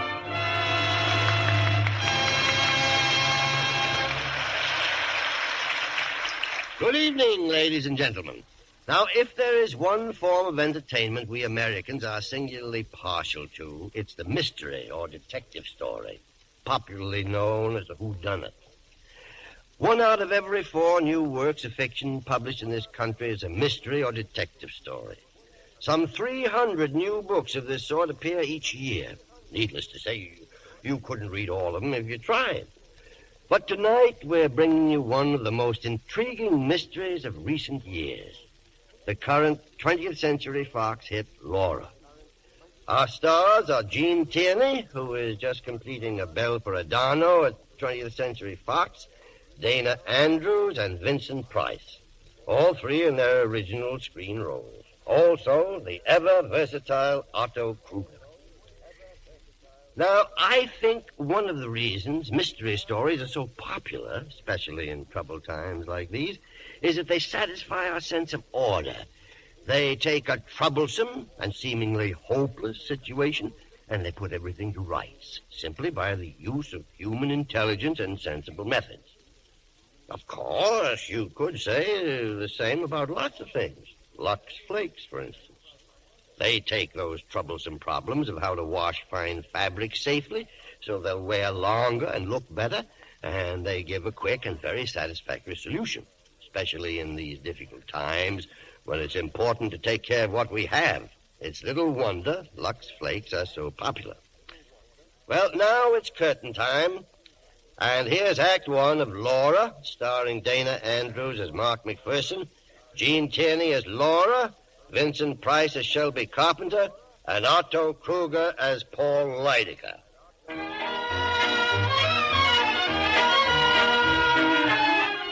Now, most people who read a newspaper or listen to the radio know the name Paul Lydecker. Mr. Lydecker is a legendary oracle of barbed wire and forget-me-nots, whose enchanted pen and acid tongue have brought fame to hundreds and oblivion to just as many. His New York apartment is a combination art gallery and Roman bath. And now, immersed in one of his marble pools, Mr. Lydecker has a visitor, Detective Lieutenant Mark McPherson of the Homicide Bureau. Be careful, will you? That stuff is priceless. Oh. Mr. Lydecker? Quite an art collection in there. Those pieces you are pawing over are irreplaceable. Nice little place you have. It's lavish. I call it home. You'll hear about the murder of Laura Hunt. I made my statement yesterday to Sergeant Detective Crane. I know. Told him what I know. Now suppose you tell me what you know. Why not? Hand me that washcloth, Mr. McPherson? How good a detective are you? I've picked up a few facts. Laura Hunt was killed the night before last. A bell rang. She opened the door, and someone pulled the trigger of a shotgun. It wasn't nice. The range was close. Have you found the shotgun? No. What else? The thought comes to me, Mr. Lydecker, who's questioning who? May I remind you that you're a guest in my home? Yeah, that's right. What else, huh? Well, Miss Hunt was a very good-looking girl, probably. About 25, lived in a swell apartment, had a maid named Bessie. And where did she get the wherewithal to support such a menage? Bullet Company, advertising agency. She had a good job, art director or something. Not or something. She has a lady cousin in town and a couple of boyfriends. One named Shelby Carpenter, and the other is Paul Lydecker. Today is Sunday. Why haven't you tried to see me? Because it's a peculiar case, and I wanted to think. If you'll wait, I'll go with you when you leave. Why? Murder's my favorite crime. My radio audience loves it. I know you'll visit all your suspects, and I'd like to study their reactions. You're on the list yourself, you know. I'd be insulted if I weren't. Were you in love with Laura Hunt, Mr. Lydecker? Was she in love with you?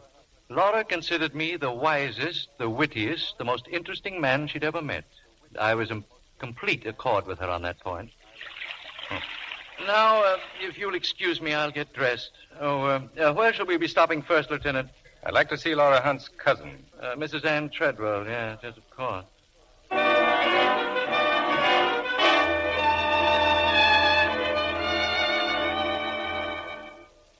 like to ask a few questions, Mrs. Treadwell. I'll do anything I can to help.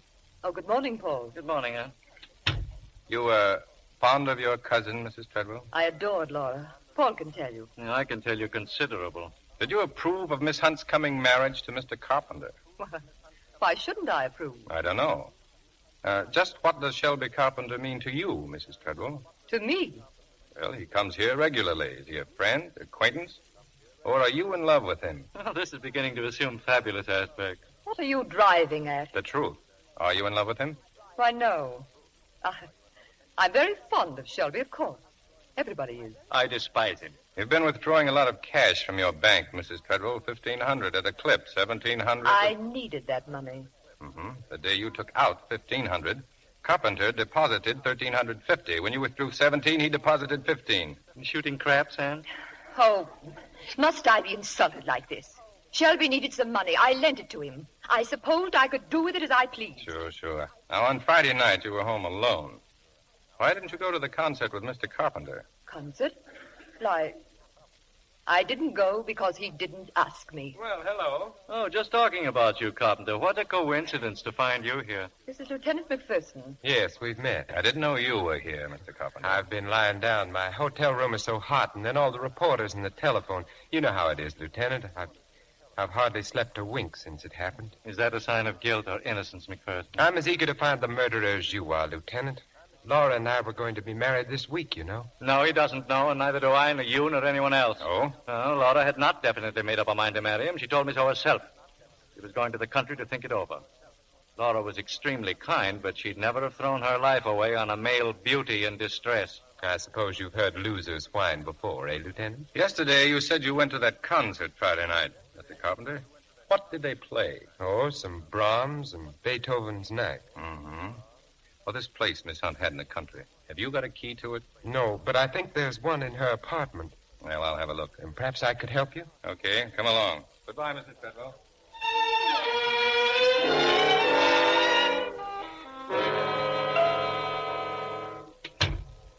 You can start looking for that key now, Mr. Carpenter. Oh, yes. I'll try the den. Excuse me.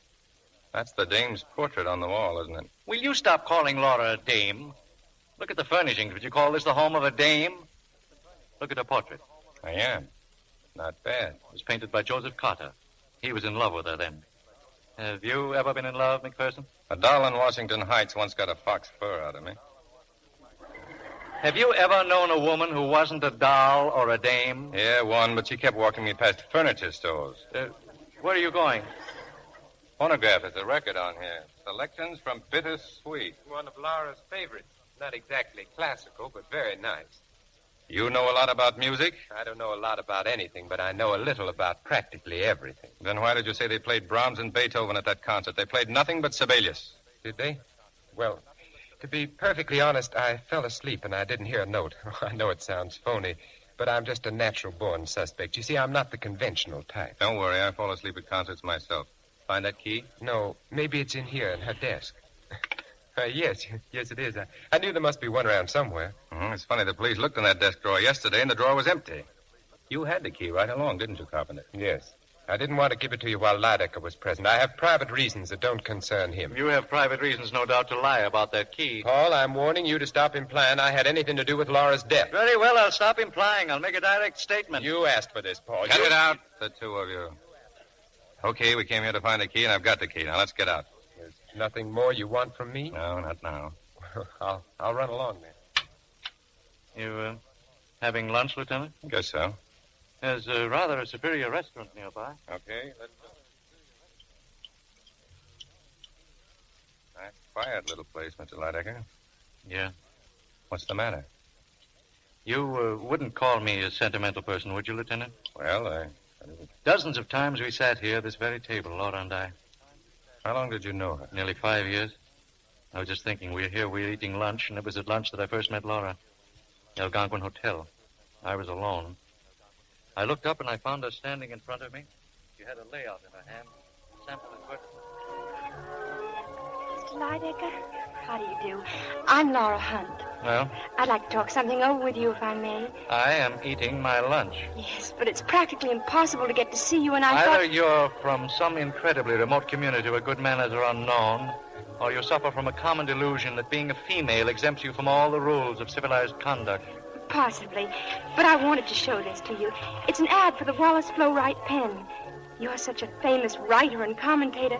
It would be tremendously helpful if you'd endorse what we say about the Flow-Wright pen. I don't use a pen. I write with a goose quill dipped in poison.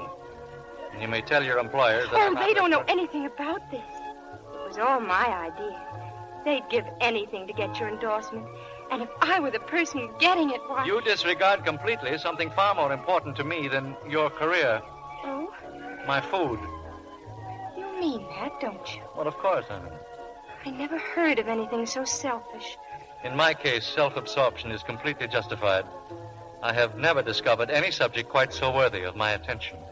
But in your column, on the radio, the things you say, they're filled with such understanding.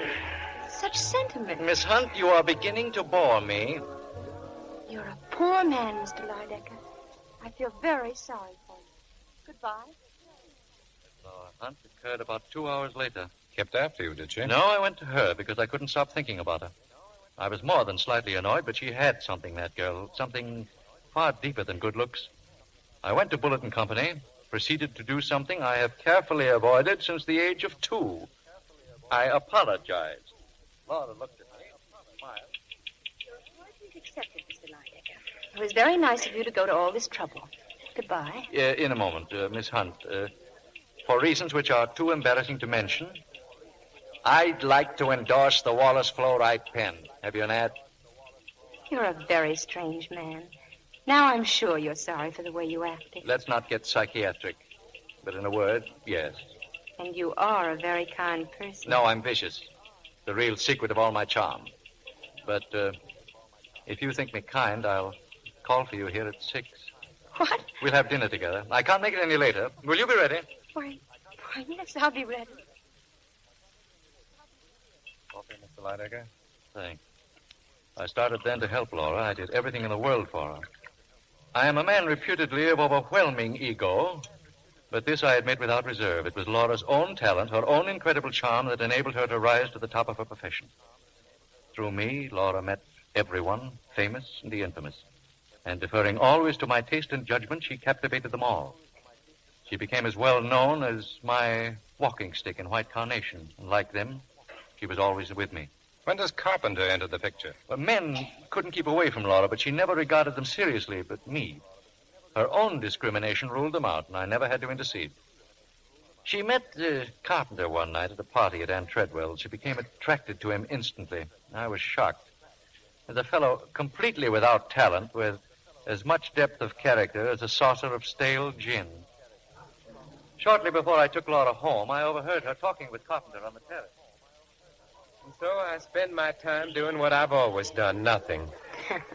Then tell me, what does it feel like living on the income from an estate? Oh, I once knew what it felt like, but the sheriff interfered with that over 10 years ago. Then why don't you work for a living? Oh, I did ask a friend for a job once. All he did was laugh. He thought I was joking. Weren't you? No, when he saw I was sincere, he just got embarrassed. He said he'd phoned me. That was months ago. Do you really want a job? Yes, I do. Then you've got one. What? Now you think I'm joking. Well, I'm not. You just be at Bulletin Company tomorrow morning. You're going to work, Mr. Carpenter. So in time, they got engaged, huh? They became attached to each other very quickly. I concealed my annoyance with masterly self-control, but here was a situation, however ridiculous, that required my attention. As you will see, it was for Laura's own good. Well, I followed them one night to this very restaurant. They had been working late on some advertising campaign. Tell me the truth, Laura. Really make people brush their teeth more often. The idea's wonderful, Shelby. And so are the layouts. By the way, who's the model you used? You don't remember? Well, you hired her yourself, Diana Redfern. Oh, of course. Laura, you look wonderful. Well, that's a quick switch of subject. Oh, I like this one much better than toothpaste. Good.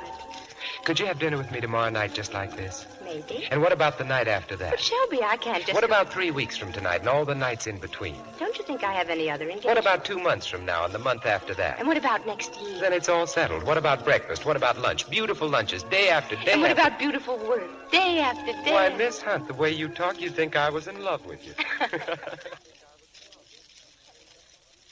Sparkling bit of dialogue, wasn't it, Lieutenant McPherson? If they'd known you were listening, they might have snapped it up a bit. Laura knew that I had overheard them because I told her so the following evening.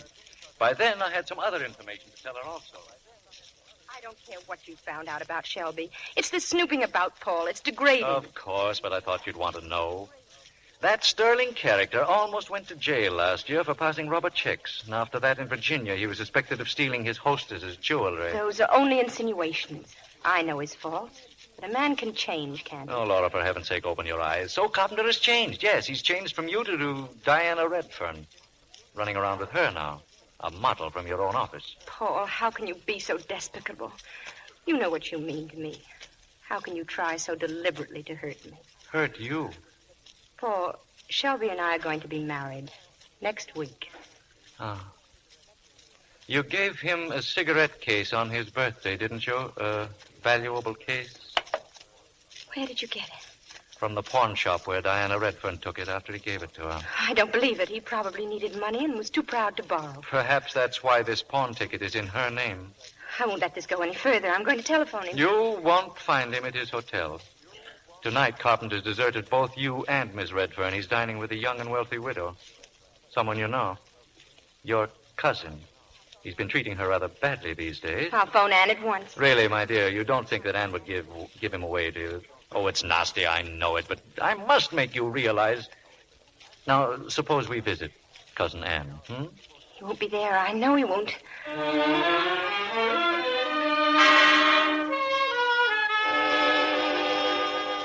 Oh, good evening, Miss Laura. Good evening, Mr. Lydecker. Hello, Margaret. Oh, I'm terribly sorry, but Mrs. Treadwell isn't at home. Satisfied, Paul? Well, suppose we just wait for her. Oh, please, Mr. Lydecker. Come in, Laura. Why, Laura, dear. And Paul.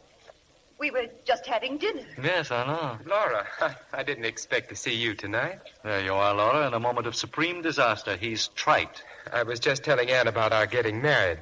Well, sit down, you two. Oh, no. No, thanks. I just stopped by to give you this. Your cigarette case.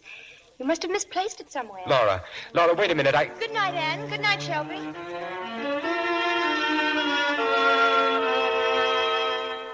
was this episode of the cigarette case, Mr. Lydecker? Last Wednesday night. On Friday, Laura had lunch with a Redfern girl. I wish I'd been there. And as I said in my statement, Laura and I were to have had dinner that night. At 7 o'clock, my phone rang. I had a sudden sensation of depression, a foreboding of disaster. Hello? Paul, I'm frightfully sorry, but I just can't meet you. Well, there's nothing wrong, Laura. I mean, you're not ill? Oh, no. I've just decided to go to the country for a few days. What, in this storm? Why, it's pouring. It won't last, Paul. It will do me a lot of good to be alone. Oh, you're thinking about Carpenter, huh? Of course. Please, I simply must have time to think this out for myself. When will you be back, dear? I don't know. I'll call before I leave. Maybe you could meet me. Well, of course I will. Thank you, Paul. Goodbye. Goodbye, my dear. That was the last time I ever heard her voice. This Redfern girl, where does she live? In Newark. She's in the phone book. I will never forgive myself for allowing Laura to become involved with Carpenter. That was my fault. I should have stopped it long ago, somehow. And she's dead now. It's too late even to think about it. Well, so long. Yeah, too late even to think about it. Goodbye, Lieutenant.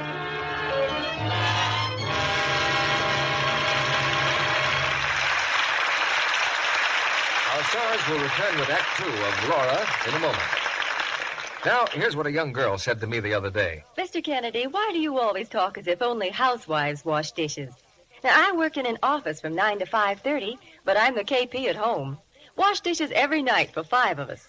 Oh, Mother cooks the dinner, but I clean up afterwards so she has a chance to talk with Dad and catch up on mending for the kids. And I know a lot of other business girls who do dishes, too. So I asked her if she knew what dishpan hands were. You bet I do. For a while, Mother brought home any old kind of soap. Strong chips, granules, bars. Well, sometimes my hands were so red I wanted to wear mitts when I took dictation.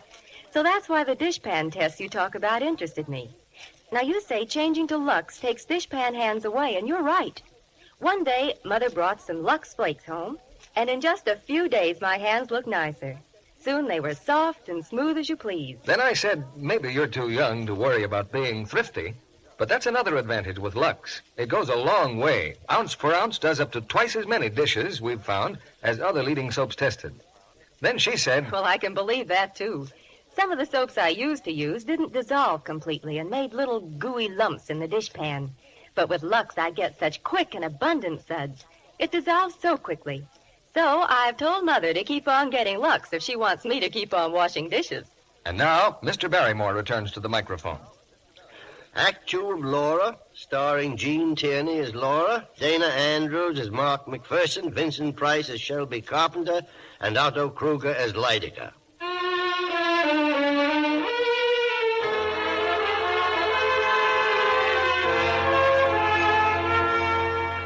It's an hour later. In front of Laura Hunt's apartment, Lieutenant Detective Mark McPherson picks up Sergeant Crane. Together, they make another thorough search of the girl's rooms. 2 things interest McPherson: a pile of Laura's letters and a bottle of Scotch whiskey. If you're thirsty, Lieutenant, I think you can do better than that there. I'm not thirsty. When did you say that maid was due here? Any minute now.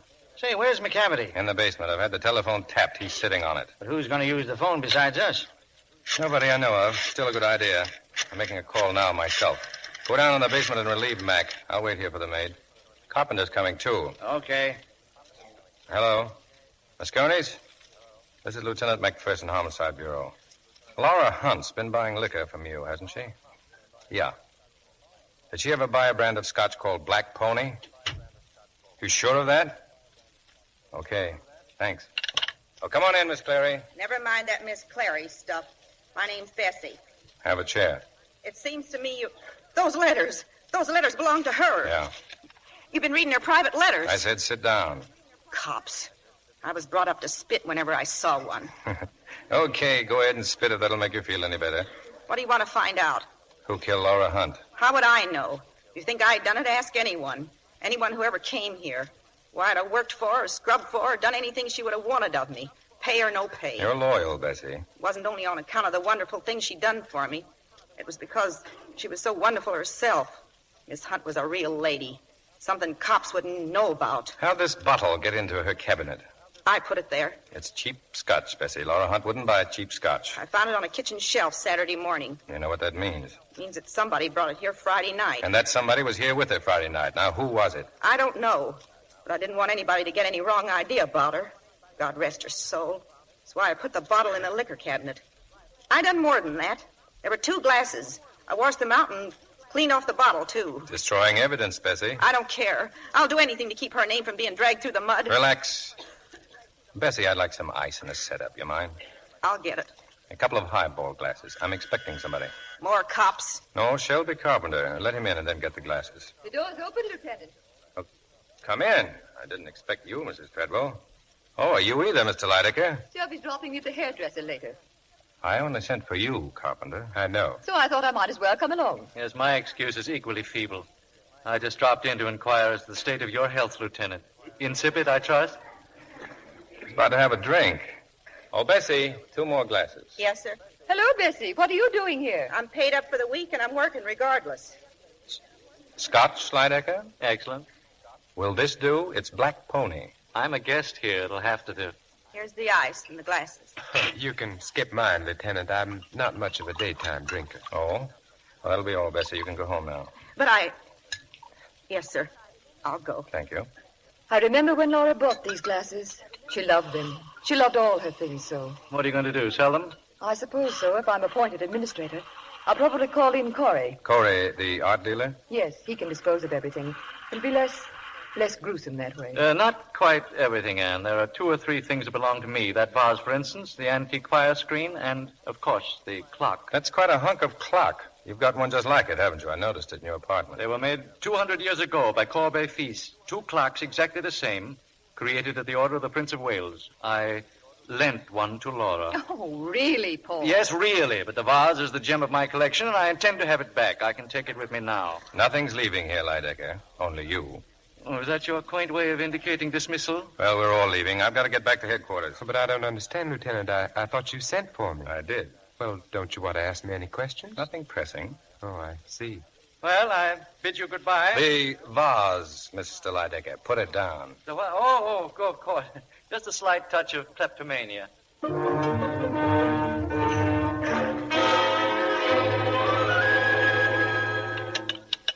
Crane? Yeah? McPherson, I'm back. Upstairs in our apartment. How you doing in the basement? Any calls come in this afternoon? Not a thing. I've just been looking the place over. I've only done it 40 times. Anything interesting? Everything's interesting. Especially that portrait. A really beautiful doll, Lieutenant. Yeah. I've read her letters, smelled her perfume, drank her scotch, gone through her wardrobe. Wait a minute. Yeah? Someone in the hall. Look, it's 7 o'clock. Alford will be along to relieve you. Make sure Alford keeps his ear on that phone. Right. Who is it? Yes. Coming, Lydecker. You just happened to be passing by. And I noticed the lights on. By the way, have you sublet this apartment, McPherson? You're here often enough to pay rent. Any objection? Yes.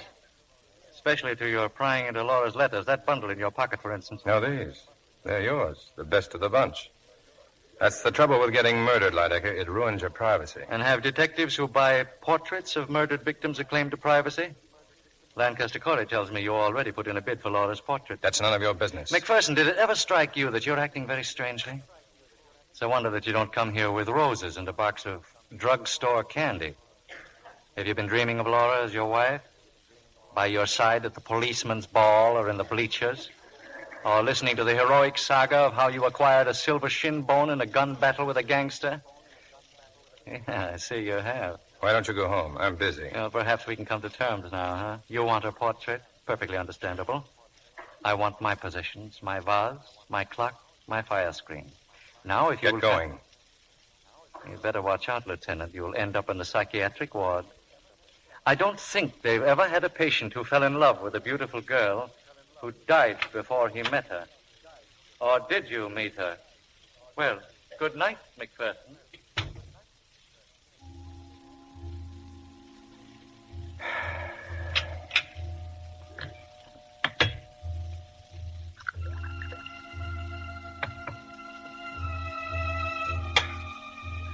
Roses and a box of drugstore candy. Have you been dreaming of Laura as your wife? Yes, I can see you have. You better watch out, Lieutenant. You'll wind up in the psychiatric ward. I don't think that they ever... What's the matter with me? Maybe you can tell me. You, the girl in that portrait there. You're beautiful. The most beautiful thing I've ever seen. Somebody killed you. Why? Why? I could sit here and look at you all night. All night long, I could sit... Who is it? Who's in there? You. What are you doing there? You're alive. If you don't get out once, I'll call the police. You're Laura Hunt, aren't you? Aren't you? I'm going to call the police. But I am the police, you see. My badge, credentials, Mark McPherson. What's all this about? You don't know? Don't you know what's happened? No. Haven't you seen a paper? Where have you been? In the country. I don't get a newspaper. Haven't you got a radio? It was broken. What? Here. Look at these headlines. And sit down, Miss Hunt. I'm very glad to see you. On Friday night, somebody was murdered in this room. What did you say? Until you opened that door just now, we thought it was you. Now, do you have any idea who it could have been? You don't know? A girl died from shotgun wounds, close range. No, apparently we don't know. Who had a key to this apartment? Nobody except my maid. And when did you say it happened? Friday night. You'd better take off that coat. It's dripping wet. When did it start raining? Just a few minutes ago. It's teeming outside. It was raining Friday night, too, when that girl... Wait a minute. Raining. Now, come with me, Miss Hunt. Here, into your room. I want you to please look in your closet. I simply don't The closet, Miss Hunt. Here, open it up. Do all these dresses belong to you? Certainly they belong to me. All of them? Every one? Are you out of your mind? Of course they... What's this one? I don't know. You tell me. Why, this dress isn't mine. It's hers. Diana Redfern's. She had it on when she came for lunch on Friday. Well, But this dress wasn't in here when I left. It wasn't. this Redfern girl, is she a girl about your size? Yes, she's a model. She works for us. Yes, and she lives in Newark, but she hasn't been home. Her landlady said she'd gone to Philadelphia. That's right. We have a branch office in Philadelphia. She had an assignment there. But she didn't go. It was postponed. She got relatives in the city? An aunt and uncle. The same name. They live in the village. Thanks. Where are you going? Just to the telephone, Miss Hunt.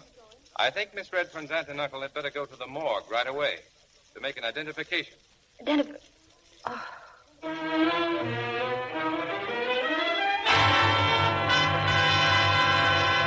Right. So long, Inspector. Well, that's that, Miss Hunt. They've located the Redferns. Yes, we ought to know soon.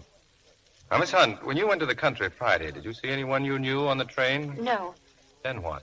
I got off at Norwalk. I keep a car in a private garage near the station. I drove to my house. It's about 18 miles. What did you do in the country? Worked in my garden. Didn't leave your place in all that time? I keep everything I need in the house. I went there expressly to be alone. Mm-hmm. You were going to marry Shelby Carpenter this week. Yes. But you went away for a long weekend to be alone. You know Shelby Carpenter has a key to this apartment. Why didn't you tell me? Because I know nothing of the sort. He hasn't. How else did the Redfern girl get into the apartment? You knew she was in love with Carpenter. I knew she was in love with him. She told me so herself. But I also know that she meant nothing to Shelby. I understand him better than you do. She was found, and I'm convinced now it was Miss Redfern. She was found in your dressing gown. What of it? You yourselves told me it was raining Friday night. You yourself just saw her dress. It's full of wrinkles and rain spots. Now, how did she get in here? Why? Who brought her here? I haven't the slightest idea. Now, look, Miss Hunt, do you love this Carpenter fellow so much you'd risk your own safety to protect him? He must have brought her here. You suspect me. You think I killed somebody in jealousy. I'm trying to get at the truth. I'm sorry. Strictly routine. Well, I'll see you in the morning, Miss Hunt. Meanwhile, don't leave this apartment and don't use the telephone. But I've got to use it. I've got to let my friends know I'm alive. I'm sorry, but I must insist. If anything should happen to you now, I wouldn't like it. All right, I promise. There's one more thing. I know that you went away to make up your mind whether you'd marry Shelby Carpenter or not. What did you decide? I decided not to marry him. Well, I'll be seeing you in the morning, Miss Hunt. Good night. Good night.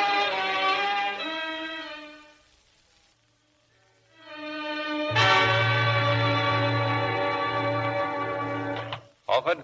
That you, Mark? Yeah. Watch your step. It's pretty dark down here. Anything come through those earphones? Yeah. The morgue just called. Is the Redfern girl all right? It kind of balls things up, doesn't it? Yeah. Say, you seem pretty... Hey, wait a minute. She's dialing a number up there. Give me those earphones. Here. Hello? Shelby, this is Laura. Laura. I must tell you... Don't say anything on the telephone. Meet me right away in front of the office. Can you leave? Right away. Was that... Yeah. Dames are always pulling a switch on you. You stay here, Alford. McCavity out front? Yeah. Get headquarters. Tell them to send another man down here right away. McCavity's going to tail the girl. What about you? I think I'll stick by Mr. Carpenter. I'll see you.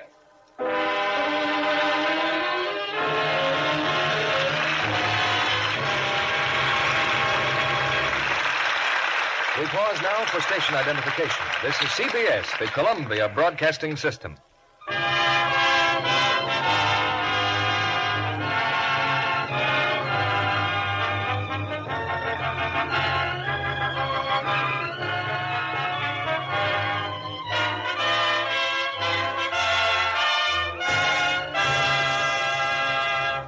In just a moment, our stars will be back with Act 3 of Laura. Now, here's our Libby with her head in a turban. looking like a fortune teller. I see the future of your stockings. Well, here's a lady who'd like to know how long her stockings will last. Suppose you tell her. How long have you had them now? They're new. I've worn them twice. You will wear these stockings for 3 weeks more, until Monday, February 26th. Why, how wonderful. How can you tell? It's simple. According to a washing expert, 23 days is the average wearing cycle of rayon stockings. So if you've worn these 2 days already, you've still got 21 days or 3 weeks to go. But my stockings never last that long. I must be way under average. Oh, that's too bad. Perhaps I can help you. I see you in the evening washing stockings. I see cake soap and rubbing. That's right. In this weather, stockings get all splattered up the back, and I have to rub to get the spots out. Well, I think that's your trouble then. You see, stockings are delicate. They just can't take harsh treatment like that.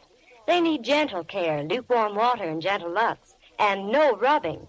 If they are spotted, just take a few Lux flakes in your moistened fingers and work them in gently. Then squeeze the suds through the stocking, rinse well, and dry rayons for at least 24 hours. With proper care, I'm sure your new stockings will last much longer. Yes, strain tests show that Lux stockings do last longer. Actually, twice as long as those washed with strong soap or rubbed with cake soap. Twice the wear from every pair with Lux Care. That's worthwhile, isn't it? So stick to Lux for stockings. Now, Mr. Barrymore returns to the microphone. Now, after the play, you're invited to join us for a brief chat with our stars. Now, here's Act 3 of Laura, starring Dana Andrews as Mark, Gene Tierney as Laura, Vincent Price as Shelby Carpenter, and Otto Kruger as Lydica.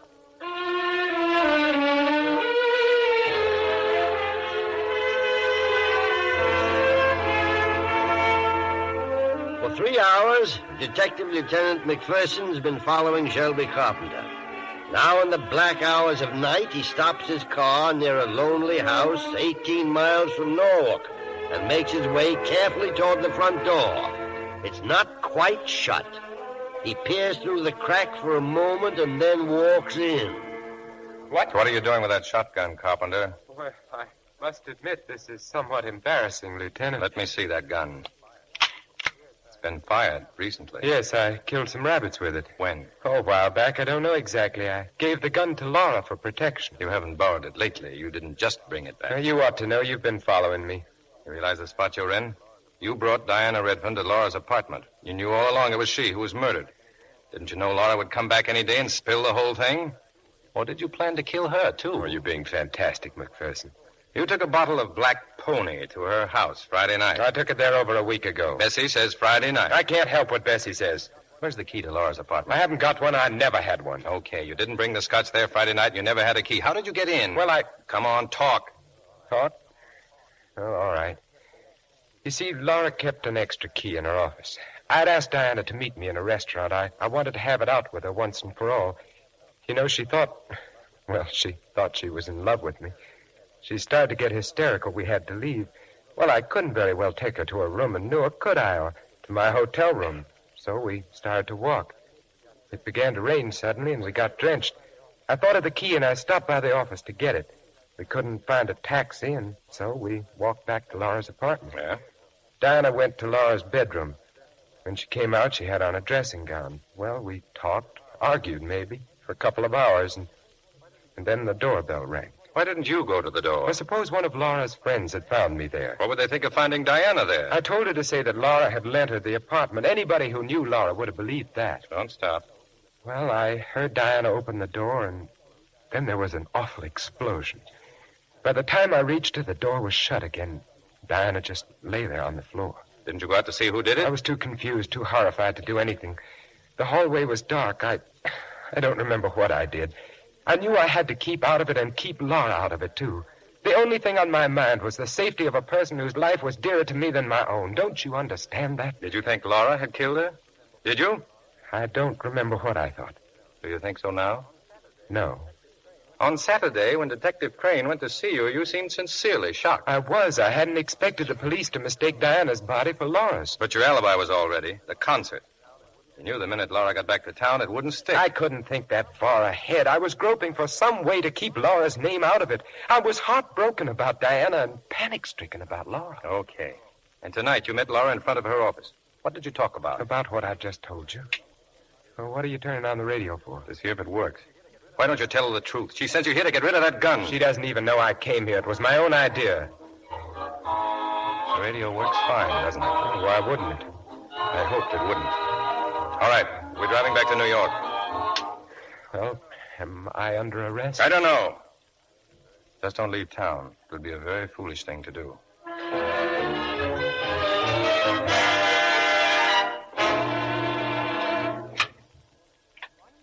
Oh, good morning, Lieutenant. Good morning. You know, I have a terrific yen to call you Laura. Why don't you forget that lieutenant business and just call me Mark? Because Especially since I brought you all these groceries. Breakfast. You didn't buy any food when you went out last night. So you know. Yeah. I can fix bacon and eggs. Can you make coffee? Oh, I spoke to Bessie. She'll be a little late. When I told her you were alive, she darn near passed out. Yes, she phoned. He might have been a little more delicate about it. Suppose you set the table, but we'll have to wait a little while for the coffee. I've asked Paul Lydecker to stop by. Did you tell him about me, that I'm alive? No. Why not? It's brutal. I'm not doing it for laughs. Why did you break your promise last night? Not to go out? Because I'll never be bound to do anything unless it's of my own free will. The Redfern girl was in love with Carpenter. You admitted that. I also told you he wasn't in love with her. Paul? I don't know. Just sit still in here. Hello, Lieutenant. Laura? Oh, good morning, darling. Hello, dear. Well, excuse me, Lieutenant. I'd like to kiss my fiancée good morning. Oh, so it's on again. Or do I have to get a police permit? Well, now who? Come in, Lydecker. The door's unlatched. Lydecker, huh? Right on my heels. Well, McPherson, have you thought over the deal I suggested? What about the portrait and the... Why? What? Paul! Laura. Paul! Paul! I'll be all right in a moment. Laura, what? Not now, dear. Don't try to talk now. Come on, I'll take him into the bedroom. Just be quiet, Paul. Yeah. Yeah.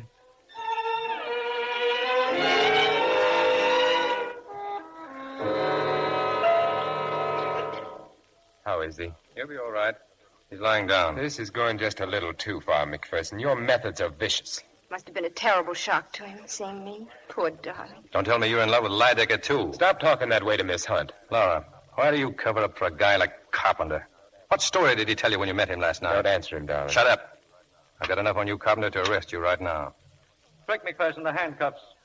Trundle him off to the hoosegow. Paul. I hope you'll forget my wee touch of angina, my dear. It's an old family custom. Did I interrupt a pinch, McPherson? I've changed my mind for the moment. Well, in that case, better order some food and liquor, Laura. People are coming to celebrate your return this afternoon. A cocktail party. Who asked them? I did. In the quiet of your boudoir just now. I called my man, and he's calling all our dear friends. Why did you do that? Well, perhaps our friends can weave all the loose ends into a noose. Eh, McPherson? You shouldn't have gone to all that trouble, Mr. Lydecker. I'd already called them. Well, I'll run along now, Laura. Sorry about the breakfast. Some other time, maybe.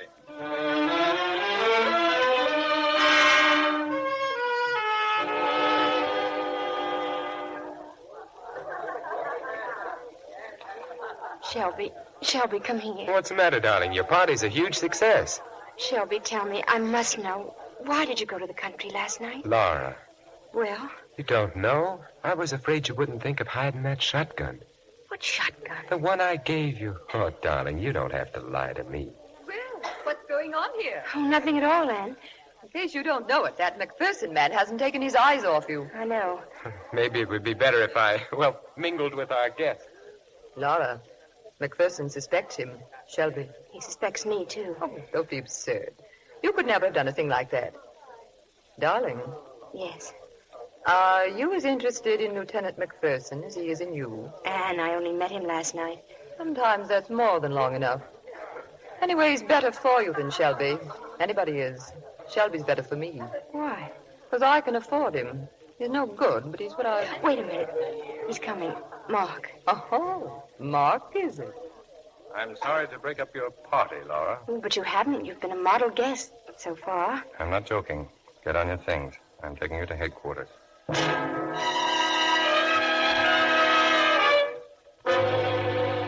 was going to get a cell and a denim dress. Is this your office? Before they trot out that denim dress, I want to know why you've been holding out on me. Have I been? You told me the radio at your country place was broken. It was. Not last night. I stopped in the village on my way back. I asked the local handyman to fix it. And how did he get in? With a key. The key I always leave under the flower pot on the porch. All right, I'll accept that. Why? Because you're too intelligent to make up a story I could check so easily. The main thing I want to know is why you pulled that switch about Shelby Carpenter. You told me last night you decided not to marry him. But today it was on again. Why? I changed my mind. What went on between you and Carpenter when you met him last night? Or should I guess? He convinced you that if you broke your engagement now, people would think you believed that he killed Diana Redfern. Yes. But now I know the real reason why he wanted to stay engaged. He thinks I did it. And so do you. Are you in love with him? No, I don't know how I ever could have been. Come on, Laura. You're going home. But I thought I was under... That's what I wanted you to think. You and a few other people. I didn't even book you. And all this was just some sort of a game. I was 99% certain about you, but I just had to make sure of that 1% doubt. Wasn't there an easier way to make sure? You're smiling. You're not sore? No, Mark. I'm not sore. Go back to your party, if there's anything left of it. And you? I'm going to Lydecker's apartment. I'll drop by later on.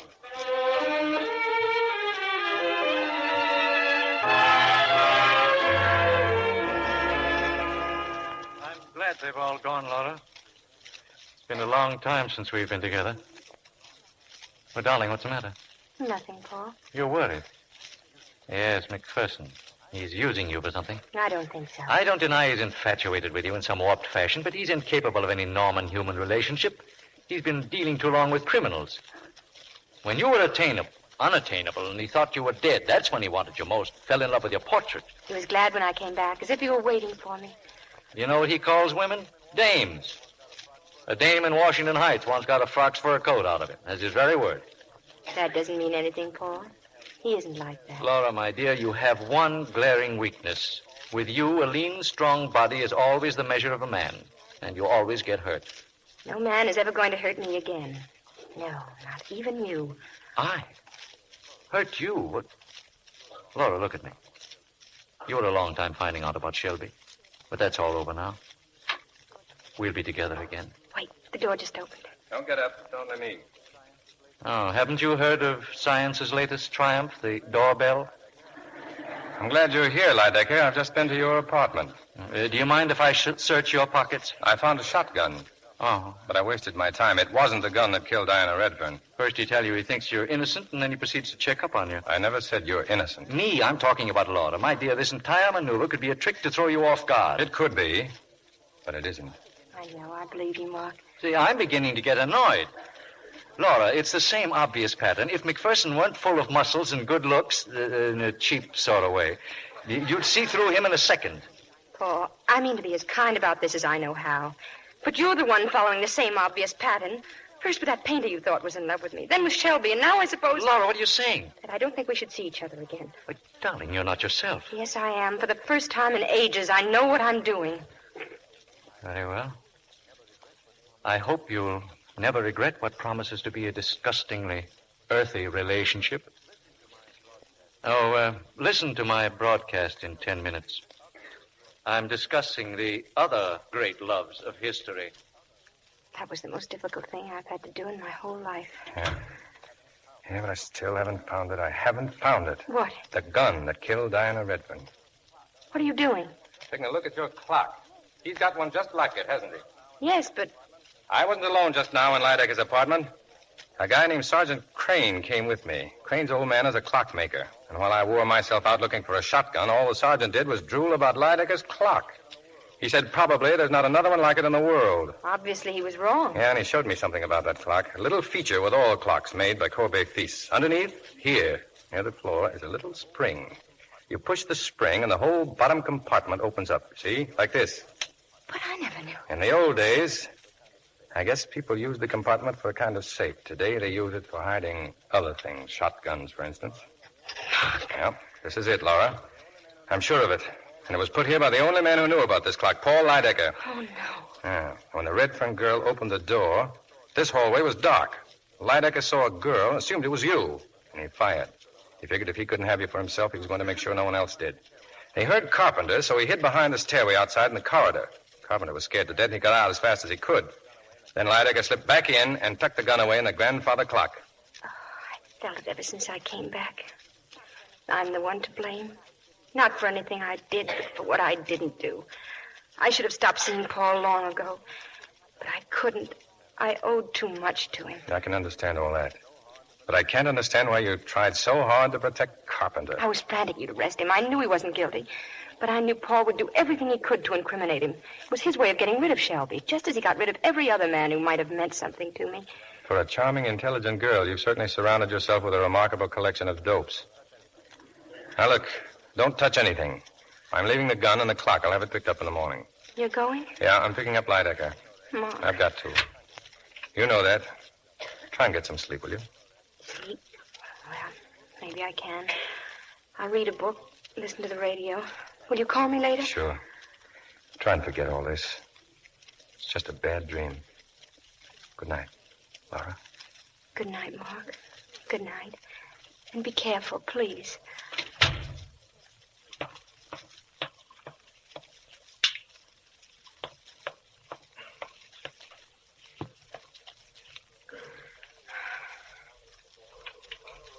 And now, ladies and gentlemen, with his final word for this evening, Mr. Paul Lydecker. As history has proved, love is eternal. The strongest motivation for man's actions throughout centuries. Love is stronger than life. It reaches beyond the dark shadows of death. May I remind you of some favorite lines of mine from Dowson's poem? They are not long, the weeping and the laughter, love and desire and hate.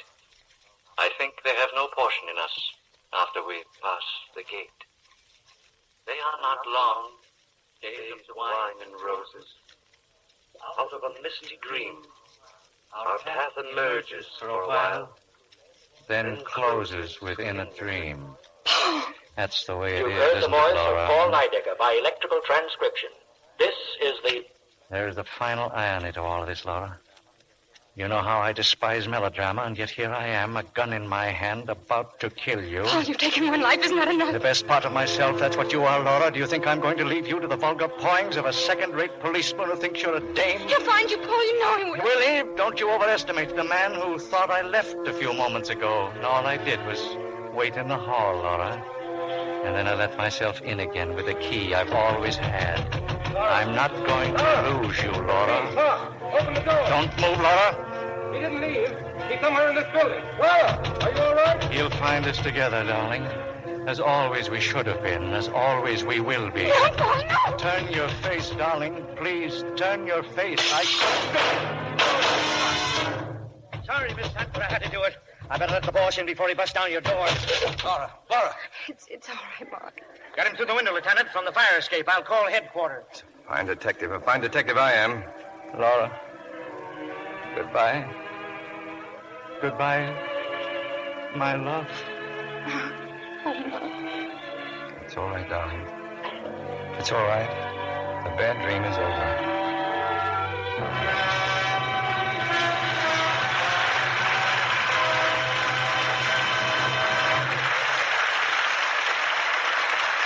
Our stars will be back for their curtain calls in a moment.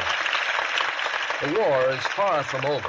Now is no time to relax. President says Army needs 18,000 nurses. Congress discusses drafting women, 18 to 50. This is the crucial year of the war, and every woman, like every man, must do her part. If you want to bring your son, your husband, the boy down the street home sooner, do every single thing you can to help now.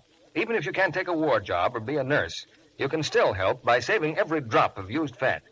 Your used kitchen fats make the medicines our nurses need for our wounded men and the raw materials for synthetic rubber life rafts and airplane tires. The American Fat Salvage Committee says, Fat salvage can no longer be regarded as a volunteer service. It is a serious wartime obligation that must not be neglected until every Jap is driven back to Tokyo and the South Pacific Islands again become exporters of commercial fats and oils. Yes, now the kitchens of America must help supply the fats we used to get from lands the Japs still hold. Save the fat from your broiler and frying pans. Skim it off the tops of soups and stews and gravies. Melt down table scraps and suet. Your butcher will give you 4 cents and 2 red ration tokens for every pound you turn in. Save every drop every day until J-Day, the day the Japs are licked. Now, back to Mr. Barrymore and our stars. Well, now that we've solved tonight's baffling crime, with the help of Gene Tierney, Dana Andrews, Vincent Price, and Otto Kruger, we invite our stars to the footlights for their curtain calls. And I might add that for Dana, this is the first appearance on our stage. First for me, too, Mr. Barrymore. For you too, Gene? Well, with Van Johnson here on our 10th anniversary show, the Lux Radio Theater's had a pretty good season for new stars. I hear you're making a picture with Van Johnson, Mr. Barrymore. Yeah, that's right, Vincent. Between two women. That Metro-Goldwyn-Mayer. Well, I'll tell you a secret about Dana. He's going romantic on us in his next picture. What picture's that, Dana? It's a Technicolor, Vincent, for 20th Century Fox. State Fair. Who's in it with you? Well, the largest group in the cast is 54 prize Hampshire hogs. Hogs? Now, let me get this straight, Dana. You're playing a romantic role? Uh-huh. And you know, one of those pigs weighs 880 pounds. Undoubtedly the biggest ham in the picture. Oh. I can see now why there's a bacon shortage. All the hogs are going to pictures. Well, Dana, you said those hogs a good example in acting, and we look forward to producing State Fair in this theater someday. What are you going to have on Lux for next week, Mr. Barrymore? For next Monday night, we have from Paramount Studios a play and stars that hundreds of our listeners have requested. For Whom the Bell Tolls. With Katina Paxinu, Akim Tamirov, Mikhail Razumi, and Gary Cooper and Ingrid Bergman. I can guess by the reaction in our studio audience that it's a play you've all been looking forward to. And I don't wonder. Based on the novel by Ernest Hemingway, it's one of the great motion pictures of our time, with 5 great stars in their original screen roles. Sounds like a wonderful evening, Mr. Barrymore. Good night. Good night. Good night. Good night. I hope to see you again.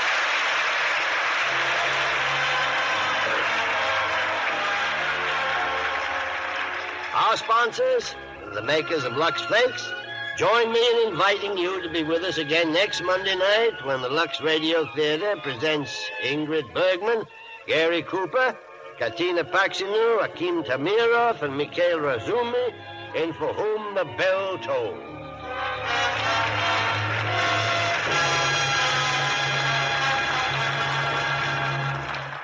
Laura was presented through the courtesy of 20th Century Fox, producers of A Tree Grows in Brooklyn. Mr. Barrymore can be heard on his own program, The Mayor of the Town, every Saturday night over this same network. Vincent Price is currently working on the 20th Century Fox production, Dragonwyck. Otto Kruger will soon be seen in Samuel Goldwyn's Technicolor picture, Wonder Man. Heard in tonight's play were Lois Corbett, Leo Cleary, Noreen Gamil, Dwayne Thompson, Charles Seal, and Howard McNear. Our music was directed by Louis Silvers. This program is broadcast to our fighting forces overseas through cooperation with the Armed Forces Radio Service. Our Lux Radio Theater production of Laura, starring Dana Andrews, Gene Tierney, Vincent Price, and Otto Kruger, has come to you with the good wishes of the makers of Lux Flakes, the tissue-thin soap used by smart housewives everywhere. This is your announcer, John M. Kennedy, reminding you to tune in again next Monday night to hear For Whom the Bell Tolls with Gary Cooper and Ingrid Bergman, Katina Paxinu, Akim Tamirov, and Mikhail Rasumny. There's less work in my cooking. No guesswork in my cooking. My best work is my cooking, since I have switched to Spry. Let new Easy Bake Spry and Spry's amazing shortcut recipes help you serve more delicious meals with far less work. For lighter, better-tasting cakes, tender, flaky pastry, crispy, digestible fried foods, get S-P-R-Y Spry. And be sure to listen in next Monday night to the Lux Radio Theater presentation of For Whom the Bell Tolls, with Gary Cooper, Ingrid Bergman, Katina Paxinu, Akim Tamirov, and Mikhail Rasumi. This is CBS, the Columbia Broadcasting System.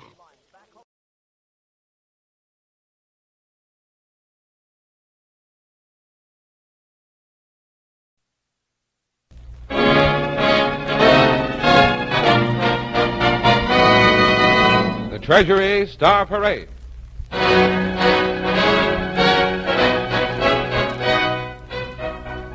Produced under the personal direction of William A. Beecher, with Paul Whiteman and his orchestra, the great American poet, Mr. Carl Sandburg, and Vincent Price as our master of ceremonies. Thank you, Larry Elliott. Today, ladies and gentlemen, we bring you Paul Whiteman playing the music of George Gershwin. For of all the conductors, it is Mr. Whiteman who best knows how to catch in melodic line and dynamic phrase the composer's lively music. Paul Whiteman and his orchestra in a brilliant medley of some of Gershwin's best-loved tunes.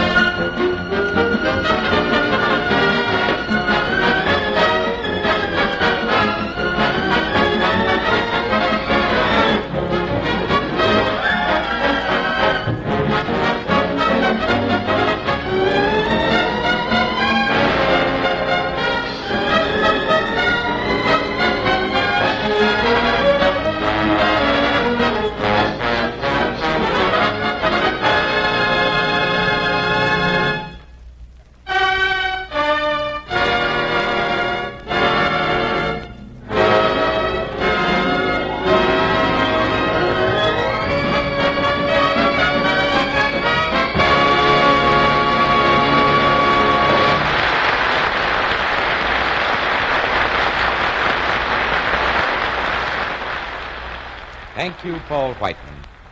And now, ladies and gentlemen, standing here beside me in the studio is one of America's greatest poets, a poet of the people. He thinks the people's thoughts, he feels their feelings, and he speaks for them. He knows that they can take their medicine with sugar coating or they can take it naked and bitter. He knows they're going to take the shocking details of our next story with a cold resolve that such things must be stopped and must never happen again. Carl Sandburg, celebrated poet of America's soul and sinew and vigor, has written a new, an arresting, yes, a brutal poem about one phase of this war. He has come here to the studio to read you that poem, The Man with the Broken Fingers. Mr. Carl Sandburg. The man with the broken fingers throws a shadow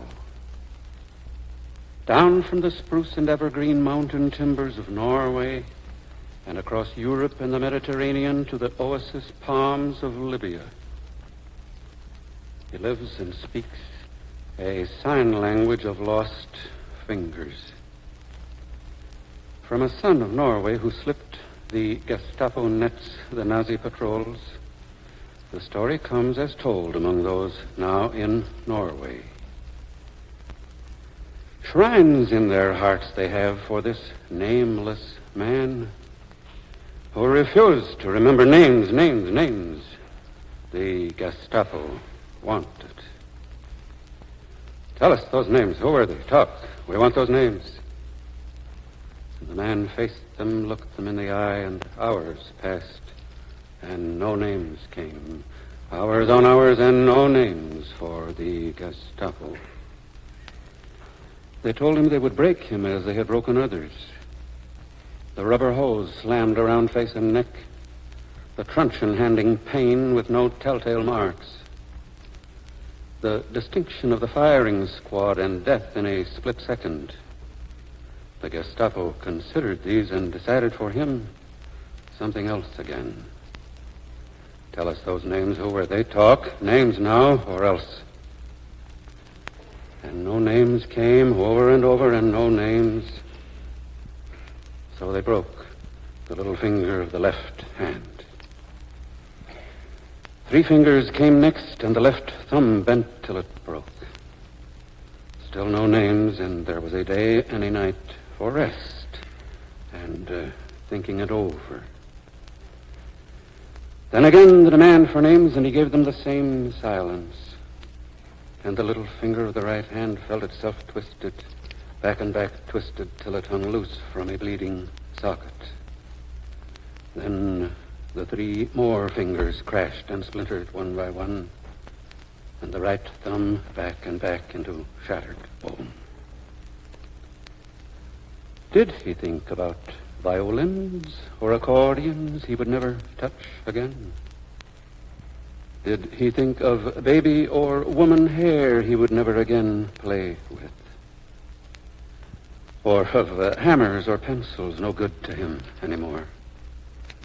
Or of gloves and mittens that would always be misfits? He may have laughed half a moment over a perfect Gestapo job. So now for a while he would handle neither knife nor fork, nor lift to his lips any drinking cup handle, nor sign his name with a pen between thumb and fingers. And all this was halfway. There was more to come. The Gestapo wit and craft had an aim. They wanted it known in Norway. The Gestapo can be terrible. They wanted a wide whispering of fear of how the Nazis handle those who won't talk or tell names. We give you one more chance to cooperate. And he had no names for them. His locked tongue, his Norwegian will pitted against Nazi will, his pride and faith in a free man's way. His welcoming death rather than do what they wanted. They brought against this their last act of fury, breaking the left arm at the elbow, breaking it again at the shoulder socket. And when he came to, in a flicker of opening eyes, they broke the right arm, first at the elbow, then the shoulder. By now, of course, he had lost all memory of names, even his own. And there are those, like you and me and many, many others, who can never forget the man with the broken fingers. His will, his pride as a free man shall go on. His shadow moves and his sacred fingers speak. He tells men there are 1,000 writhing, shattering deaths. Better to die one by one than to say yes, yes, yes, when the answer is no, no, no. And death is welcome, and death comes soon, and death is a quiet step into a sweet, clean midnight. How much? How much for a little finger broken on the left hand? How much for 3 more fingers? How much then for a thumb? And then the other hand? How much for an arm broken at the elbow and again at the shoulder socket? And then the other arm? How much for such a broken man? How much for 10 such? 10,000? 100,000? Speak! How much, America? How much? Will you pledge at least 10% of your salary and invest it in war savings bonds and stamps to pay the price of liberty, freedom, and democracy? No amount is too small, and no amount can be too large to pay for such a precious possession. All over the world, men have died and are dying to preserve this freedom, to assure this victory. If we are to deserve their sacrifice, we must do our parts. Are you investing your share in war savings bonds? If not, begin today. Every dollar you invest in war savings bonds and stamps, you are investing in the freedom and security of America. This is your country. How much will you pledge to keep it yours?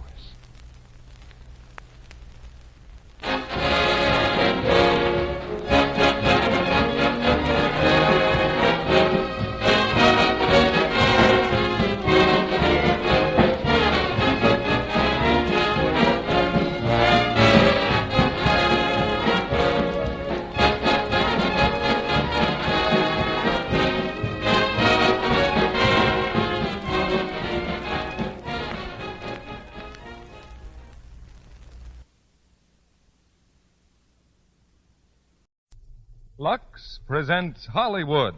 The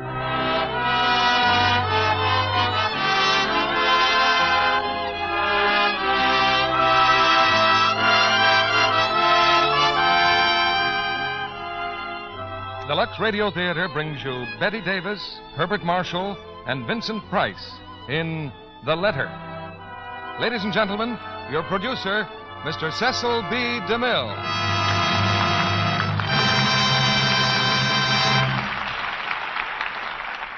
Greetings from Hollywood, ladies and gentlemen. Some stars are born to fame. Others have fame thrust upon them. Then there's a third kind, like Betty Davis. All the honors in Hollywood have come to her at one time or another. Those who judge stars by box office value place her among the leaders. Those who judge by purely artistic standards accord her the same position. She's won the Academy Award twice, and yet I doubt whether Betty has ever been completely satisfied with one of her performances. Like most great artists, she always found some detail that might be improved, but neither the box office nor the critic judge as harshly as her own instinct. Tonight, we present Betty Davis in The Letter by Somerset Maugham. She gave one of her finest performances in the Warner Brothers picture, and that was only fitting, because it was in another Maugham story called Of Human Bondage that Betty really came of age as an actress. The Letter packs the drama of a lifetime into a few weeks of love and violence and death. It's a great play for a great actress. But you'll hear more than one star performance, because Herbert Marshall will play opposite Betty in the same part he had in the picture. And our third star is Vincent Price, who makes his first appearance here tonight. When I was first connected with the theater, the audience which enjoyed a production like this was limited to the few hundred people who could crowd into a Broadway playhouse. You can picture the riot there'd be if tonight's stars were appearing on Broadway for one night only. But today, Lux Flakes has made it possible for 30 or 35 million people to hear the play at the same time, and every one of you has the best seat in the house. The soldier in New Guinea is in the third row center, right beside the banker who is listening from his Park Avenue apartment. And Lux Flakes is at work in both places, in millions of American homes and abroad, where a steel helmet may do double duty as a washtub. Here's the curtain now for the first act of The Letter, starring Betty Davis as Leslie, Herbert Marshall as Robert Crosby, and Vincent Price as Howard Joyce.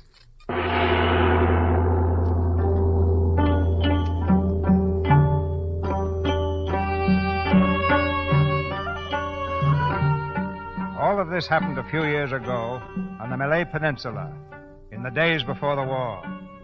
Just north of Singapore lay the great rubber plantations, kingdoms of commerce, built by natives and white men. On this particular night, in the main bungalow of one of these plantations, a light burns dimly through a shaded window. The night is hot and humid, the soft breeze heavy with the scent of flowers. A clouded moon hangs low in the sky, filtering slowly through the trees, making patterns of shimmering silver on the ground. There is deep silence. Suddenly, the door of the bungalow is flung open.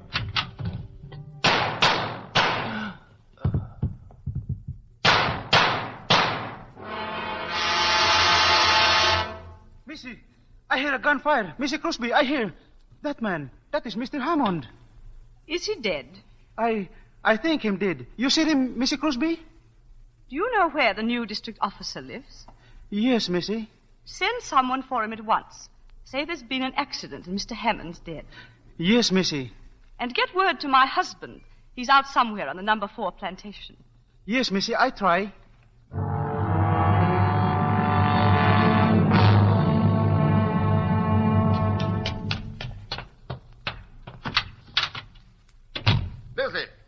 Leslie, where are you? Leslie, I'm here. Mr. Crosby? Yeah? I'm John Withers, the new district officer. Where's Mrs. Crosby? She locked herself in her room. She wouldn't see me until you came. Oh, excuse me. Leslie, let me in. Leslie, darling, it's Robert. Leslie, what happened? Didn't they tell you? They said Hammond was killed. Is he still out there? I had your head boy remove the body to a shed. Leslie, what happened? Tell me. He tried to make love to me, and I shot him. Leslie. Oh, Robert, I'm so glad There, you come. darling, there. Hold me tight. I'm so frightened. There's nothing to be frightened about. It'll be all right. Oh, there, now, that's better. I'll try not to do that again. Mr. Withers, I hope you'll understand. I didn't want to see anyone until my husband came. Yes, of course, I understand, Mrs. Crosby. Oh, Howard, come in. I got your message in Singapore. Howard, how nice of you to come. Naturally, I want to be here if I can help. Oh, you will help me. Us. In every way I can, as your lawyer and your friend. You're a dear. Mr. Withers, this is Mr. Howard Joyce, my attorney. How do you do? How do you do?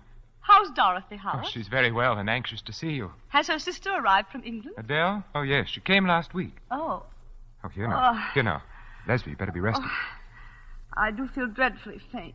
Come and lie down, darling.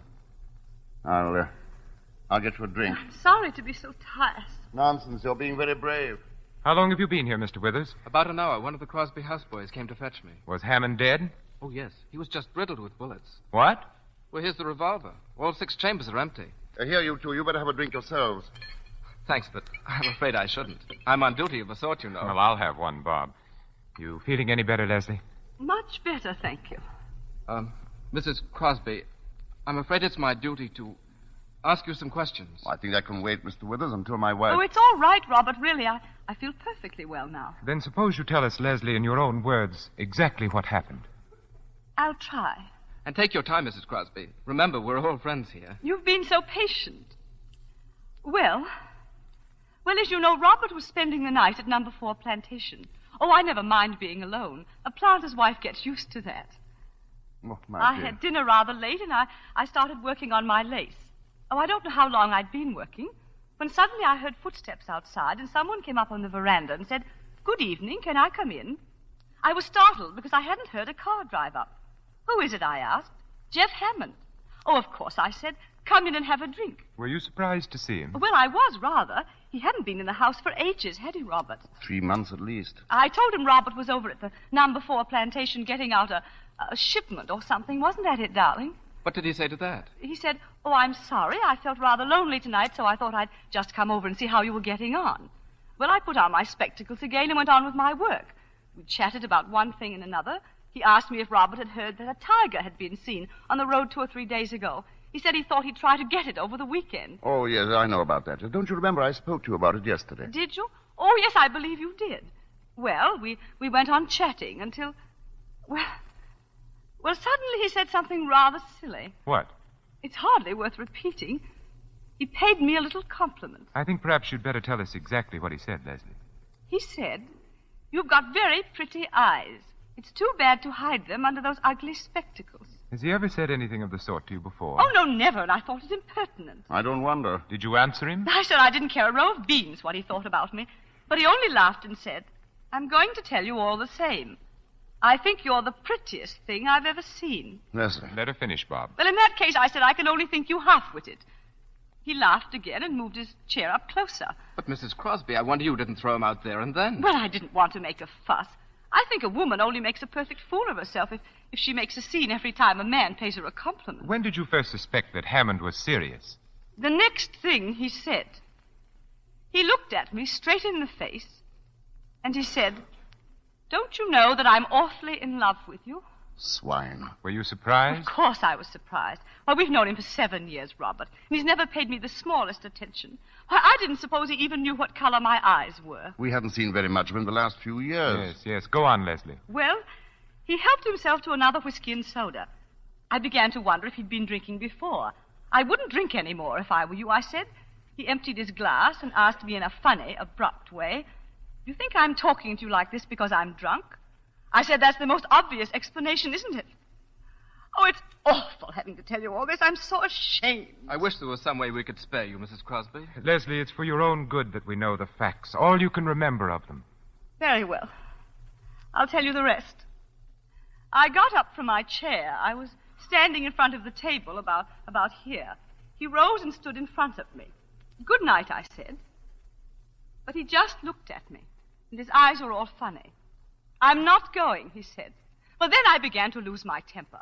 "You poor fool. Don't you know I've never loved anyone but Robert? And even if I didn't love Robert, you're the last man I should care for." He answered, "Robert's away." Well, that was the last straw. Oh, I wasn't frightened, just angry. "If you don't go away this minute," I told him, "I'll call the boys and have you thrown out." I walked past him to call the boys, and he took hold of my arm and swung me back. Oh, I screamed as loud as I could. He flung his arms about me and began to kiss me. I struggled to tear myself away from him. Oh, he seemed like a madman. He kept talking and talking, saying he loved me. Oh, it's horrible. I can't go on. I'm very sorry, Leslie, but we'll have to know the rest. Well, he lifted me in his arms. I struggled to get free, but he was too strong. He started to carry me, and then he stumbled on those steps, and I got away from him. Suddenly, I remembered Robert's revolver in the drawer of that chest. He got up, but I reached it before he caught me. Oh, it was all instinctive. I didn't know what I was doing. I didn't even know I'd fired. I heard a report and saw him lurch toward the door. I followed him out to the veranda. He staggered across the porch and fell down the steps. I don't remember anything more, just the reports, one after another, until there was a funny little click, and the revolver was empty. And suddenly I looked down and saw him lying there, lying in the moonlight. It was only then that I knew what I'd done. My poor darling. Mrs. Crosby, may I say I think you've behaved magnificently? I'm terribly sorry we had to put you to the ordeal of telling us all this. Well, you were all very kind. It's quite obvious the man only got what he deserved. Withers, if you'll come with me, I'd like to see the body for a minute. Oh, yes. Yes, I'll take you to the shed. We'll only be a few minutes. My poor child. Oh, Robert, what have I done? You've done what any woman would have done in your place. Only 9/10 of them wouldn't have had the courage. And yet I'd give almost anything if I could bring him back to life. So horrible to think that I killed him. Leslie, why, there isn't a man or a woman in the colony who won't be proud to know you. Darling, we have been happy, haven't we? You've been the best wife a man could have. I'm grateful for all the time we've been together. Oh, Robert, don't say it that way. It sounds so in the past. Oh, nonsense. We've got most of our lives ahead of us. Oh, if only there was something I could do to help you right now. You can love me. That's all I need. I've always loved you. Yes, but now. Leslie, darling, if I could love you any more, I would now. Robert.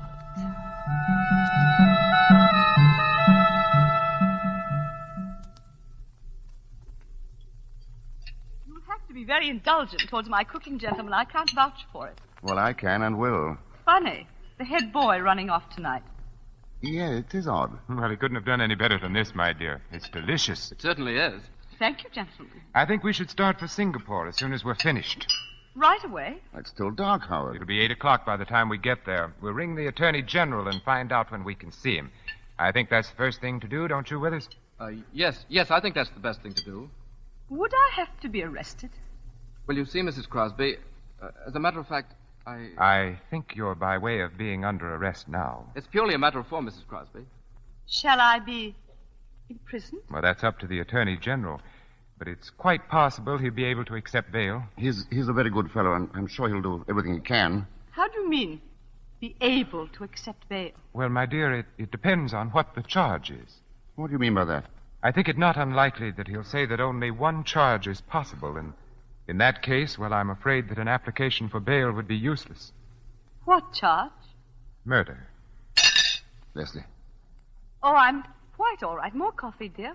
No. As a matter of fact, if we're going to leave, I'd better put a few things together. I won't be long. Let me do it, Robert. No, don't bother, dear. Oh, Leslie. Yes? There's just one question I'd like to ask you. Yes, what is it, Howard? Just before, when I was looking at Hammond's body... Oh, yes? It seemed to me that some of the shots must have been fired after he was lying on the ground. I'm afraid it sounds very cold-blooded. But I was so terrified I didn't know what I was doing. Everything was confused and blurred. Well, there, Leslie, I shouldn't even have brought it up tonight. Put it out of your mind.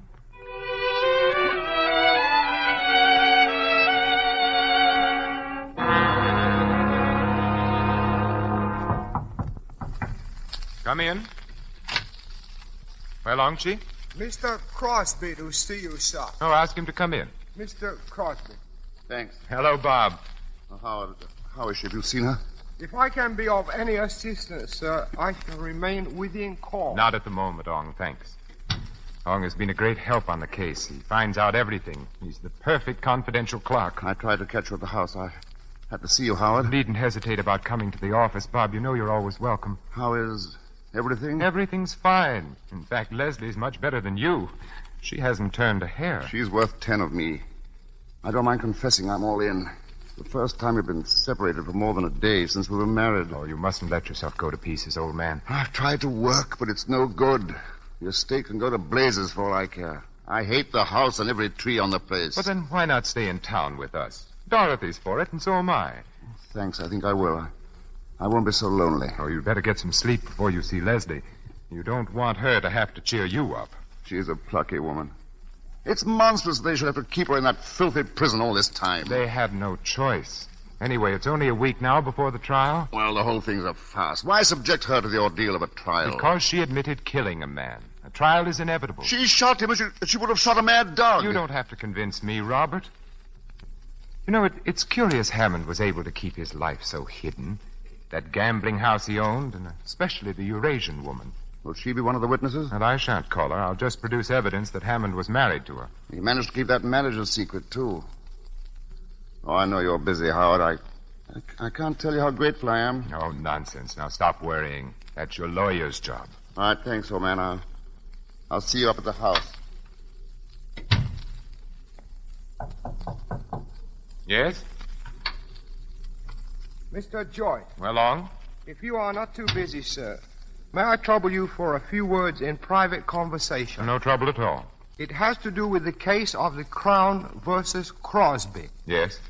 A friend has brought me information, sir, that there is a letter from the defendant to the unfortunate victim of the tragedy. Well, that's not surprising. In the course of 7 years, I have no doubt that Mrs. Crosby often had occasion to write to Mr. Hammond. But the letter, sir, was written on the day of his death.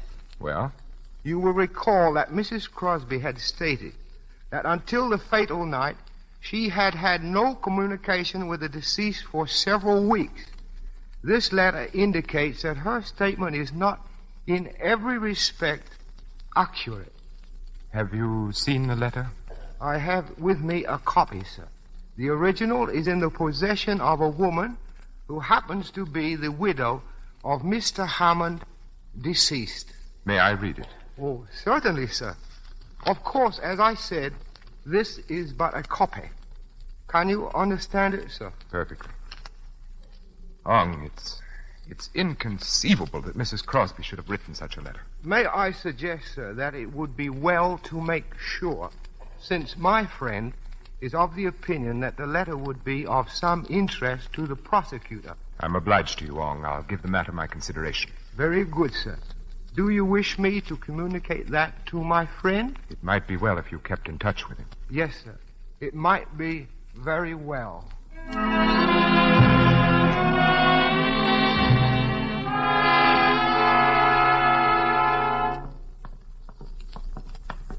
You may stay in the visiting room as long as you want, Mrs. Crosby. The warden's orders. That's very nice of him, thank you.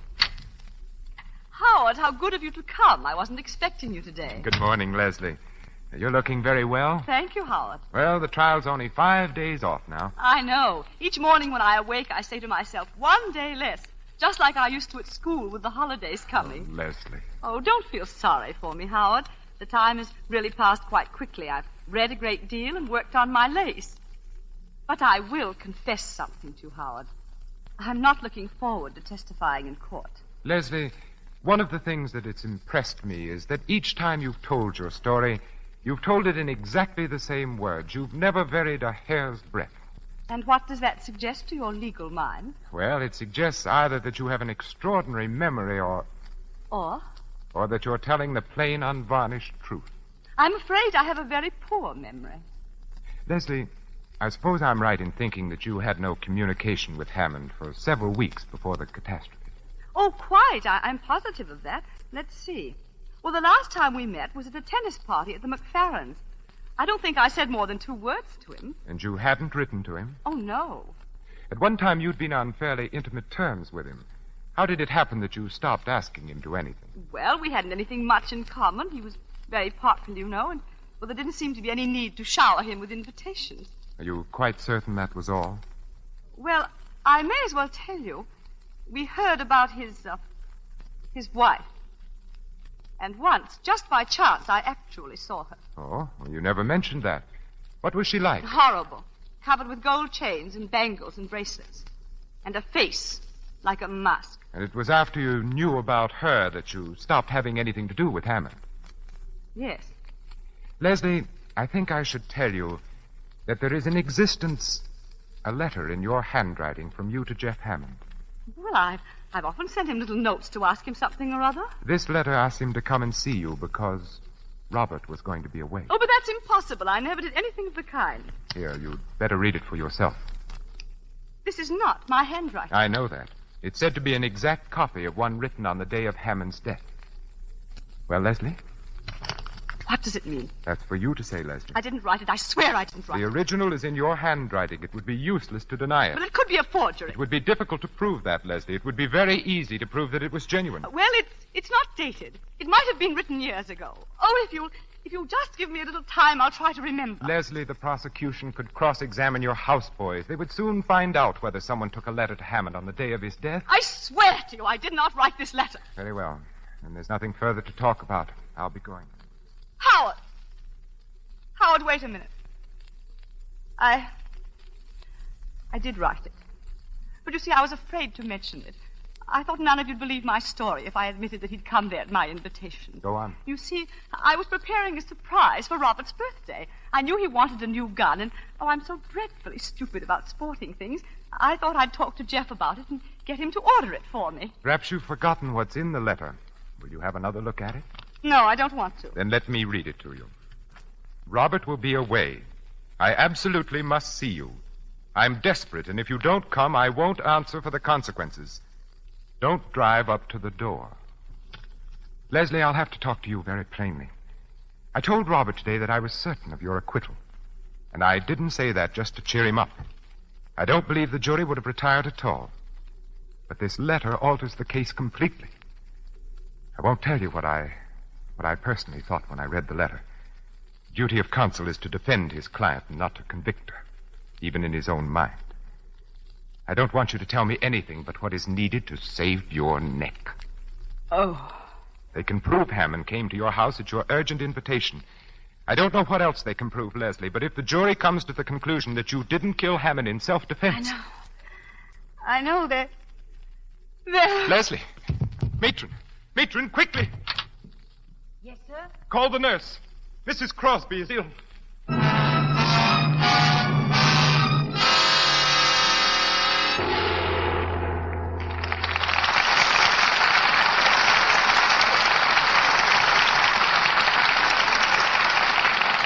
While we wait for Betty Davis, Herbert Marshall, and Vincent Price to return with Mr. DeMille for Act 2 of The Letter, do you remember this tune?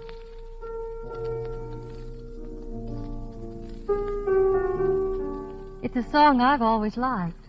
Remember? Night and day, you're the one. Only you beneath the moon and under the sun. Isn't that what every woman would like to hear? And she can hear it if she's the charming person she's meant to be. And don't think you must be a great beauty to be charming. Don't you know women who aren't beautiful or even pretty, yet their whole being draws you to them. They're warm and gay.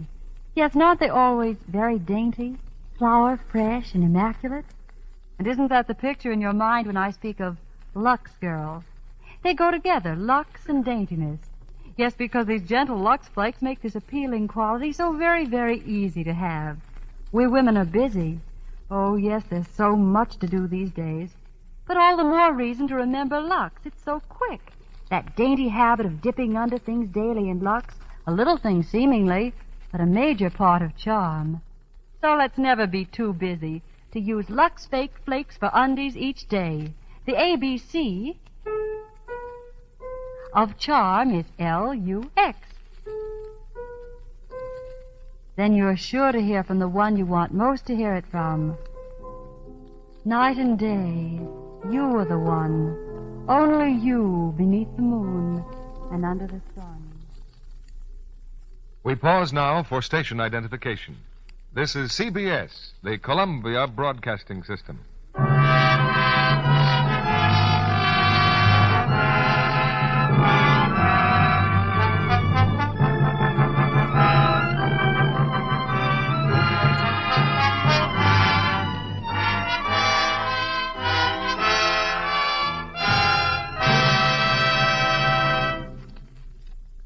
Act 2 of The Letter, starring Betty Davis as Leslie, Herbert Marshall as Robert Crosby, and Vincent Price as Howard Joyce.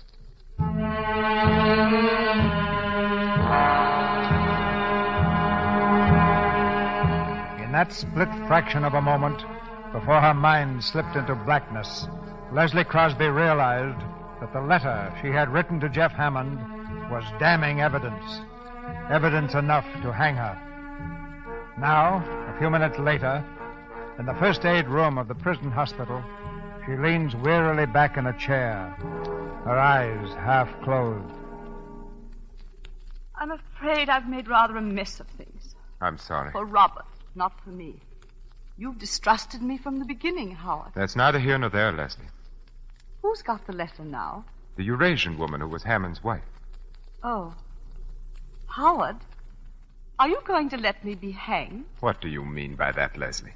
You could get hold of the letter. Do you think it's so easy to do away with unwelcome evidence? But surely nothing would have been said to you if the owner wasn't prepared to sell it. That's quite true. But I'm not prepared to buy it. Oh, but it wouldn't be your money. Robert has saved some. I wasn't thinking of the money. I don't know if you will understand this, Leslie, but I've always thought of myself as an honest man. You're asking me to do something which is no different from suborning a witness. Do you mean to say that you can save me and you won't? What harm have I ever done you? You can't be so cruel. I want to do my best for you, Leslie. But a lawyer has a duty to his profession and to himself. I can't do what you ask. Oh, poor Robert. He doesn't deserve it. He's never hurt anyone in his life. He's so kind and simple and good. And he trusts me so. I mean everything to him, everything in the world. And this will ruin his life. Oh, I know what you're thinking. You despise me. You think he's well rid of me if they do hang me. It isn't important what I feel about you. Do you understand? But I'm going to do what I can. Oh, Howard. Bob will want to know what the money's for. Will it be a very large sum? Well, I imagine this woman has a pretty shrewd idea of the letter's value. You won't have to show Robert the letter, will you? I'll do everything possible to prevent it. He'll be an important witness, and he should be as firmly convinced of your innocence as he is now. And after the trial? I'm going to try to save your life. Oh, if Robert loses his trust in me, he loses everything. It's strange that a man can live with a woman for 10 years and not know the first thing about her.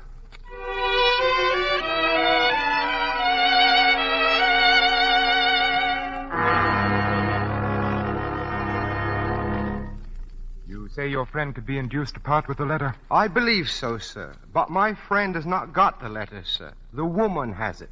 She did not know the value of it till my friend told her. What value did he put on it? $10,000, sir. Only 10,000? Well, why not 50 or 100? For the reason, sir, that Mr. Crosby has in the bank a savings account in the amount of only $10,450. $10,000 is a good deal of money, Ong.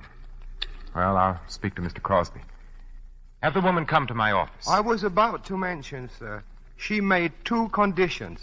She insists that the money shall be brought to her. I can take you to the house whenever you are ready. What is the other condition? That Mrs. Crosby shall bring it to her personally. Why, you must be mad.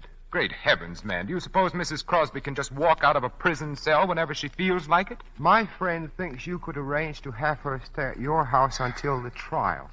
I believe the judge will permit it if you are responsible for her, sir. Very well. Ong, tell me something. Yes, sir. What are you getting out of this? $2,000, sir, and the satisfaction of being of service to you and our client.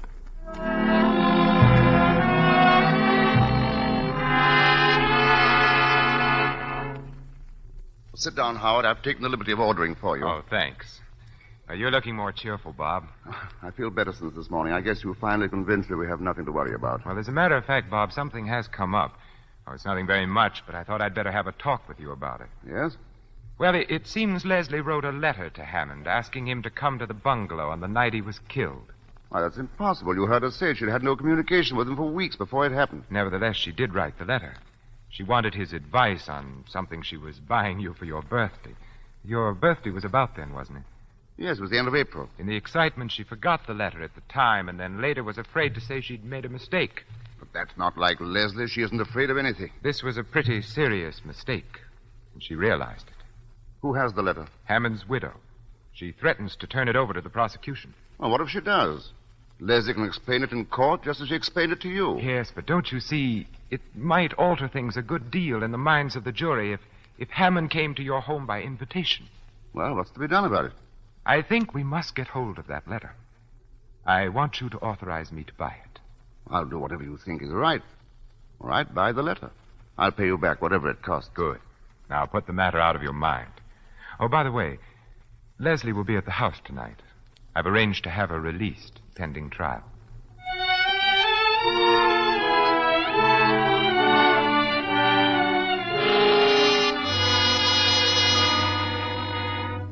Leslie, don't tell me that's the same lace I saw you working on at the McFerrins. How can you go so fast? Well, I hadn't anything much else to do this past month. What's it going to be? It's too fine for a tablecloth, surely. It's a coverlet for our bed. Oh, Dorothy, Leslie and I have some work to do this evening. Look here, Robert. Why don't you take the girls to a picture? Well, it won't take all evening, will it, Howard? Well, there's a lot to go over. No use you three hanging around. You'd much better see a good film. Yes, go ahead, darling. It'll take your mind off tomorrow. I want you to. All right, then. I'll bring the car around. Oh, come on, Adele. I can see the legal mind is anxious to get rid of us. Good night, Leslie. Good night. Where do we have to go? The Chinese Quarter. Some sort of shop, I believe. I've always wanted to see the Chinese Quarter. I hear it's a bit creepy. Of course, I'd have chosen other circumstances for a visit. Be flippant about your own crimes if you like, but don't be flippant about mine. Oh, I'm sorry, Howard. I didn't mean to be flippant. Really, I didn't. Maybe it's my own sense of guilt. I have an unpleasant feeling that I'll have to pay the piper for what I'm doing tonight. I'm jeopardizing my whole career, and I have to rely on your discretion. Whatever else I am, I'm not ungrateful. Please forget what I said. Leslie, when did you first start doing that lace work? Oh, a few years ago. How did you happen to take it up? I wanted something to do, and it appealed to me. But it must take enormous concentration and patience. I find it soothing. You mean it takes your mind off other things? Is that a legal question? You're not an ordinary client, Leslie. You've been watching me, Howard. I felt it all evening. Trying to read my thoughts. I'm trying to understand you. Why? Because I'm so evil. That's it, isn't it? Some time ago, I saw a volcano erupt. An island south of here, Guade. It had been dormant for years. And then suddenly the crest blew off. It was terrifying and beautiful. Fire turned the sky and the sea crimson. And 3 villages melted into ashes. Well, it's time we were starting. Ong Chi will be waiting for us.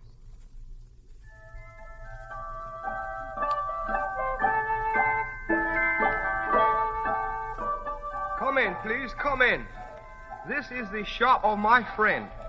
If you will wait here, I shall return in just a moment. Well, let's not be too long about it, Ong. I will speak to the lady at once, sir.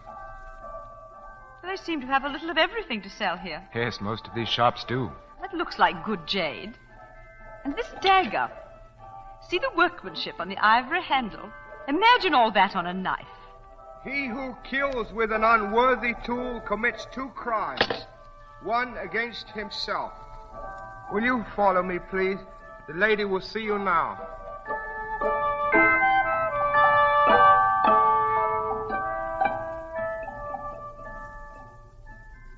Now, where is she? You said she'd be here.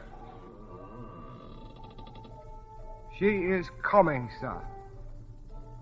Well, what is she standing there for? Ask her if she has the letter. Yes, sir. Nego feng su he sama function. Gilgen nuyen chui kuigamo. How mung koi? Gil kui chuigamo. Mrs. Crosby, I regret, but the veil that you wear over your head, Mrs. Hammond requests that you remove it. Of course. Gil kui hang lai nishi. Mrs. Crosby, Mrs. Hammond has a further request. She wishes you to walk over to her. Now, look here. Tell her this is enough. Howard, it's all right. I don't mind. Ne seng oi fangsun. Ne nung gim hega. Heyunga deha. What does she say? Mrs. Hammond say you may have the letter if you will pick it up at her feet. Thank you.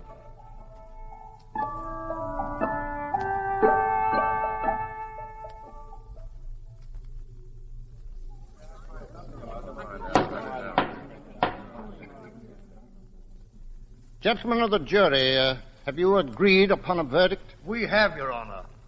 The prisoner will please rise and look upon the jury.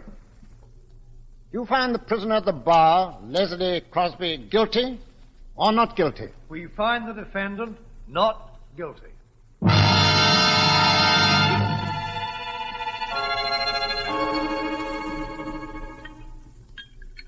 And from that day on, I made a solemn vow that I wouldn't make another cocktail until Leslie was acquitted. So if these aren't up to my usual high standards, remember, I'm out of practice. Oh, Dorothy, darling, they're wonderful and never been better. Robert Crosby, right now you wouldn't know what you were drinking. I guess that's right. I can't taste or think or feel. All I can do is keep saying to myself over and over, Leslie's safe. Darling. Well, ladies and gentlemen, anyone planning to bathe, shower, or sponge before dinner should be getting at it. Well, a shower for me. Oh, I've laid out some things for you, Leslie. Thank you. Darling, I'm going to tidy myself up a bit. No, don't go, Leslie. I shan't be a minute. Well, there's something I particularly want to talk to you about. And, Howard, I want to see you, too. I want your legal opinion. Oh, you do? Oh, what's up? Well, I want to get Leslie away from here as quickly as possible. Well, I think a bit of a holiday would do you both good. No, I mean for good. But how could we? Well, you can't very well throw up your job. Well, I've got something in view that's much better. It's in Sumatra. We'd be away from everybody, and the only people around us would be Dutch. We'd start a new life. The only thing is that you'll be awfully lonely, darling, at the start. Oh, I wouldn't mind that. I'd like to go, Robert. I don't want to stay here. That settles it, then. I'll go straight ahead and we can fix things up at once. Is the money as good as here? Well, I hope it'll be better. At all events, I'll be working for myself and not for a company in London. What do you mean? Why should I go on sweating my life out for other people? This plantation belongs to a Malacca Chinese planter who's in financial difficulties, and he's willing to let it go for $30,000 if he can get the money the day after tomorrow. Well, how on earth are you going to raise $30,000, Bob? Well, I've saved about 10, and the bank is willing to let me have the balance on mortgage. Robert, darling, I shouldn't like you to take such a risk on my account. I'll be perfectly all right here. Really, I shall. Nonsense, darling. You just said you wanted to go. But I'm not sure it wouldn't be a mistake to run away. Everyone's been so kind, and they'll all help to make it easy for us. I do think the thing to do is to stick it out here. Anyhow, Bob, it's not a thing you want to rush into. Let's wait and see. Why should I wait? It's a good thing, and I don't want to lose it. Look, I've got all the papers in my briefcase. I'll go and get them, and you can see for yourself. And I have a couple of photographs of the bungalow to show Leslie. I don't want to see them. Please, Robert. Oh, now, come, darling. That's just nerves. That shows how necessary it is for you to get away. But, Robert, Leslie, darling, in this case, you must let me have my own way. I won't be a minute. Howard, what are you going to do? What can I do? Oh, don't tell him now. I can't bear any more. You heard what he said, Leslie. He wants the money at once to buy the estate. He can't. He hasn't got it. Oh, give me a little time. I'll pay it back. Leslie, I can't afford to let you have a sum like that. I've mortgaged everything I own. I was glad to advance it, but Where is the letter? I have it in my pocket. Oh, it will break his heart. What shall I do? I don't know, Leslie. If I tell him, he'll want to see the letter, of course. Here we are. Well, he's coming. It's up to you, Leslie. Oh, tell him. Tell him and have done with it.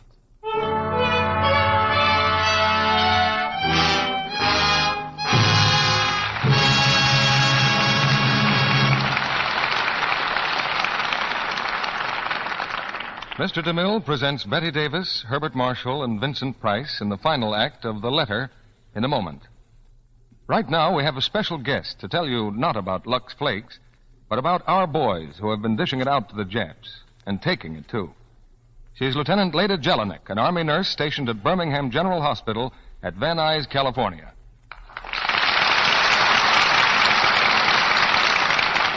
I suppose you're quite busy these days, Lieutenant Jelinek. Yes. Many of the casualties from our Pacific campaigns come back here. Boys who've been in tough battles. But they're on the road to recovery now. You know, about 97% of our wounded men live to tell the stories of their adventures. That's certainly a high percentage. Thanks to the quick treatment they get. Drugs administered right on the field give a man a fighting chance even before he gets to the hospital. And that's why I'm here tonight. I want to say thank you to you women of America for the used fats you saved. Fats that help make many of those medicines. Things like sulfa ointments, opiates, and tannic acid for burns. Your used kitchen fats are made into hundreds of military medicines we use every day. We need them desperately now, and will continue to need even more as we carry the attack to the enemy. So, please, keep right on saving used fats and turning them in. The medicines they make will help bring these boys back alive. Thank you, Lieutenant Leda Jelinek. Yes, ladies, every drop of grease from your frying pan or broiler will help make more of those life-saving medicines. So put aside a tin can of any size or shape, never use glass, and pour in every drop of used fat. Don't throw out even a spoonful, no matter how burned or black or smelly it is. Just a tablespoonful a day will add up to a pound a month. And your butcher will give you 2 meat ration points for each pound, as well as 4 cents when you turn it in. Within 3 weeks, it will be ready to be made into life-saving drugs. Remember, your used kitchen fats may save a wounded man's life. Now, Mr. DeMille returns to the microphone. After the play, we'll ask Betty Davis about a certain special hobby of hers. But now here's the curtain for the third act of The Letter, starring Betty Davis, Herbert Marshall, and Vincent Price.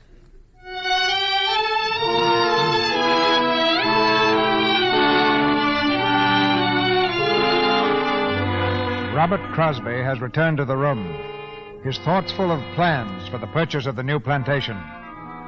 In silence, Leslie and Joyce watch Robert, who is brimming over with enthusiasm as he arranges the papers on his desk. This is really a handsome estate. We'll be stealing it for $30,000. Bob, I don't like to throw cold water on your plans, but hasn't it struck you that the costs of what we've been through will be pretty heavy? Costs? Oh, yes, the legal expenses. Oh, no, I'm not going to charge you anything for my own services. But there are certain out-of-pocket expenses. Well, that's awfully decent of you. I'm not sure I can accept that. But what do these other expenses amount to? Well, the principal item is that letter of Leslie's I mentioned to you. Oh, yes, I'd almost forgotten. You were going to... I had to pay a great deal of money for it. Well, if you thought it necessary, I'm not going to grouse. How much was it? $10,000. $10,000? Why, well, you must have been mad. You may be quite sure, Bob, I wouldn't have given that if I could have got it for less. But that's every cent I have in the world. Why didn't you let them bring the letter in and explain it to the jury? I didn't dare. Do you mean it was absolutely necessary to suppress it? If you wanted Leslie acquitted.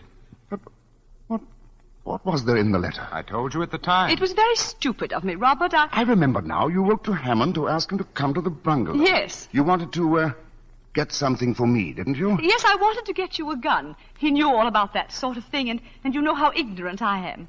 Buying that letter was a criminal offense, wasn't it? Well, it's not the sort of thing a respectable lawyer does in the ordinary way of business. It was a criminal offense. Yes, it was. I might be disbarred for it. Then why did you do it? You of all people. What were you trying to save me from? Leslie, you knew I was buying a gun from Cameron. Why did you want to make me a present of another? Well, how should I know you were going to buy a gun? Because I told you. Well, I'd forgotten. I can't remember everything. You hadn't forgotten that. What do you mean, Robert? Why are you talking to me like this? Who has the letter now? I have. Where is it? Bob, it's not your letter or mine. I've got to pay $10,000 for that letter. I'm going to see it. Let him see it. Thank you. Robert will be away. I absolutely must see you. What does this mean? It means that I was in love with Jeff Hammond. No, you couldn't. We'd been in love for years. It's not true. I used to meet him constantly, once or twice a week. Every time we met, I hated myself for it. It was horrible. I loathed myself. I was like a person who was ill. Then came a time about a year ago when he began to change toward me. Oh, I didn't know what was the matter. I was frantic. I made scenes. I threw myself at his feet. Leslie. Then I heard about that native woman. Oh, I couldn't believe it. I wouldn't believe it. At last I saw her. I saw her walking in the village with those hideous spangles and that chalky face, and her eyes, like a cobra's eyes. I couldn't give him up. I sent for him. You've read the letter. Oh, we'd always been so careful about writing before, but this time I didn't care. I hadn't seen him for 10 days. He came, and I told him I knew about his marriage. Oh, at first he denied it. I was frantic. I don't know what I said to him. I hated him because he'd made me despise myself. I insulted him. I cursed him. At last he turned on me. He told me he was sick and tired of me, that it was true about the other woman, that she was the only one who really meant anything to him. He said he was glad I knew, because now I'd leave him alone. I knew that if he went out that door, I'd never see him again. I hardly know what happened. I seized the revolver and fired. He gave a cry, and I saw it hit him. I ran after him, and I fired and fired and fired until there were no more cartridges. That's what happened. And I have no excuse for myself. I don't deserve to live. How could you do this? How could you? I'm sorry, I shouldn't let myself go. I've got to think. Leslie. Well? He's going to forgive you. Yes. He's going to forgive me.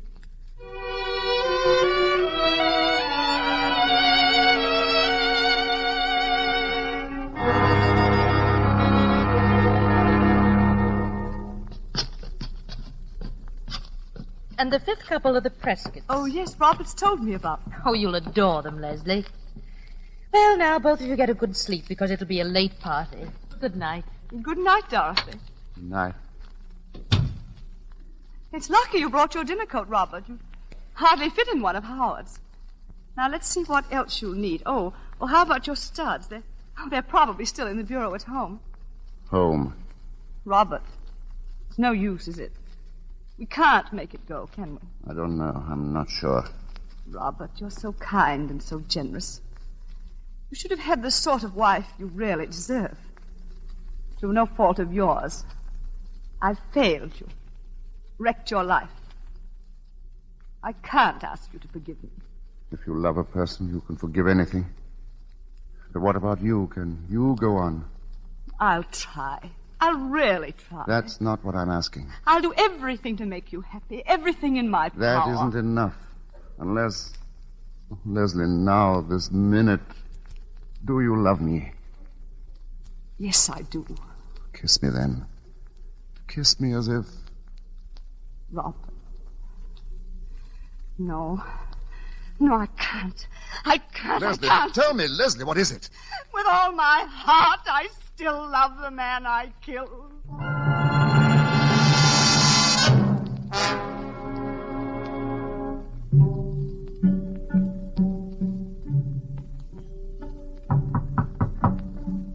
Leslie? Leslie, let me in. My dear, they're all waiting for you. This is your party, you know. I'm sorry, Dorothy. I took rather long to dress. Why, Leslie, isn't that your lace work? Yes. Were you working on it just now? A little. I'm anxious to finish it. Oh, Leslie, please come downstairs. Of course, dear. In a few minutes. Very well. When did you first start doing that lace work, Leslie? I find it soothing. You mean it takes your mind off other things? I couldn't give him up. I sent for him. At last he turned on me. He was sick and tired of me. She was the only one who meant anything to him. She was the only one. I hardly know what happened. I seized the revolver and fired. Fired and fired and fired until there were no more cartridges. I have no excuse for myself. I don't deserve to live. I don't deserve to... Who's up there? Who is it? You, I see you there. Mrs. Crosby. Come here. What are you doing out there? I no want to come. She make me come. She tell me I come here. She? Missy Hammond. She tell me I come here. Bring dagger. Leave it outside window. Of course. Mrs. Hammond. Dagger, Missy. She bring dagger to you. She's here, then? Yes, Missy Hammond on path by gate. You no go in garden, Missy Crosby. She kill you. She wait there. That is what dagger mean. She kill you, you go in garden. Missy, you no tell police I come? Missy, you no tell police I come? Dagger, see the workmanship on the ivory handle. Imagine all that on a knife. He who kills with an unworthy tool commits two crimes, one against himself. I don't deserve to live. I don't deserve to live. I don't deserve to live. Leslie. Leslie. Yes? Leslie, you've got to do something about Robert. He's acting very strangely. What is it? I don't know. At first I thought he was drunk, but it's worse than that. I'll be right down. But where will you ship from, Crosby? Oh, it's near a good harbor, only 5-6 miles away. And I can ship my rubber for less money, or to get ahead fast. In 10-15 years, I can live in London, travel, do anything I please. Robert, will you come with me, darling, please? Not now, darling. Maybe later. I'm telling the boys about my new plantation. Sounds like quite a place. Of course, we'll miss Singapore. Our friends are here, and we've had some mighty fine times. No English people in that part of Sumatra, only Dutch and natives. Going to be a little lonely at first, maybe, but we'll get used to it. Robert. There'll just be the two of us. But my wife's a good sport. Always can count on her. She's not afraid of anything. And we'll have each other. That's the important thing. Stop it. I can't stand anymore. I can't stand it. Give me a drink. I want a drink.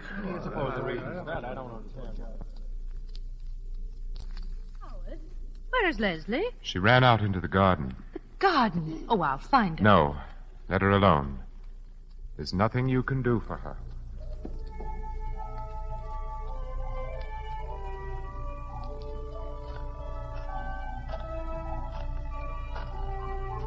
You no go in garden. She kill you. You go in garden, Missy. See the workmanship on the ivory handle. She kill you. I couldn't give him up. I sent for him. Robert will be away. I absolutely must see you. I couldn't give him up. What does this mean? It means that I was in love with Jeff Hammond. That's not true. It means I was in love with Jeff Hammond. No. We'd been in love for years. Been in love for years. We'd been in love for years. Mr. Crosby, go back. Go back. Oh! You killed her. You killed her. Kui Ying say. Who is that? Don't move. The police. The police. Don't move, I will shoot. What do you do here? I do nothing. I tell her no go into garden. I tell her. This woman, she is dead. Kui Ying say. Ingada se kui. She kill her. It was right she die. Leslie! Leslie! Leslie!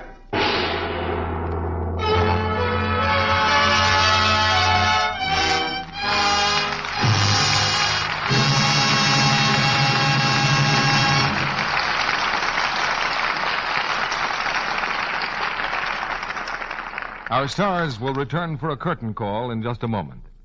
Meantime, we take you to a home, almost anywhere, and a mother who might be almost anyone.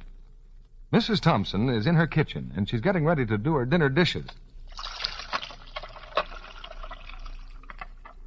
There, all scraped and rinsed. Now, why, that's funny.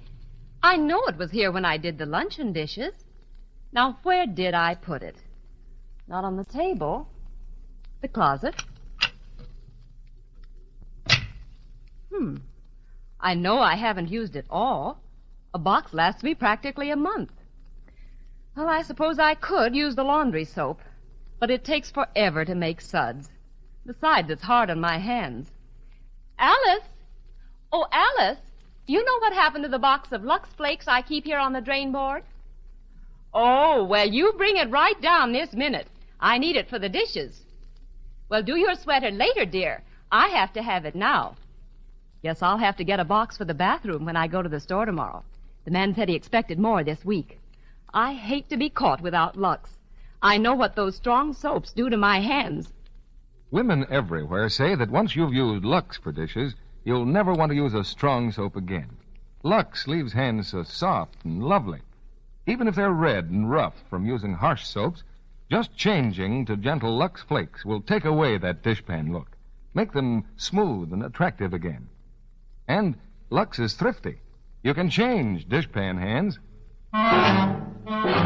to Lux hands for less than a penny a day. Now, here's Mr. DeMille with our stars. A curtain call is one of the oldest traditions in the theater. I don't believe it's ever been better earned than tonight. And coming back to the footlights now are Betty Davis, Herbert Marshall, and Vincent Price. a pleasure to be back, Mr. DeMille. I'd like to thank all the people in the cast for their excellent work tonight. To most of us, Betty, your name stands for fine artistry in the theater.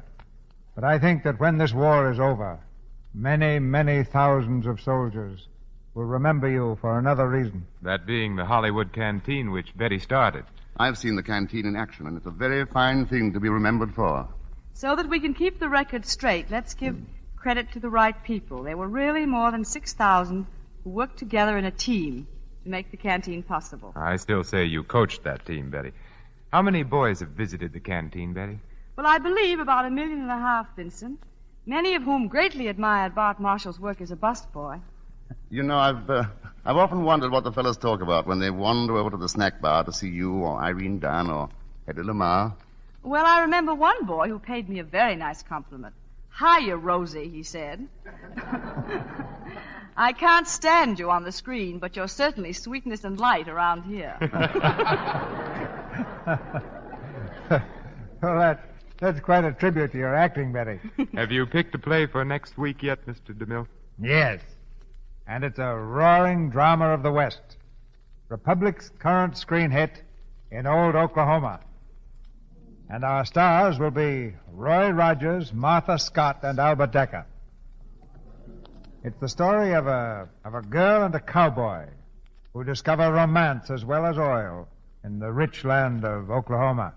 And besides a thrilling drama, we'll also have the songs of Hollywood's great cowboy star, Roy Rogers. Very exciting evening, C.B. Good night. Good night. Good night. Good night. Good night. Any theater should be thankful for players like you three.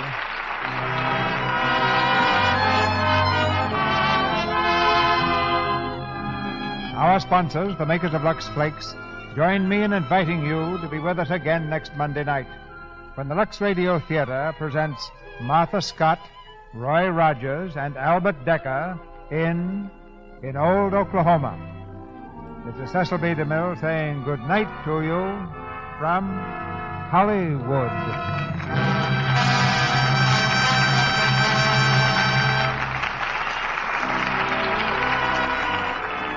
This week, all America salutes those women who are working in war-useful jobs. Women must get into the war with their hands as well as their hearts, until victory is finally won. Betty Davis has just finished the picture Mrs. Skeffington at Warner Brothers and is currently seen in Old Acquaintance. Herbert Marshall appeared through the courtesy of Metro-Goldwyn-Mayer. Vincent Price is currently seen in the 20th Century Fox picture, The Song of Bernadette. The Warner Brothers screenplay of The Letter was written by Howard Koch. Heard in tonight's play were Charlie Lung as Ong Chi, Bea Benaderet as Chinese Woman, Richard Davis as Withers, and Frederick Warlock, Alex Havier, Regina Wallace, Paula Winslow, Joe Gilbert, Eric Snowden, and Charles Seal. This program is broadcast to our fighting forces overseas through cooperation with the Armed Forces Radio Service. Our music was directed by Louis Silvers. And this is your announcer, John M. Kennedy, reminding you to tune in again next Monday night to hear Martha Scott, Roy Rogers, and Albert Decker in the play In Old Oklahoma. Listen, everybody. Free vitamins for you and every member of your family. Your druggist will hand you a regular 50-cent package of famous Vims free with every large economy-size Vims you buy. A $2.25 value for $1.69. Remember, Vims are vitamin complete. Have vitally needed minerals, too. Complete satisfaction with Vims or your money back. The offer is limited, so hurry to your druggist. Don't wait. Get your free Vims. This is CBS, the Columbia Broadcasting System.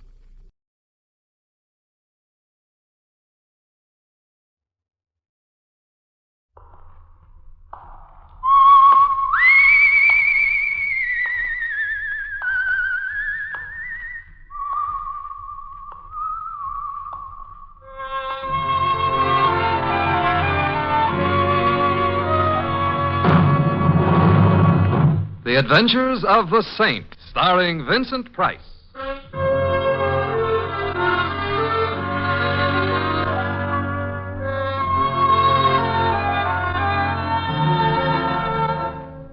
The The Saint, based on characters created by Leslie Charteris and known to millions from books, magazines, and motion pictures. The Robin Hood of modern crime now comes transcribed to radio, starring Hollywood's brilliant and talented actor Vincent Price as The Saint.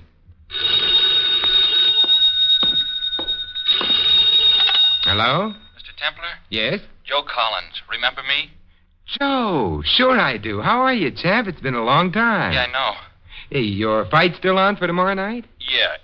Say, could you do me a big favor, Saint? Could you come down to the gym right away? Sure, but what is it? I'll tell you when you get here. I need to talk to somebody I can trust. I need to real bad. I'll phone for a cab and be there in 20 minutes. Oh, thanks, Saint. Thanks. Oh, don't thank me, Joe. After all, I've got a bet on you tomorrow night. I've got to protect my investment. Got a bet on me? Call it off, Saint. Call it off. What? So long.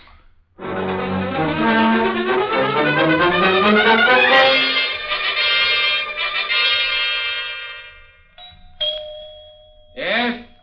It's Louis, Mr. Templar. Your cab is here. Oh, come on in, Louis. I'll be with you in a minute. Maybe you should better open the door right away. Well, why didn't you come in, Louis? The door was... He's asleep. Oh? Who's asleep? Mr. Templar, look down. Louis, it's a baby. You are so right. But why did you bring him here? I found him here. On your doorstep, Mr. Templar. Louis, don't you look at me that way. Who ain't opened his mouth even? Louis.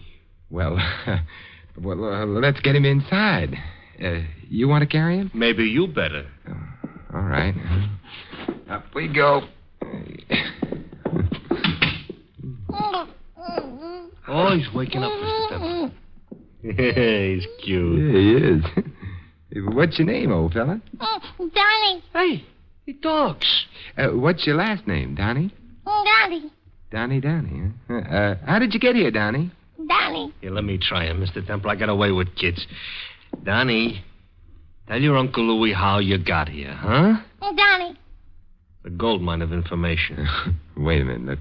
Hey, there's a note pinned on his coat. I understand that's traditional in such cases. Donnie. Oh, just a minute, Donnie.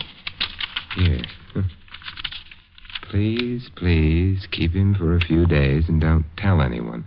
Not even the police. Sounds like trouble, Mr. Templar. Yes, it does.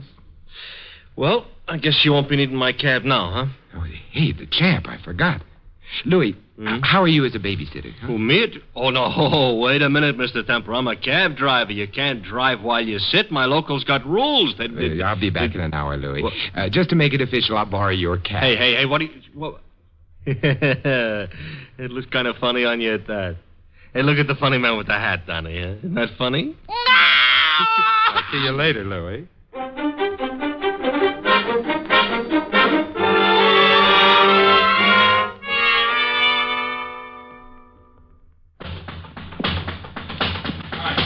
Come on, kid. Use a little more left there. Get your shoulder into it. That's it. That's better. Excuse me, but where could I find Joe Collins? Hold it a minute there, kid. Hold it. The champ? Yeah. Well, he's right there, my friend, on the table. We're getting the rub down. We? Yeah, Chadwick's the name. Sam Chadwick. I'm the champ's manager. Oh, I'm Simon Templar. Joe said he wanted to see me. Oh, we did, eh? Well, I don't remember us doing that. Well, let's go in. Come on, let's go in. Take a blow, kid. I'll be right back. How's Joe feeling? Oh, we're in the greatest shape of our lives. The greatest. That fish Shelley hasn't got a chance tomorrow night. Don't belong in the same ring with us. 2 against 1 hardly seems fair. Oh, yeah. Well, here we are, Mr. Templar. Hey, champ, you know this gent? Sure. How are you, Saint? I'm good, Joe. How have you been? In the pink, the absolute rose-colored pink. I've been all right. That's enough, George. Thanks. Hey, do you want to talk now, Joe? Got here as soon as I could. Talk? What about? We got anything to talk to Mr. Templar about, champ? Saint, the fact is, well, I'm sorry I called you. It was a mistake. It sounded pretty serious, Joe. Well, I guess I'm worked up for the fight tomorrow night with Michelle. You get, well, jumpy. It's the training that does it. Yeah, sure, that's it. We're on edge, you know. Razor-sharp condition. We always get this way right before a fight. With us, it's a sign Shut of up, maybe Sam. Sorry I bothered you, Saint. I'm sorry. If you're sure you don't need me, I guess that's it. Yeah, sure. And look, if you want to make yourself some easy money, Mr. Templar, sock it on the champ to win tomorrow night. We won't even draw a deep breath. I've already got my money down, Mr. Chadwick, on Joe. Ah, that's great. That's the greatest cinch bet of the entire Shut up, season. Sam. Saint, call off your bet. No. I think you're a pretty good man, Joe. In the ring and out.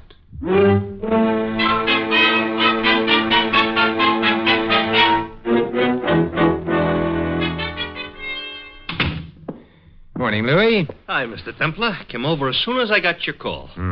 How are you? I'm not so good. A heavy responsibility being a father. Yeah, I'm getting some help, fortunately. I phoned an employment agency, sent over a nurse. That's a shrewd move, Mr. Templar. There's nobody quite has a woman's touch like a woman has. You know what I mean? Well, it's deep, but I'll figure it out. Come on in and see Donnie. Where is he? In bed. Oh, keeps pretty late hours. You'd be tired, too, if you said Donnie 15,000 times a day. How are you, Donnie, old man, huh? You feel like talking this morning? Huh? Watch me get some information out of him, Mr. Temple. You just got to be firm. Yeah, well, I wish you luck, Louis. Donnie, what's your last name? Who brought you here? Where are you from? Huh? Donnie. Well, at any rate, he's consistent. Oh, that must be the nurse. Mr. Templar? Yes, come in. Thank you. I'm Miss Barton, Mr. Templar. The agency sent me over. Right in here, Miss Barton. Miss Barton, this is my friend Louis. How do you do? And your charge, Donnie. Hello, Donnie. Well, he seems to approve of you, Miss Barton. He's beautiful, Mr. Templar. Don't you think so? Louis and I consider him one of the most beautiful babies we have ever seen. Right, Louis? Right. Talks fluently, too, says Donnie. Come here, darling. I'm going to have to go out for a while, Miss Barton. Miss Barton. What? Oh, excuse me, Mr. Templar. I said I'll have to leave for a short while, and I'll be back. We can discuss arrangements then, huh? Arrangements? Anything will be all right, Mr. Templar. Anything at all. Well, I'll call if I'm more than an hour. Goodbye. Goodbye, Donnie. Donnie. Hey, tell your Uncle Louis goodbye, Donnie. Donnie. Well, better than nothing.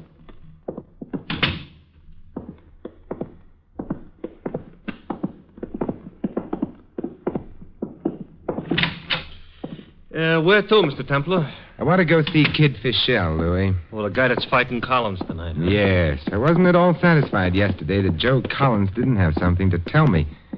Something going on there. Mr. Templar, you got Donnie. How many mysteries can you handle at one time?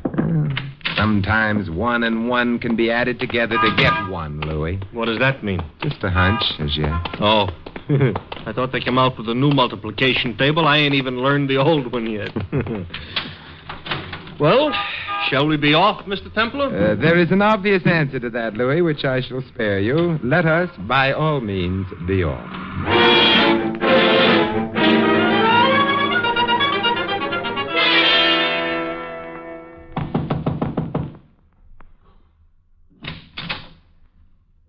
Yes? My name is Templar, Simon Templar. They told me down at the desk this was Kid Fischel's suite. It is. Come in. Make it the desk school, Mr. Templar. One of Kid's sparring partners. How are you, chum? How do you do? My name is Alexander.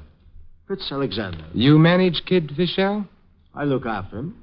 And very well, too, eh, Frankie? The best, Mr. Alexander. Can I see the kid, Mr. Alexander? Unfortunately, right now, he's sleeping. Go down to weigh in for the fight in an hour. Oh, then perhaps I can talk to you about the fight, huh? It would be a pleasure. I can discuss the kid by the hour and never tire. I'm quite fond of him, you see. He's a perfect young machine. Strong, healthy, handsome. He wants the championship. He shall have it. Nothing can stop him. You sound quite confident. I am. If I didn't think he could win, I wouldn't send him into the ring tonight. I wouldn't take a chance on his being hurt. I won't have him hurt, you understand? Don't worry, Mr. Alexander. He ain't going to get hurt. Yes. You see, Mr. Templar, I can become quite emotional over the kid. Usually I'm not an emotional man. I see. And does Joe Collins know that the kid is not to be hurt? He knows. You telling me that the fight is fixed? Hey, watch your mouth, chum. I'm not telling you anything, Mr. Templar. But whoever you are, whomever you represent, remember this. The kid wants the championship. And he shall have it. Because I find pleasure in giving the kid what he wants. And if anything or anyone stands in my way... No, Mr. Templar. I refuse to be worried by you. The kid will not be hurt. Good day. Mr. Alexander said good day, chum. Thank you for interpreting, Frankie. And Mr. Alexander, my money still rides on Joe Collins. In that case, Mr. Templar, I hope you can spare it. Good day. So long, chum.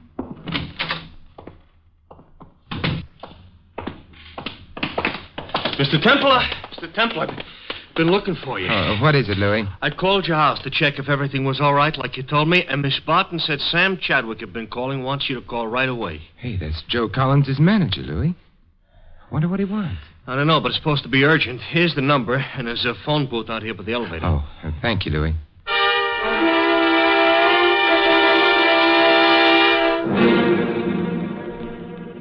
Hello, Mr. Chadwick? Yeah, who's this? Simon Templar, Mr. Chadwick. Oh, Mr. Templar, hey, I've been trying to get you. I've been trying to get everybody that Joe knows. The champ is gone. Gone? Gone where? I don't know. There's $50,000 already in the box office for the fight tonight, and he walks out. He can't do this. You mean we can't do this? You're in on it, too? Oh, skip it. Have you got any idea where Joe went to? I think he went out to get blind. The guy must be crazy. I'll find him, will you, Mr. Templar? You got to. Well, I'll do what I can. I'll pay anything.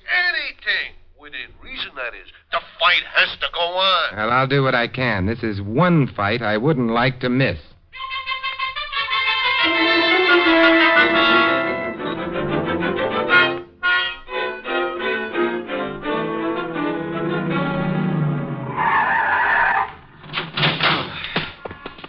This must be about the last bar in town, Mr. Templar. I ain't hit so many bars since the night my nephew went into the Navy. And if we don't have any luck here, I'm about ready to give up, Louis. Well, come on, let's give it a try. Yeah. You see him? No, Yeah, I do. Down at the end of the bar. Does he look sober? I don't know. You wait here, Louis. Yeah. Hello, Joe. Huh? Oh, hello, Saint. What brings you here? Looking for you, champ. You been drowning your troubles? No, I started to, but no. I'd forgotten I was champion, and when you're champ, there's a pride that goes with it. I'd forgotten I had that pride. Care to tell me what's wrong, Joe? I'll tell you. Sure. Maybe I should have told you yesterday, but things got very bad after I phoned you. How bad? I can't win this fight tonight, Saint. You can't beat Kid Fischel? I can't try to beat him. They won't let me. They got my son. Huh? Who's they, Joe? Alexander, I guess. He had somebody do it. I knew he was a little crazy, but I didn't think he was that crazy. I guess Marie was in on it, too. Marie? That isn't your wife. Was my wife. She left me right after the kid was born 2 years ago. She's no good. And if you don't let Fischel win tonight... Yeah, it's nice, isn't it? What can I do, Saint? Joe, what's the name of your son? Donnie. Come on. Where? What for? I'll explain in the cab, Joe. We've got to get to my place right away.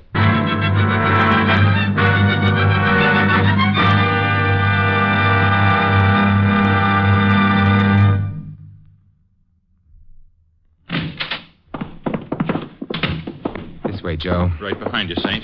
Look, Mr. Templar, the front door is open. Donnie boy, are you here? Donnie! Wait a minute, Joe. What? Behind that couch. That's Miss Barton. Oh, no. Marie. Marie? Yeah, Donnie's mother, Louis. Joe's wife. Marie. She hurt bad? I don't know. Here, now, let me help you, Joe. I'm afraid. No. Marie, can you hear me? Oh, Joey, I didn't know what they were doing until yesterday. Then I got Donnie and left him here where he'd be safe. This morning, I took the place of a girl who was sent over as a nurse, but I guess they followed me. Who did? Alexander? No, not him. He sent somebody. They took Donnie. I tried to stop them, but they... Where did they take him? Do you know? I think the training camp on the river, right above Milford. I know the one. Joey. Yes, Marie. Isn't Donnie the most beautiful boy you ever saw? Marie. I know that this is what all mothers say, but isn't he really? He is, Marie. And Joey, when he gets old enough, will you just tell him that his mother loved him very much? Just that, not all the rest. Just that, Marie. Thanks, Joey. You're a... Marie. I'm sorry, Joe. She gave her life for Donnie. Yes, she did. Now we've got to find him. I'll find him. And if they've done anything... No, Joe. If you do find him, they might. Well, look, I'll go after him. I'll go along, Mr. Templar. I don't like the guys that did this. Thanks, Louis. You better go down to the arena, Joe, and we'll let you know as soon as we can. All right. I guess it wouldn't be much use in finding Donnie. I'd probably put him in more danger. Joe, do you want me to? No, I'll look after Marie. She was my wife.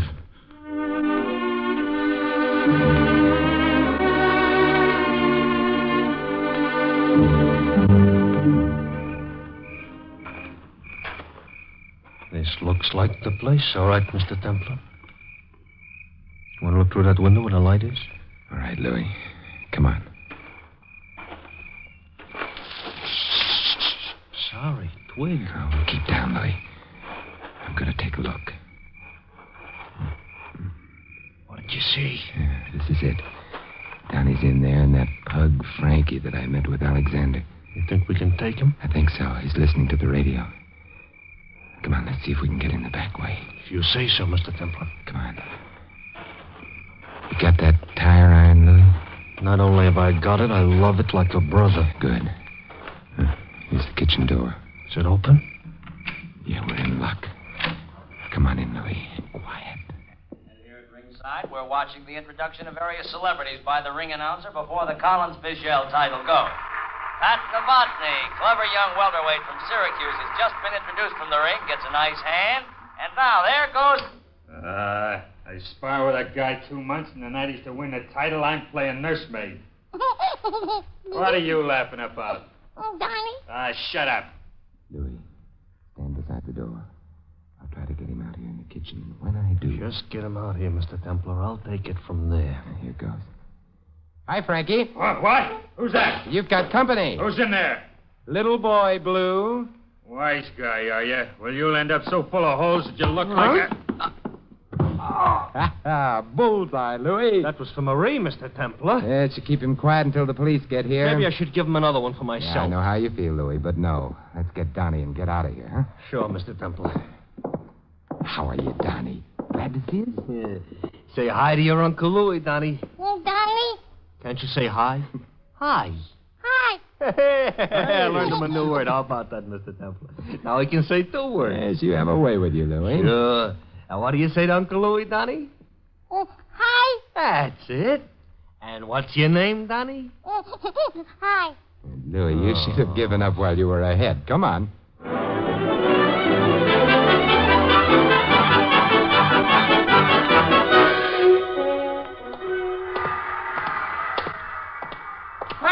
Hey, you can't go in there. That's the champ's dressing room. Nobody allowed in. Fight's not over, is it? Not yet. 6th round, but Collins has taken an awful pace, and I was just up there. Look, kid, get this straight. There isn't much time.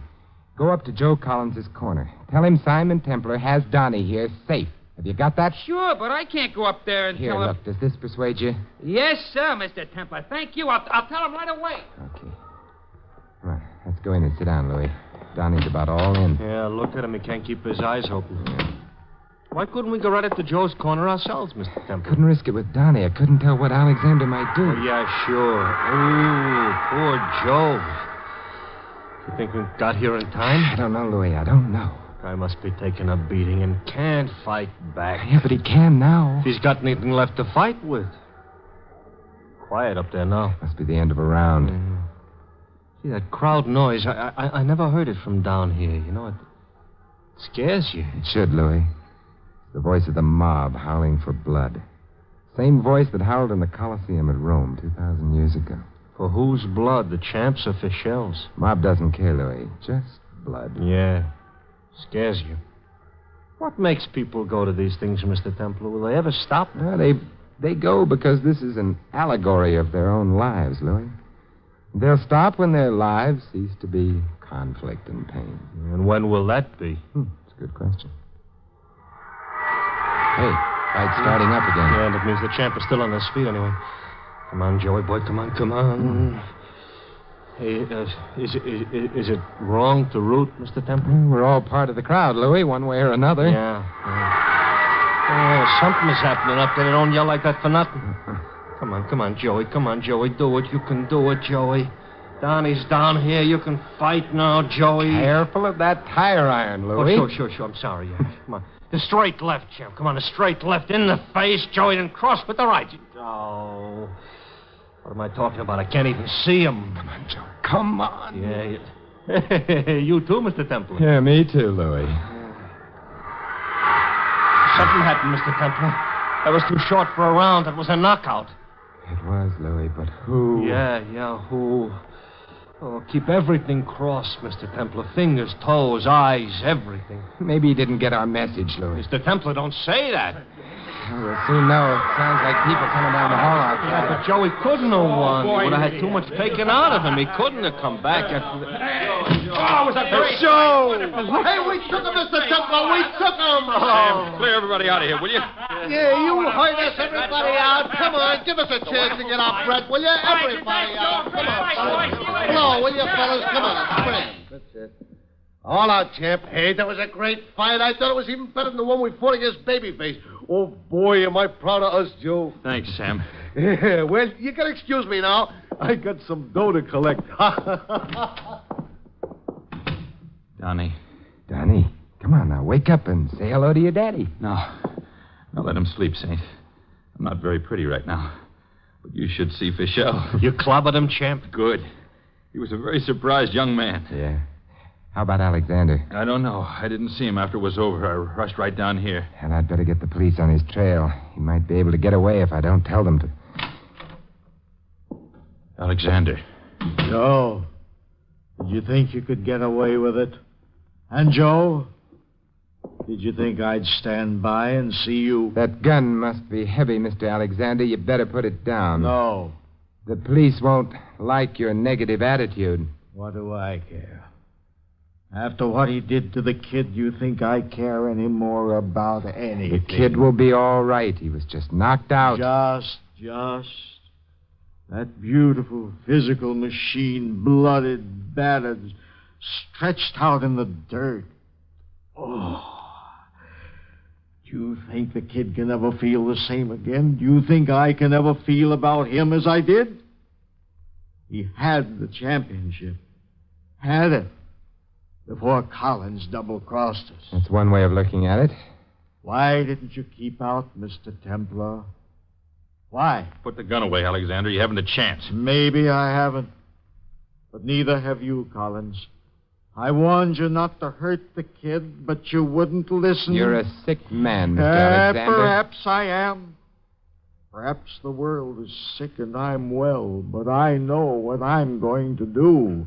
You first, Collins. You know how the kid felt. Mr. Alexander, I'm afraid you'll have to take care of me first. Stop where you are, Templar. Don't come any closer. I'll warn you once more, Templar, and then I'm going to... All right, Louis. Oh! Nice work. Lucky I kept this tire iron. Yeah. You know, I think he was serious. I don't think there's much doubt about it. A very twisted man, Mr. Alexander. Hey, look. Donnie's awake. You got a smile for your old man, Donnie. Oh, Donnie, hi. Hey, he knows a new word. How about that, Saint? Ain't that some kid? He's another champ, Joe. Oh, he'll be a champ in something. Not in this racket, but something good. Something he can take a real pride in. He'll be proud of you, Joe. He'll be proud of his mother, too, after I tell him about her.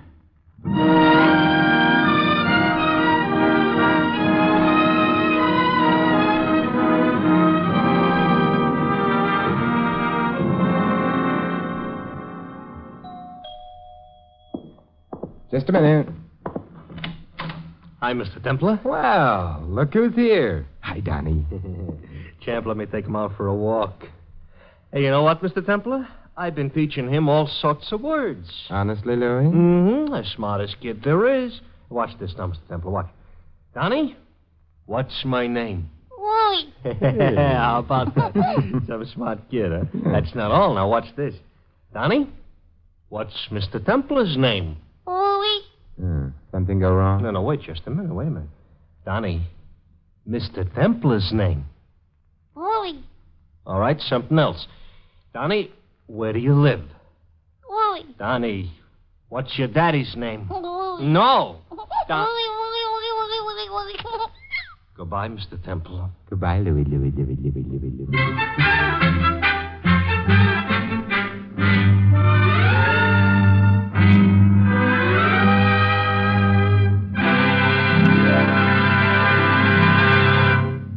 You have been listening to another transcribed adventure of the Saint, the Robin Hood of modern crime. Now here's our star, Vincent Price.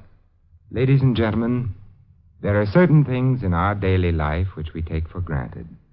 Only when we are deprived of them do we realize what precious commodities they really are. Air may become the most vital thing in the world to the suffocating man, and water to the thirsty one. In the same way, freedom, when it is missed, suddenly becomes life's greatest treasure. In this country, we possess freedom. It is part of us. It is our American heritage. This liberty which we so casually accept was created and nurtured. It didn't just materialize. And so Americans are justly proud of their heritage, and much of the world around us is fascinated by it. If we are to justify our own pride and the yearnings of those in other countries, we must make this freedom a personal thing. We must take it as it was handed to us and preserve it. Preserve it with conscious effort. That is our job as Americans, as free men. For freedom is everybody's job. This is Vincent Price inviting you to join us again next week at this same time for another exciting adventure of the Saint. Good night.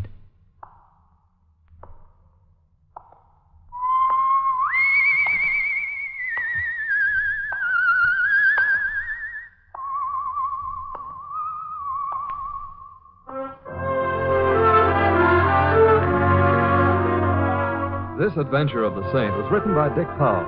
In our cast, you heard Larry Dobkin as Louie and Mary Shipp as Marie. Sheldon Leonard played Sam and Barney Phillips Joe. Donnie was Jerry Hausner and Victor Rodman Alexander. Frank Gerstle was Frankie. The Saint, based on characters created by Leslie Charteris, is a James L. Safier production and is directed by Helen Mack. Vincent Price is soon to be seen co-starring with Errol Flynn and Michael Prell in William Marshall's production of Bloodline. All you Saint fans will be glad to know that the Saint comic books are now on all newsstands. Your announcer, Don Stanley. 3 chimes mean good times on NBC. Who's on the big show tonight? Well, listen, Bob Hope, Dean Martin and Jerry Lewis, Rosalind Russell, Frankie Lane, Dorothy McGuire, Louis Armstrong, Meredith Wilson, and glamorous, unpredictable Tallulah. No wonder it's the big show. And Sunday evening also means another outstanding production by Theater Guild on the Air. Tonight, it's Boomerang, starring Kirk Douglas. Remember, Bob Hope and Martin and Lewis join the big show today on NBC.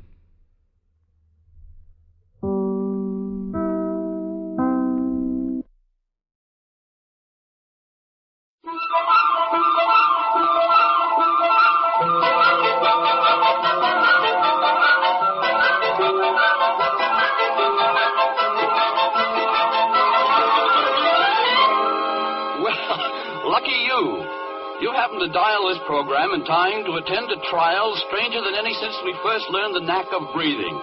And that was a long time back. The poor folks listening to other stations will lose all this. But congratulations to you for being no such fool as to miss the undecided molecule.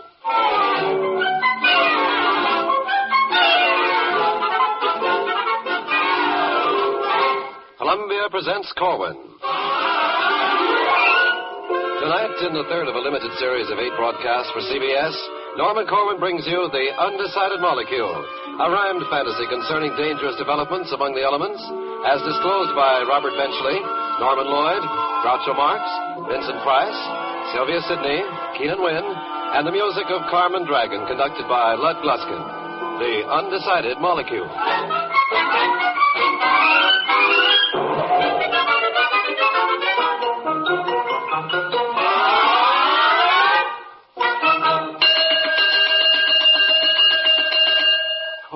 Oh dear. The cosmic alarm, which means I fear some woeful harm is afoot or a wing in the universe. Some deplorable thing, some active curse, like a falling sky, or a new star cluster been banged up by a cluster buster. Sounds to me like a dried up sea, or another ice age for a spell. Nor maybe it's only a freezing hell. On the other hand, it might possibly be that Hitler is alive and well. But after all, there's no point guessing. If it rings again in a manner pressing, I'll answer the interstellar phone. I wish they'd leave a feller alone. Why, only last eon. Hello. Yes, this is he. What? Who? What's that?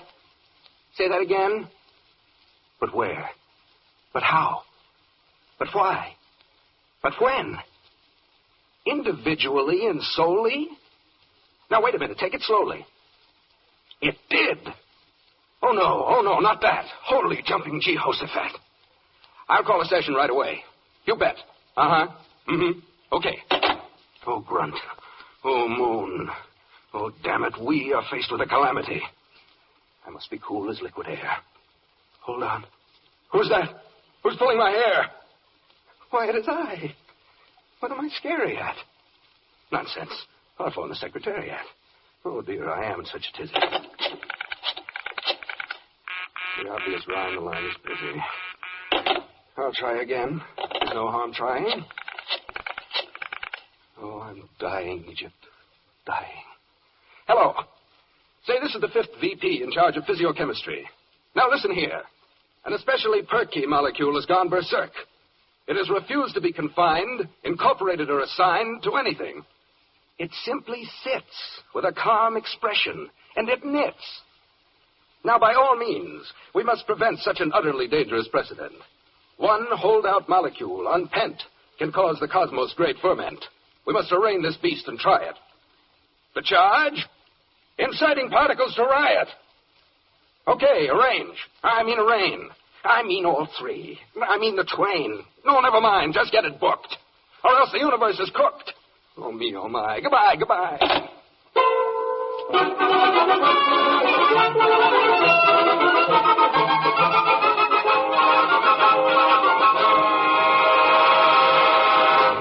Hear ye.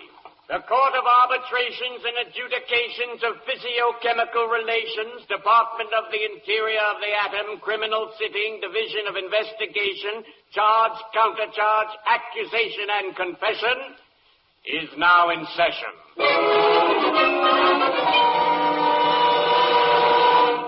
The court will rise and face the justice who will adjust this case.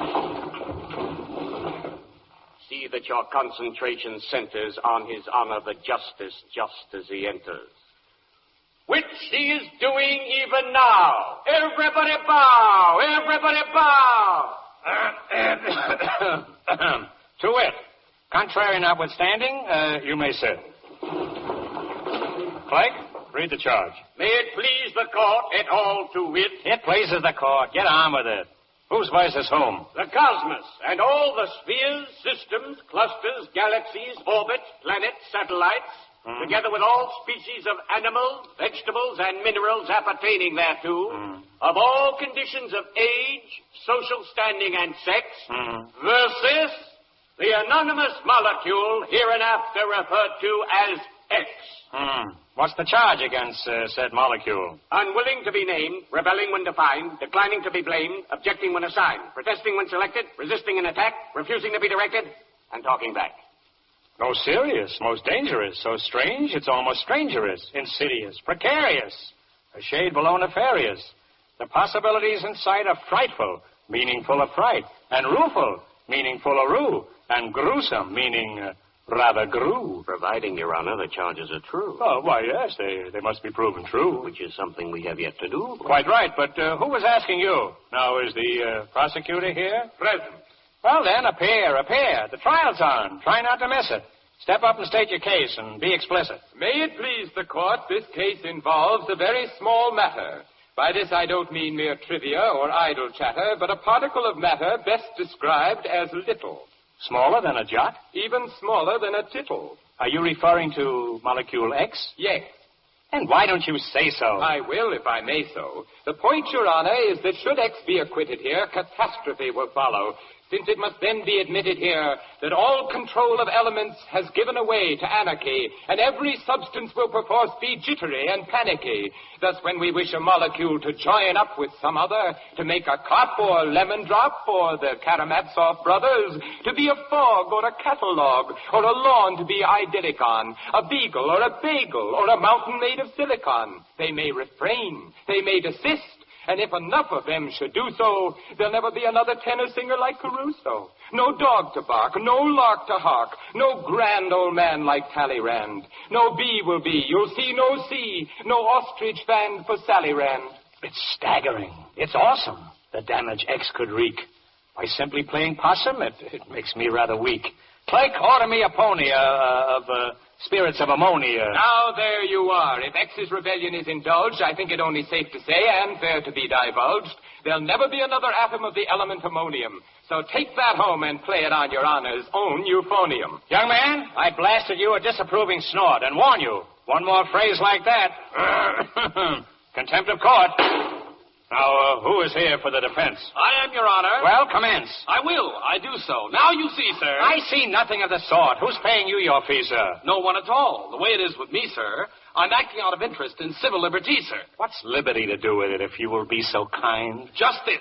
Where in the universal law books can you find it's criminal for anything to be of open mind? The precedent is ample. It is. Let's have a sample. Blackstone on the elements. Case of bismuth versus molybdenum. Oh, drat the books. Our legal forebears doubtlessly all fibbed in them. Hold on there, you upstart. Is not the horse before the cart? Where would we be without tradition? In some advanced, improved position. What? Young man, are you a red? Have you been to the crimson bread? Neither to crimson nor to purple. Well, no whipper-snapping twiple. Challenge me. What do you take me for? A most distinguished expert on the law. Very sensible thing you've said today. Where were we in this trial, by the way? On the right of X to have an open mind. Now, surely justice is not yet so blind as to be unfavorably disposed. Towards openness of mind, my mind is closed. Your Honor, this is scandal. Now, see here. I can handle this.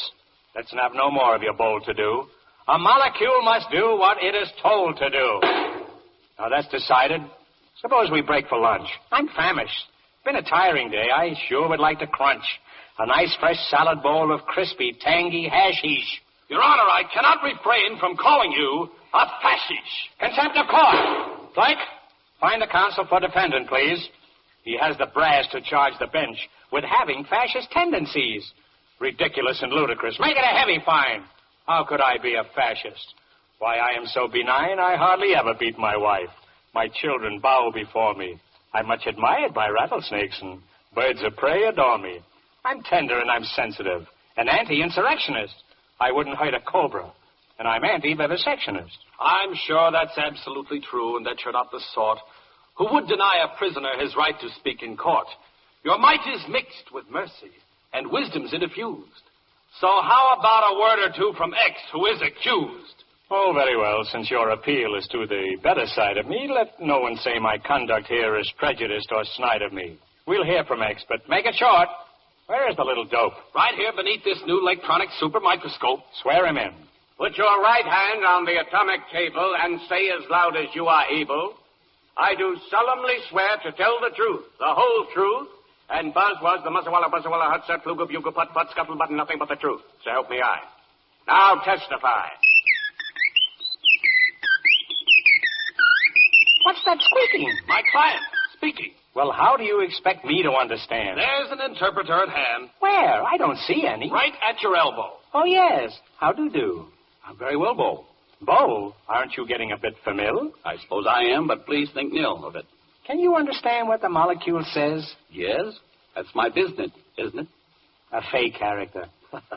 Like a film by Disney. Disney's not involved in this. Why isn't he? I don't know. Where does all this lead? Nowhere. Then please proceed to interpret X for the court of Lex. Lex is Latin for law, I guess, which shows I, too, enjoy access to more than one tongue. I'm a giant intellect. Now, let's hear your client. Proceed, if you will, Mr. Molecule. Let your story fairly leap from you. Oh, come on. We're waiting now. The court wants to hear a peep from you.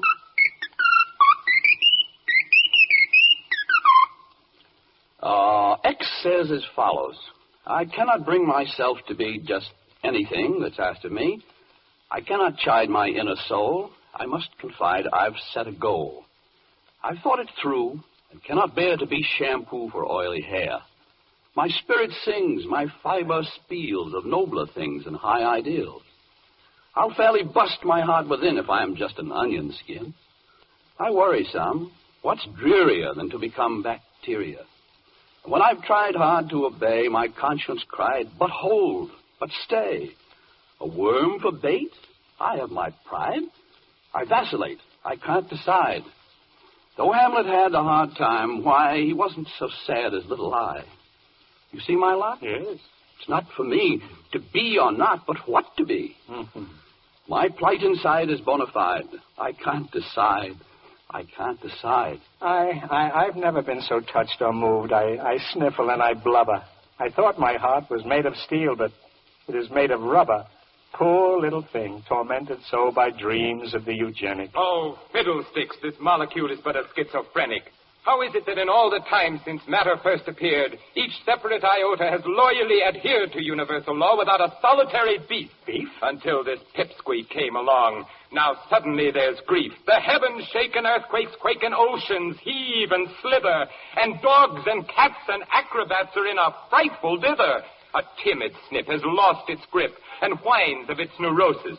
If you condone this freak, you'll reek of moral halitosis.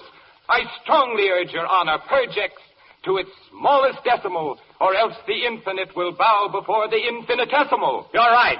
What was I thinking of to pity young Schlemiel? I thought my heart was fairly soft, but it is made of steel. I shall not spoil this molecule by sparing it the rod, and so I sentence it to die before a firing squad. Perhaps a little torture first, like singeing at the stake, and drops of water on the head. And for variety's sake, a little twist of the garrote, a slice of guillotine, and X shall mark the spot where X was boiled in Vaseline. I ask this sentence be appealed. Impossible. Your client's fate is sealed. Ah, no, the court's decision is far from ineluctable. I must remind you, my good sir, that matter's indestructible. Gadzooks, it is. I had forgot. We can't destroy a particle. It seems we're in the power of this clever young upstarticle. The case is lost. I must withdraw. If punishment's not capital and X cannot be executed, I don't give a rapital. We can't imprison it, and we'd be in a most infernal stew with cosmic checks and balances eternally askew. Oh, dear. Vaismere. What will become of all of us? This little Jake and his strange quake will surely be the fall of us. Your Honor! You mean me? May I have a conference with you at the bench? Why, of course. May I suggest a means by which disaster be evaded? My client is no pighead and may likely be persuaded to join some element or other. X is not a softy. No. It merely wishes to belong to something fairly lofty. Its point of view is forward. Its attitude is global. Its heart is set on being part of something good and noble. How righteous. So I suggest you demonstrate, and this will never hurt you, that being this or that or t'other has a point of virtue. Well, how do you propose we do it? I have a plan. I was coming to it. Invite a representative of each important kingdom. You mean like Dempsey for the ring, or Artie Shaw for swingdom?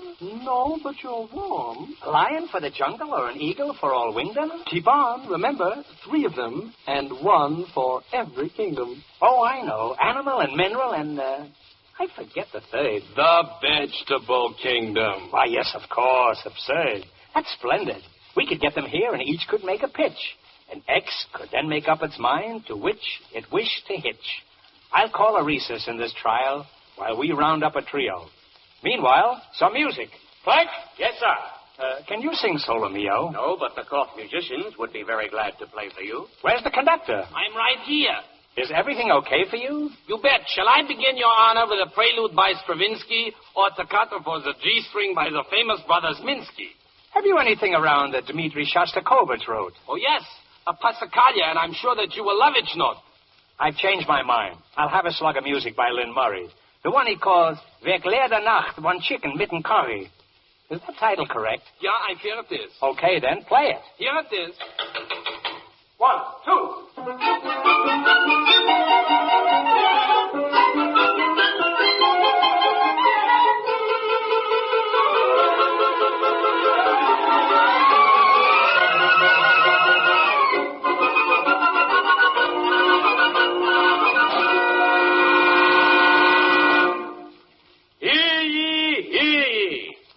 Spokesman for the vegetable kingdom will rise and address the court concerning the advantages to Molecule X of joining this classification.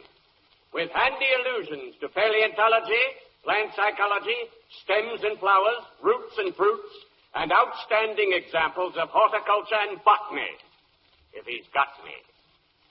I doubt that X shall ever see an atom lovely as a tree, why nothing has got quite the charm of the most ordinary palm, with coffee beans and turpentine, and grapes which make imported wine. And as for molds and types of fungus, we have some noted ones among us. Penicillin is a spore, noble beyond metaphor. Life is earnest, life is sweet, for the common sugar beet. Cotton, spinach, hemp and hop, one could really never stop singing vegetary praise for years and months and weeks and days. Well, X says that trees are chopped for wood and that he sees no special good in being a beet which people eat. X says a palm, though fine in Maine, can come to harm in a hurricane. The grape's a curse, since drink is evil, and cotton is worse for the boll weevil. X does not wish to look for trouble. It's not his dish, the vegetable. For a molecule that's supposed to be meek, the choosy Mr. X has a lot of cheek. Step down, vegetable. Let mineral speak. The spokesman for the mineral kingdom will address the court concerning the advantages to Molecule X of joining this classification, with allusions to metallurgy, gypsum, filiform silver, motor cars, nickel bars, pickle jars, and manganese. Please. Now, the way that X can best ensure his choice of substance will endure is to stop his flopping about and settle down to being a respectable metal. Oh, fiddly-dee, fiddly-dum, yum-yum, oh, boy, aluminum. If he likes the work of iron, he can be the iron in irony. That sounds to me like pure, unalloyed non sequitur. If he wishes to be a worker, he can serve in a column of mercury. And if he'd rather be gay and giddysome, there's radium, uranium, iridium. Oh, tantalum, tungsten, talcum, tin, ipsy, pipsy, bitterson, gin, alto, saxon, copper, tax, raxily, rax, parax, parax, merrily, barely, chili by gin, triple I, zinc, and kale. Team. Oh, I beg.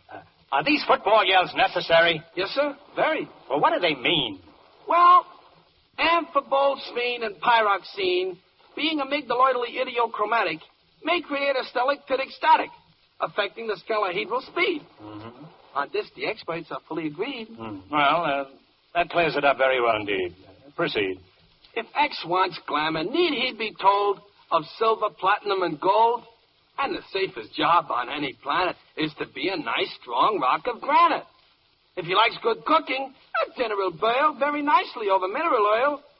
Does he cry to be a wagon hitched to a star, then apply to be a Hollywood motor car? Oh, I could pour mineral oil before you forever and a day, if it wouldn't bore you.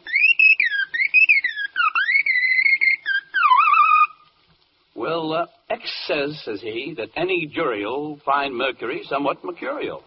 Iron gets rusty, bare rocks too nude, talc is too dusty, oil is crude. The automobile is not his bent. One elliptical wheel means an accident. Gold you can keep. He simply balks at lying deep beneath Fort Knox. I've never heard such utterly rash, hypercritical balderdash. If I weren't so stately and dignified, I'd take that molecule outside and bop him right in his little beezer. Who does he think he is, Little Caesar? Ah! Let the animal kingdom present its spokesman. Come on. Where is the gent? Right here, but, Your Honor. All right, begin. It's a her. Never mind. Swear him in. Swear him in. Very well. The spokesman for the animal kingdom, etc. Species of bird, bee, dog, flea, hen, man. Does solemnly swear, etc. In the name of the llama, gnu, orc, yak, kangaroo, slippery Dan, Charlie Chan, the common man, and so forth, that he or she will please go forth and testify to the legal court. Thank you. I gladly take the floor.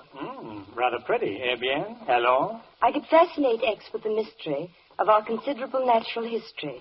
I could tell him the fame of each colorful name. Go on. I'm goose pimply and blistery.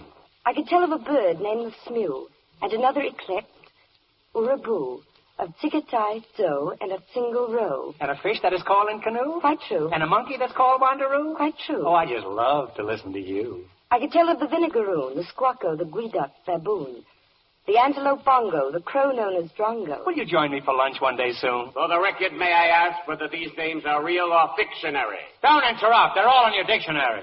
Now, the capakai has a whistle. Of course. Distinct from the ling and dixistle. The zebu and zivet, anteric of Tibet. I cling to your words like a thistle. I urge X to join the toucan or some other nice animal clan, like the beautiful cootie or charming agouti. But what of the species of man? Oh, that's another subject entirely. I do not recommend that X get involved in the affairs of mankind. Is that because you believe in the principle of matter over man's mind? No, but being human would surely hex a sensitive molecule like X. Just how do you mean, Queen? Well, it's not so easy to be a common man. No matter how much you work and plan, it's still a neat trick to live the span commonly allotted to the common man. A wandering breeze will affect your pump. If not a measle, then a mump. You can pull a tendon, get roundly hissed, or have to depend on an analyst. How true. You can get ptomaine or be undersold. Then there's Franco Spain. Fui. And the common cold. A review can stink. You can miss a guess, or be told how to think by the yellow press. Did I tell you I greatly admire your dress? No. There's water on the knee and athlete's toes, the doctor's fee and the running nose, aching bursitis, rashes and rickets, colitis and bursitis, and parking tickets. Not in this court. You can get diabetes or caught in the rain. Not in this court. You can run out of Wheaties or into a train. You can get neurasthenia. A blizzard can chill you. Your wife can be mean you. A dentist drill you. A plaintiff can sue you. A bite give malaria. If no lover woo you, alas, miseraria. Very legal embroilments. Just let me take care of you. Thank you. A fascist will fight you. And then there is asthma. Vampires can bite you and whine on your plasma. You can be badly reared and flunk out in Latin, or tangle your beard in spaghetti au gratin. Fattening. You can get a flat tire, drop teeth in the drain, or suffer a dire escutcheon stain. You can drown in the Dnieper or suffer the bend. You can wind up a leper and lose all your friends. Hard to wind up a leper. You can settle in Philly, or step in a pail, or feel willy-nilly and cease to inhale. How morbid, depressing, in fact suicidal. By the way, have you ever an hour that's idle? Your Honor, my client has something to say. I could meet you, what's that about X again, eh? He's ready, I said. Well, let him go ahead. X says as follows. I'm glad to know the awful truth. Man has such woe, forsooth, forsooth. What philosophy. Yet what he's done, proud hands can clap. He's beaten the Hun and Will the Jap. He flies the air just like a smew and swims for fair like the Incanoo. Yes, like the Incanoo. He has a soul. He reads Descartes. Like me, his goal is a thing apart. He's learned to kill the harmful bug by serum, pill, and sulfur drug. He beats the band and goes to school to understand the molecule. You're the rascal. In face of odds, he makes his way. Gives birth to quads, builds TVA. Displays his charms, plays blindfold chess, listens to Brahms and CBS. CBS, of course. The common guy both thinks and feels. Nothing's too high for his ideals. Though it cost him sadly to put down jerks. Please. He's not done badly. Look at his works. For all his pains, we owe him thanks. And I do gladly join his ranks. The human flock has golden fleece, grace to its stock and lasting peace. Oh, splendid. What a moving speech. I had thought X a worm, a leech. But now I see he's a regular fellow. He's twanged me so I quiver like jello. Oh, joy, oh, rapture, fields of clover. Looks to me like trial's over. Quite so. My dear X, forgive the digression, but I'm sure you'll be happy in your chosen profession. As for you, Miss Hanema, you are great. It's slightly extra-legal, but have you a date for later in the evening? Do you like to dance? Have you any marked tendency toward romance? I have. But what about the wife you seldom beat? And the children you have mentioned who grovel at your feet? Ho, ho, ho! Mere rhetoric and figmentary frippery. The legal mind behaves this way. It's very smooth and slippery when arguing. I have no wife or any such a fixture. In that case, I will marry you, as in a Class B picture. We'll create a happy ending, plus 2 children of each sex. To be a part of one of them, shall we invite friend X? Magnificent idea, that. Is our future child agreed? X says indeed, and asks you speed your visit to the Reverend so we can have a life to lead and bring this to a clever end. Hooray, I thought you'd never end. Will the court musicians kindly advance to the mic and play a wedding dance? And then after that, please segue and sally into a sort of a kind of finale. 1, 2, 3.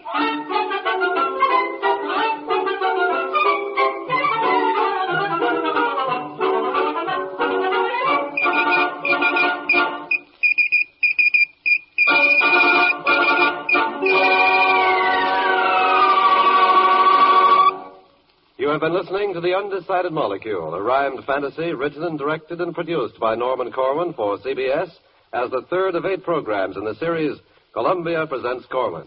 Carmen Dragon composed the music. Lud Gluskin conducted. That gifted man, Robert Benchley, appeared as the interpreter for the molecule. And you can see me soon in the Paramount picture, Duffy's Tavern. It was Norman Lloyd who did that wonderful work as the highly competent official clerk. Quiet. Oliver Wendell Groucho Marx appeared as the judge. And I'm going to be together with my brothers on the stage and screen again in A Night in Casablanca. Some one of these nights. Good night. Vincent Price as the prosecutor was convincing and smooth and even slick. And you can catch me soon in 20th Fox's Dragon Wit. It was Sylvia Sidney who convinced the molecule that being a human being can be fun. And if you'd like to see more of me, I'm appearing in a new film entitled Blood on the Sun. I, Keenan Wynn, in sound mind and body... I object. Performed as the counsel for the defense of Molecule. And to give you an idea how versatile I am, I was also the spokesman for the vegetable mineral.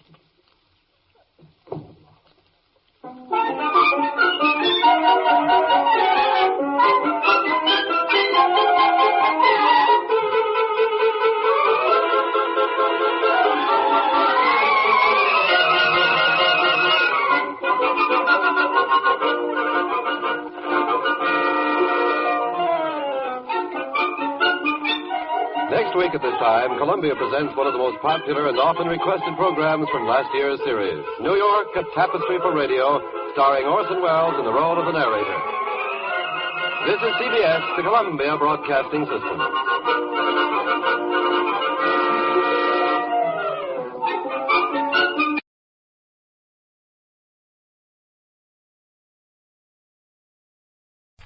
Lux presents Hollywood.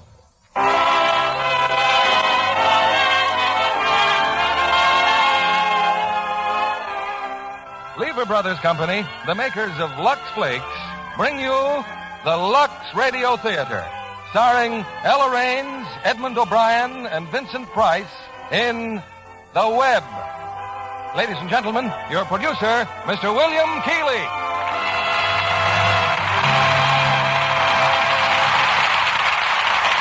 Greetings from Hollywood, ladies and gentlemen. Of all forms of entertainment designed to hold an audience in rapt attention, none has ever surpassed the murder mystery in excitement, drama, and suspense. And tonight, we bring you one of the more thrilling mysteries to reach the screen this season, Universal International's current hit, The Web, with 3 of its original fine stars, Ella Raines, Edmund O'Brien, and Vincent Price. And with enchanting Ella Raines in the cast, you'll gather that tonight's play, in addition to its other spine-tingling ingredients, has more than a suspicion of romance. And speaking of romance, during the filming of The Web, Ella Raines herself became a bride and settled down to happy married life. between pictures, that is. She assures me that when it comes to household management, a good supply of Lux Flakes is a wonderful help in washing fine fabrics and keeping tableware and silver sparkling clean. Well, I'm sure that many other young brides in our audience have discovered the same thing and thank their lucky stars for Lux Flakes on the pantry shelf. Here's Act One of The Web, starring Ella Raines as Noel, Edmund O'Brien as Bob Regan, and Vincent Price as Andrew Colby.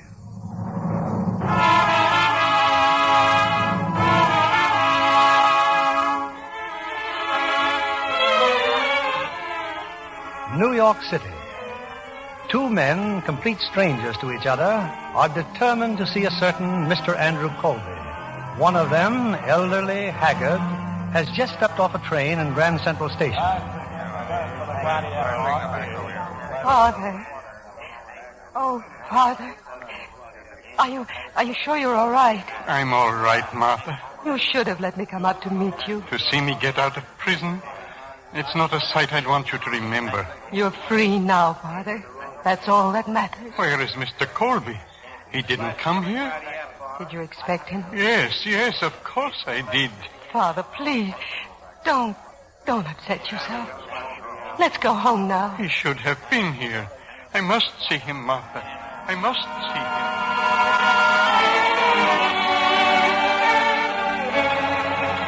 him. The other man, so intent on seeing Mr. Colby, is now in the offices of Colby Enterprises. Is there something I can do for you? Any number of things, but unfortunately I'm here on business. I'd like to see Mr. Colby. What about? Well, he's been carrying on with my grandmother. I'd like to find out what his intentions are. I'm Mr. Colby's secretary. If you have any business with him, you have Don't bother. I can announce myself. Mr. Colby's busy. You can't go in there. Don't blame your secretary, Mr. Colby. She did her best. I trust this is something urgent. My name's Robert Regan. I'm an attorney representing Emilio Canepa. As a result of your negligent driving, his pushcart and load of bananas were damaged to the extent of $68.72. Oh, yes. I seem to recall You've ignored my letters, Mr. Colby, so try ignoring this. This piece of paper is a summons. Well, I assure you, Mr. Regan, it wasn't my intention to defraud your client. I turned your letters over to my attorneys, Porter and Griswold. Porter and Griswold? They wouldn't take a bath unless it involved at least $100,000. I think you may have a point there. Anyway, I'll see that Mr. Canepa gets a check. And a letter congratulating him on his choice of attorneys. Ah, thank you. Do you always attend to these matters personally, Mr. Regan? I thought my client was getting pushed around, Mr. Colby. I didn't like that. Goodbye. Goodbye, Mr. Regan. Well, I guess you saw Mr. Colby all right. Sorry if I got you into a jam. Oh, anything for the cause of justice. My name's Regan. Robert Regan. I'll try to remember. Oh, you will excuse me, won't you? Mr. Colby's buzzing. Well, I'm in the phone book in case your pushcart ever gets pushed. It very rarely does. Goodbye, Mr. Regan.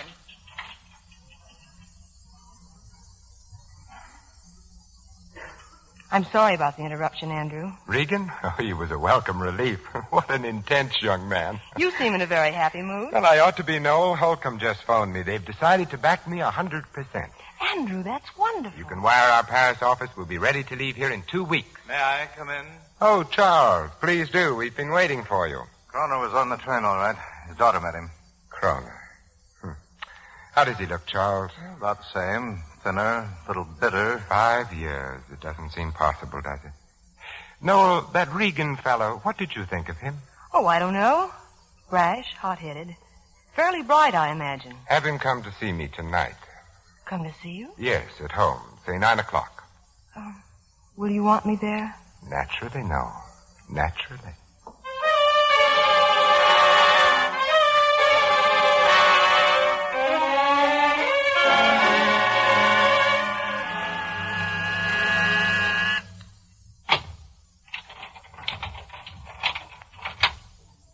Come in, please, Mr. Regan.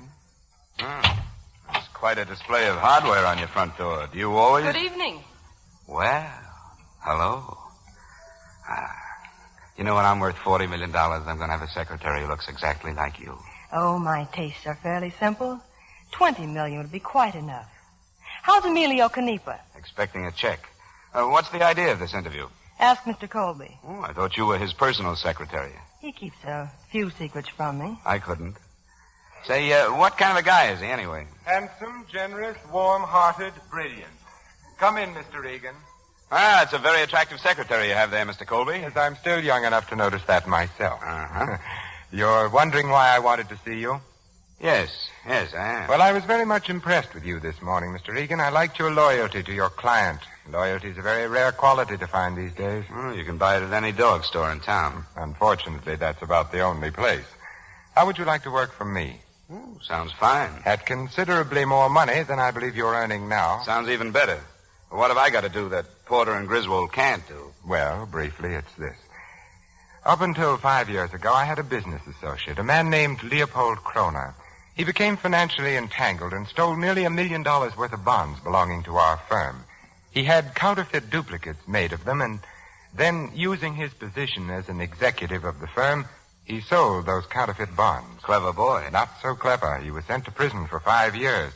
He's just been released, but I'm afraid the long confinement, well, it seems to have unbalanced him seriously. How do you mean? And he seems to hold me responsible. He phoned me today, and he threatened my life.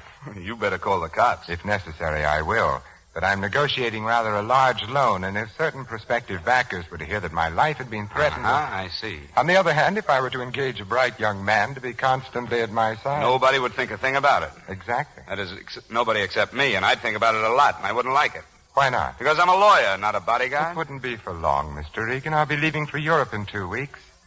In 2 weeks, you'll make $5,000. I've heard of that kind of money. Well, then what do you say? If you think I'm going to turn it down, you're crazy. But then you act a little crazy anyway. I'd feel better if you took this. Be careful, it's loaded. Well, it's as serious as all that? Yes, I'm afraid it is.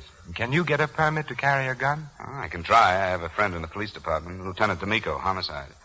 Well, when do I start? After you've seen your friend. I could see him tomorrow. What about tomorrow night? Very well, tomorrow night. You'll come directly here, and Charles will have a room ready for you. Charles? Charles Murdoch, the gentleman who met you at the door. Oh, sure. Tomorrow night, then, Mr. Colby. You've got yourself a bodyguard at $5,000 per body.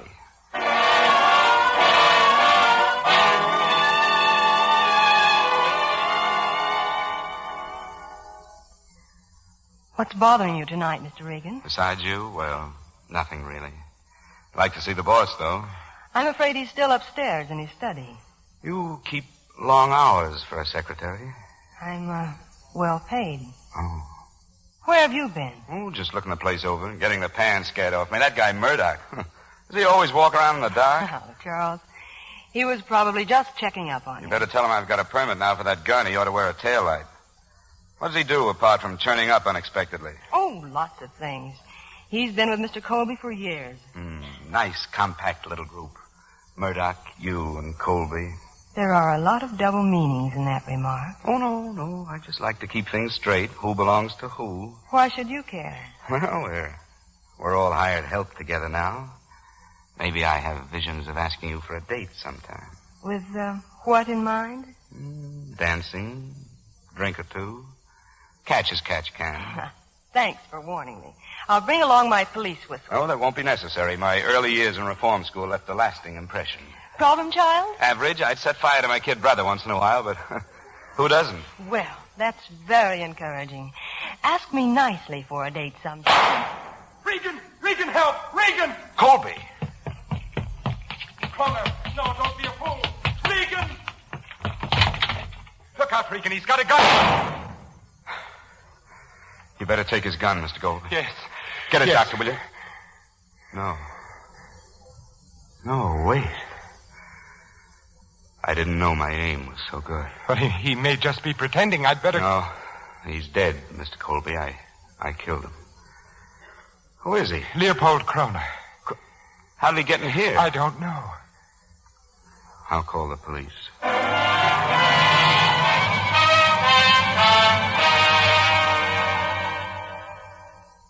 Sorry I'm late, D'Amico. I've been in with the district attorney. Yeah, I know. So he turned you both loose, huh? You and Colby. Why, does that surprise you? Oh, no. You killed a man in self-defense. Did he give you back your gun? Yeah, as a matter of fact, yes. I fixed it for you yesterday to get a permit for that gun, didn't I? I want to have my head examined. That would look great in there without a permit. I don't like what happened last night. Well, neither do I. Colby's in his study on the second floor of his house. He's going over some business papers. He looks up and sees Leopold Kroner. How did Kroner get in there? I don't know. I told you that. So did Colby. Kroner has a gun in his hand. He says he's going to kill Colby and then kill himself. He says Colby has ruined his life. Well? Nothing. I just like to hear myself talk. Colby throws the papers in Kroner's face and makes a grab for the gun. Kroner fires one shot that goes into the floor. Colby starts yelling for you. He's still struggling with Kroner when you walk in. Yes, I signed a statement to that effect, didn't I? Sure you did. You said Kroner turned on you with a gun, but he was off balance, you guessed. And you were able to shoot first. Any news yet from Kroner's daughter? Well, you'd know that before I would. Maybe. Maybe I would. Colby said he wants to make some sort of provision for him. What's bothering you, D'Amico? You are. A guy takes a shot at your boss while you're downstairs romancing a dame. You're a great bodyguard, you are. Why didn't he come to us if he'd been threatened? He didn't want the publicity. All right, Regan. What was the payoff? Look, are you going to hold me? No. But I've been looking over the Kroner record from 5 years ago. Guy counterfeits some bonds, sells them for $1 million, and then pleads guilty. But nobody ever finds the $1 million. He stashed it away someplace. Great, then what's he so sore about? A man with $1 million isn't sore at anybody. What's that got to do with me? Everything's got to do with you. You killed him. In self-defense, he had a gun in his hand. He'd already fired once. Anybody can shove a gun into a dead man's hand. Kroner's fingerprints weren't the only ones on that gun. Colby picked it up after Kroner was dead. We told you that. Kroner gets out of prison one day and gets bumped off the next. And all the time there's $1 million in cash lying around loose someplace.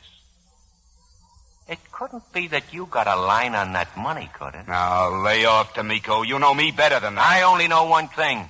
This case is a long ways from settled as far as I'm concerned. Remember that, Regan. D'Amico, you really think there's something phony? You heard me.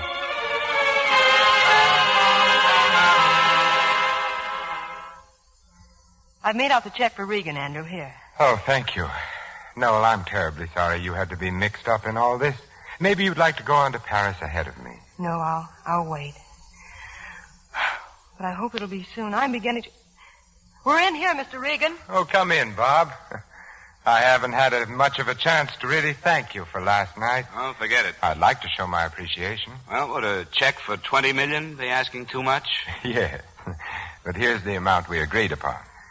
Well, another day, another $5,000. I'd take it if I were you. I intend to. Thanks. Bob, if you'd like to stay on with me, No, I'm afraid I just couldn't stand the strain. I can't get used to the idea of killing people. What's the matter, Bob?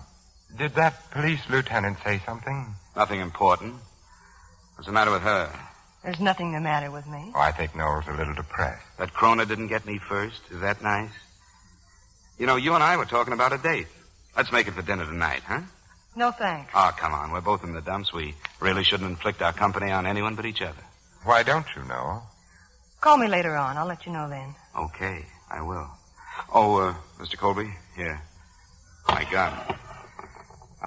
I'm checking it in, Coach. It was a great fight, and I'm glad I won. Bob, I really... Meanwhile, you still owe my client, Emilio Canepa, $68.72. Noel, I'm glad he suggested dinner tonight. Are you? Why? I just think you might enjoy it. Maybe I will, if I go. Well, you could cheer him up. Seriously, Noel, he denied it, of course, but that lieutenant must have said something to disturb him so deeply. And you'd like to know what it was? I didn't say that. A few minutes ago, you were sorry because I was mixed up in all this. Noel, what's come over you? It isn't like you to suggest that I go out with someone else. Regan has done us a great service. It seems to me the least we could do for him. Of course. I'll dig up some light, bright table talk in my most alluring dress. Anything else? No. Nothing else, no.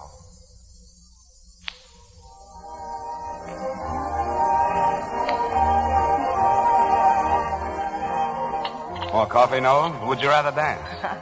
Not much of a choice. Coffee. Well, I couldn't have been more surprised when Colby let you out tonight. What do you mean by that? I mean, if I were in charge of you, I'd be a little more careful about how I passed you around. If there's any passing around to be done, I do it myself. I saw the look you threw him this morning before he gave you the nod. I merely wanted to know if he had anything for me to do tonight. Uh-huh. That's what I mean. You see, I don't kid myself that the president of Colby Enterprises isn't a little competition. This is America. You, too, can be competition. How do you stand with Colby? Why? What does that matter? Well, maybe I've already made a few plans. Well, if you have, they certainly don't include him. So why worry? I'm just naturally a worrier. How long have you worked for him? A little over 6 years. You must know him pretty well. I recognize him when I see him. Well, no more questions? What's the use? Tonight I sit making awkward passes at a beautiful girl. Last night I killed a man. Tomorrow... You're not to blame for what happened. I'm to blame for getting in a spot like that. Who am I to be carrying a gun, playing around with people's lives? There was nothing else you could have done. Oh, I could have shot Kroner in the shoulder, couldn't I, or in the leg? I could have kept my head and not have killed him. Is that what Lieutenant D'Amico said? Huh? What does that mean? Nothing. Only you seemed so disturbed when you got back to the house. After I tell you what D'Amico said, do you have to leave right away, or can you stick around a while and report to Mr. Colby later? Let's go home. Quit kidding. Colby asked you to find out what happened down there. Did he? Well, as a matter of fact, I intend stopping by his house. Your friends, Porter and Griswold, are there. I may be typing all sorts of reports till morning. It's happened before. Go on. Look, I went out with you tonight because I wanted to. You're rude, but you're upset, so I'll forgive that. But if you want us really to know each other, why don't you stop acting like a schoolboy asking grown-up questions? I'm sorry. So am I. Now take me home.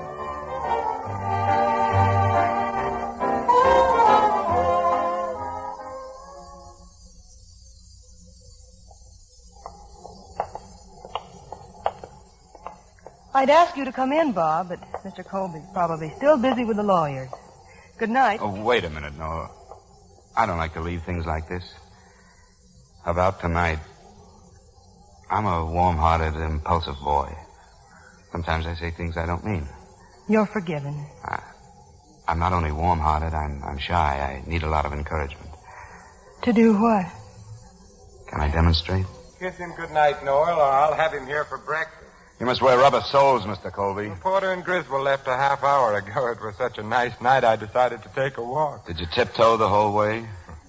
Is there anything you want me for, Mr. Colby? No. Run on home if you'd like. But why don't you both come in for a while? It's still early. I'd be glad to. Well, what did you do tonight? Oh, not much. We sat around, threw a few rocks at each other. Well, aren't you coming in, Noel? It suddenly dawns on me that my dangerous beauty depends upon 8 hours of sleep. My car's right here. Good night. Good night, Noel. You have a drink, Bob? No. Well, would you care to play some billiards? No, I don't think my aim's so good tonight. Well, how about a few hands of poker, then, at showdown at $1 a hand? You must be interested in my $5,000. I'm interested in everybody's $5,000. Sit down, I'll get the car. Lieutenant D'Amico doesn't settle so cheaply. He's interested in $1 million. Oh? Kroner's million. He thinks I know where it's buried. Do you? Until last night, I had to save up to weigh myself. What else does the lieutenant think? I don't know. I can guess. He thinks a wealthy industrialist has somebody he's anxious to get rid of. He hires a not-too-bright, eager young man as a bodyguard. And he frames a situation where the bodyguard has to kill the guy in self-defense. And then? The industrialist is rid of the guy, he's in the clear, and the not-too-bright young man never tumbles. It's an interesting point, because even if our dumb boy should tumble, there's nothing in the world he can do about it. Why should he want to? Why shouldn't he? Well, the man is already dead. There isn't anything your young friend can do about that. The district attorney has exonerated him, so there's no danger there. But on the other hand, he may have made himself a powerful friend. But you forget, he's not very bright. He may feel some twinges of conscience. Why? There was no intent of murder on his part. Morally, he's as pure as the driven snow. That's true enough. Then deal the cards, Bob. Sure. Well, it's Lieutenant D'Amico's plot. Let him worry about it. Regan, I wish you'd change your mind and come to Paris with me. You'd like it. Maybe I would. Maybe I'd end up with as much dough as you have, huh? Hey, how good's a pair of kings? No good at all. I seem to have 8s over 5s. There must be some way of beating you. There are lots of ways, Regan, but not while I'm holding all the cards.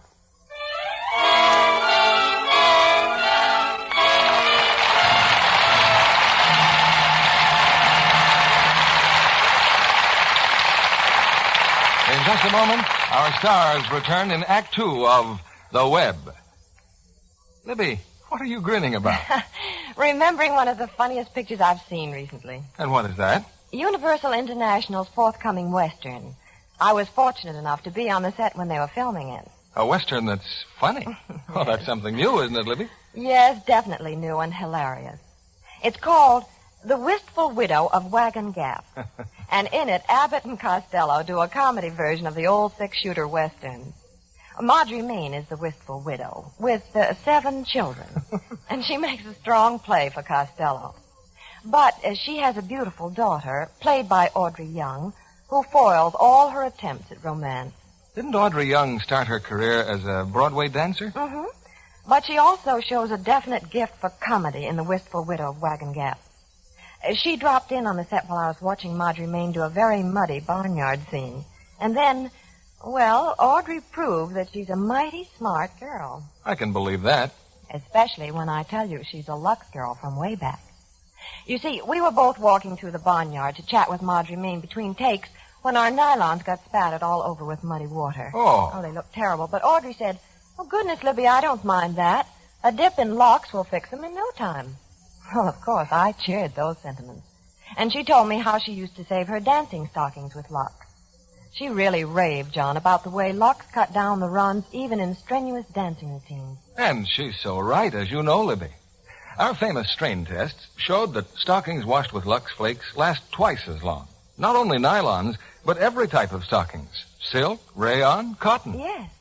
I wonder why any girl would risk strong soap or rub her stockings with a cake of soap. Oh, there's another thing about Lux Flakes, too. Oh, I've forgotten something, Libby? Well, it's especially important these days. It's the way Lux saves the color of your stocking. And now, with the exciting new deep tones that you see in the stores, that's vital. Thanks, Libby. So, to keep stockings lovely, to make them last longer, it's smart to Lux them after each wearing. Here's William Keeley at the microphone. Act 2 of The Web, starring Ella Raines as Noel, Edmund O'Brien as Bob Regan, and Vincent Price as Andrew Colby.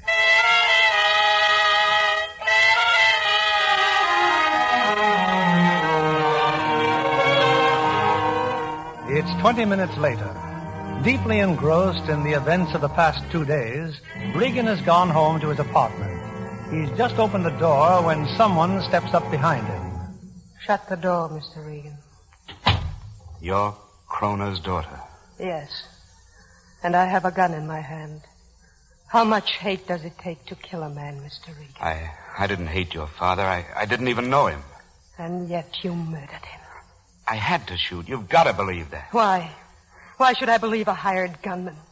You murdered my father because you were paid to do it. To you, he was just a new car you could buy when he stopped breathing.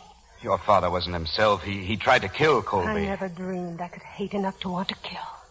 But I've reason enough to kill you now 10 times, and I'll do it. Oh. I'm sorry. I didn't mean to hurt you, Miss Kroner, but I had to get that gun from you. All right. You've got it. Why don't you kill me, too? You've got to listen to me. I was hired to protect Mr. Colby. Protect him from what? My father wouldn't have hurt anyone. Miss Kroner, when a man is out of his mind... He wasn't out of his mind. And he didn't threaten Colby. And he never owned a gun. How do you know? I knew my father. He was the kindest man who ever lived. But he did break into Colby's house. He didn't break in. He was invited. Huh? Invited? He was asked to be there at 10 o'clock. I was there when he phoned. As if you didn't know. You're sure of this? Do you have any proof? If I had any proof, do you think I'd be here now? Or that you would? No, Mr. Regan. If I could prove what I know, you and Colby would be where you belong. In prison.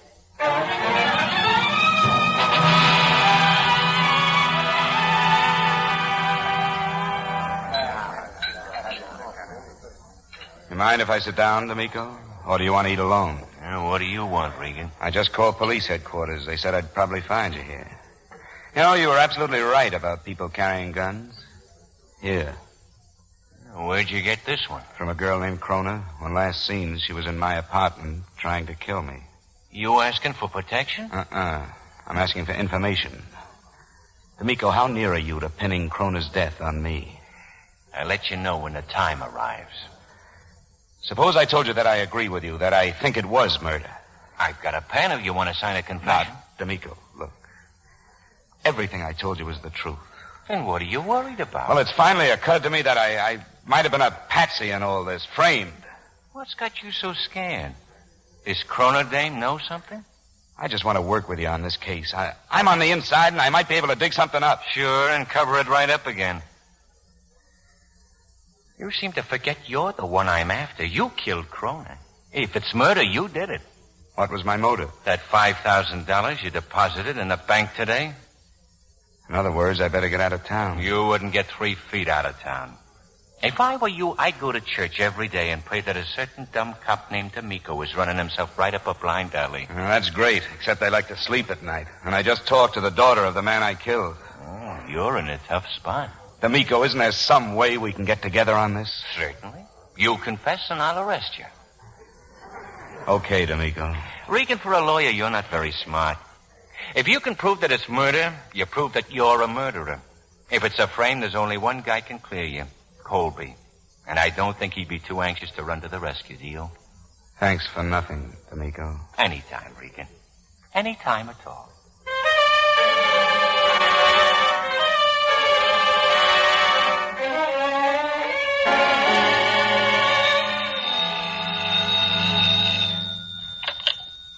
Hello? Oh, good morning, Bob. I don't know how I could. I'll be busy all day. You what? Oh, uh-huh. Well, this afternoon, then? 3 o'clock. No, you better not. I'll, meet you downstairs in front of the building. I'll be there, 3 o'clock.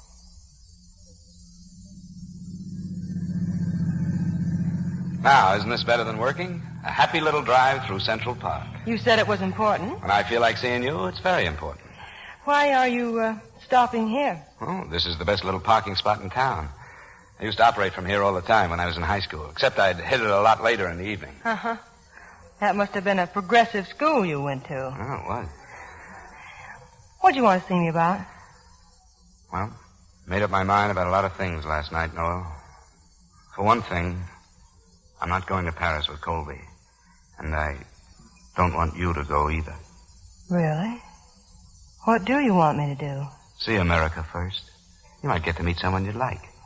I might. But Colby, what have you got? Money, influence, travel, yachts? Why don't you let me take you out of all that? That's an offer if I've ever heard one. No, I'm really very serious. I know you are. Bob, what's the matter? I spent the whole morning in a newspaper office going over the accounts of the Krona trial 5 years ago. Why? You just naturally get curious about someone you've killed. Anyway, I ran across the name of Victor Bruno. Who was Bruno? Didn't you find out? Well, I went to see a friend of mine, court clerk. Cost me a bottle of scotch, but I found out something. Now I'm very curious. He didn't remember much about Bruno, only that the cops figured him for the engraving job on those counterfeit bonds. But Bruno never testified at Krona's trial. No, I know. They never found him. But, Noel, what do you know about him? No more than you do. Funny. Krona didn't look like the type to get away with $1 million. Neither did Bruno. Oh, you've seen him? Yeah, once, before he disappeared. Krona was out on bail at the time, and Andrew was doing everything he could to help him. He spoke to Bruno, hoping to clear Krona. What does Bruno look like? Oh, I don't know. Strange little man, always trying to hide. He looked like a, $20 a week bookkeeper. Glasses 2 inches thick and not a hair in his head. Is he a foreigner? Well, he spoke with an accent. Is Colby going to be home tonight? As far as I know, why? Oh, maybe I could get him to throw some legal business my way. I'll keep him at home for you. Now you better take me back to the office. Well, little did I think when I first met Emilio Canepa that you'd be the mother of my children. Why? Is there some connection between the two? No Emilio, no summons. No summons, no children. We'll name our first one Emilio, then. Over my beautiful, muscular, dead body. Oh, well, back to your office.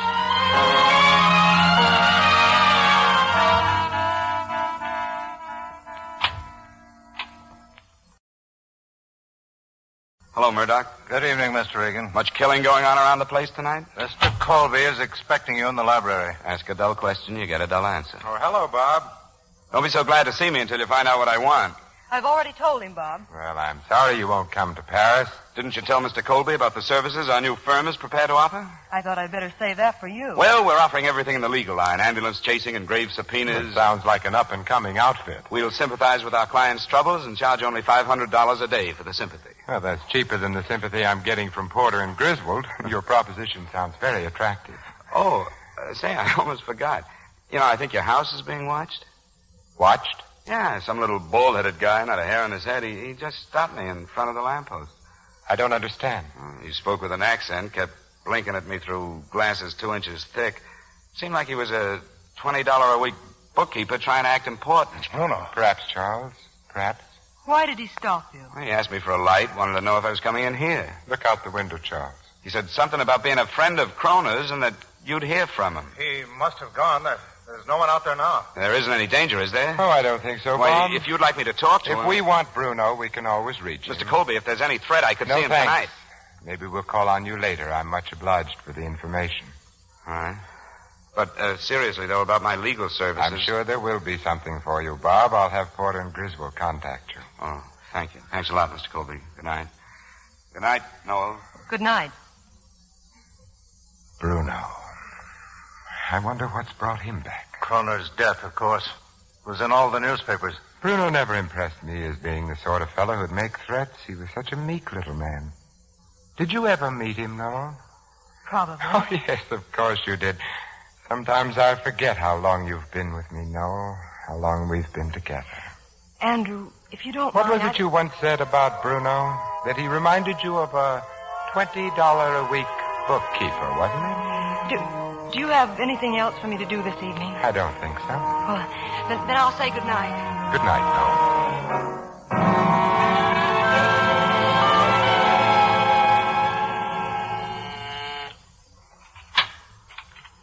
Well, hello.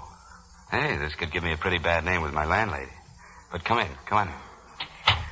I'd like to know what you meant by that little performance tonight. Was I convincing? You're not a very nice person, are you? Your high school parking spot came through beautifully. Now, wait a minute, Noel. No, you wait. Just what are you up to? What's your guess? Blackmail. That's a nice business, too, if you have the right connections. I think I deserve a better answer than that. Sure you do. Noel, there are several people in this town who believe that Kroner was deliberately murdered. That's ridiculous. Is it? It would have been comparatively easy for Colby to frame. He invites Kroner to the house. In the middle of the conversation, Colby pulls out a gun. He fires one shot into the floor, shoves the gun into Kroner's hands, starts wrestling with him and yelling for help. I rush in, Kroner turns startled, bang, bang, and it's all over. You must be out of your mind. Why should Andrew want to kill Kroner? Suppose he dreamed up this whole counterfeit deal himself. Now, he promises Kroner a share of the profits if he takes the rap, while Colby takes the $1 million and builds up the business. Kroner gets out expecting a share of the gravy. Instead, the lights go out. If I use that kind of reasoning, I could think of at least 50 motives why you killed Kroner. The police have 100. Just what were you trying to do tonight? I want to see Bruno. I dreamed up that little man by the street lamp, hoping I could startle Colby into giving me Bruno's address, but fortunately he doesn't startle so easily. How can you be stupid enough to believe all this? Andrew's one of the finest men I've ever known. He's certainly been decent enough to you. He may have carried his friendship a little too far for my own good. So, you take out the little corn-fed secretary, prime her up with some fake sincerity, and she spills over with everything you want to know. Oh, I know it's not going to be easy to convince you that the things I said today were sincere. It's just about the most hopeless proposition you ever faced. No, look, I'm going to have to make another try for Bruno's address tomorrow. If you give me away, I'll be sunk. In more ways than one. Do what you want. Just don't ask me for any promises. Good night.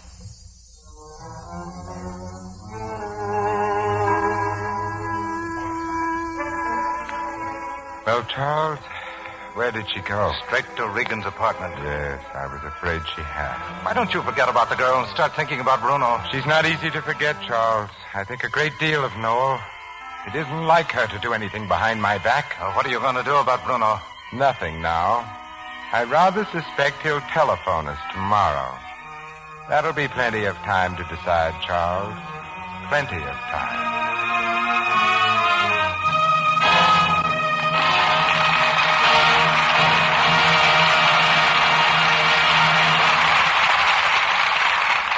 We pause now for station identification.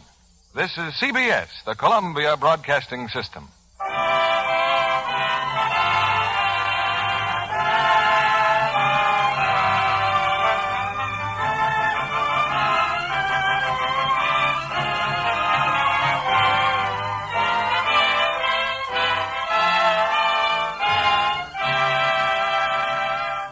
We'll return to Act 3 of The Web in just a moment.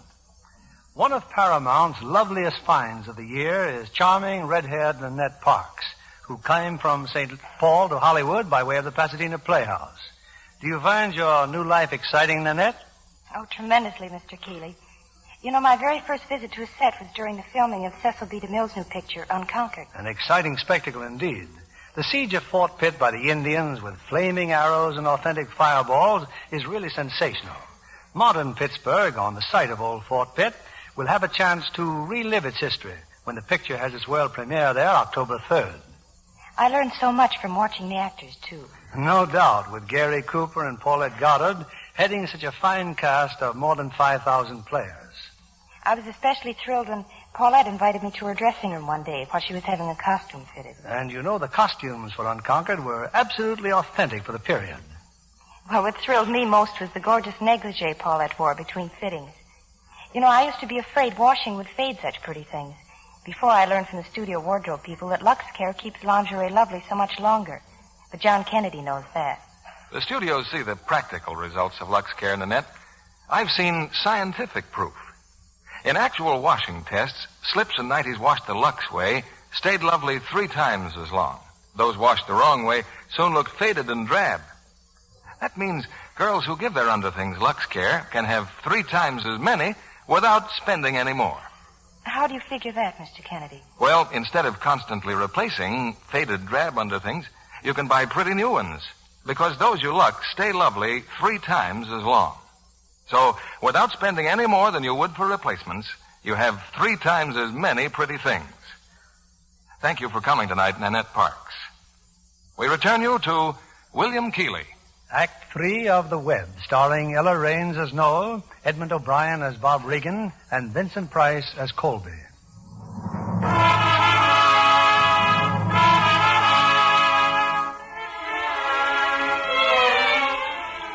It's been several days since Robert Regan has seen Emilio Canepa, he of the demolished pushcart, but now, shortly after breakfast, the much-involved young lawyer has good reason to call on his client. There's nothing to it, Canepa.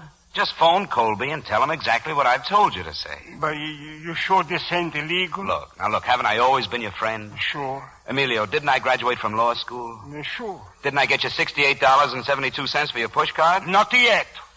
Well, don't be so greedy. If it hadn't been for your pushcard, we wouldn't be doing this in the first place. Well, okay, I call up. Atta boy, that's better.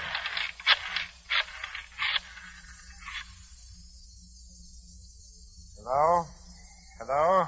Oh, yes, this is Mr. Colby. This is Victor Bruno, Colby. Oh, yes, Bruno. I heard you were in town. And what if the police hear I'm in town? All right, Bruno. How much this time? For $10,000, the police don't find out. $10,000. That's a lot of money. I got a lot I could say. Stop by my home tonight. No. I don't make the same mistake Kroner made. You send the money to me. Where? You know the place. You remember the address? Yes. You sure you remember? Yes, of course. Now listen, Bruno, I'll give you the money on one condition. Get out of the country, you and your wife. With the money, there'll be 2 tickets to Mexico City. See that you use them. Just be sure to have the cash there tonight. 9 o'clock. This is the last time, Bruno. Remember that. Well, Charles, what's the matter? You look worried. If we're going to start paying Bruno, he'll never let us stop. Don't be absurd, Charles. That wasn't Bruno on the phone. Well, then who was it? Not Regan? No, not Regan. Probably a friend of his.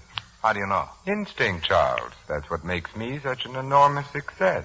But if Bruno was here last night... Victor Bruno has been dead for 5 years. Dead? Then how did Regan know what he looked like? No. She's the only one who could have given him that description. You never told me Bruno was dead. How did he die? Protesting his innocence. Well, what was Regan after just now? Bruno's whereabouts. Andrew, did you have Bruno killed? Don't be so inquisitive, Charles. I just don't want you to get the idea that what happened to Bruno could happen to me. I'm no Kroner, and I'm no Bruno. I hope we'll have you here for some time, Charles. What about Regan? Go to the bank and get $10,000. And then? And then we'll have to do something I'm not going to like doing at all. What about the girl? She's involved in this as much as Regan? Yes, it looks that way. You don't like the idea of getting rid of her, do you? I don't like it at all. But if I have to, I'll do it. I'll arrange for Noel to be here at 8 o'clock.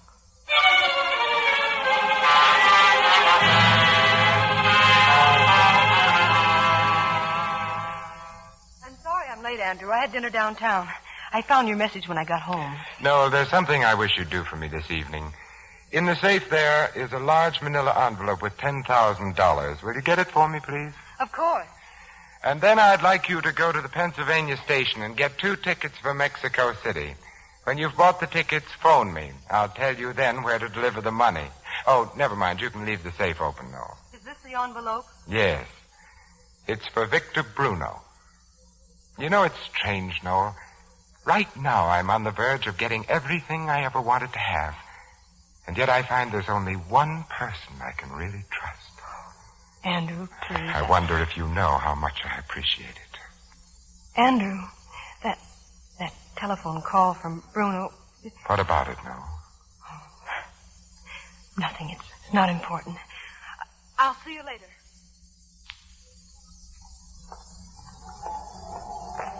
What did he want, Noel? He's paying Bruno off. $10,000 and 2 tickets to Mexico. Well, you were right, weren't you? Well, I'll know for sure after I've seen Bruno. You'll see him. Right after I bought the tickets. Come on.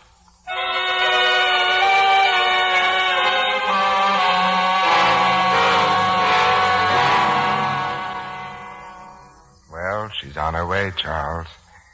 She's probably met Regan by now.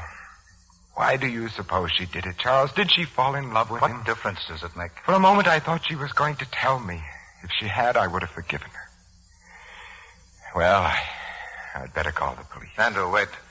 I'm not so sure this is such a good idea. But why? Granted, we can have them picked up for stealing the $10,000 if they find her fingerprints on the safe. That doesn't really get them out of the way. But then, what if they're arrested not merely for theft? What if they're arrested for murder? What? What are you talking about? Whose murder? Your murder, Charles.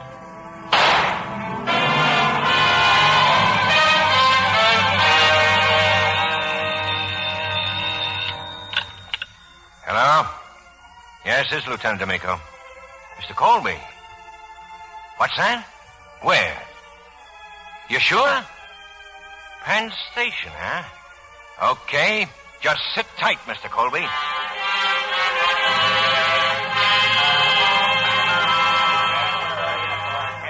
The Manhattan Limited leaving on track 8 for Philadelphia, Harrisburg. I'd like to make connections for Mexico City, too, please. Leaving tonight, if possible. Mexico City? Oh, yes. Yes. Just a moment, miss. Excuse me, miss. You know Faraday? Well, yes, but... Come with me, please. You're under arrest. Arrest? And don't worry about your boyfriend. He's right where you left him. Except there's a cop hanging on to each arm. Where are you taking me? To Lieutenant D'Amico, miss. He's waiting for us at Mr. Colby's house.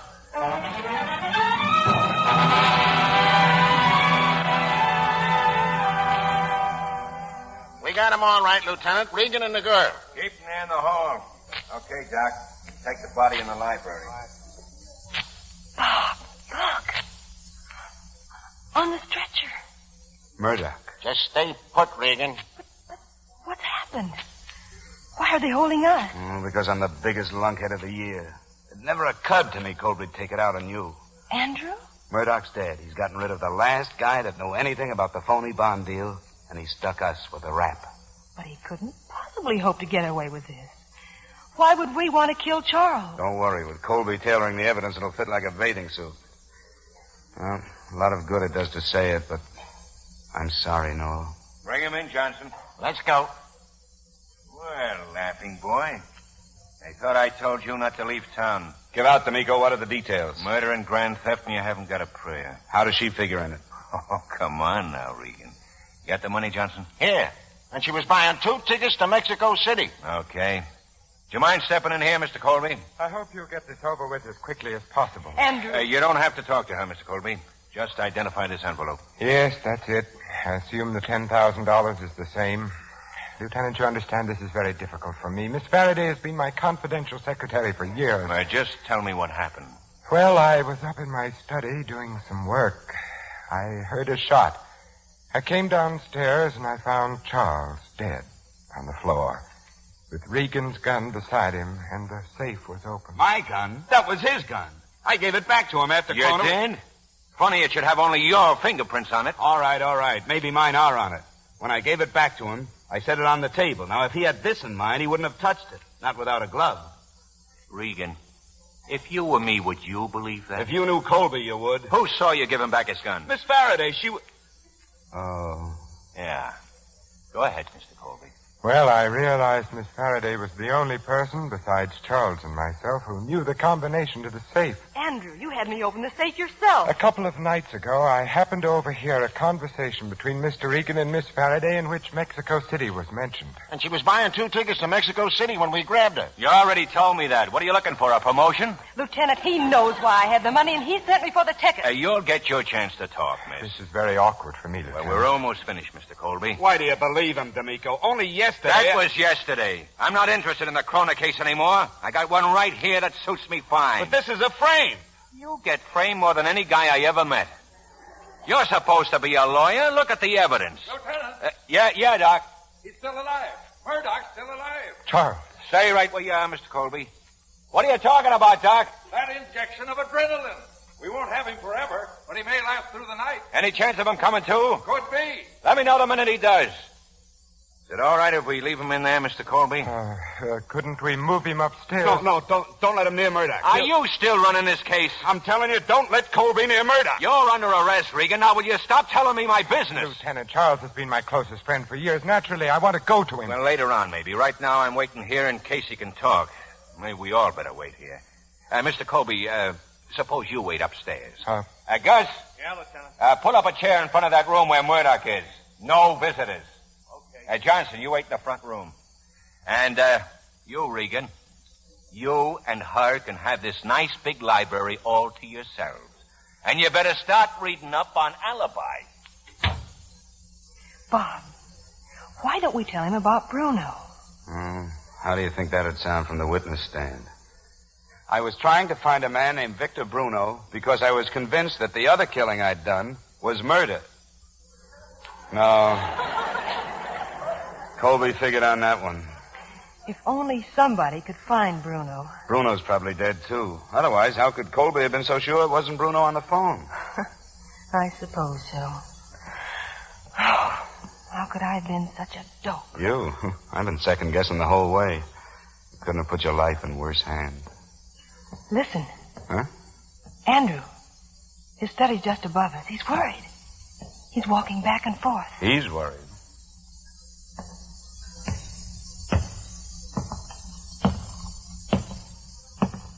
Come here, Regan. I want to ask you a couple of questions. What about Charles, Lieutenant? Well, he's still alive. Still alive. He's still alive. I thought you left the cot in front of the door. Where'd he go? That doc needs some more adrenaline. He sent Johnson to the drugstore. Murdoch's not alone in there. The doctor's with him, isn't he? First you shoot him, and then you worry about his health. The doctor's in the kitchen boiling up a hypodermic. Come on, Regan. That's where we're going. You stay where you are, miss. He's alone. Charles is down there alone.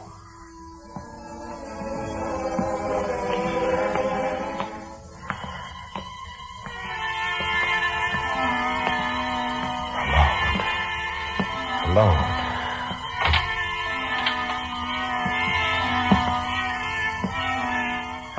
They'll never know now, Charles, will they? They'll never know that... bother killing him again, Colby. D'Amico! Murdoch's been dead for 2 hours, ever since you shot him. Now, how... Watch it, Regan! Turn on the light, Counselor. Yeah, sure. Well, don't just stand there. You knock Colby down, I'll pick him up. Get him out in the hall. You can come out, Miss Faraday. This you'll want to hear. Bob, what happened? I'm not so sure I know myself. Well, Mr. Colby, tough break, huh? I really solved this one from left field. I've had Regan tailed for the last 2 days. I knew he wasn't here tonight. It's quite a comfort to us taxpayers to find our police department in such competent hands. Thanks so much. Oh, just to keep the record straight, whatever happened to Kroner's $1 million? That's strange. That's what Kroner wanted to know. Yeah, very funny. Come on, Johnson. We're taking Colby downtown. Oh, that D'Amico. He's really the answer to a maiden's prayer. Yeah, he's a smart cookie, but he doesn't catch everything. What's that? Something D'Amico forgot to take. 2 tickets to Mexico City. Think we can use them? I've, always wanted to try out my Spanish. Don't forget, you two. You'll have to check with my department if you're figuring on living in the country. Now, wait a minute, D'Amico. That Colby still owes my client $68.72. Well, you're a lawyer. Sue him.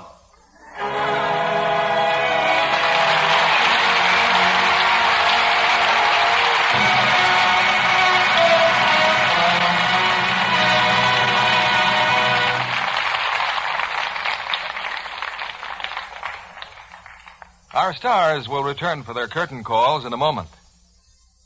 Libby, do you realize what a big job American housewives do just getting together meals for their families? That's true, Mr. Kennedy. The average housewife plans, buys, carries home, cooks, and serves well over 1,000 meals a year. And in most cases, she washes the dishes for all those meals, too. An average of 6 tons a year. And yet her husband and children expect her to keep her hands lovely. Well, smart housewives have found out how to do that, in spite of dishwashing, Libby. Of course, with Lux Flakes. For dishes, for any soap and water job around the house. Right. That's why a Lux lady doesn't have red, rough dishpan hands. Well, naturally. Some women try other types of soaps at one time or another, but they soon get wise. What strong suds can do to hands is a caution. And red, rough hands are no prize at a bridge game. Discouraging to friend husband, too. So, John, it's no wonder thousands of housewives stick to Lux for dishes. They're so right, because hundreds of scientific tests have actually proved how much kinder Lux is to hands. When strong soaps made women's hands rough and red, changing to Lux improved them in 2 to 7 days. Soon the skin was just as soft and smooth as ever. And Lux is so thrifty, too. Lux Flakes make such rich suds, they actually go further, much further. They don't die away like some suds. So, ladies, why not try Lux for your dishes? Here's Mr. Keeley at the microphone. For an exciting performance of a thrilling drama, our thanks to Ella Raines, Edmund O'Brien, and Vincent Price, who take the spotlight for a curtain call.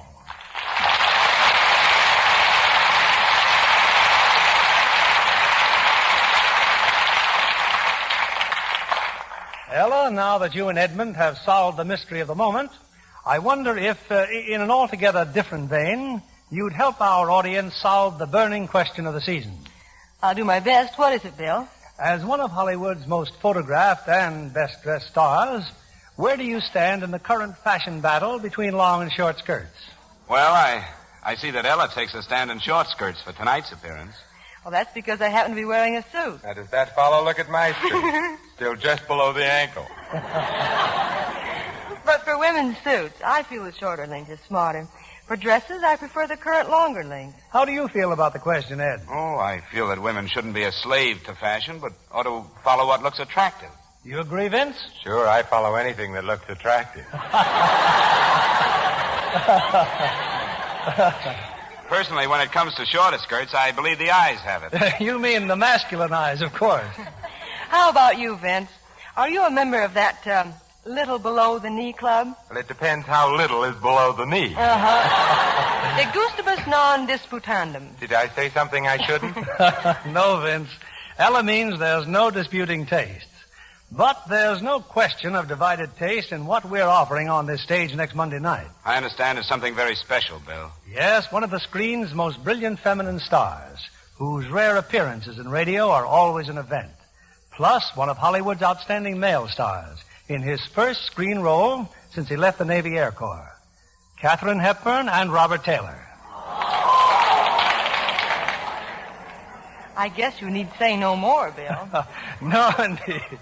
Katharine and Bob appear in Metro-Goldwyn-Mayer's thrilling drama, Undercurrent, repeating their original screen roles of a man and woman whose love is overshadowed by a haunting figure from the past. Well, it ought to be standing room only Monday night. Congratulations and good night. Good night to all of you, and thanks.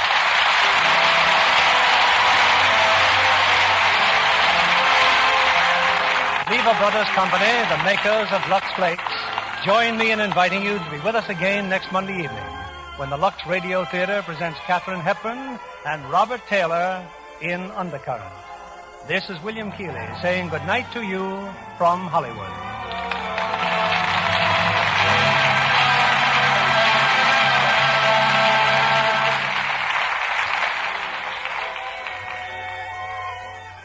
Again, a word of appreciation to the housewives of America for the swell job you're doing saving and turning in used fats and oils.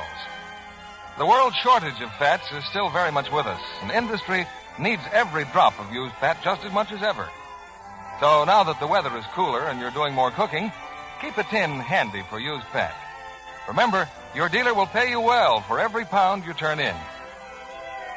Ella Raines will next be seen in Nunnally Johnson's The Senator Was Indiscreet.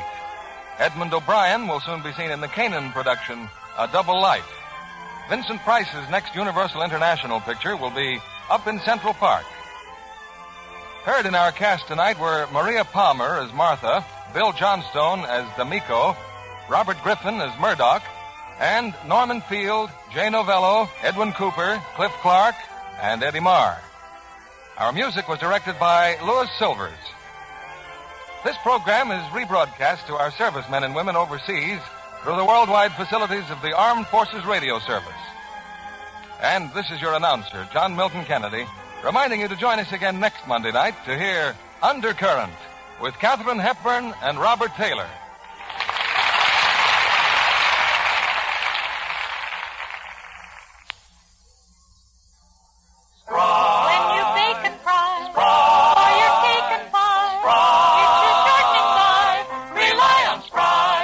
Yes, it's Spry. For pastry so tender, flaky, nut sweet, any pie filling tastes more delicious. You'll say pastry is extra delicate, better tasting with Spry.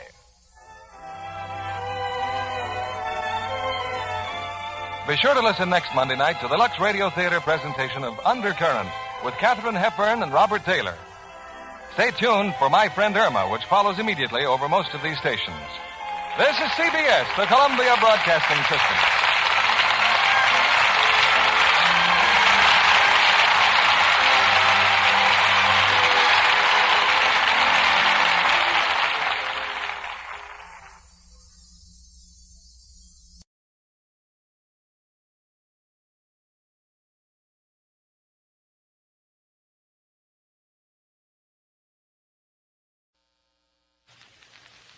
This is Ronald Coleman, inviting you to radio's most dramatic half hour, Favorite Story.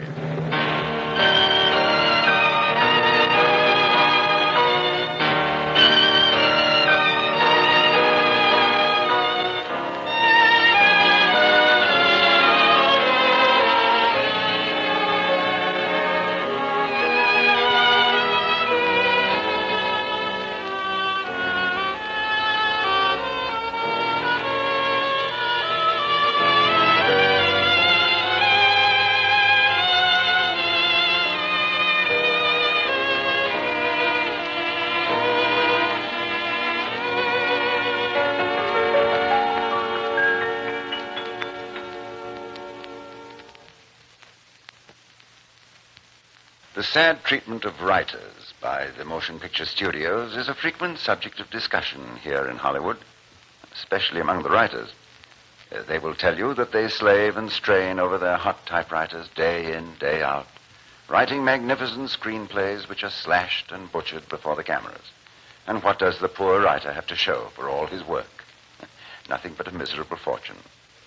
Well, frankly, there is some truth in the Hollywood writer's lament, for it has been said that even William Shakespeare himself couldn't get one of his plays on the screen without somebody in the front office rewriting his dialogue. Well, this gave a couple of writers an idea.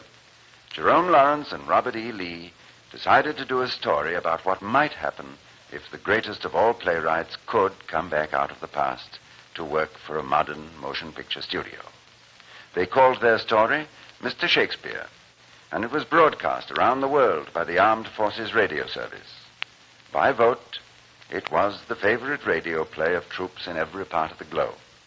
Spencer Tracy happened to hear it and named this amusing commentary on life in Hollywood as his favorite story. We're proud to bring you that splendid actor, Vincent Price, in the role of the Bard of Avon. So, if you're in a mood to go behind the scenes in crazy, charming Hollywood, I think you'll enjoy the next half hour. It's Spencer Tracy's favorite story, starring Vincent Price as Mr. Shakespeare.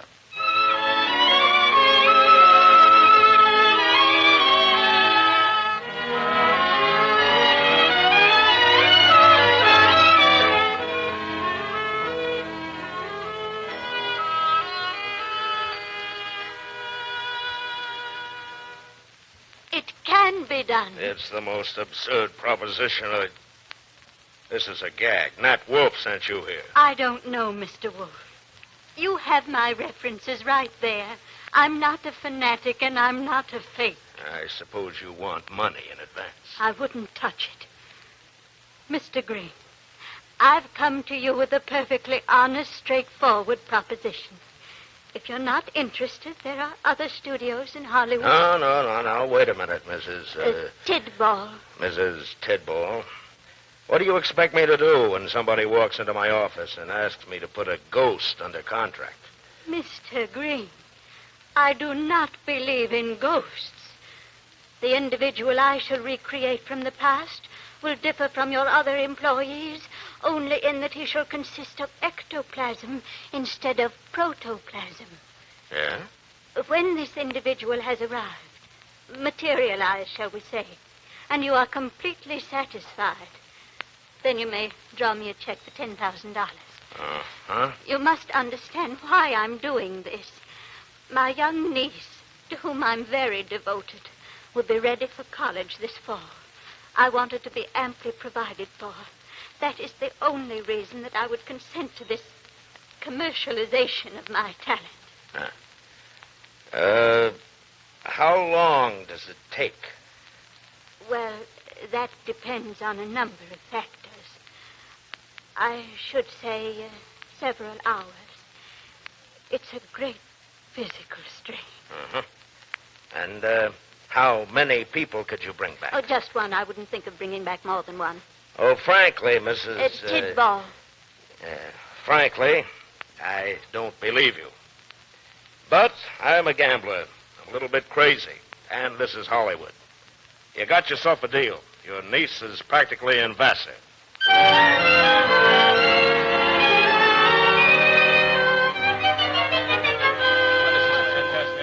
I've got a great idea.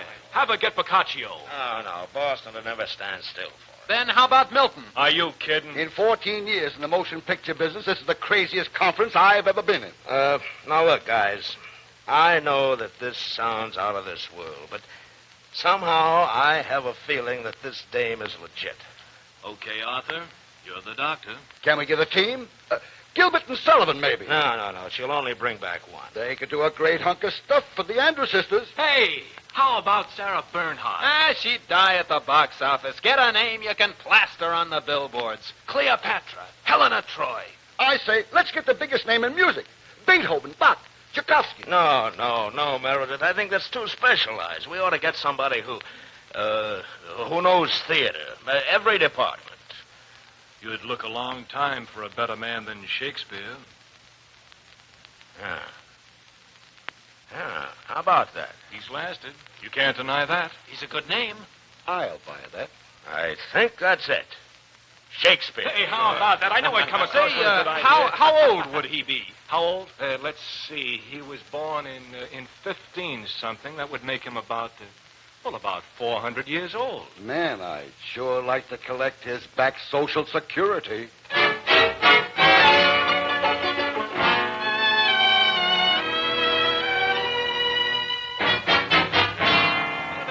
Stand out all night in the rain. Some people have a very Why did I have to Arthur, what gold? I don't know. We'll just have to wait and see. 1:15. I don't mind standing here in the rain, but we can't keep these newsreel boys here all night. We're going to see this through, Tommy. What's she got in there? Nothing, just an empty soundstage.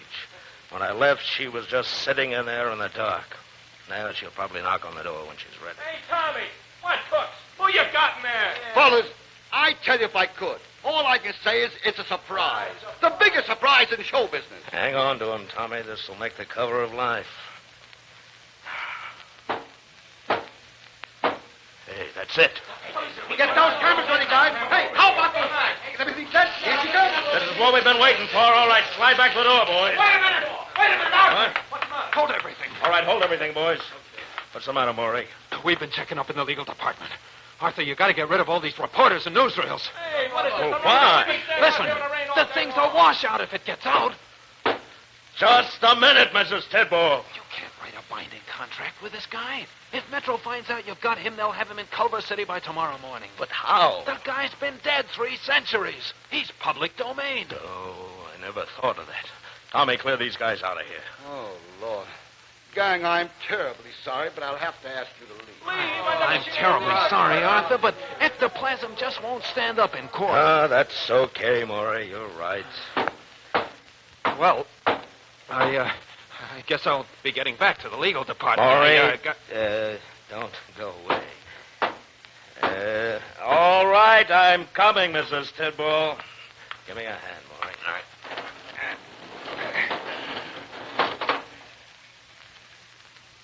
Mr. Green, I should like to present Mr. Shakespeare.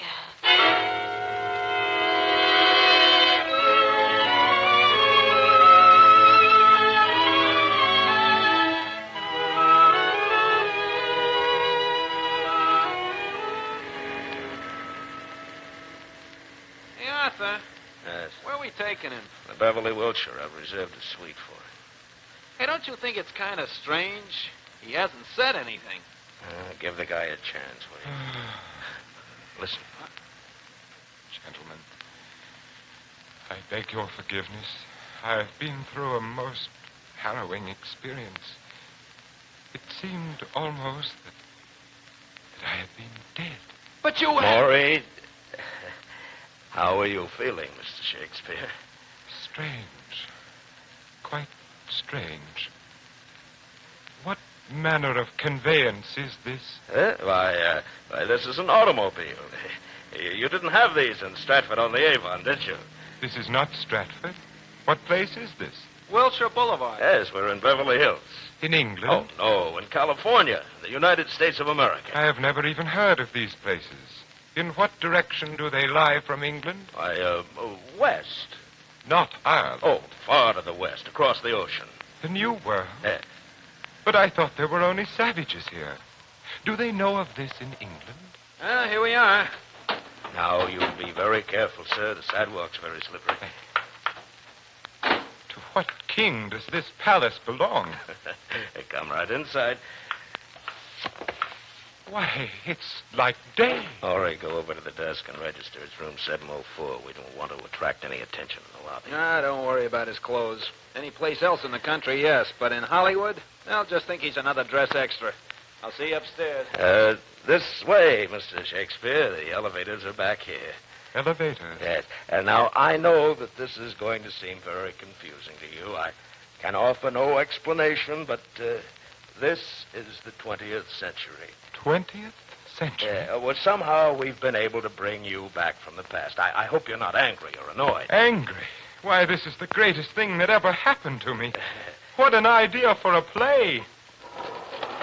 Going up. 7, please. What's happening? We're going up. Well, hey, nonny. 7 out. Does this contrivance also descend? Yes. I should like to descend. Descend, please. Okay.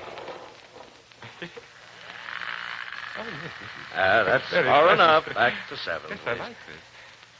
Up now. This is our floor. This is where we get out. Oh, no, please. I want to elevate some more. Elevate and descend. Elevate and descend. All night.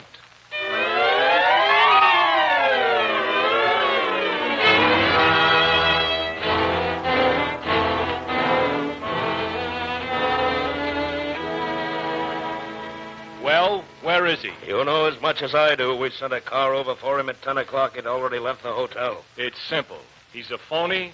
He got scared. I got his name on a contract last night. I had a handwriting expert and 2 Shakespeare scholars over this morning to look at his signature.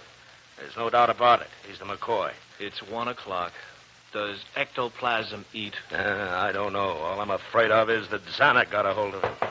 Come in. Hi. Who are you? Well, don't you recognize me with my beard off? Why, Mr. Shakespeare.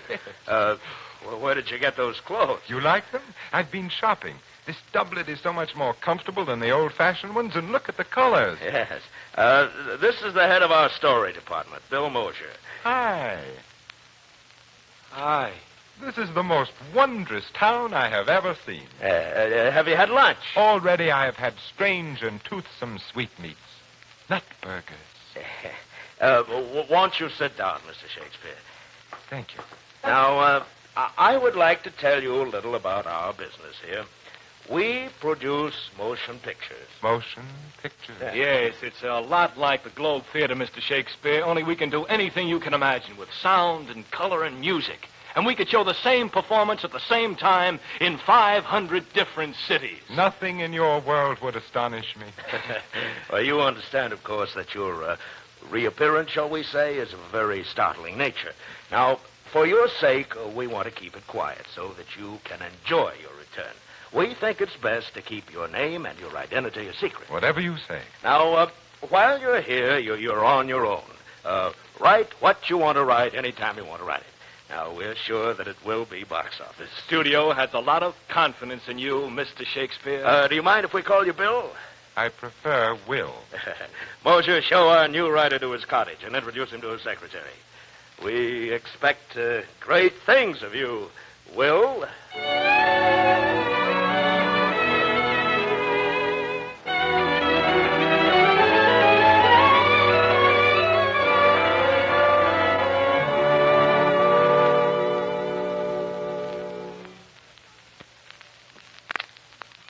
Here's Act 2 of Spencer Tracy's favorite story. We rejoin our star, Vincent Price, as he brings to life the somewhat confused author of the Comedy of Errors. A peculiarly talented woman named Mrs. Tidball has managed to bring William Shakespeare back from the past, and he finds himself under contract to a big motion picture studio. However, the Bard of Stratford-on-Avon seems to be causing the studio executives a great deal of trouble.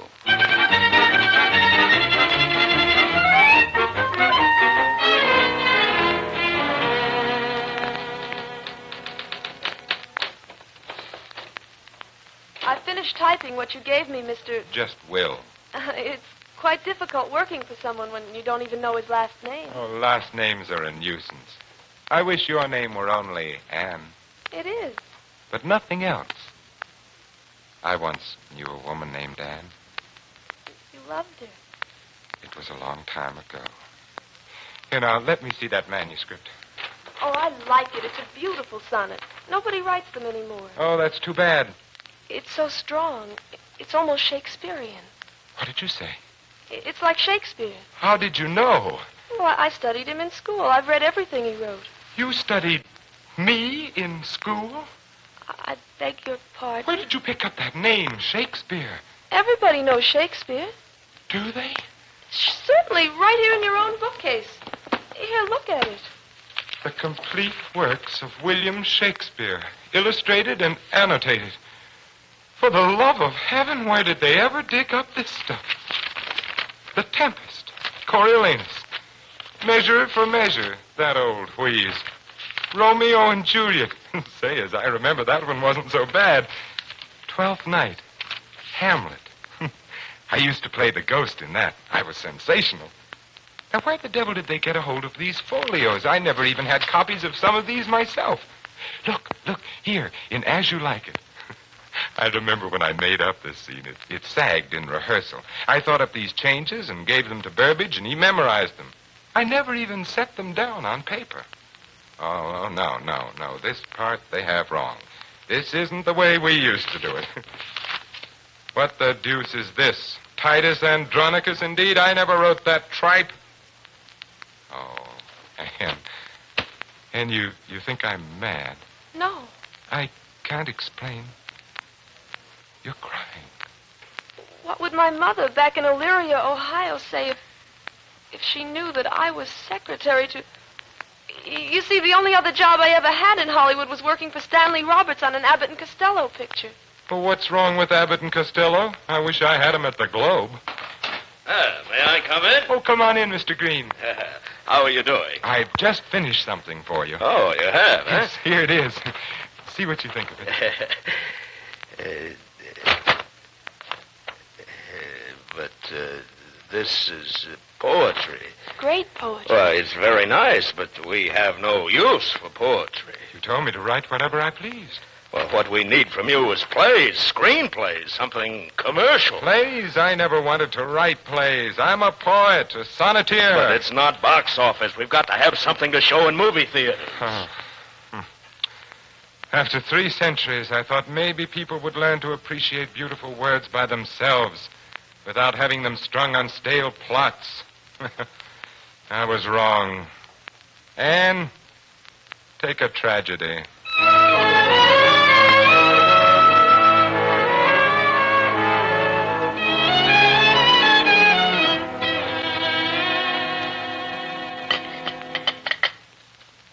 Let me have another cup of coffee, mine host.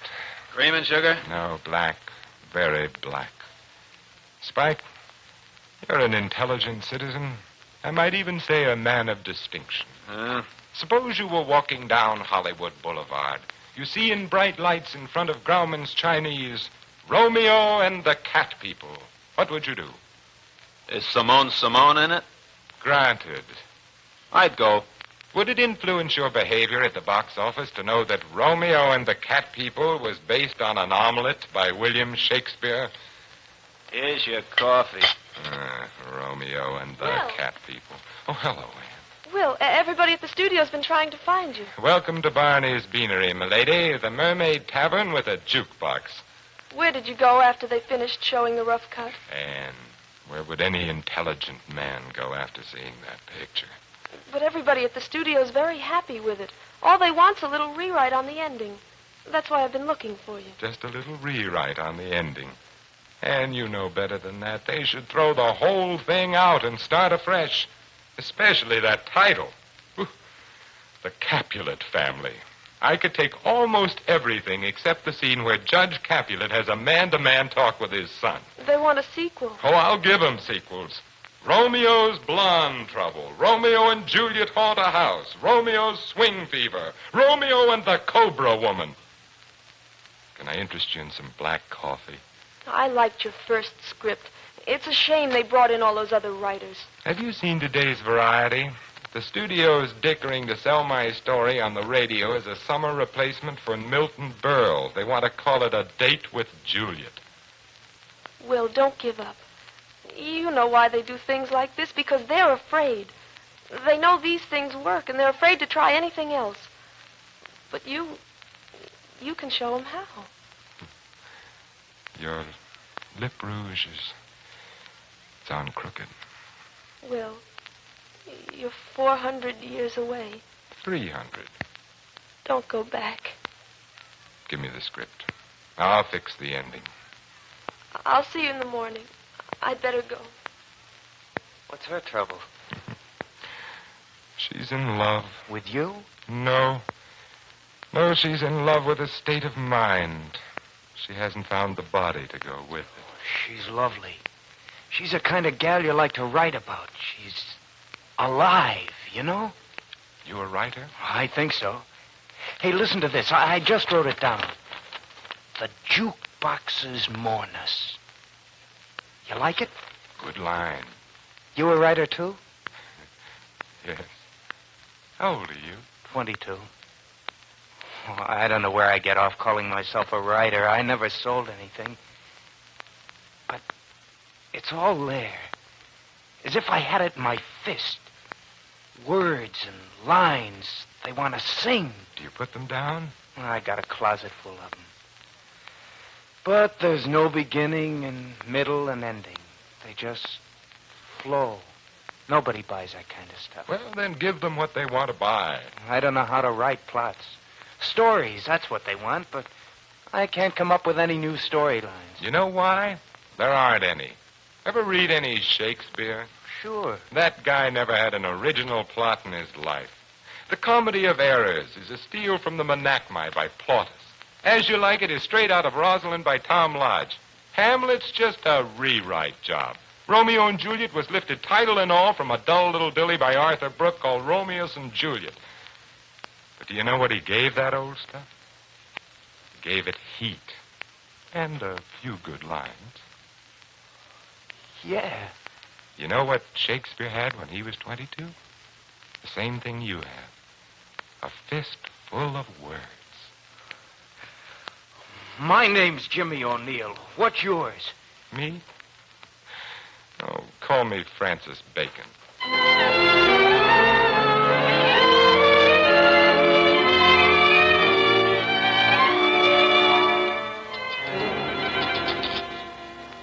Call for Mr. Hellman. Mr. Jack Hellman. Telephone, please. Ah, well. Good evening, Mr. Will.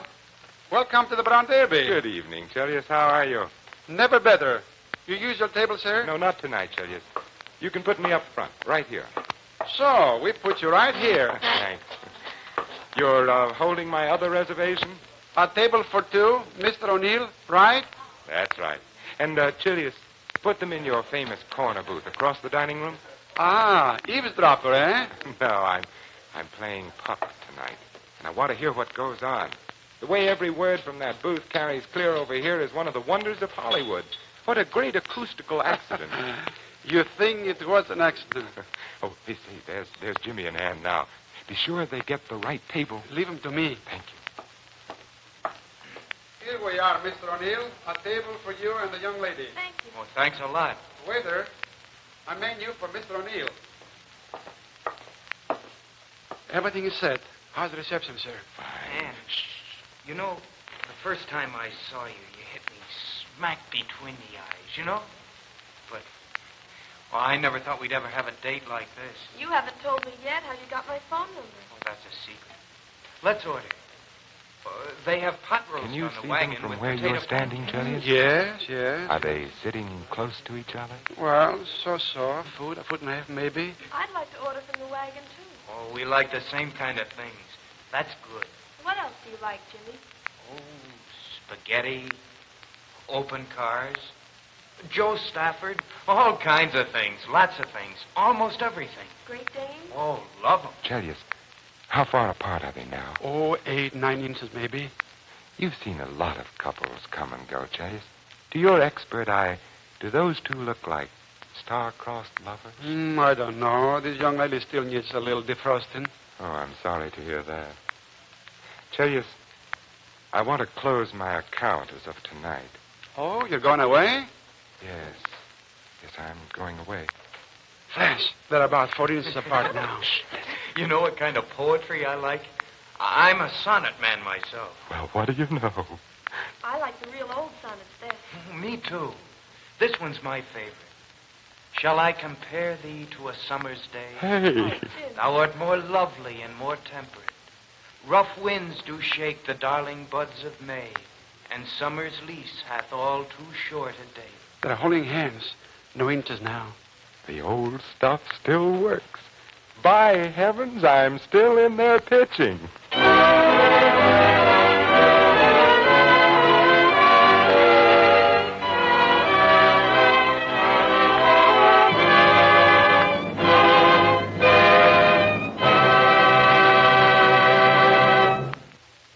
Well, there you have it. An approximate idea of what might happen if William Shakespeare had tried to write for the movies. Jerome Lawrence and Robert E. Lee imagined this fantasy called Mr. Shakespeare, and Spencer Tracy chose it as his favorite story. Vincent Price, who always gives such fine performances, gave us one more in the role of William Shakespeare. Vincent, we've really enjoyed having you with us on Favorite Story. Thank you, Ronnie. It was a pleasure to be with you here on Favorite Story. You know, a lot of actors have the opportunity to play Shakespearean roles, but it's not very often an actor has a chance to play Shakespeare.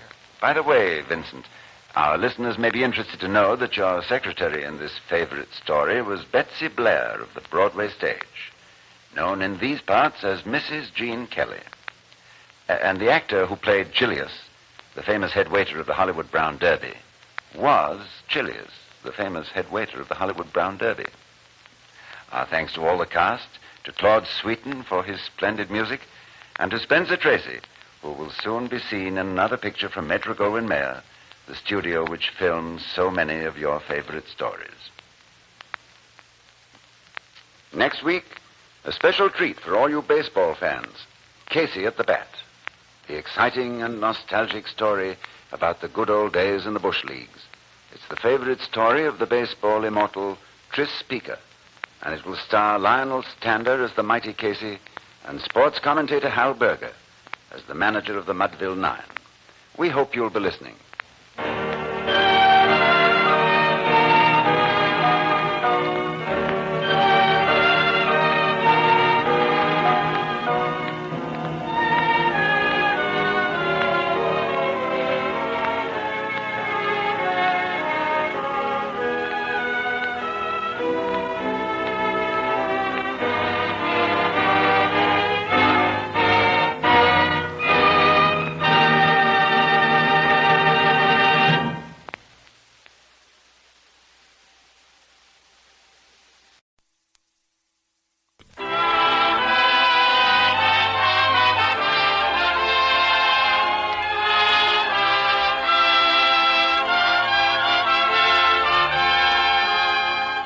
The Radio Theater brings you Gene Tierney and Vincent Price in Dragon Wick.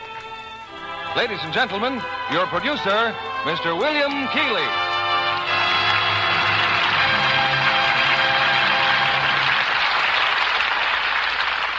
Greetings from Hollywood, ladies and gentlemen.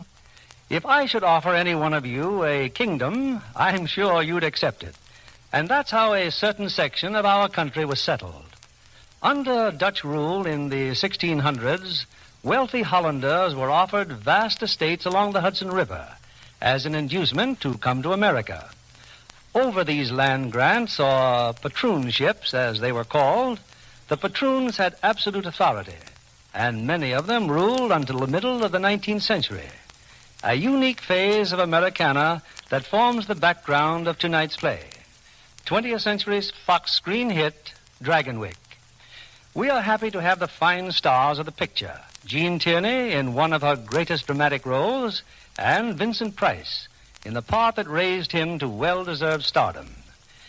On to our play, Act One of Dragon Wick, starring Gene Tierney as Miranda and Vincent Price as Nicholas and Rhine, with Gail Gordon as Dr. Jeff Turner.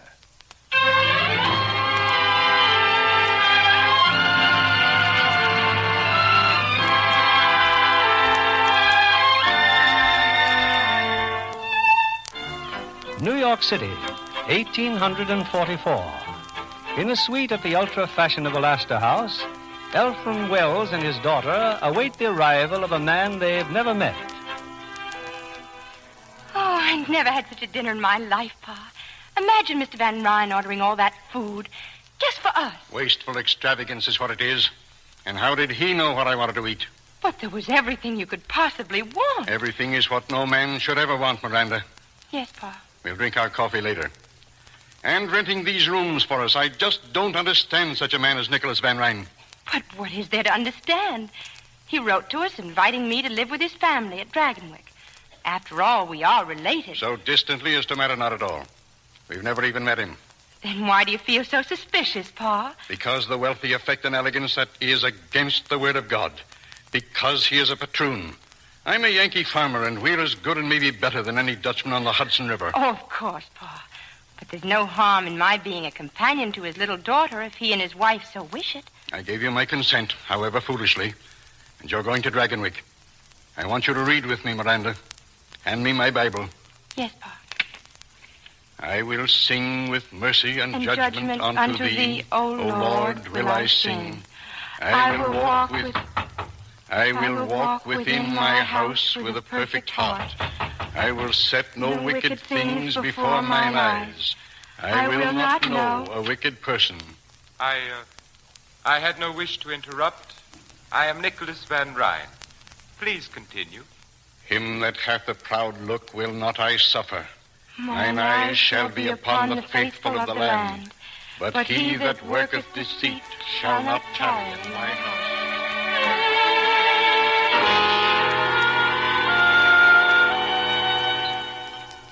Well, Cousin Miranda, more coffee? No, thank you. You, sir? No, thanks. Mr. Van Ryn? Sir? I don't know what made me think you'd be a much older man. Does that affect your confidence in me, sir? Alexander the Great, when he was younger than I, had conquered most of the world. Maybe if he'd been a little older, he'd have conquered all of it. What are your politics? For Van Buren, I suppose. Van Buren is an old friend of mine. Naturally, if he's nominated, my farmers will vote for him. Your farmers? Yes, the tenant farmers on my land. Tenant farmers? You mean they don't own their own land? The land has belonged to the Van Ryns since 1630. I permit the farmers to work it. In return, they pay me tribute and a share of their produce. But they can buy the land if they want it? No, they cannot. Why? Because it belongs to me. I'd rather own 1/2 acre of barren rock than work the richest land in the world for someone else. I dare say we don't understand each other's viewpoint. I dare say. Cousin Nicholas, that music. Is that what they call the waltz? It sounds very much like one. Do you dance the waltz? Yes, Cousin Miranda. But never in public places. Oh. It's time for bed, Miranda. Don't forget your prayers. I won't, Pa. Good night. Good night, Cousin Nicholas. I'll be here in the morning at 8 o'clock. The steamboat sails at 9. At this time tomorrow, you'll be in Dragonwick. Yes, Mr. Van Ryn. Oh, Yes? Cousin Miranda, on occasion we dance the waltz at Dragonwick. Good night.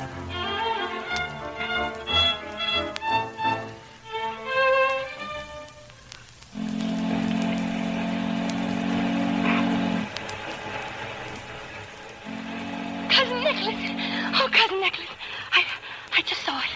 I saw Dragonwick. Oh, golly, it's like a great castle, all alone on a mountain. Oh, how can you sit there so quietly? But why not? I should think that seeing Dragonwick would be more thrilling to you than to anyone. Nothing could be thrilling that is shared with so many other people. Oh, tell me about Dragonwick. How many rooms are there? I've never counted them. And lots of servants. I've never counted them either. Oh, your bonnet. Do you mind if I keep it off just a moment? The breeze feels so wonderful against my face. The breeze must feel very wonderful indeed with a face as beautiful as yours against it. Come, Cousin Miranda, I'd better see about your luggage.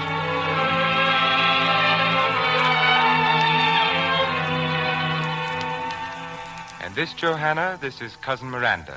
Cousin Miranda, my wife. Oh, welcome to Dragonwick, child. It's most kind of you to let me come, Cousin Johanna. Katrine is in bed? Yes, Nicholas. She's asleep. Then your meeting with my daughter will have to wait until the morning. Shall I retire now? Not unless you wish to. Oh, I don't wish to. I mean, well, I'd love so to see all of Dragonwick. I'm afraid, dear, that would take more than one evening. And more than that, too. Still, there's no reason why Cousin Miranda should not make a start. No, Nicholas, no. I only Now, meant this that... room over here, for example. Do you like it? Oh, how beautiful. And a harpsichord. And that portrait on the wall. Who is she? She was my great-grandmother, Azild. Azild. What a strange name. I don't know why we keep her hanging there. And that ugly old harpsichord. The servants have to be driven to dust it. You think it was going to bite them? Azild was from New Orleans. She and my great-grandfather were married there in 1743. This harpsichord was hers. If you'd listen to the servants, they'd have you believe she still plays it. Fortunately, we don't listen to the servants. Oh, no, of course not. Isn't it rather late, Nicholas? If you wish to retire, my dear. Yes, I think I will. Well, good night, then. Good night, Johanna. Good night, Cousin dear. Cousin Miranda, do you think you will be happy here? Oh, what a question to ask. You won't be homesick? A little, I'm sure. But that doesn't... And there is no one else at home? A young man, perhaps?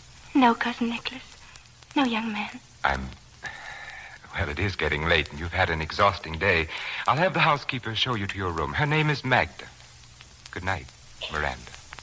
Good night, Cousin Nicholas.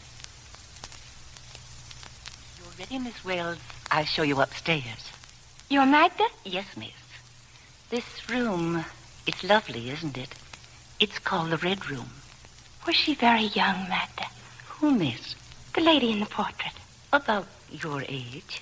Mistress of Dragonwick. How proud she must have been. He never loved her. He only wanted their son. He broke her heart and drove her to... What were you going to say?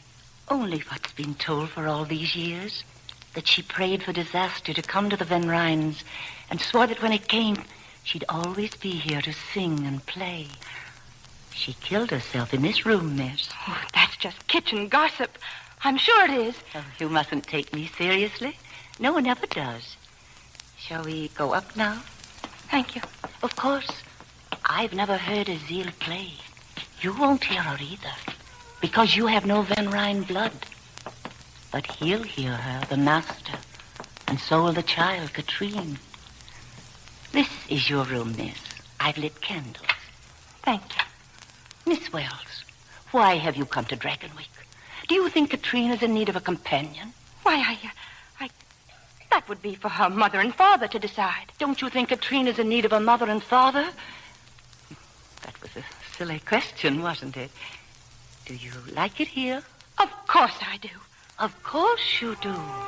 But one day you'll wish with all your heart and soul that you never came to Dragonwick. Good night, Miss Wells.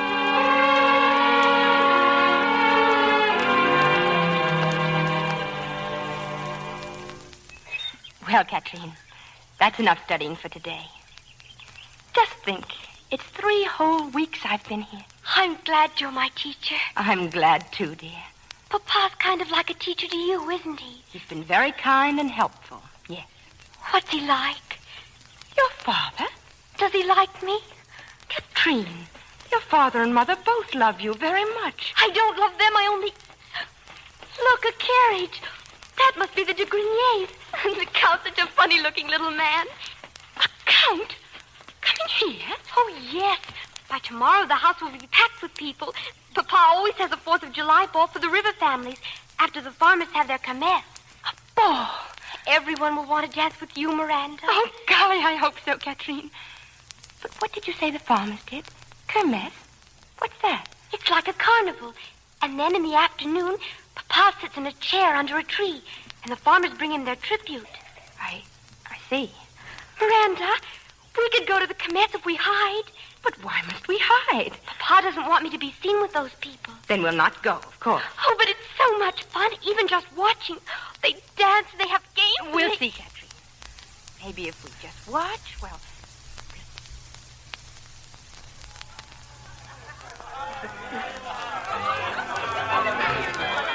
This is where I hide every year, Miranda.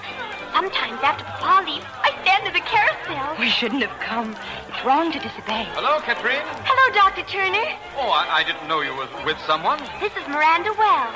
How do you do, Miss Wells? How do you do? Pa sent her all the way to Connecticut to be my companion. Oh, whereabouts in Connecticut? Near Greenwich. But that's all farm country. Haven't you ever met anyone off a farm, Doctor? Not at Dragonwick, no. Well, this seems an odd sort of place to watch the kermesse. We're not supposed to be here. We're hiding from Papa. Oh, I see. But don't worry, I'll keep your secret. Oh, may I have the honor again, Miss Wells? Why, yes, if you like. You're sure it won't be too unpleasant? That's a very strange thing to say. I'm afraid it isn't. The patroon and I don't get along very well. In fact, the first thing I've ever known us to agree on is bringing you here. I think that was a fine idea. Why doesn't he like your father, Katrine? Because Papa doesn't like him either. Why not? Papa never says why not. But I think it's the... Hide, Miranda, hide. They're coming. Who's coming? Papa, and the Count de Grenier. They won't see us. I think we could even get closer, Katrine. But why? All the fun's going to stop now. When Papa comes, that's when they pay him the money. I still think that I'd like to see it. Well, all right then. Come this way, Miranda. I hope you won't find this too boring, de Grenier. Shall I sit here next to you? Please do. That is a strange sort of chair you have, Nicholas. This chair came from Holland with the first patroon. It has stood in this one spot for over 200 years. All right, Dirk, I'm ready. Yes, mynheer. The first man will come forward bringing rent and tribute. Klaas Bleeker. Rent, winter wheat, and... You brought nothing with you? Nothing. Perhaps your crops were poor. My crops were good. Take your hat off when you speak to the patron. I take my hat off to no man. What you do with your hat is your own concern. Are you ready to pay your rent? No. Nor will you ever again get so much as a grain of wheat from me. Now what, Nicholas? You seem very calm. Why shouldn't I be? It is your purpose, then, to farm my lands without making any returns? Your lands? Do you hear that? His lands. We've paid the worth of it many times over, and you know it. Well, here's the finish. In that case, I order you to leave my land by tomorrow noon. Have the next man step forward. Otto Gebhardt. Mr. Van Ryn. Well, what brings you here, Dr. Turner? I'm here to ask you to reconsider your decision. Klaas Bleeker and his wife and children have no other home than the Hill Farm. Where will he take them? That, I would say, is Klaas Bleeker's concern. Gebhardt? Yes, mynheer? Empty-handed, too. Have you a reason? You know the reason. It's his birthright as a free citizen. These men are not alone.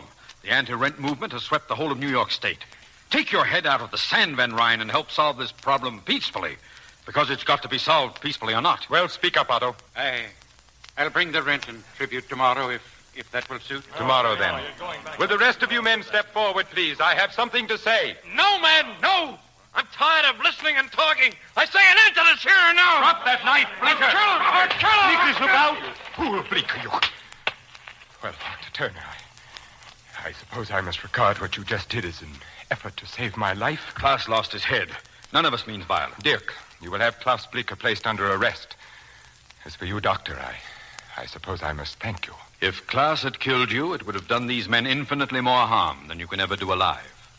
Don't thank me. As you wish it. I shall say a few words about what has just happened, and they will be my last. Dr. Turner's efforts to incite anti-rent rebellion have been well known to me for many months now. Believe me, gentlemen, my welfare does not depend upon you. Rather, you depend upon it. But my rents and tributes and my responsibilities are hereditary, the symbols of a way of life to which I have been born and in which I shall continue to live. I shall never relinquish my position. I will be here tomorrow, and so will you, with rent and tribute. Good day.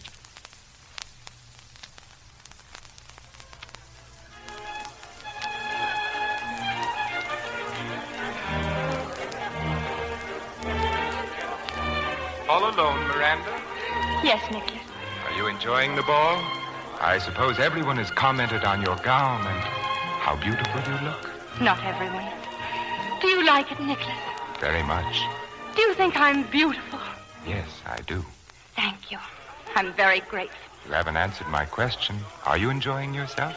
It's very interesting to watch. That's no answer. Well, then, no. Why not? You know that answer as well as I. Because I'm off a farm, and because I don't speak French, and because I don't belong here. That's nonsense. I'm as good as any of them. Better than most. But it's the wrong river. I'm not from the top of the Hudson, Nicholas. I'm from the Connecticut river bottom. They let me know that, those fine ladies I've tried to speak with. Oh, I've made such a fool of myself. Dance with me, Miranda. I can't go back in. They know what I am. By now everyone knows, and they'll laugh at me. I doubt that very much. But you don't know what... I know that you'll be with me, and that if anyone laughs, we'll laugh. Dance with me. Yes, Nicholas.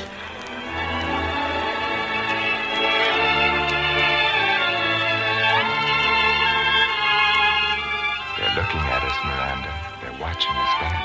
And they're not laughing, are they? No, they're not laughing. Then I shall. Suddenly I feel like laughing. This house could stand a little laughter. And a moment ago, I was afraid to dance with you. Afraid? Yes. You must never be afraid of anything with me, Miranda. I never will be, Nicholas. Never.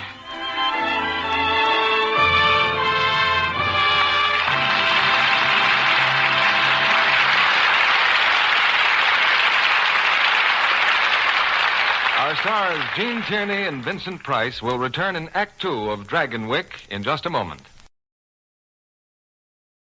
Here's your producer, William Keighley. Act Two of Dragonwyck, starring Gene Tierney as Miranda and Vincent Price as Nicholas Van Ryn.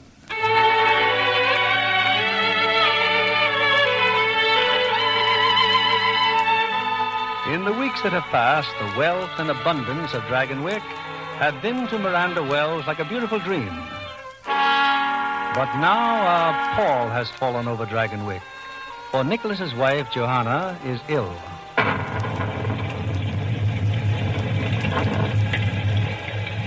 There's no thunder in the world, Johanna, like the thunder of the Catskills. The lightning seems to set the mountains on fire, and they roar back. That's all very romantic, I'm sure.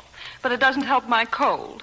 If I must stay in bed, why can't I have Dr. Hamilton to look after me? Why, you may, of course, as soon as the storm lets up and the roads are passable. Where's Miranda? She's with Katrine, reading to her.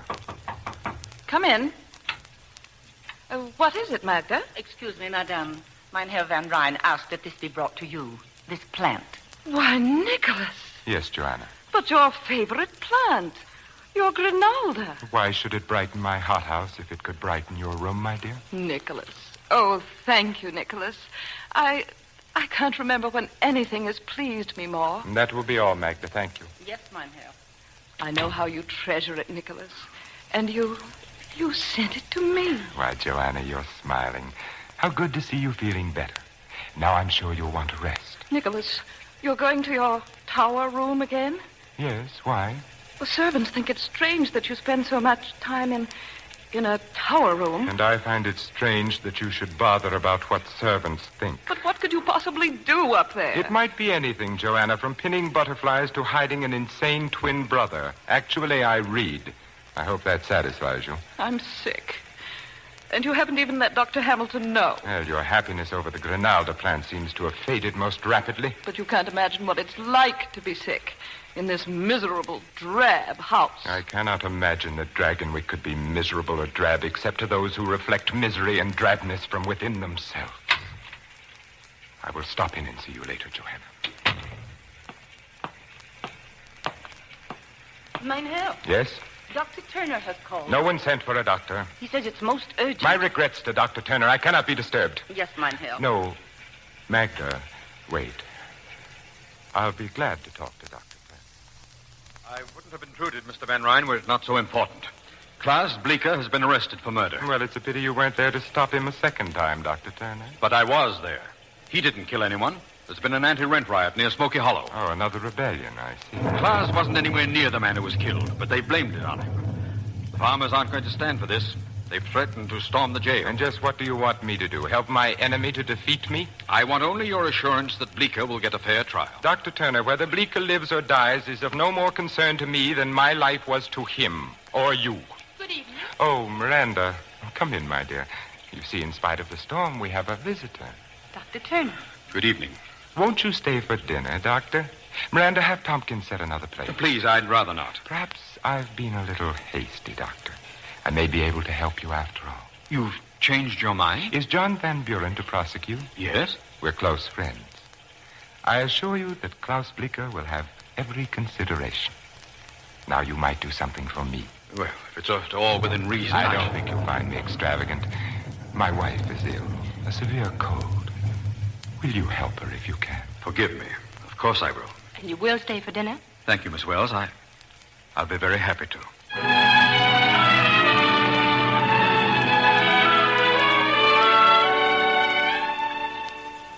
And a lighter diet might help, Mrs. Van Ryn. Soup, boiled eggs, less pastry and sweets. That's nonsense.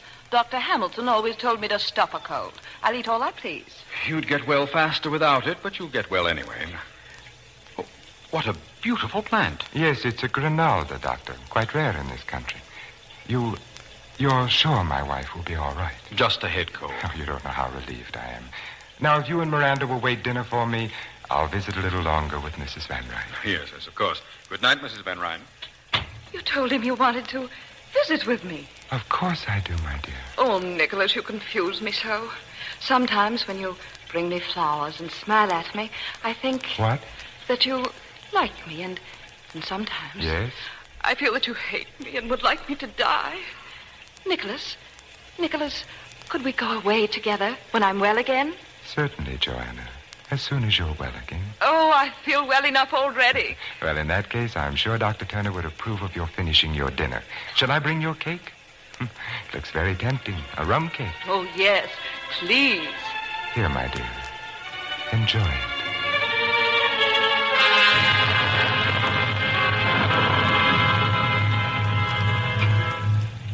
You're being very silent, Dr. Turner. I was just thinking. You know, it's funny.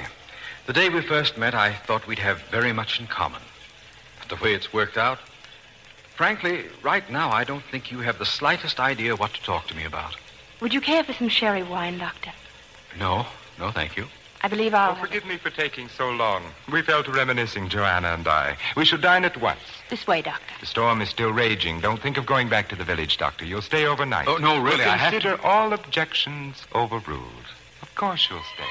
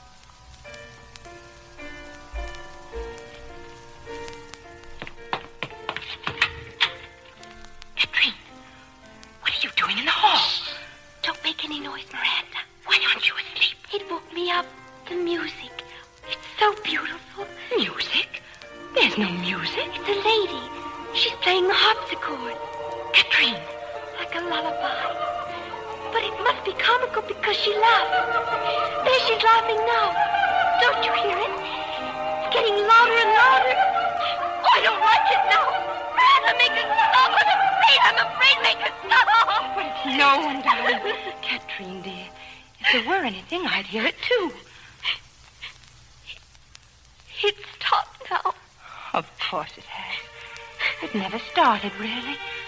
Just something you dreamed, Catherine. Come, darling. Come. I'll stay with you. Oh, Miranda.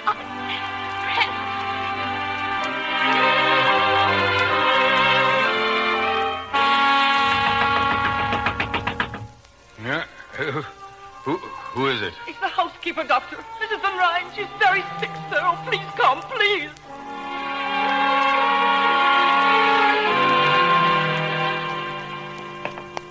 Hurry, Doctor, hurry. What happened, Magda? About 10 minutes ago, she woke up in terrible pain. Oh, she's in such agony. Magda, what's the matter? It's Mrs. Van Ryn, miss. Oh, she was moaning so. Did she take any medicine but what I gave her? No, sir. You'd better send for Mr. Van Ryn. I already have. Here's her room, Doctor. My poor mistress. My poor mistress.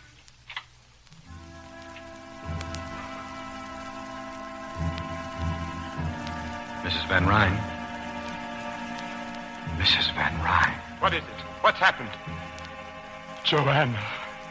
Mr. Van Ryn, I... Your wife is dead.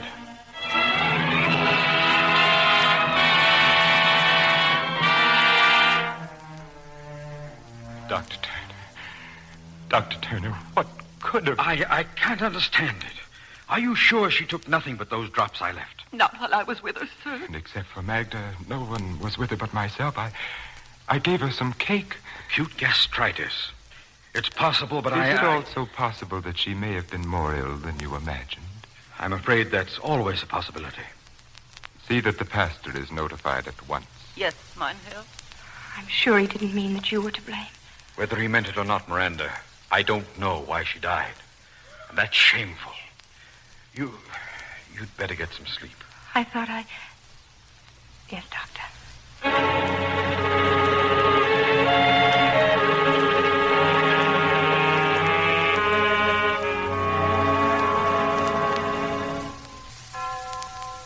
Nicholas, please, you must get some rest.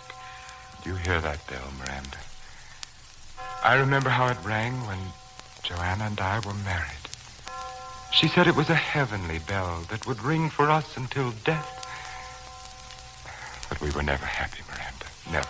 Nicholas, you must... Oh, our life together was tolerable enough till Katrine was born. And then we knew that Joanna could have no more children. That there would be no more Van Ryns after me. That I would be the last. I wish I knew something that I could say that would help you. I want to so much. Nicholas, you must have faith. Yes, I intend to. I must not feel that my life is finished, and I won't. As long as you are with me. The bell has stopped now. It must be nearly dawn. Miranda, you have known as well as I that we were inevitable.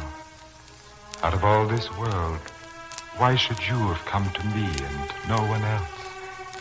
You knew it the instant our eyes first met, and you know it now. You have no right to say that, to talk like this, please. Then tell me that I'm wrong, and forgive me if you can. No, I had no right to speak as I did, and you have every reason to be angry, but I had to say it. There was no way for me not to, and no one but you to hear it. Good night, Miranda. Good night, Nicholas.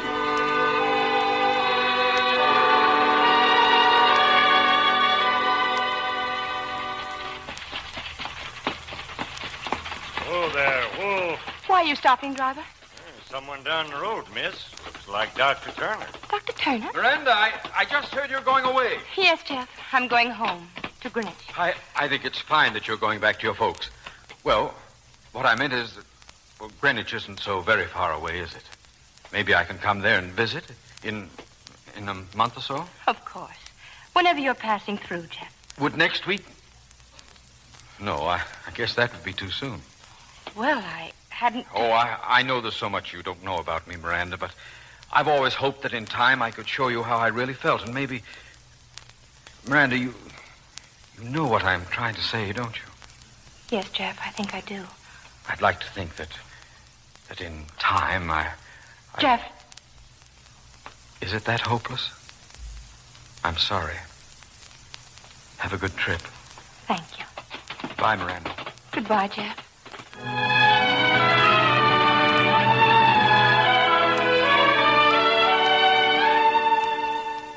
Miranda? Yes, Pa? How long is it since you came back home from Dragonwick? I don't know, Pa. Months. Yes, months. And something's been wrong with you ever since. Nothing's wrong. I promised your mother to get to the bottom of this, and I'm going to. I haven't seen you smile since the day you drove in here in that fancy carriage.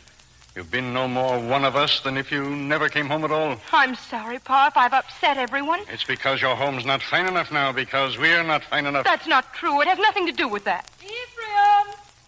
We're in here, Ma. Oh, Ephraim, a message. It just came from the village. Who's it from? Well, I don't know. I didn't open it. See if you can talk some sense into her, Ma. I just can't. Oh, Miranda, dear, it's just that Pa loves you. We all love you, and it hurts us so to see I'll you... be concerned if this don't beat all. Well, what is it? Nicholas Van Ryn is in Greenwich. He's coming here this afternoon. Here. On a matter of the greatest importance, he says. Oh, at last. At last. Huh? What in Tunket could he want? I don't know, Pa. I'm only hoping. Hoping.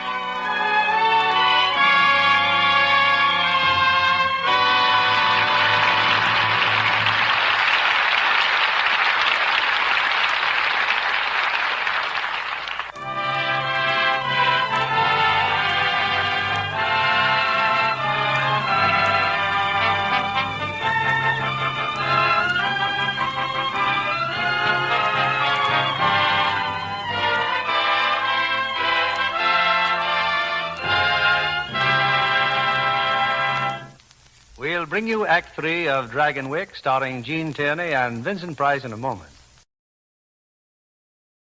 Back now to Mr. William Keeley. Act 3 of Dragonwick, starring Gene Tierney as Miranda and Vincent Price as Nicholas.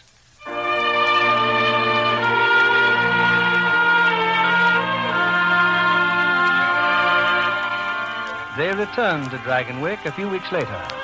Nicholas Van Ryn and the gay and beautiful Miranda Wells, this time as man and wife. A month later, Nicholas went away on a business trip, but now he's back in the arms of his young and beautiful bride. Oh, Nicholas, you're home at last. Miranda, I'd almost forgotten how lovely you are. I'm not when you're not with me. I'm not anything. You have missed me? Oh, terribly. Katrine, too. She's still in Boston, of course, with her aunt. She seems wonderfully happy from her letters. She wants to stay, go to school there with her cousin. An excellent decision. But, Nicholas... I'm very selfish, my darling. I want only you at Dragonwick. Only you. Oh, I beg your pardon. I didn't know... Oh, Peggy, this is Mr. Van Ryn. Was it anything important? Well, it was just to remind you that you ate none of your breakfast this morning. Please, let's not talk of food. Well, you'll eat everybody your lunch, or there'll be quite a bit of talk. Tell me, Peggy, why do I ever put up with you? I don't know, ma'am, but you'll eat your lunch just the same. And who is that? Her name is Peggy O'Malley, Nicholas. I've engaged her as my personal maid. Your maid? That untidy little creature? She's not untidy, Nicholas. And her lame leg's no fault of hers. She's had a miserable life. Well, that's the strangest recommendation I've ever heard. She's bright and willing and good to me. And, Nicholas, I want her as my maid. I shall have Tompkins give her some extra money and a good character. It's so little to ask. Please, Nicholas. Deformed bodies depress me, Miranda. How dare you say that? How dare I? You speak as if her crippled leg were a weakness on her part rather than God's will. We'll agree, then, it is God's will. Now tell me the plans for the Kermesse ball. Oh, I saw Madame Duclos in New York. She'll have your gown ready in plenty of time. I shan't need a new gown, Nicholas. Why not? Because we can't have a ball without people. Everyone is declining our invitation. It's because of me, Nicholas. Because you married me. Miranda, you are Mrs. Nicholas Van Ryn. You will be with me wherever I am, always. Yes, Tompkins? Luncheon is ready on the veranda, sir. Thank you. Nicholas. Yes? Sometimes I think that your friends, that we... That we what? I think about the night Joanna died. It was so soon after. Perhaps we should have waited to decide. In the hope that our gossip-mongering neighbors would be more approving? I don't care what they think, Nicholas. It's just that we know, and so does God. Miranda, I've never heard you speak so childishly before. Do you believe there's a God snooping on human behavior, punishing all violations of the pastor's latest sermon? I believe that God has put a sense of right and wrong within all of us, Nicholas. And that when we do wrong, no matter if no one else knows, we do. Yes, my dear. Now, sit down. Luncheon looks delicious. Nicholas, you do believe in God. I believe in myself, and I am answerable to myself. I will not live according to printed mottos like the directions on a medicine bottle. Would you like me to say grace? That won't be necessary. Then I shall mix the salad dressing. I can't stay here. I can't. Miranda!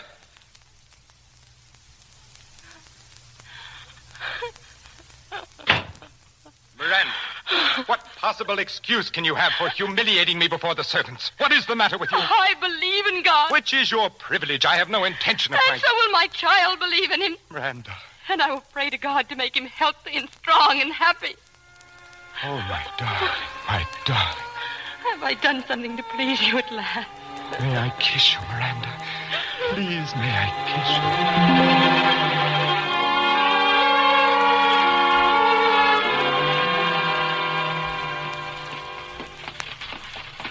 I was sorry to interrupt your meeting with the farmers, Dr. Turner, but... Well, we hardly expected you, Mr. Van Ryn. As you gathered, we were celebrating the new state constitution. The farmers may now buy the lands they've been working. I came on a still more important mission. You have not seen Mrs. Van Ryn of late, have you? No, I've not seen Mrs. Van Ryn for months. She is about to have a child. I need your help. Dr. Williams is there, but Williams is a fine He's doctor. a fool. I beg of you to help. She's in danger? I don't know that she... Doctor, nothing must happen to my son. I'll do what I can.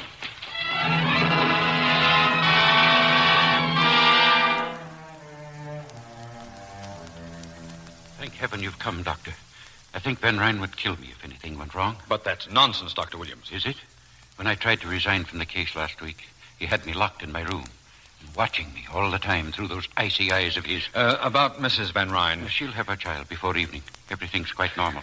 Then why did he send for me? The child. There's an irregularity in the heartbeat. I see. Why don't you get some rest, Doctor? You'll call me? My room is just down the hall. Don't worry. I'll call you.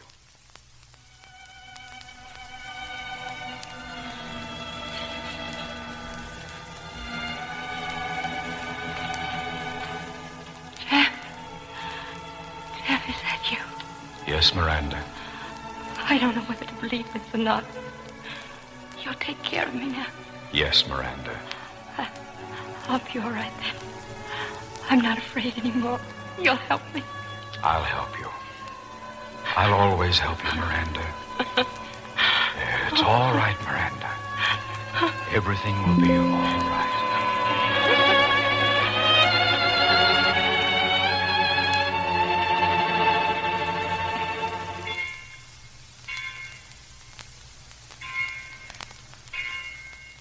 Why do you look so sober, Dr. Turner? This is a day of joy. My son has been born. There's something you must know, Mr. Van Ryn. Your son is not well. I can't tell you how sorry I am.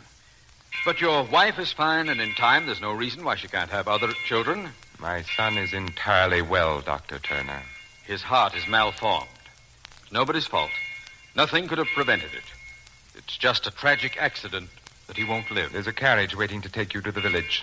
You will never believe anything you don't want to, will you? And there'll be no need for you to see Mrs. Van Ryn again. If you'll excuse me, Doctor, the pastor is waiting. My son will be baptized tomorrow.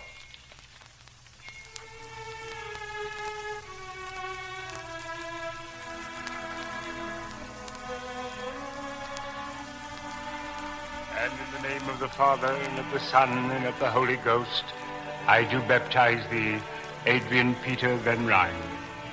Mynheer Van Ryn, please accept my most sincere congratulations. Thank you, Dominic. And you, dear lady. Thank you. You understand, of course, that this house ceremony was only at the insistence of Mrs. Van Ryn. In a month or two, my son will be properly baptized in the Dragonwick Church. Yes, of course. No, Nicholas. We can thank God that he was baptized in time. In time? The child I hold in my arms, my son is dead.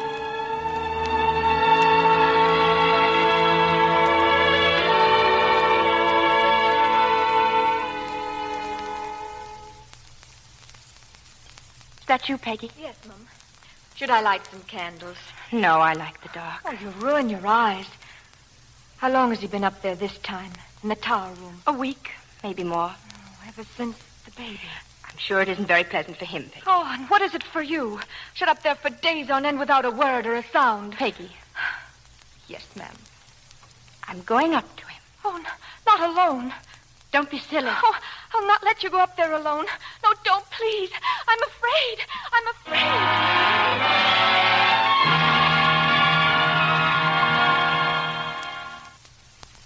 Well, Miranda, now that you've come up here, don't be frightened. I'm not frightened, Nicholas. Yes, you do have courage. It must have taken a great deal to make a pilgrimage to the mysterious tower room. I assume your twisted little servant is offering up suitable prayers for your safe return? I see no reason why they should be necessary. Why? Because of what you see? Just a room, no velvet drapes? Nicholas, what do you do in this room? What do? I live. But how could you understand? Oh, don't be offended. By ordinary standards, you're quite intelligent. But I will not live by ordinary standards. I will not look to the ground and move on the ground with the pack. Not so long as there are those mountain tops out there and clouds and limitless space. You still don't understand, do you? I want to try if you'll help me. Then steel yourself. Prepare to have your God-fearing, farm-bred, prayer-fattened morality shaken to its core. You see, I have become what is vulgarly known as a drug addict. Why? What? No tearful reproaches? No attempts to regenerate me? Why do you find it necessary? Because I have set free something within me. Something that ever since I can remember has been like a rock in my heart, in my brain. Pushing at me, choking me. I know you better than you think, and you're just running away. Is it as simple as all that? Yes, Nicholas, as simple as that.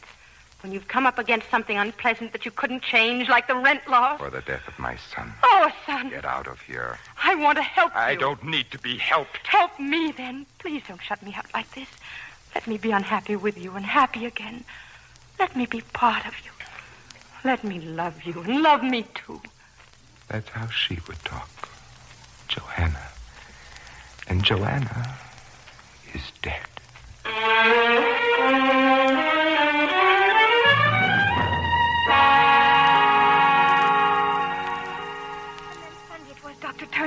went up to the tower room to see him, but it did no good at all. That's quite a story, Peggy, but I'm afraid you'll have to tell Mrs. Van Ryn there isn't much I can do for her husband. Tell her? Well, she doesn't know I've come to see you. It isn't him I'm worried about. It's her. I'm afraid for her. Afraid of what? Well, I can't say right out, sir, but... Oh, there's a blackness in that house, and in him. Oh, you've got to take her away. What makes you think she wants to go? Whether she wants to or not. You can't leave her there to be hurt and hurt again, not knowing what she's done wrong or how to do right. Happy as a child because he so much as sends a plant to her room and... A plant? What sort of a plant? Something that grows in the hothouse, sir. Remodeled, I think she said. Come on, Peggy. I'm going to Dragonwick now.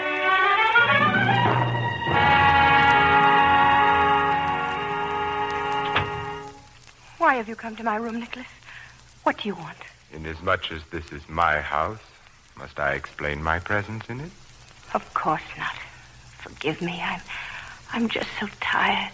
Yet I cannot remember you more beautiful than you are now. Your strength, your grace, your unexpected look of quality. It would be a pity if you were not to have another child. That's a matter of the Lord's will. Oh, yes, the Lord. The Lord who giveth life and also takes it away. Why did he take away my son's life? I have no way of knowing that, Nicholas. Why do you suppose you are here, Miranda? By the Lord's will or by mine? What you are is the reflection of what I wanted you to be. Now, you do look frightened. What are you thinking? I'm thinking of Johanna. Why? I don't know. Nicholas, what is it? Do you hear something? What? Nothing. It's nothing. It's just the wind through the trees. There is no wind tonight. There is, or a creaking board somewhere. It's not important. It's stopped now. But I didn't hear anything. Neither did I. But you did, and you still do. It's from the Red Room. The harpsichord. Azil. Stop it, Miranda. And Stop Catherine did hear it that night when Johanna died. And you must have heard it, too. And you must have been listening the night our little son... I never believed it, really, but now I do. Nicholas! Where are you going? Nicholas!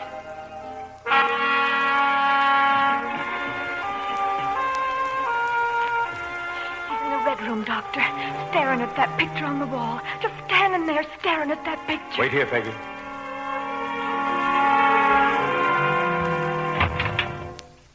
Good evening, Mr. Van Ryn. What? Oh, Dr. Turner. Summoned in the best heroic tradition by the faithful little cripple. And have you an army of farmers armed with pitchforks lurking in the garden? No, that fight's long over and you lost it. But Peggy seemed worried about you. Do I look as if I needed medical aid? I can't diagnose from appearance alone. You've become more careful, Dr. Turner. I can recall when your diagnoses were less thorough. I've learned a lot since then. For one thing, I've made a careful study of plant life. I would think human life more important. Jeff, what are you doing here? About to discuss plant life with your husband. I assume you've thanked him prettily for the lovely plant in your room? I don't understand. He understands. Your late wife's bedroom, Mr. Van Ryn, the night she died. I was never able to forget that plant. At first, I thought only that it was very beautiful. I've learned since it was also very deadly. Nicholas, what does he mean? The plant contains a glucoside, similar in action to digitalis, but much more toxic. How shrewd to have a doctor on hand that night you asked me to dinner. And weren't you lucky, Mr. Van Ryn, that I wasn't a better doctor? It was all so simple. Your wife with the bad cold. She couldn't possibly have tasted anything in the cake. It was soaked with rum anyway. I don't believe it.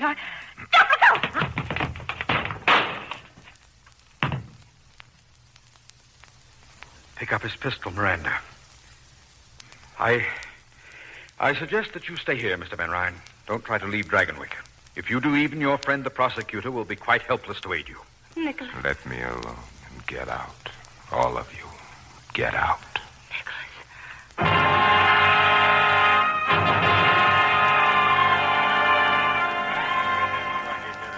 There he is, sitting in the patroon's chair, just like he did at the Kermesse. Hold up your lanterns there. Mr. Van Ryn. Mr. Van Ryn. Mayor Curtis, isn't it? If you don't mind, Mr. Van Ryn, I'll have to ask you to come along with us. But I do mind. I have no intention of going anywhere with anyone. This is not a request, Van Ryn. You're under arrest. Back so soon, Dr. Turner? Nicholas, please. My wife. Go with them. It's your only chance. My only chance. How little you know me, Miranda. Even Joanna would never have said that. Dr. Turner, you might use your influence to benefit these men for once and tell them to get out of here. How little you know me, Mr. Van Ryn, or them. I am well armed, Dr. Turner. You don't believe I'd shoot again? Yes, I believe you. Drop your pistol, Van Ryn. All right, men, take the prisoner. Have it your own way, then. Nicholas. Look at you. All of you. Taking off your hats. That's right. Take off your hats in the presence of the patron.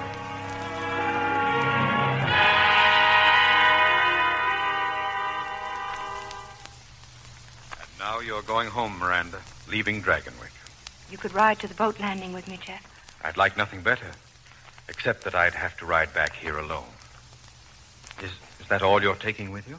It's all I brought with me from home, except a black dress. The way you just said home, as if you never had any other. Have I? Ever? You know, Ma once said she never should have let me come to Dragonwick. That she was afraid. You couldn't marry a dream, she said. Do you dream, Jeff? Sometimes I dream. Some dreams are very real. So real that they get confused with reality. And then, when you wake up and look around, you find yourself saying, what am I doing here? What has this to do with what I want? Then I guess you make up your mind you've had a nightmare. And you go crawling to your ma and pa. So it's back to Greenwich now, Miranda, with never another thought of anything here. Greenwich isn't so far away, Jeff. Perhaps sometime you'll be passing through.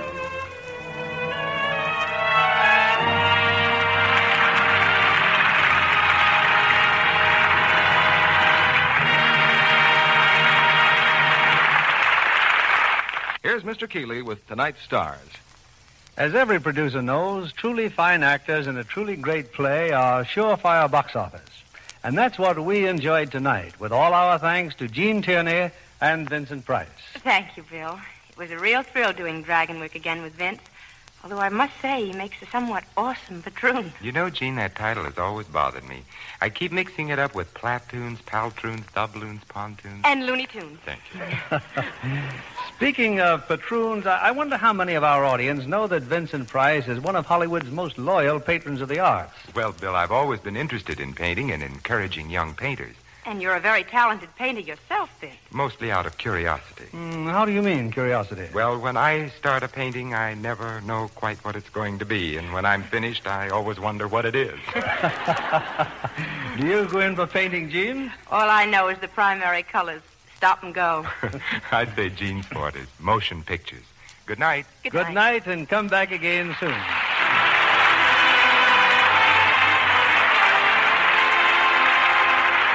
This is William Keeley saying good night to you from Hollywood.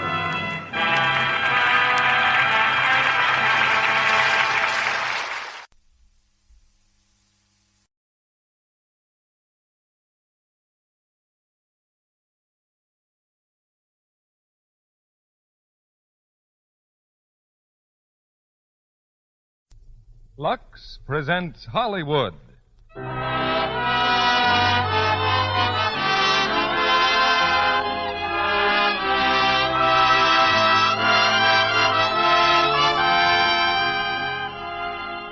The Lux Radio Theater brings you Betty Davis, Herbert Marshall, and Vincent Price in The Letter. Ladies and gentlemen, your producer, Mr. Cecil B. DeMille.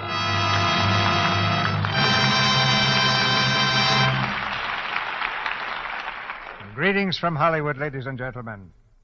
Some stars are born to fame. Others have fame thrust upon them. Then there's a third kind, like Betty Davis. All the honors in Hollywood have come to her at one time or another. Those who judge stars by box office value place her among the leaders. Those who judge by purely artistic standards accord her the same position. She's won the Academy Award twice, and yet I doubt whether Betty has ever been completely satisfied with one of her performances. Like most great artists, She always found some detail that might be improved, but neither the box office nor the critic judge as harshly as her own instinct. Tonight, we present Betty Davis in the Letter by Somerset Maugham. She gave one of her finest performances in the Warner Brothers picture, and that was only fitting, because it was in another Maugham story called Of Human Bondage that Betty really came of age as an actress. The Letter packs the drama of a lifetime into a few weeks of love and violence and death. It's a great play for a great actress. But you'll hear more than one star performance, because Herbert Marshall will play opposite Betty in the same part he had in the picture. And our third star is Vincent Price, who makes his first appearance here tonight. When I was first connected with the theater, the audience which enjoyed a production like this was limited to the few hundred people who could crowd into a Broadway playhouse. You can picture the riot there'd be if tonight's stars were appearing on Broadway for one night only. But today, Lux Flakes has made it possible for 30 or 35 million people to hear the play at the same time, and every one of you has the best seat in the house. The soldier in New Guinea is in the third row center, right beside the banker who is listening from his Park Avenue apartment. And Lux Flakes is at work in both places, in millions of American homes and abroad, where a steel helmet may do double duty as a washtub. Here's the curtain now for the first act of The Letter, starring Betty Davis as Leslie, Herbert Marshall as Robert Crosby, and Vincent Price as Howard Joyce.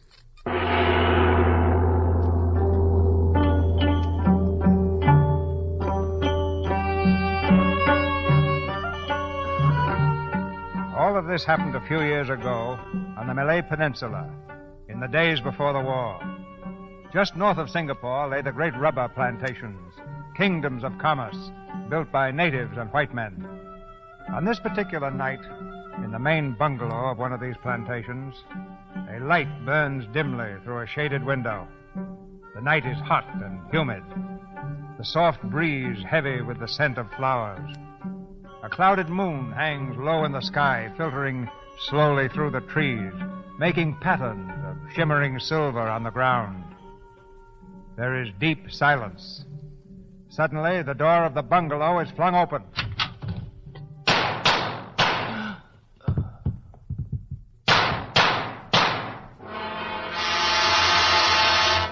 Missy, I hear a gunfire. Missy Crosby, I hear. That man, that is Mr. Hammond. Is he dead? I think him dead. You see him, Missy Crosby? Do you know where the new district officer lives? Yes, Missy. Send someone for him at once. Say there's been an accident and Mr. Hammond's dead. Yes, Missy. And get word to my husband. He's out somewhere on the number 4 plantation. Yes, Missy, I try.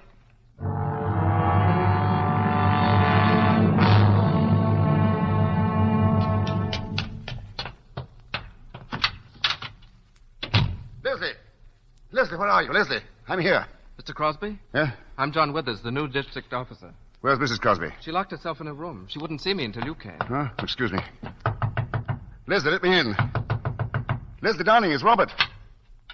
Leslie, what happened? Didn't they tell you? They said Hammond was killed. Is he still out there? I had your head boy remove the body to a shed. Leslie, what happened? Tell me. He tried to make love to me, and I shot him. Leslie. Oh, Robert, I'm so glad There, you come. darling, there. Hold me tight. I'm so frightened. There's nothing to be frightened about. It'll be all right. Oh, there, now, that's better. I'll try not to do that again. Mr. Withers, I hope you'll understand. I didn't want to see anyone until my husband came. Yes, of course, I understand, Mrs. Crosby. Oh, Howard, come in. I got your message in Singapore. Howard, how nice of you to come. Naturally, I want to be here if I can help. Oh, you will help me. Us. In every way I can, as your lawyer and your friend. You're a dear. Mr. Withers, this is Mr. Howard Joyce, my attorney. How do you do? How do you do? How's Dorothy, Howard? Oh, she's very well and anxious to see you. Has her sister arrived from England? Adele? Oh, yes, she came last week. Oh. Oh, here now. Here now. Leslie, you better be rested. Oh, I do feel dreadfully faint. Come and lie down, darling. I'll get you a drink. I'm sorry to be so tiresome. Nonsense. You're being very brave. How long have you been here, Mr. Withers? About an hour. One of the Crosby houseboys came to fetch me. Was Hammond dead? Oh, yes. He was just riddled with bullets. What? Well, here's the revolver. All 6 chambers are empty. Here, you two. You better have a drink yourselves.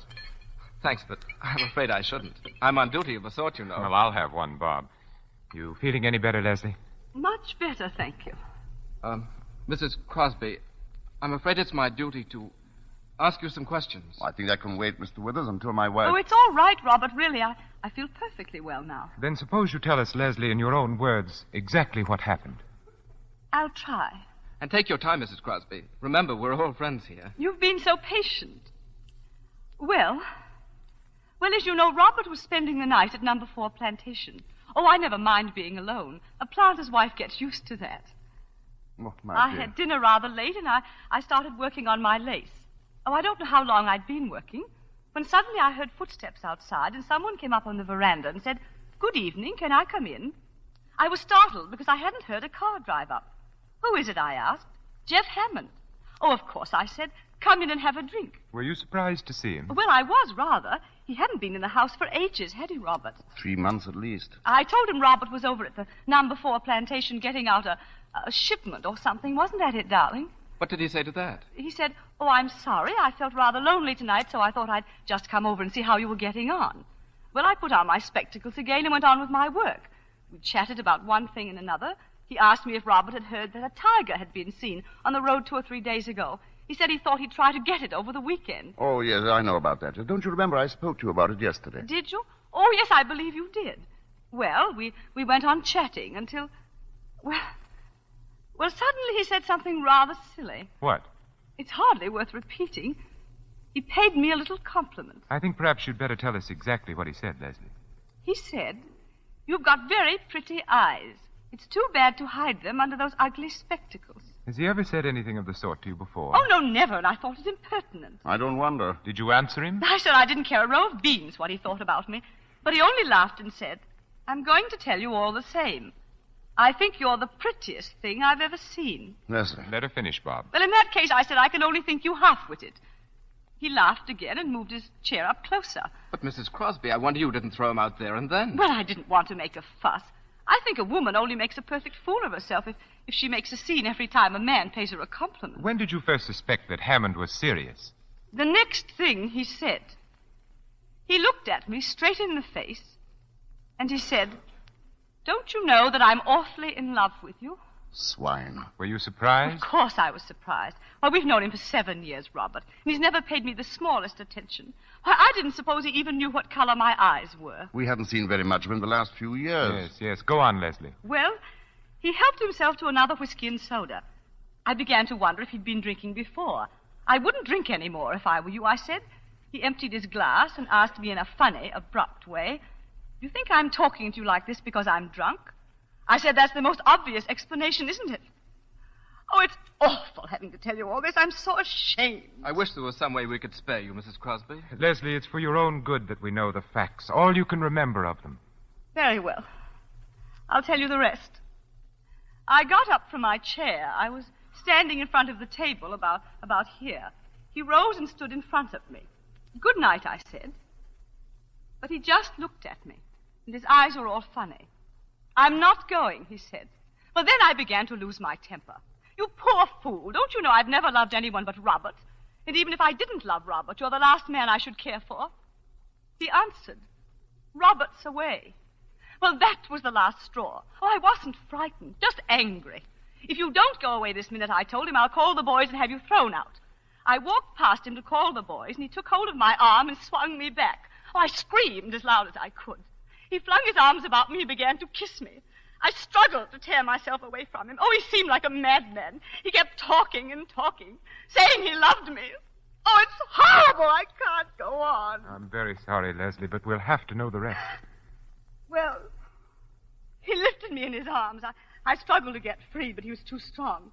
He started to carry me, and then he stumbled on those steps, and I got away from him. Suddenly, I remembered Robert's revolver in the drawer of that chest. He got up, but I reached it before he caught me. Oh, it was all instinctive. I didn't know what I was doing. I didn't even know I'd fired.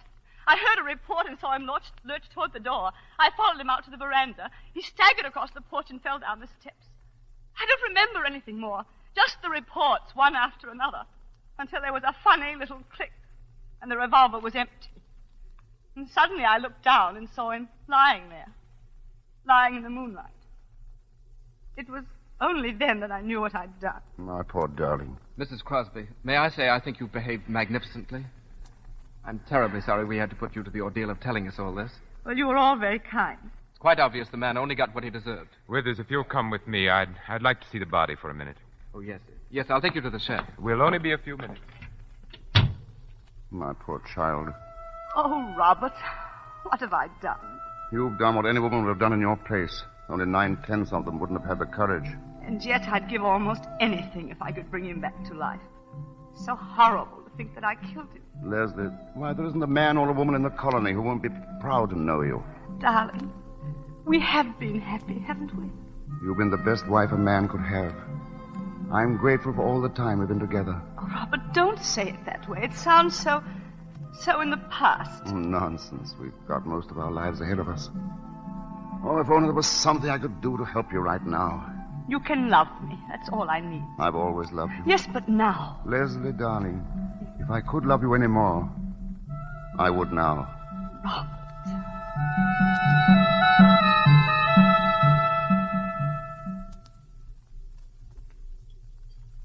You'll have to be very indulgent towards my cooking, gentlemen. I can't vouch for it. Well, I can and will. Funny. The head boy running off tonight. Yeah, it is odd. Well, he couldn't have done any better than this, my dear. It's delicious. It certainly is. Thank you, gentlemen. I think we should start for Singapore as soon as we're finished. Right away? It's still dark, Howard. It'll be 8 o'clock by the time we get there. We'll ring the Attorney General and find out when we can see him. I think that's the first thing to do, don't you, Withers? Yes, I think that's the best thing to do. Would I have to be arrested? Well, you see, Mrs. Crosby, as a matter of fact, I think you're by way of being under arrest now. It's purely a matter of form, Mrs. Crosby. Shall I be imprisoned? Well, that's up to the Attorney General. But it's quite possible he'll be able to accept bail. He's a very good fellow, and I'm sure he'll do everything he can. How do you mean, be able to accept bail? Well, my dear, it depends on what the charge is. What do you mean by that? I think it not unlikely that he'll say that only one charge is possible, and in that case, well, I'm afraid that an application for bail would be useless. What charge? Murder. Leslie. Oh, I'm quite all right. More coffee, dear. No. As a matter of fact, if we're going to leave, I'd better put a few things together. I won't be long. Let me do it, Robert. No, don't bother, dear. Oh, Leslie. Yes? There's just one question I'd like to ask you. Yes, what is it, Howard? Just before, when I was looking at Hammond's body... Oh, yes? It seemed to me that some of the shots must have been fired after he was lying on the ground. I'm afraid it sounds very cold-blooded. But I was so terrified I didn't know what I was doing. Everything was confused and blurred. Well, there, Leslie, I shouldn't even have brought it up tonight. Put it out of your mind.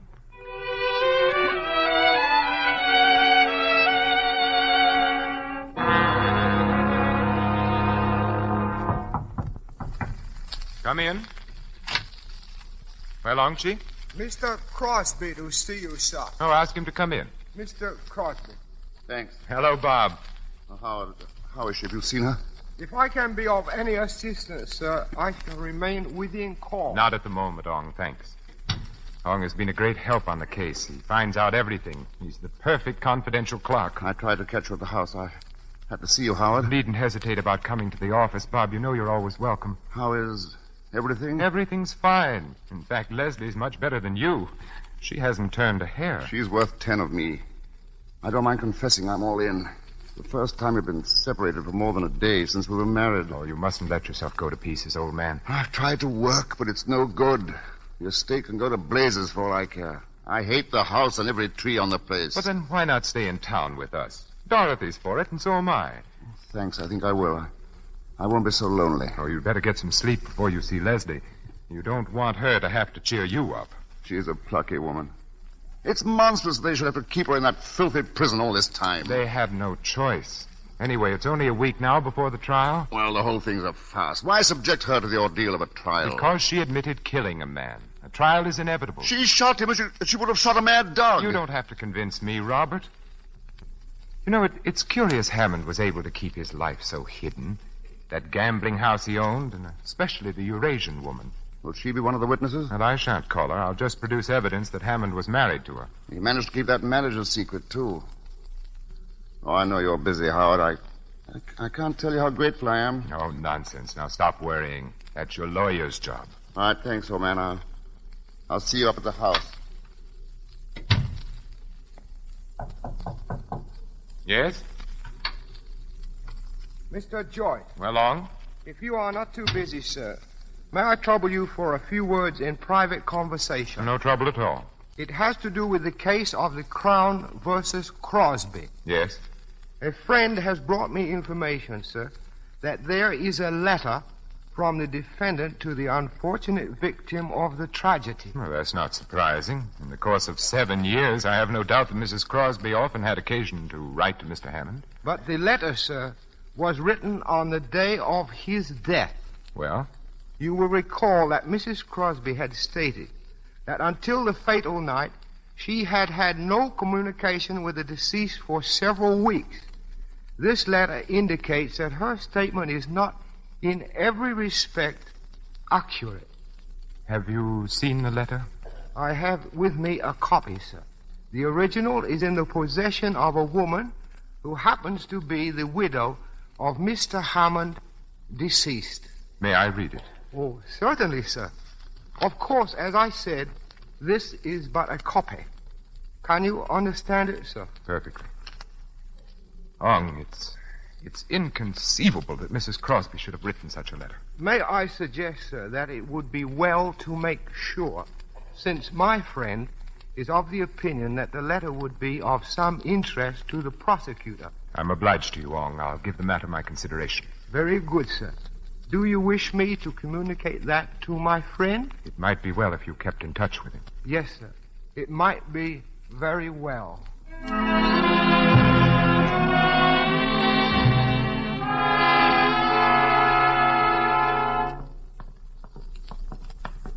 You may stay in the visiting room as long as you want, Mrs. Crosby. The warden's orders. That's very nice of him, thank you.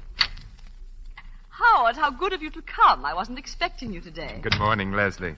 You're looking very well. Thank you, Howard. Well, the trial's only 5 days off now. I know. Each morning when I awake, I say to myself, 1 day less.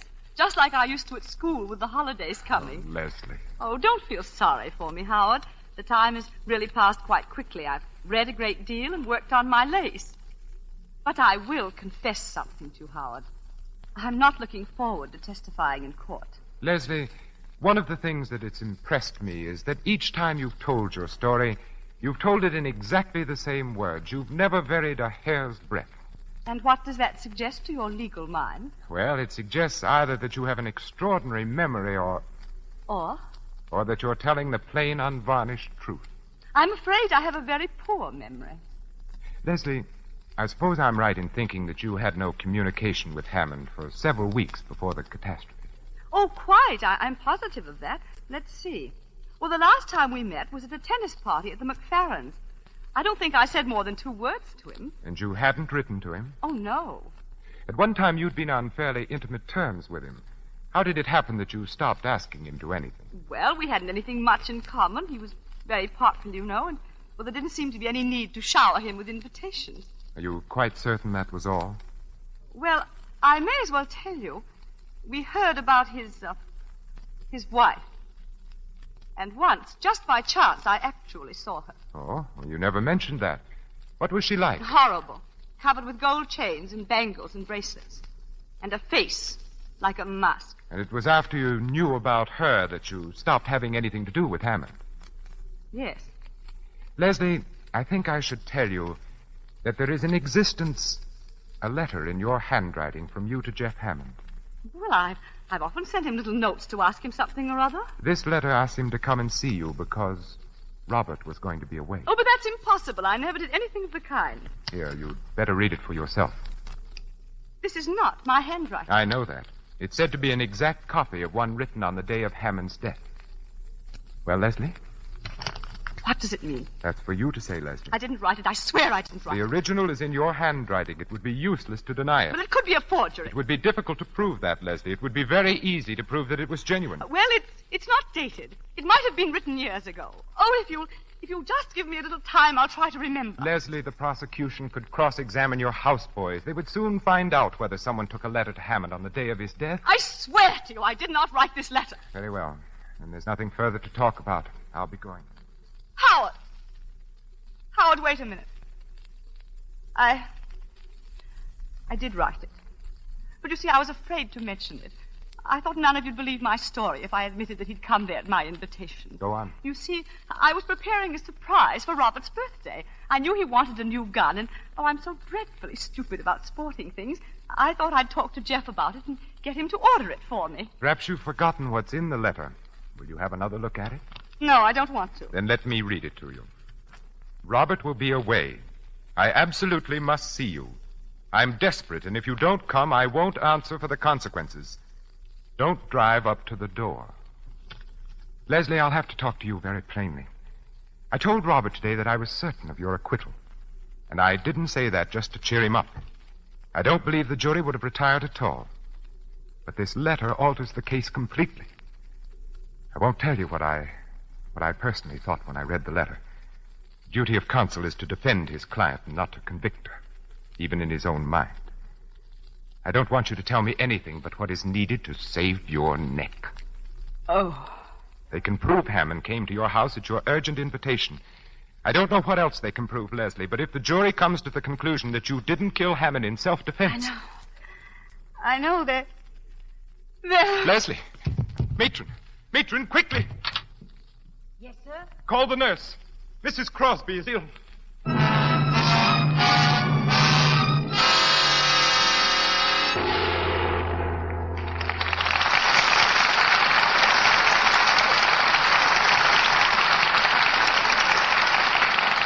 While we wait for Betty Davis, Herbert Marshall, and Vincent Price to return with Mr. DeMille for Act 2 of The Letter, do you remember this tune?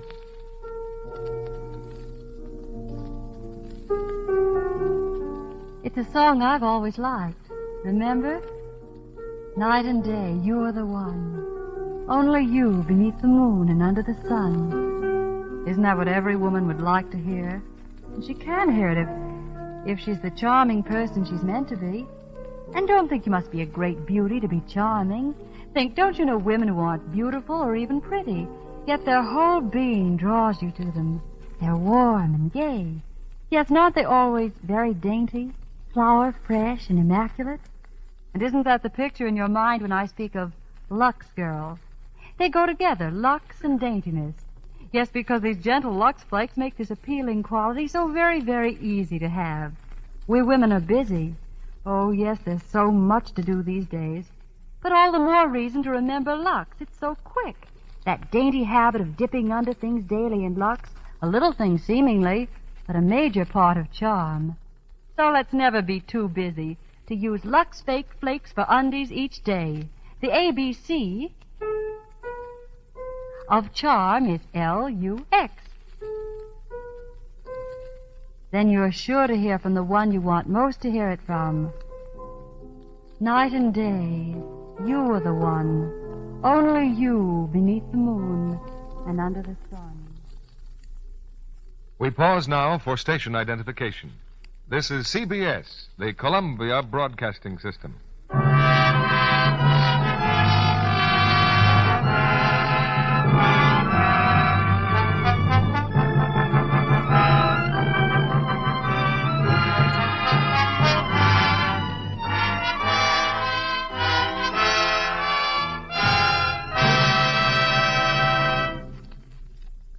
Act 2 of The Letter, starring Betty Davis as Leslie, Herbert Marshall as Robert Crosby, and Vincent Price as Howard Joyce.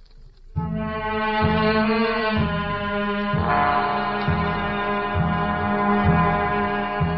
that split fraction of a moment, before her mind slipped into blackness, Leslie Crosby realized that the letter she had written to Jeff Hammond was damning evidence. Evidence enough to hang her. Now, a few minutes later, in the first aid room of the prison hospital, She leans wearily back in a chair, her eyes half closed. I'm afraid I've made rather a mess of things. I'm sorry. For Robert, not for me. You've distrusted me from the beginning, Howard. That's neither here nor there, Leslie. Who's got the letter now? The Eurasian woman who was Hammond's wife. Oh. Howard, are you going to let me be hanged? What do you mean by that, Leslie?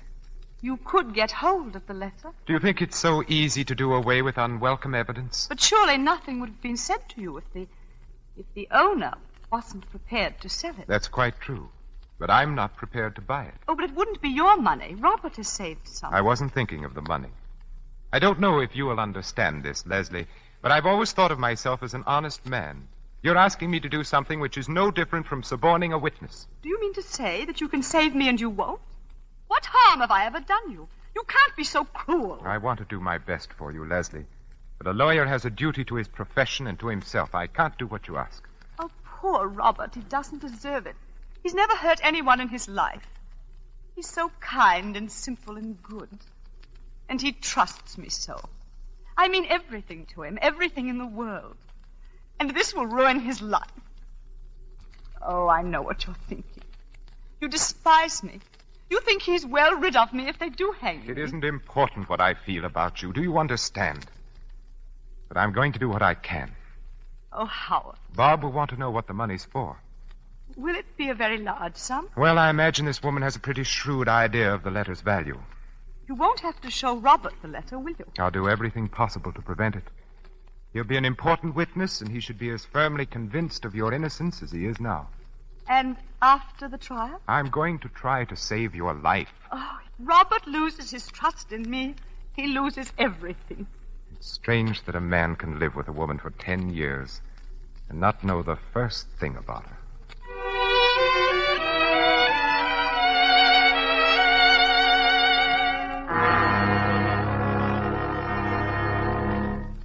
You say your friend could be induced to part with the letter? I believe so, sir. But my friend has not got the letter, sir. The woman has it.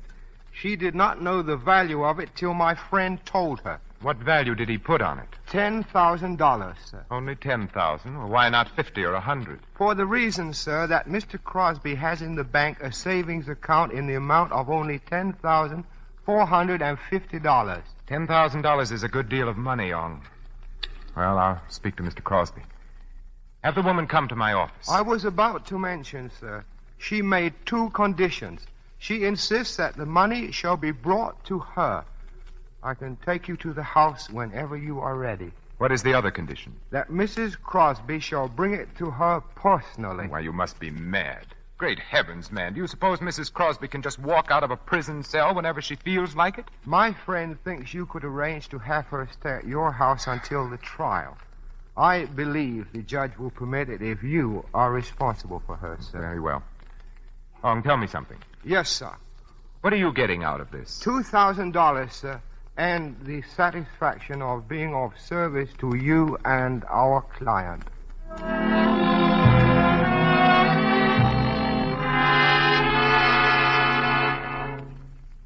Sit down, Howard. I've taken the liberty of ordering for you. Oh, thanks.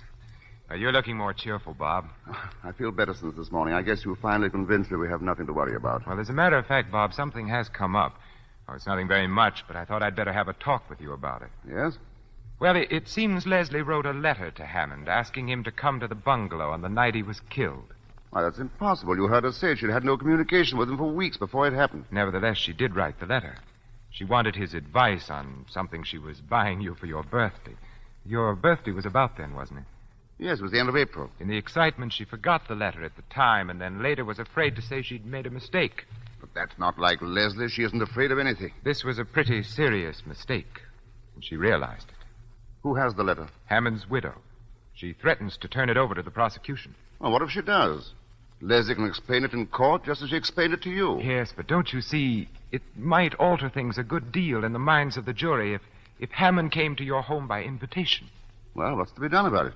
I think we must get hold of that letter. I want you to authorize me to buy it. I'll do whatever you think is right. All right, buy the letter. I'll pay you back whatever it costs. Good. Now put the matter out of your mind. Oh, by the way, Leslie will be at the house tonight. I've arranged to have her released pending trial.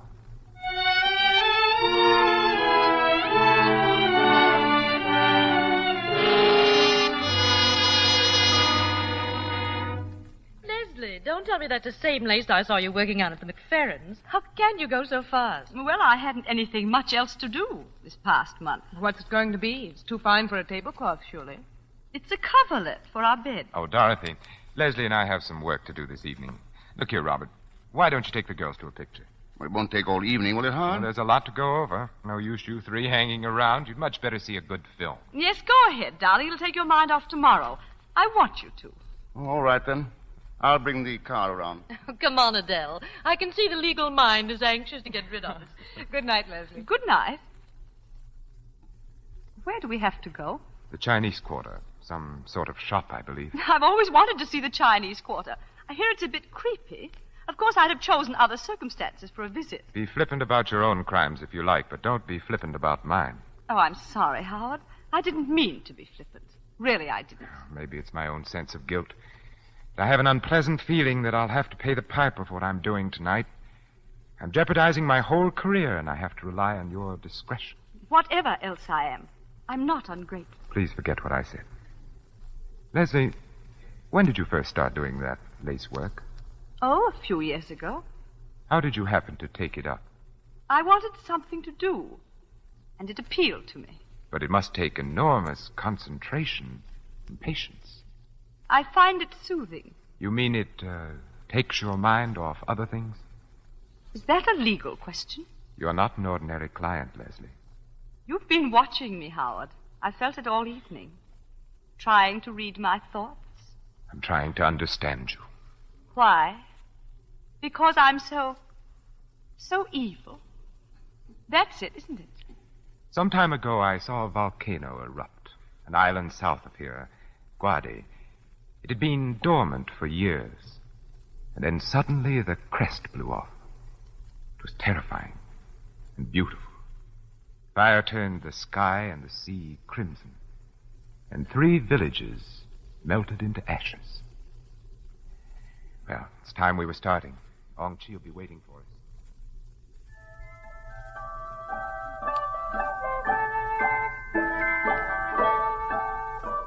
Come in, please. Come in. This is the shop of my friend. If you will wait here, I shall return in just a moment. Well, let's not be too long about it, Ong. I will speak to the lady at once, sir. They seem to have a little of everything to sell here. Yes, most of these shops do. That looks like good jade. And this dagger. See the workmanship on the ivory handle? Imagine all that on a knife. He who kills with an unworthy tool commits 2 crimes. One against himself. Will you follow me, please? The lady will see you now.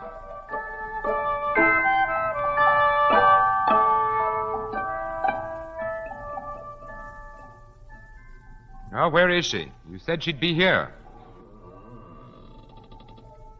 She is coming, sir.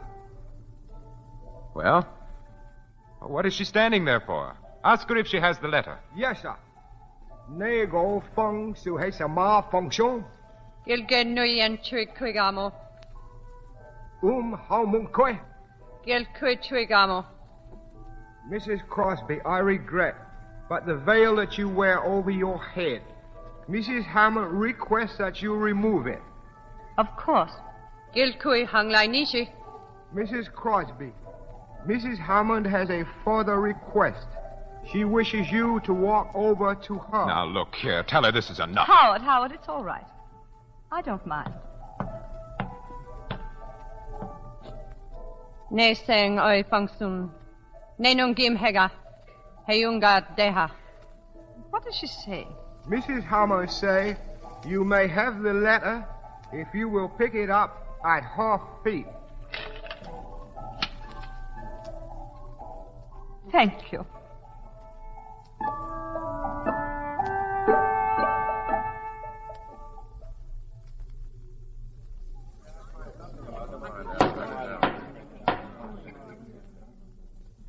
Gentlemen of the jury, have you agreed upon a verdict? We have, Your Honor.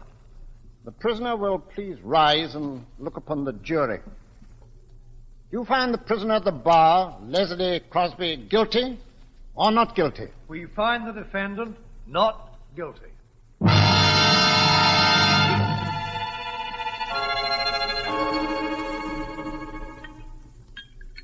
And from that day on, I made a solemn vow that I wouldn't make another cocktail until Leslie was acquitted. So if these aren't up to my usual high standards, remember, I'm out of practice. Oh, Dorothy, darling, they're wonderful and never been better. Robert Crosby, right now you wouldn't know what you were drinking. I guess that's right. I can't taste or think or feel. All I can do is keep saying to myself over and over, Leslie's safe. Darling. Well, ladies and gentlemen, anyone planning to bathe, shower, or sponge before dinner should be getting at it. Well, a shower for me. Oh, I've laid out some things for you, Leslie. Thank you. Darling, I'm going to tidy myself up a bit. No, don't go, Leslie. I shan't be a minute. Well, there's something I particularly want to talk to you about. And, Howard, I want to see you, too. I want your legal opinion. Oh, you do? Well, what's up? Well, I want to get Leslie away from here as quickly as possible. Well, I think a bit of a holiday would do you both good. No, I mean for good. But how could we? Well, you can't very well throw up your job. Well, I've got something in view that's much better. It's in Sumatra. We'd be away from everybody, and the only people around us would be Dutch. We'd start a new life. The only thing is that you'll be awfully lonely, darling, at the start. Oh, I wouldn't mind that. I'd like to go, Robert. I don't want to stay here. That settles it, then. I'll go straight ahead and we can fix things up at once. Is the money as good as here? Well, I hope it'll be better. At all events, I'll be working for myself and not for a company in London. What do you mean? Why should I go on sweating my life out for other people? This plantation belongs to a Malacca Chinese planter who's in financial difficulties, and he's willing to let it go for $30,000 if he can get the money the day after tomorrow. Well, how on earth are you going to raise $30,000, Bob? Well, I've saved about 10, and the bank is willing to let me have the balance on mortgage. Robert, darling, I shouldn't like you to take such a risk on my account. I'll be perfectly all right here. Really, I shall. Nonsense, darling. You just said you wanted to go. But I'm not sure it wouldn't be a mistake to run away. Everyone's been so kind, and they'll all help to make it easy for us. I do think the thing to do is to stick it out here. Anyhow, Bob, it's not a thing you want to rush into. Let's wait and see. Why should I wait? It's a good thing, and I don't want to lose it. Look, I've got all the papers in my briefcase. I'll go and get them, and you can see for yourself. And I have a couple of photographs of the bungalow to show Leslie. I don't want to see them. Please, Robert. Oh, now, come, darling. That's just nerves. That shows how necessary it is for you to get away. But, Robert, Leslie, darling, in this case, you must let me have my own way. I won't be a minute. Howard, what are you going to do? What can I do? Oh, don't tell him now. I can't bear any more. You heard what he said, Leslie. He wants the money at once to buy the estate. He can't. He hasn't got it. Oh, give me a little time. I'll pay it back. Leslie, I can't afford to let you have a sum like that. I've mortgaged everything I own. I was glad to advance it, but Where is the letter? I have it in my pocket. Oh, it will break his heart. What shall I do? I don't know, Leslie. If I tell him, he'll want to see the letter, of course. Here we are. Well, he's coming. It's up to you, Leslie. Oh, tell him. Tell him and have done with it.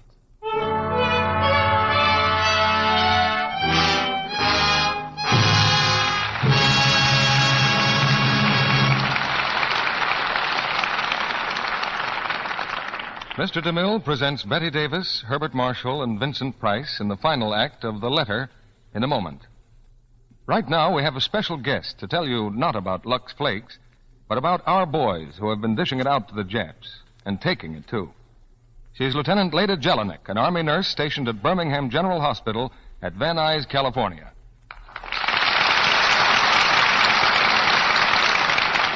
I suppose you're quite busy these days, Lieutenant Jelinek. Yes. Many of the casualties from our Pacific campaigns come back here. Boys who've been in tough battles. But they're on the road to recovery now. You know, about 97% of our wounded men live to tell the stories of their adventures. That's certainly a high percentage. Thanks to the quick treatment they get.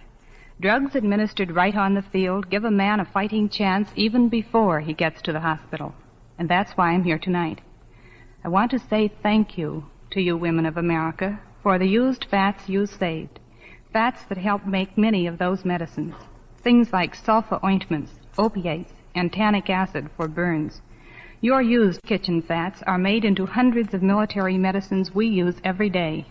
We need them desperately now, and will continue to need even more as we carry the attack to the enemy. So, please, keep right on saving used fats and turning them in. The medicines they make will help bring these boys back alive. Thank you, Lieutenant Leda Jelinek. Yes, ladies, every drop of grease from your frying pan or broiler will help make more of those life-saving medicines. So put aside a tin can of any size or shape, never use glass, and pour in every drop of used fat. Don't throw out even a spoonful, no matter how burned or black or smelly it is. Just a tablespoonful a day will add up to a pound a month. And your butcher will give you 2 meat ration points for each pound, as well as 4 cents when you turn it in. Within 3 weeks, it will be ready to be made into life-saving drugs. Remember, your used kitchen fats may save a wounded man's life. Now, Mr. DeMille returns to the microphone. After the play, we'll ask Betty Davis about a certain special hobby of hers. But now here's the curtain for the third act of The Letter, starring Betty Davis, Herbert Marshall, and Vincent Price.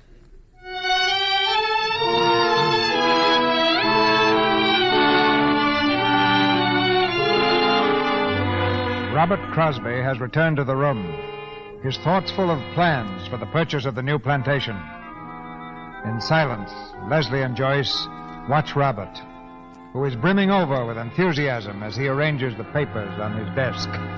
This is really a handsome estate. We'll be stealing it for $30,000. Bob, I don't like to throw cold water on your plans, but hasn't it struck you that the costs of what we've been through will be pretty heavy? Costs? Oh, yes, the legal expenses. Oh, no, I'm not going to charge you anything for my own services. But there are certain out-of-pocket expenses. Well, that's awfully decent of you. I'm not sure I can accept that. But what do these other expenses amount to? Well, the principal item is that letter of Leslie's I mentioned to you. Oh, yes, I'd almost forgotten. You were going to... I had to pay a great deal of money for it. Well, if you thought it necessary, I'm not going to grouse. How much was it? $10,000. $10,000? Why, well, you must have been mad. You may be quite sure, Bob, I wouldn't have given that if I could have got it for less. But that's every cent I have in the world. Why didn't you let them bring the letter in and explain it to the jury? I didn't dare. Do you mean it was absolutely necessary to suppress it? If you wanted Leslie acquitted. But what was there in the letter? I told you at the time. It was very stupid of me, Robert. I remember now. You wrote to Hammond to ask him to come to the bungalow. Yes. You wanted to, get something for me, didn't you? Yes, I wanted to get you a gun. He knew all about that sort of thing, and you know how ignorant I am. Buying that letter was a criminal offense, wasn't it? Well, it's not the sort of thing a respectable lawyer does in the ordinary way of business. It was a criminal offense. Yes, it was. I might be disbarred for it. Then why did you do it? You of all people. What were you trying to save me from? Leslie, you knew I was buying a gun from Cameron. Why did you want to make me a present of another? Well, how should I know you were going to buy a gun? Because I told you. Well, I'd forgotten. I can't remember everything. You hadn't forgotten that. What do you mean, Robert? Why are you talking to me like this? Who has the letter now? I have. Where is it? Bob, it's not your letter or mine. I've got to pay $10,000 for that letter. I'm going to see it. Let him see it. Thank you. Robert will be away. I absolutely must see you. What does this mean? It means that I was in love with Jeff Hammond. No, you couldn't. We'd been in love for years. It's not true. I used to meet him constantly, once or twice a week. Every time we met, I hated myself for it. It was horrible. I loathed myself. I was like a person who was ill. Then came a time about a year ago when he began to change toward me. Oh, I didn't know what was the matter. I was frantic. I made scenes. I threw myself at his feet. Leslie. Then I heard about that native woman. Oh, I couldn't believe it. I wouldn't believe it. At last I saw her. I saw her walking in the village with those hideous spangles and that chalky face and her eyes like a cobra's eyes. I couldn't give him up. I sent for him. You've read the letter. Oh, we'd always been so careful about writing before, but this time I didn't care. I hadn't seen him for 10 days. He came and I told him I knew about his marriage. Oh, at first he denied it. I was frantic. I don't know what I said to him. I hated him because he'd made me despise myself. I insulted him. I cursed him. At last he turned on me. He told me he was sick and tired of me, that it was true about the other woman, that she was the only one who really meant anything to him. He said he was glad I knew, because now I'd leave him alone. I knew that if he went out that door, I'd never see him again. I hardly know what happened. I seized the revolver and fired. He gave a cry, and I saw it hit him. I ran after him, and I fired and fired and fired until there were no more cartridges. That's what happened. And I have no excuse for myself. I don't deserve to live. How could you do this? How could you? I'm sorry, I shouldn't let myself go. I've got to think. Leslie. Well? He's going to forgive you. Yes. He's going to forgive me.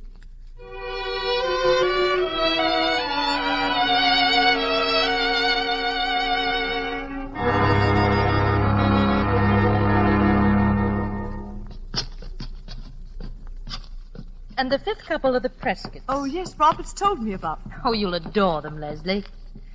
Well, now, both of you get a good sleep because it'll be a late party. Good night. Good night, Dorothy. Night.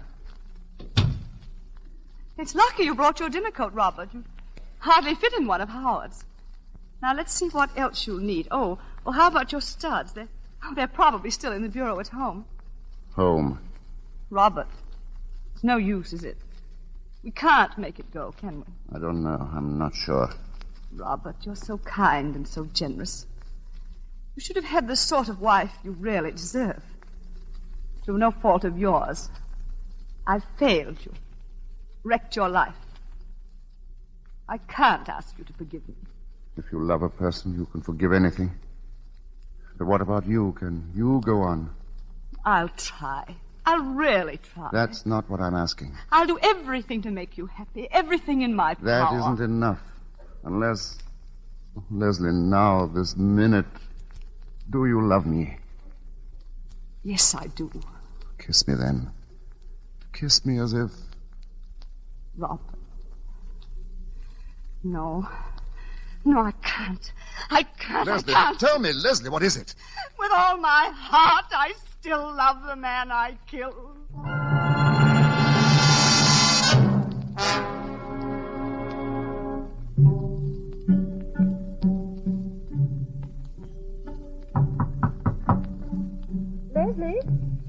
Leslie, let me in.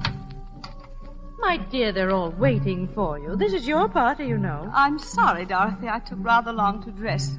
Why, Leslie, isn't that your lace work? Yes. Were you working on it just now? A little. I'm anxious to finish it. Oh, Leslie, please come downstairs. Of course, dear. In a few minutes. Very well. When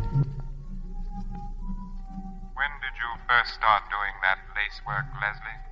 I find it soothing. You mean it takes your mind off other things? I couldn't give him up. I sent for him. At last he turned on me. He was sick and tired of me. She was the only one who meant anything to him. She was the only one. I hardly know what happened.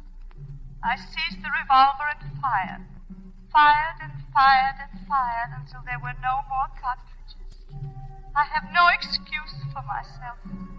I don't deserve to live. I don't deserve to... Who's up there? Who is it?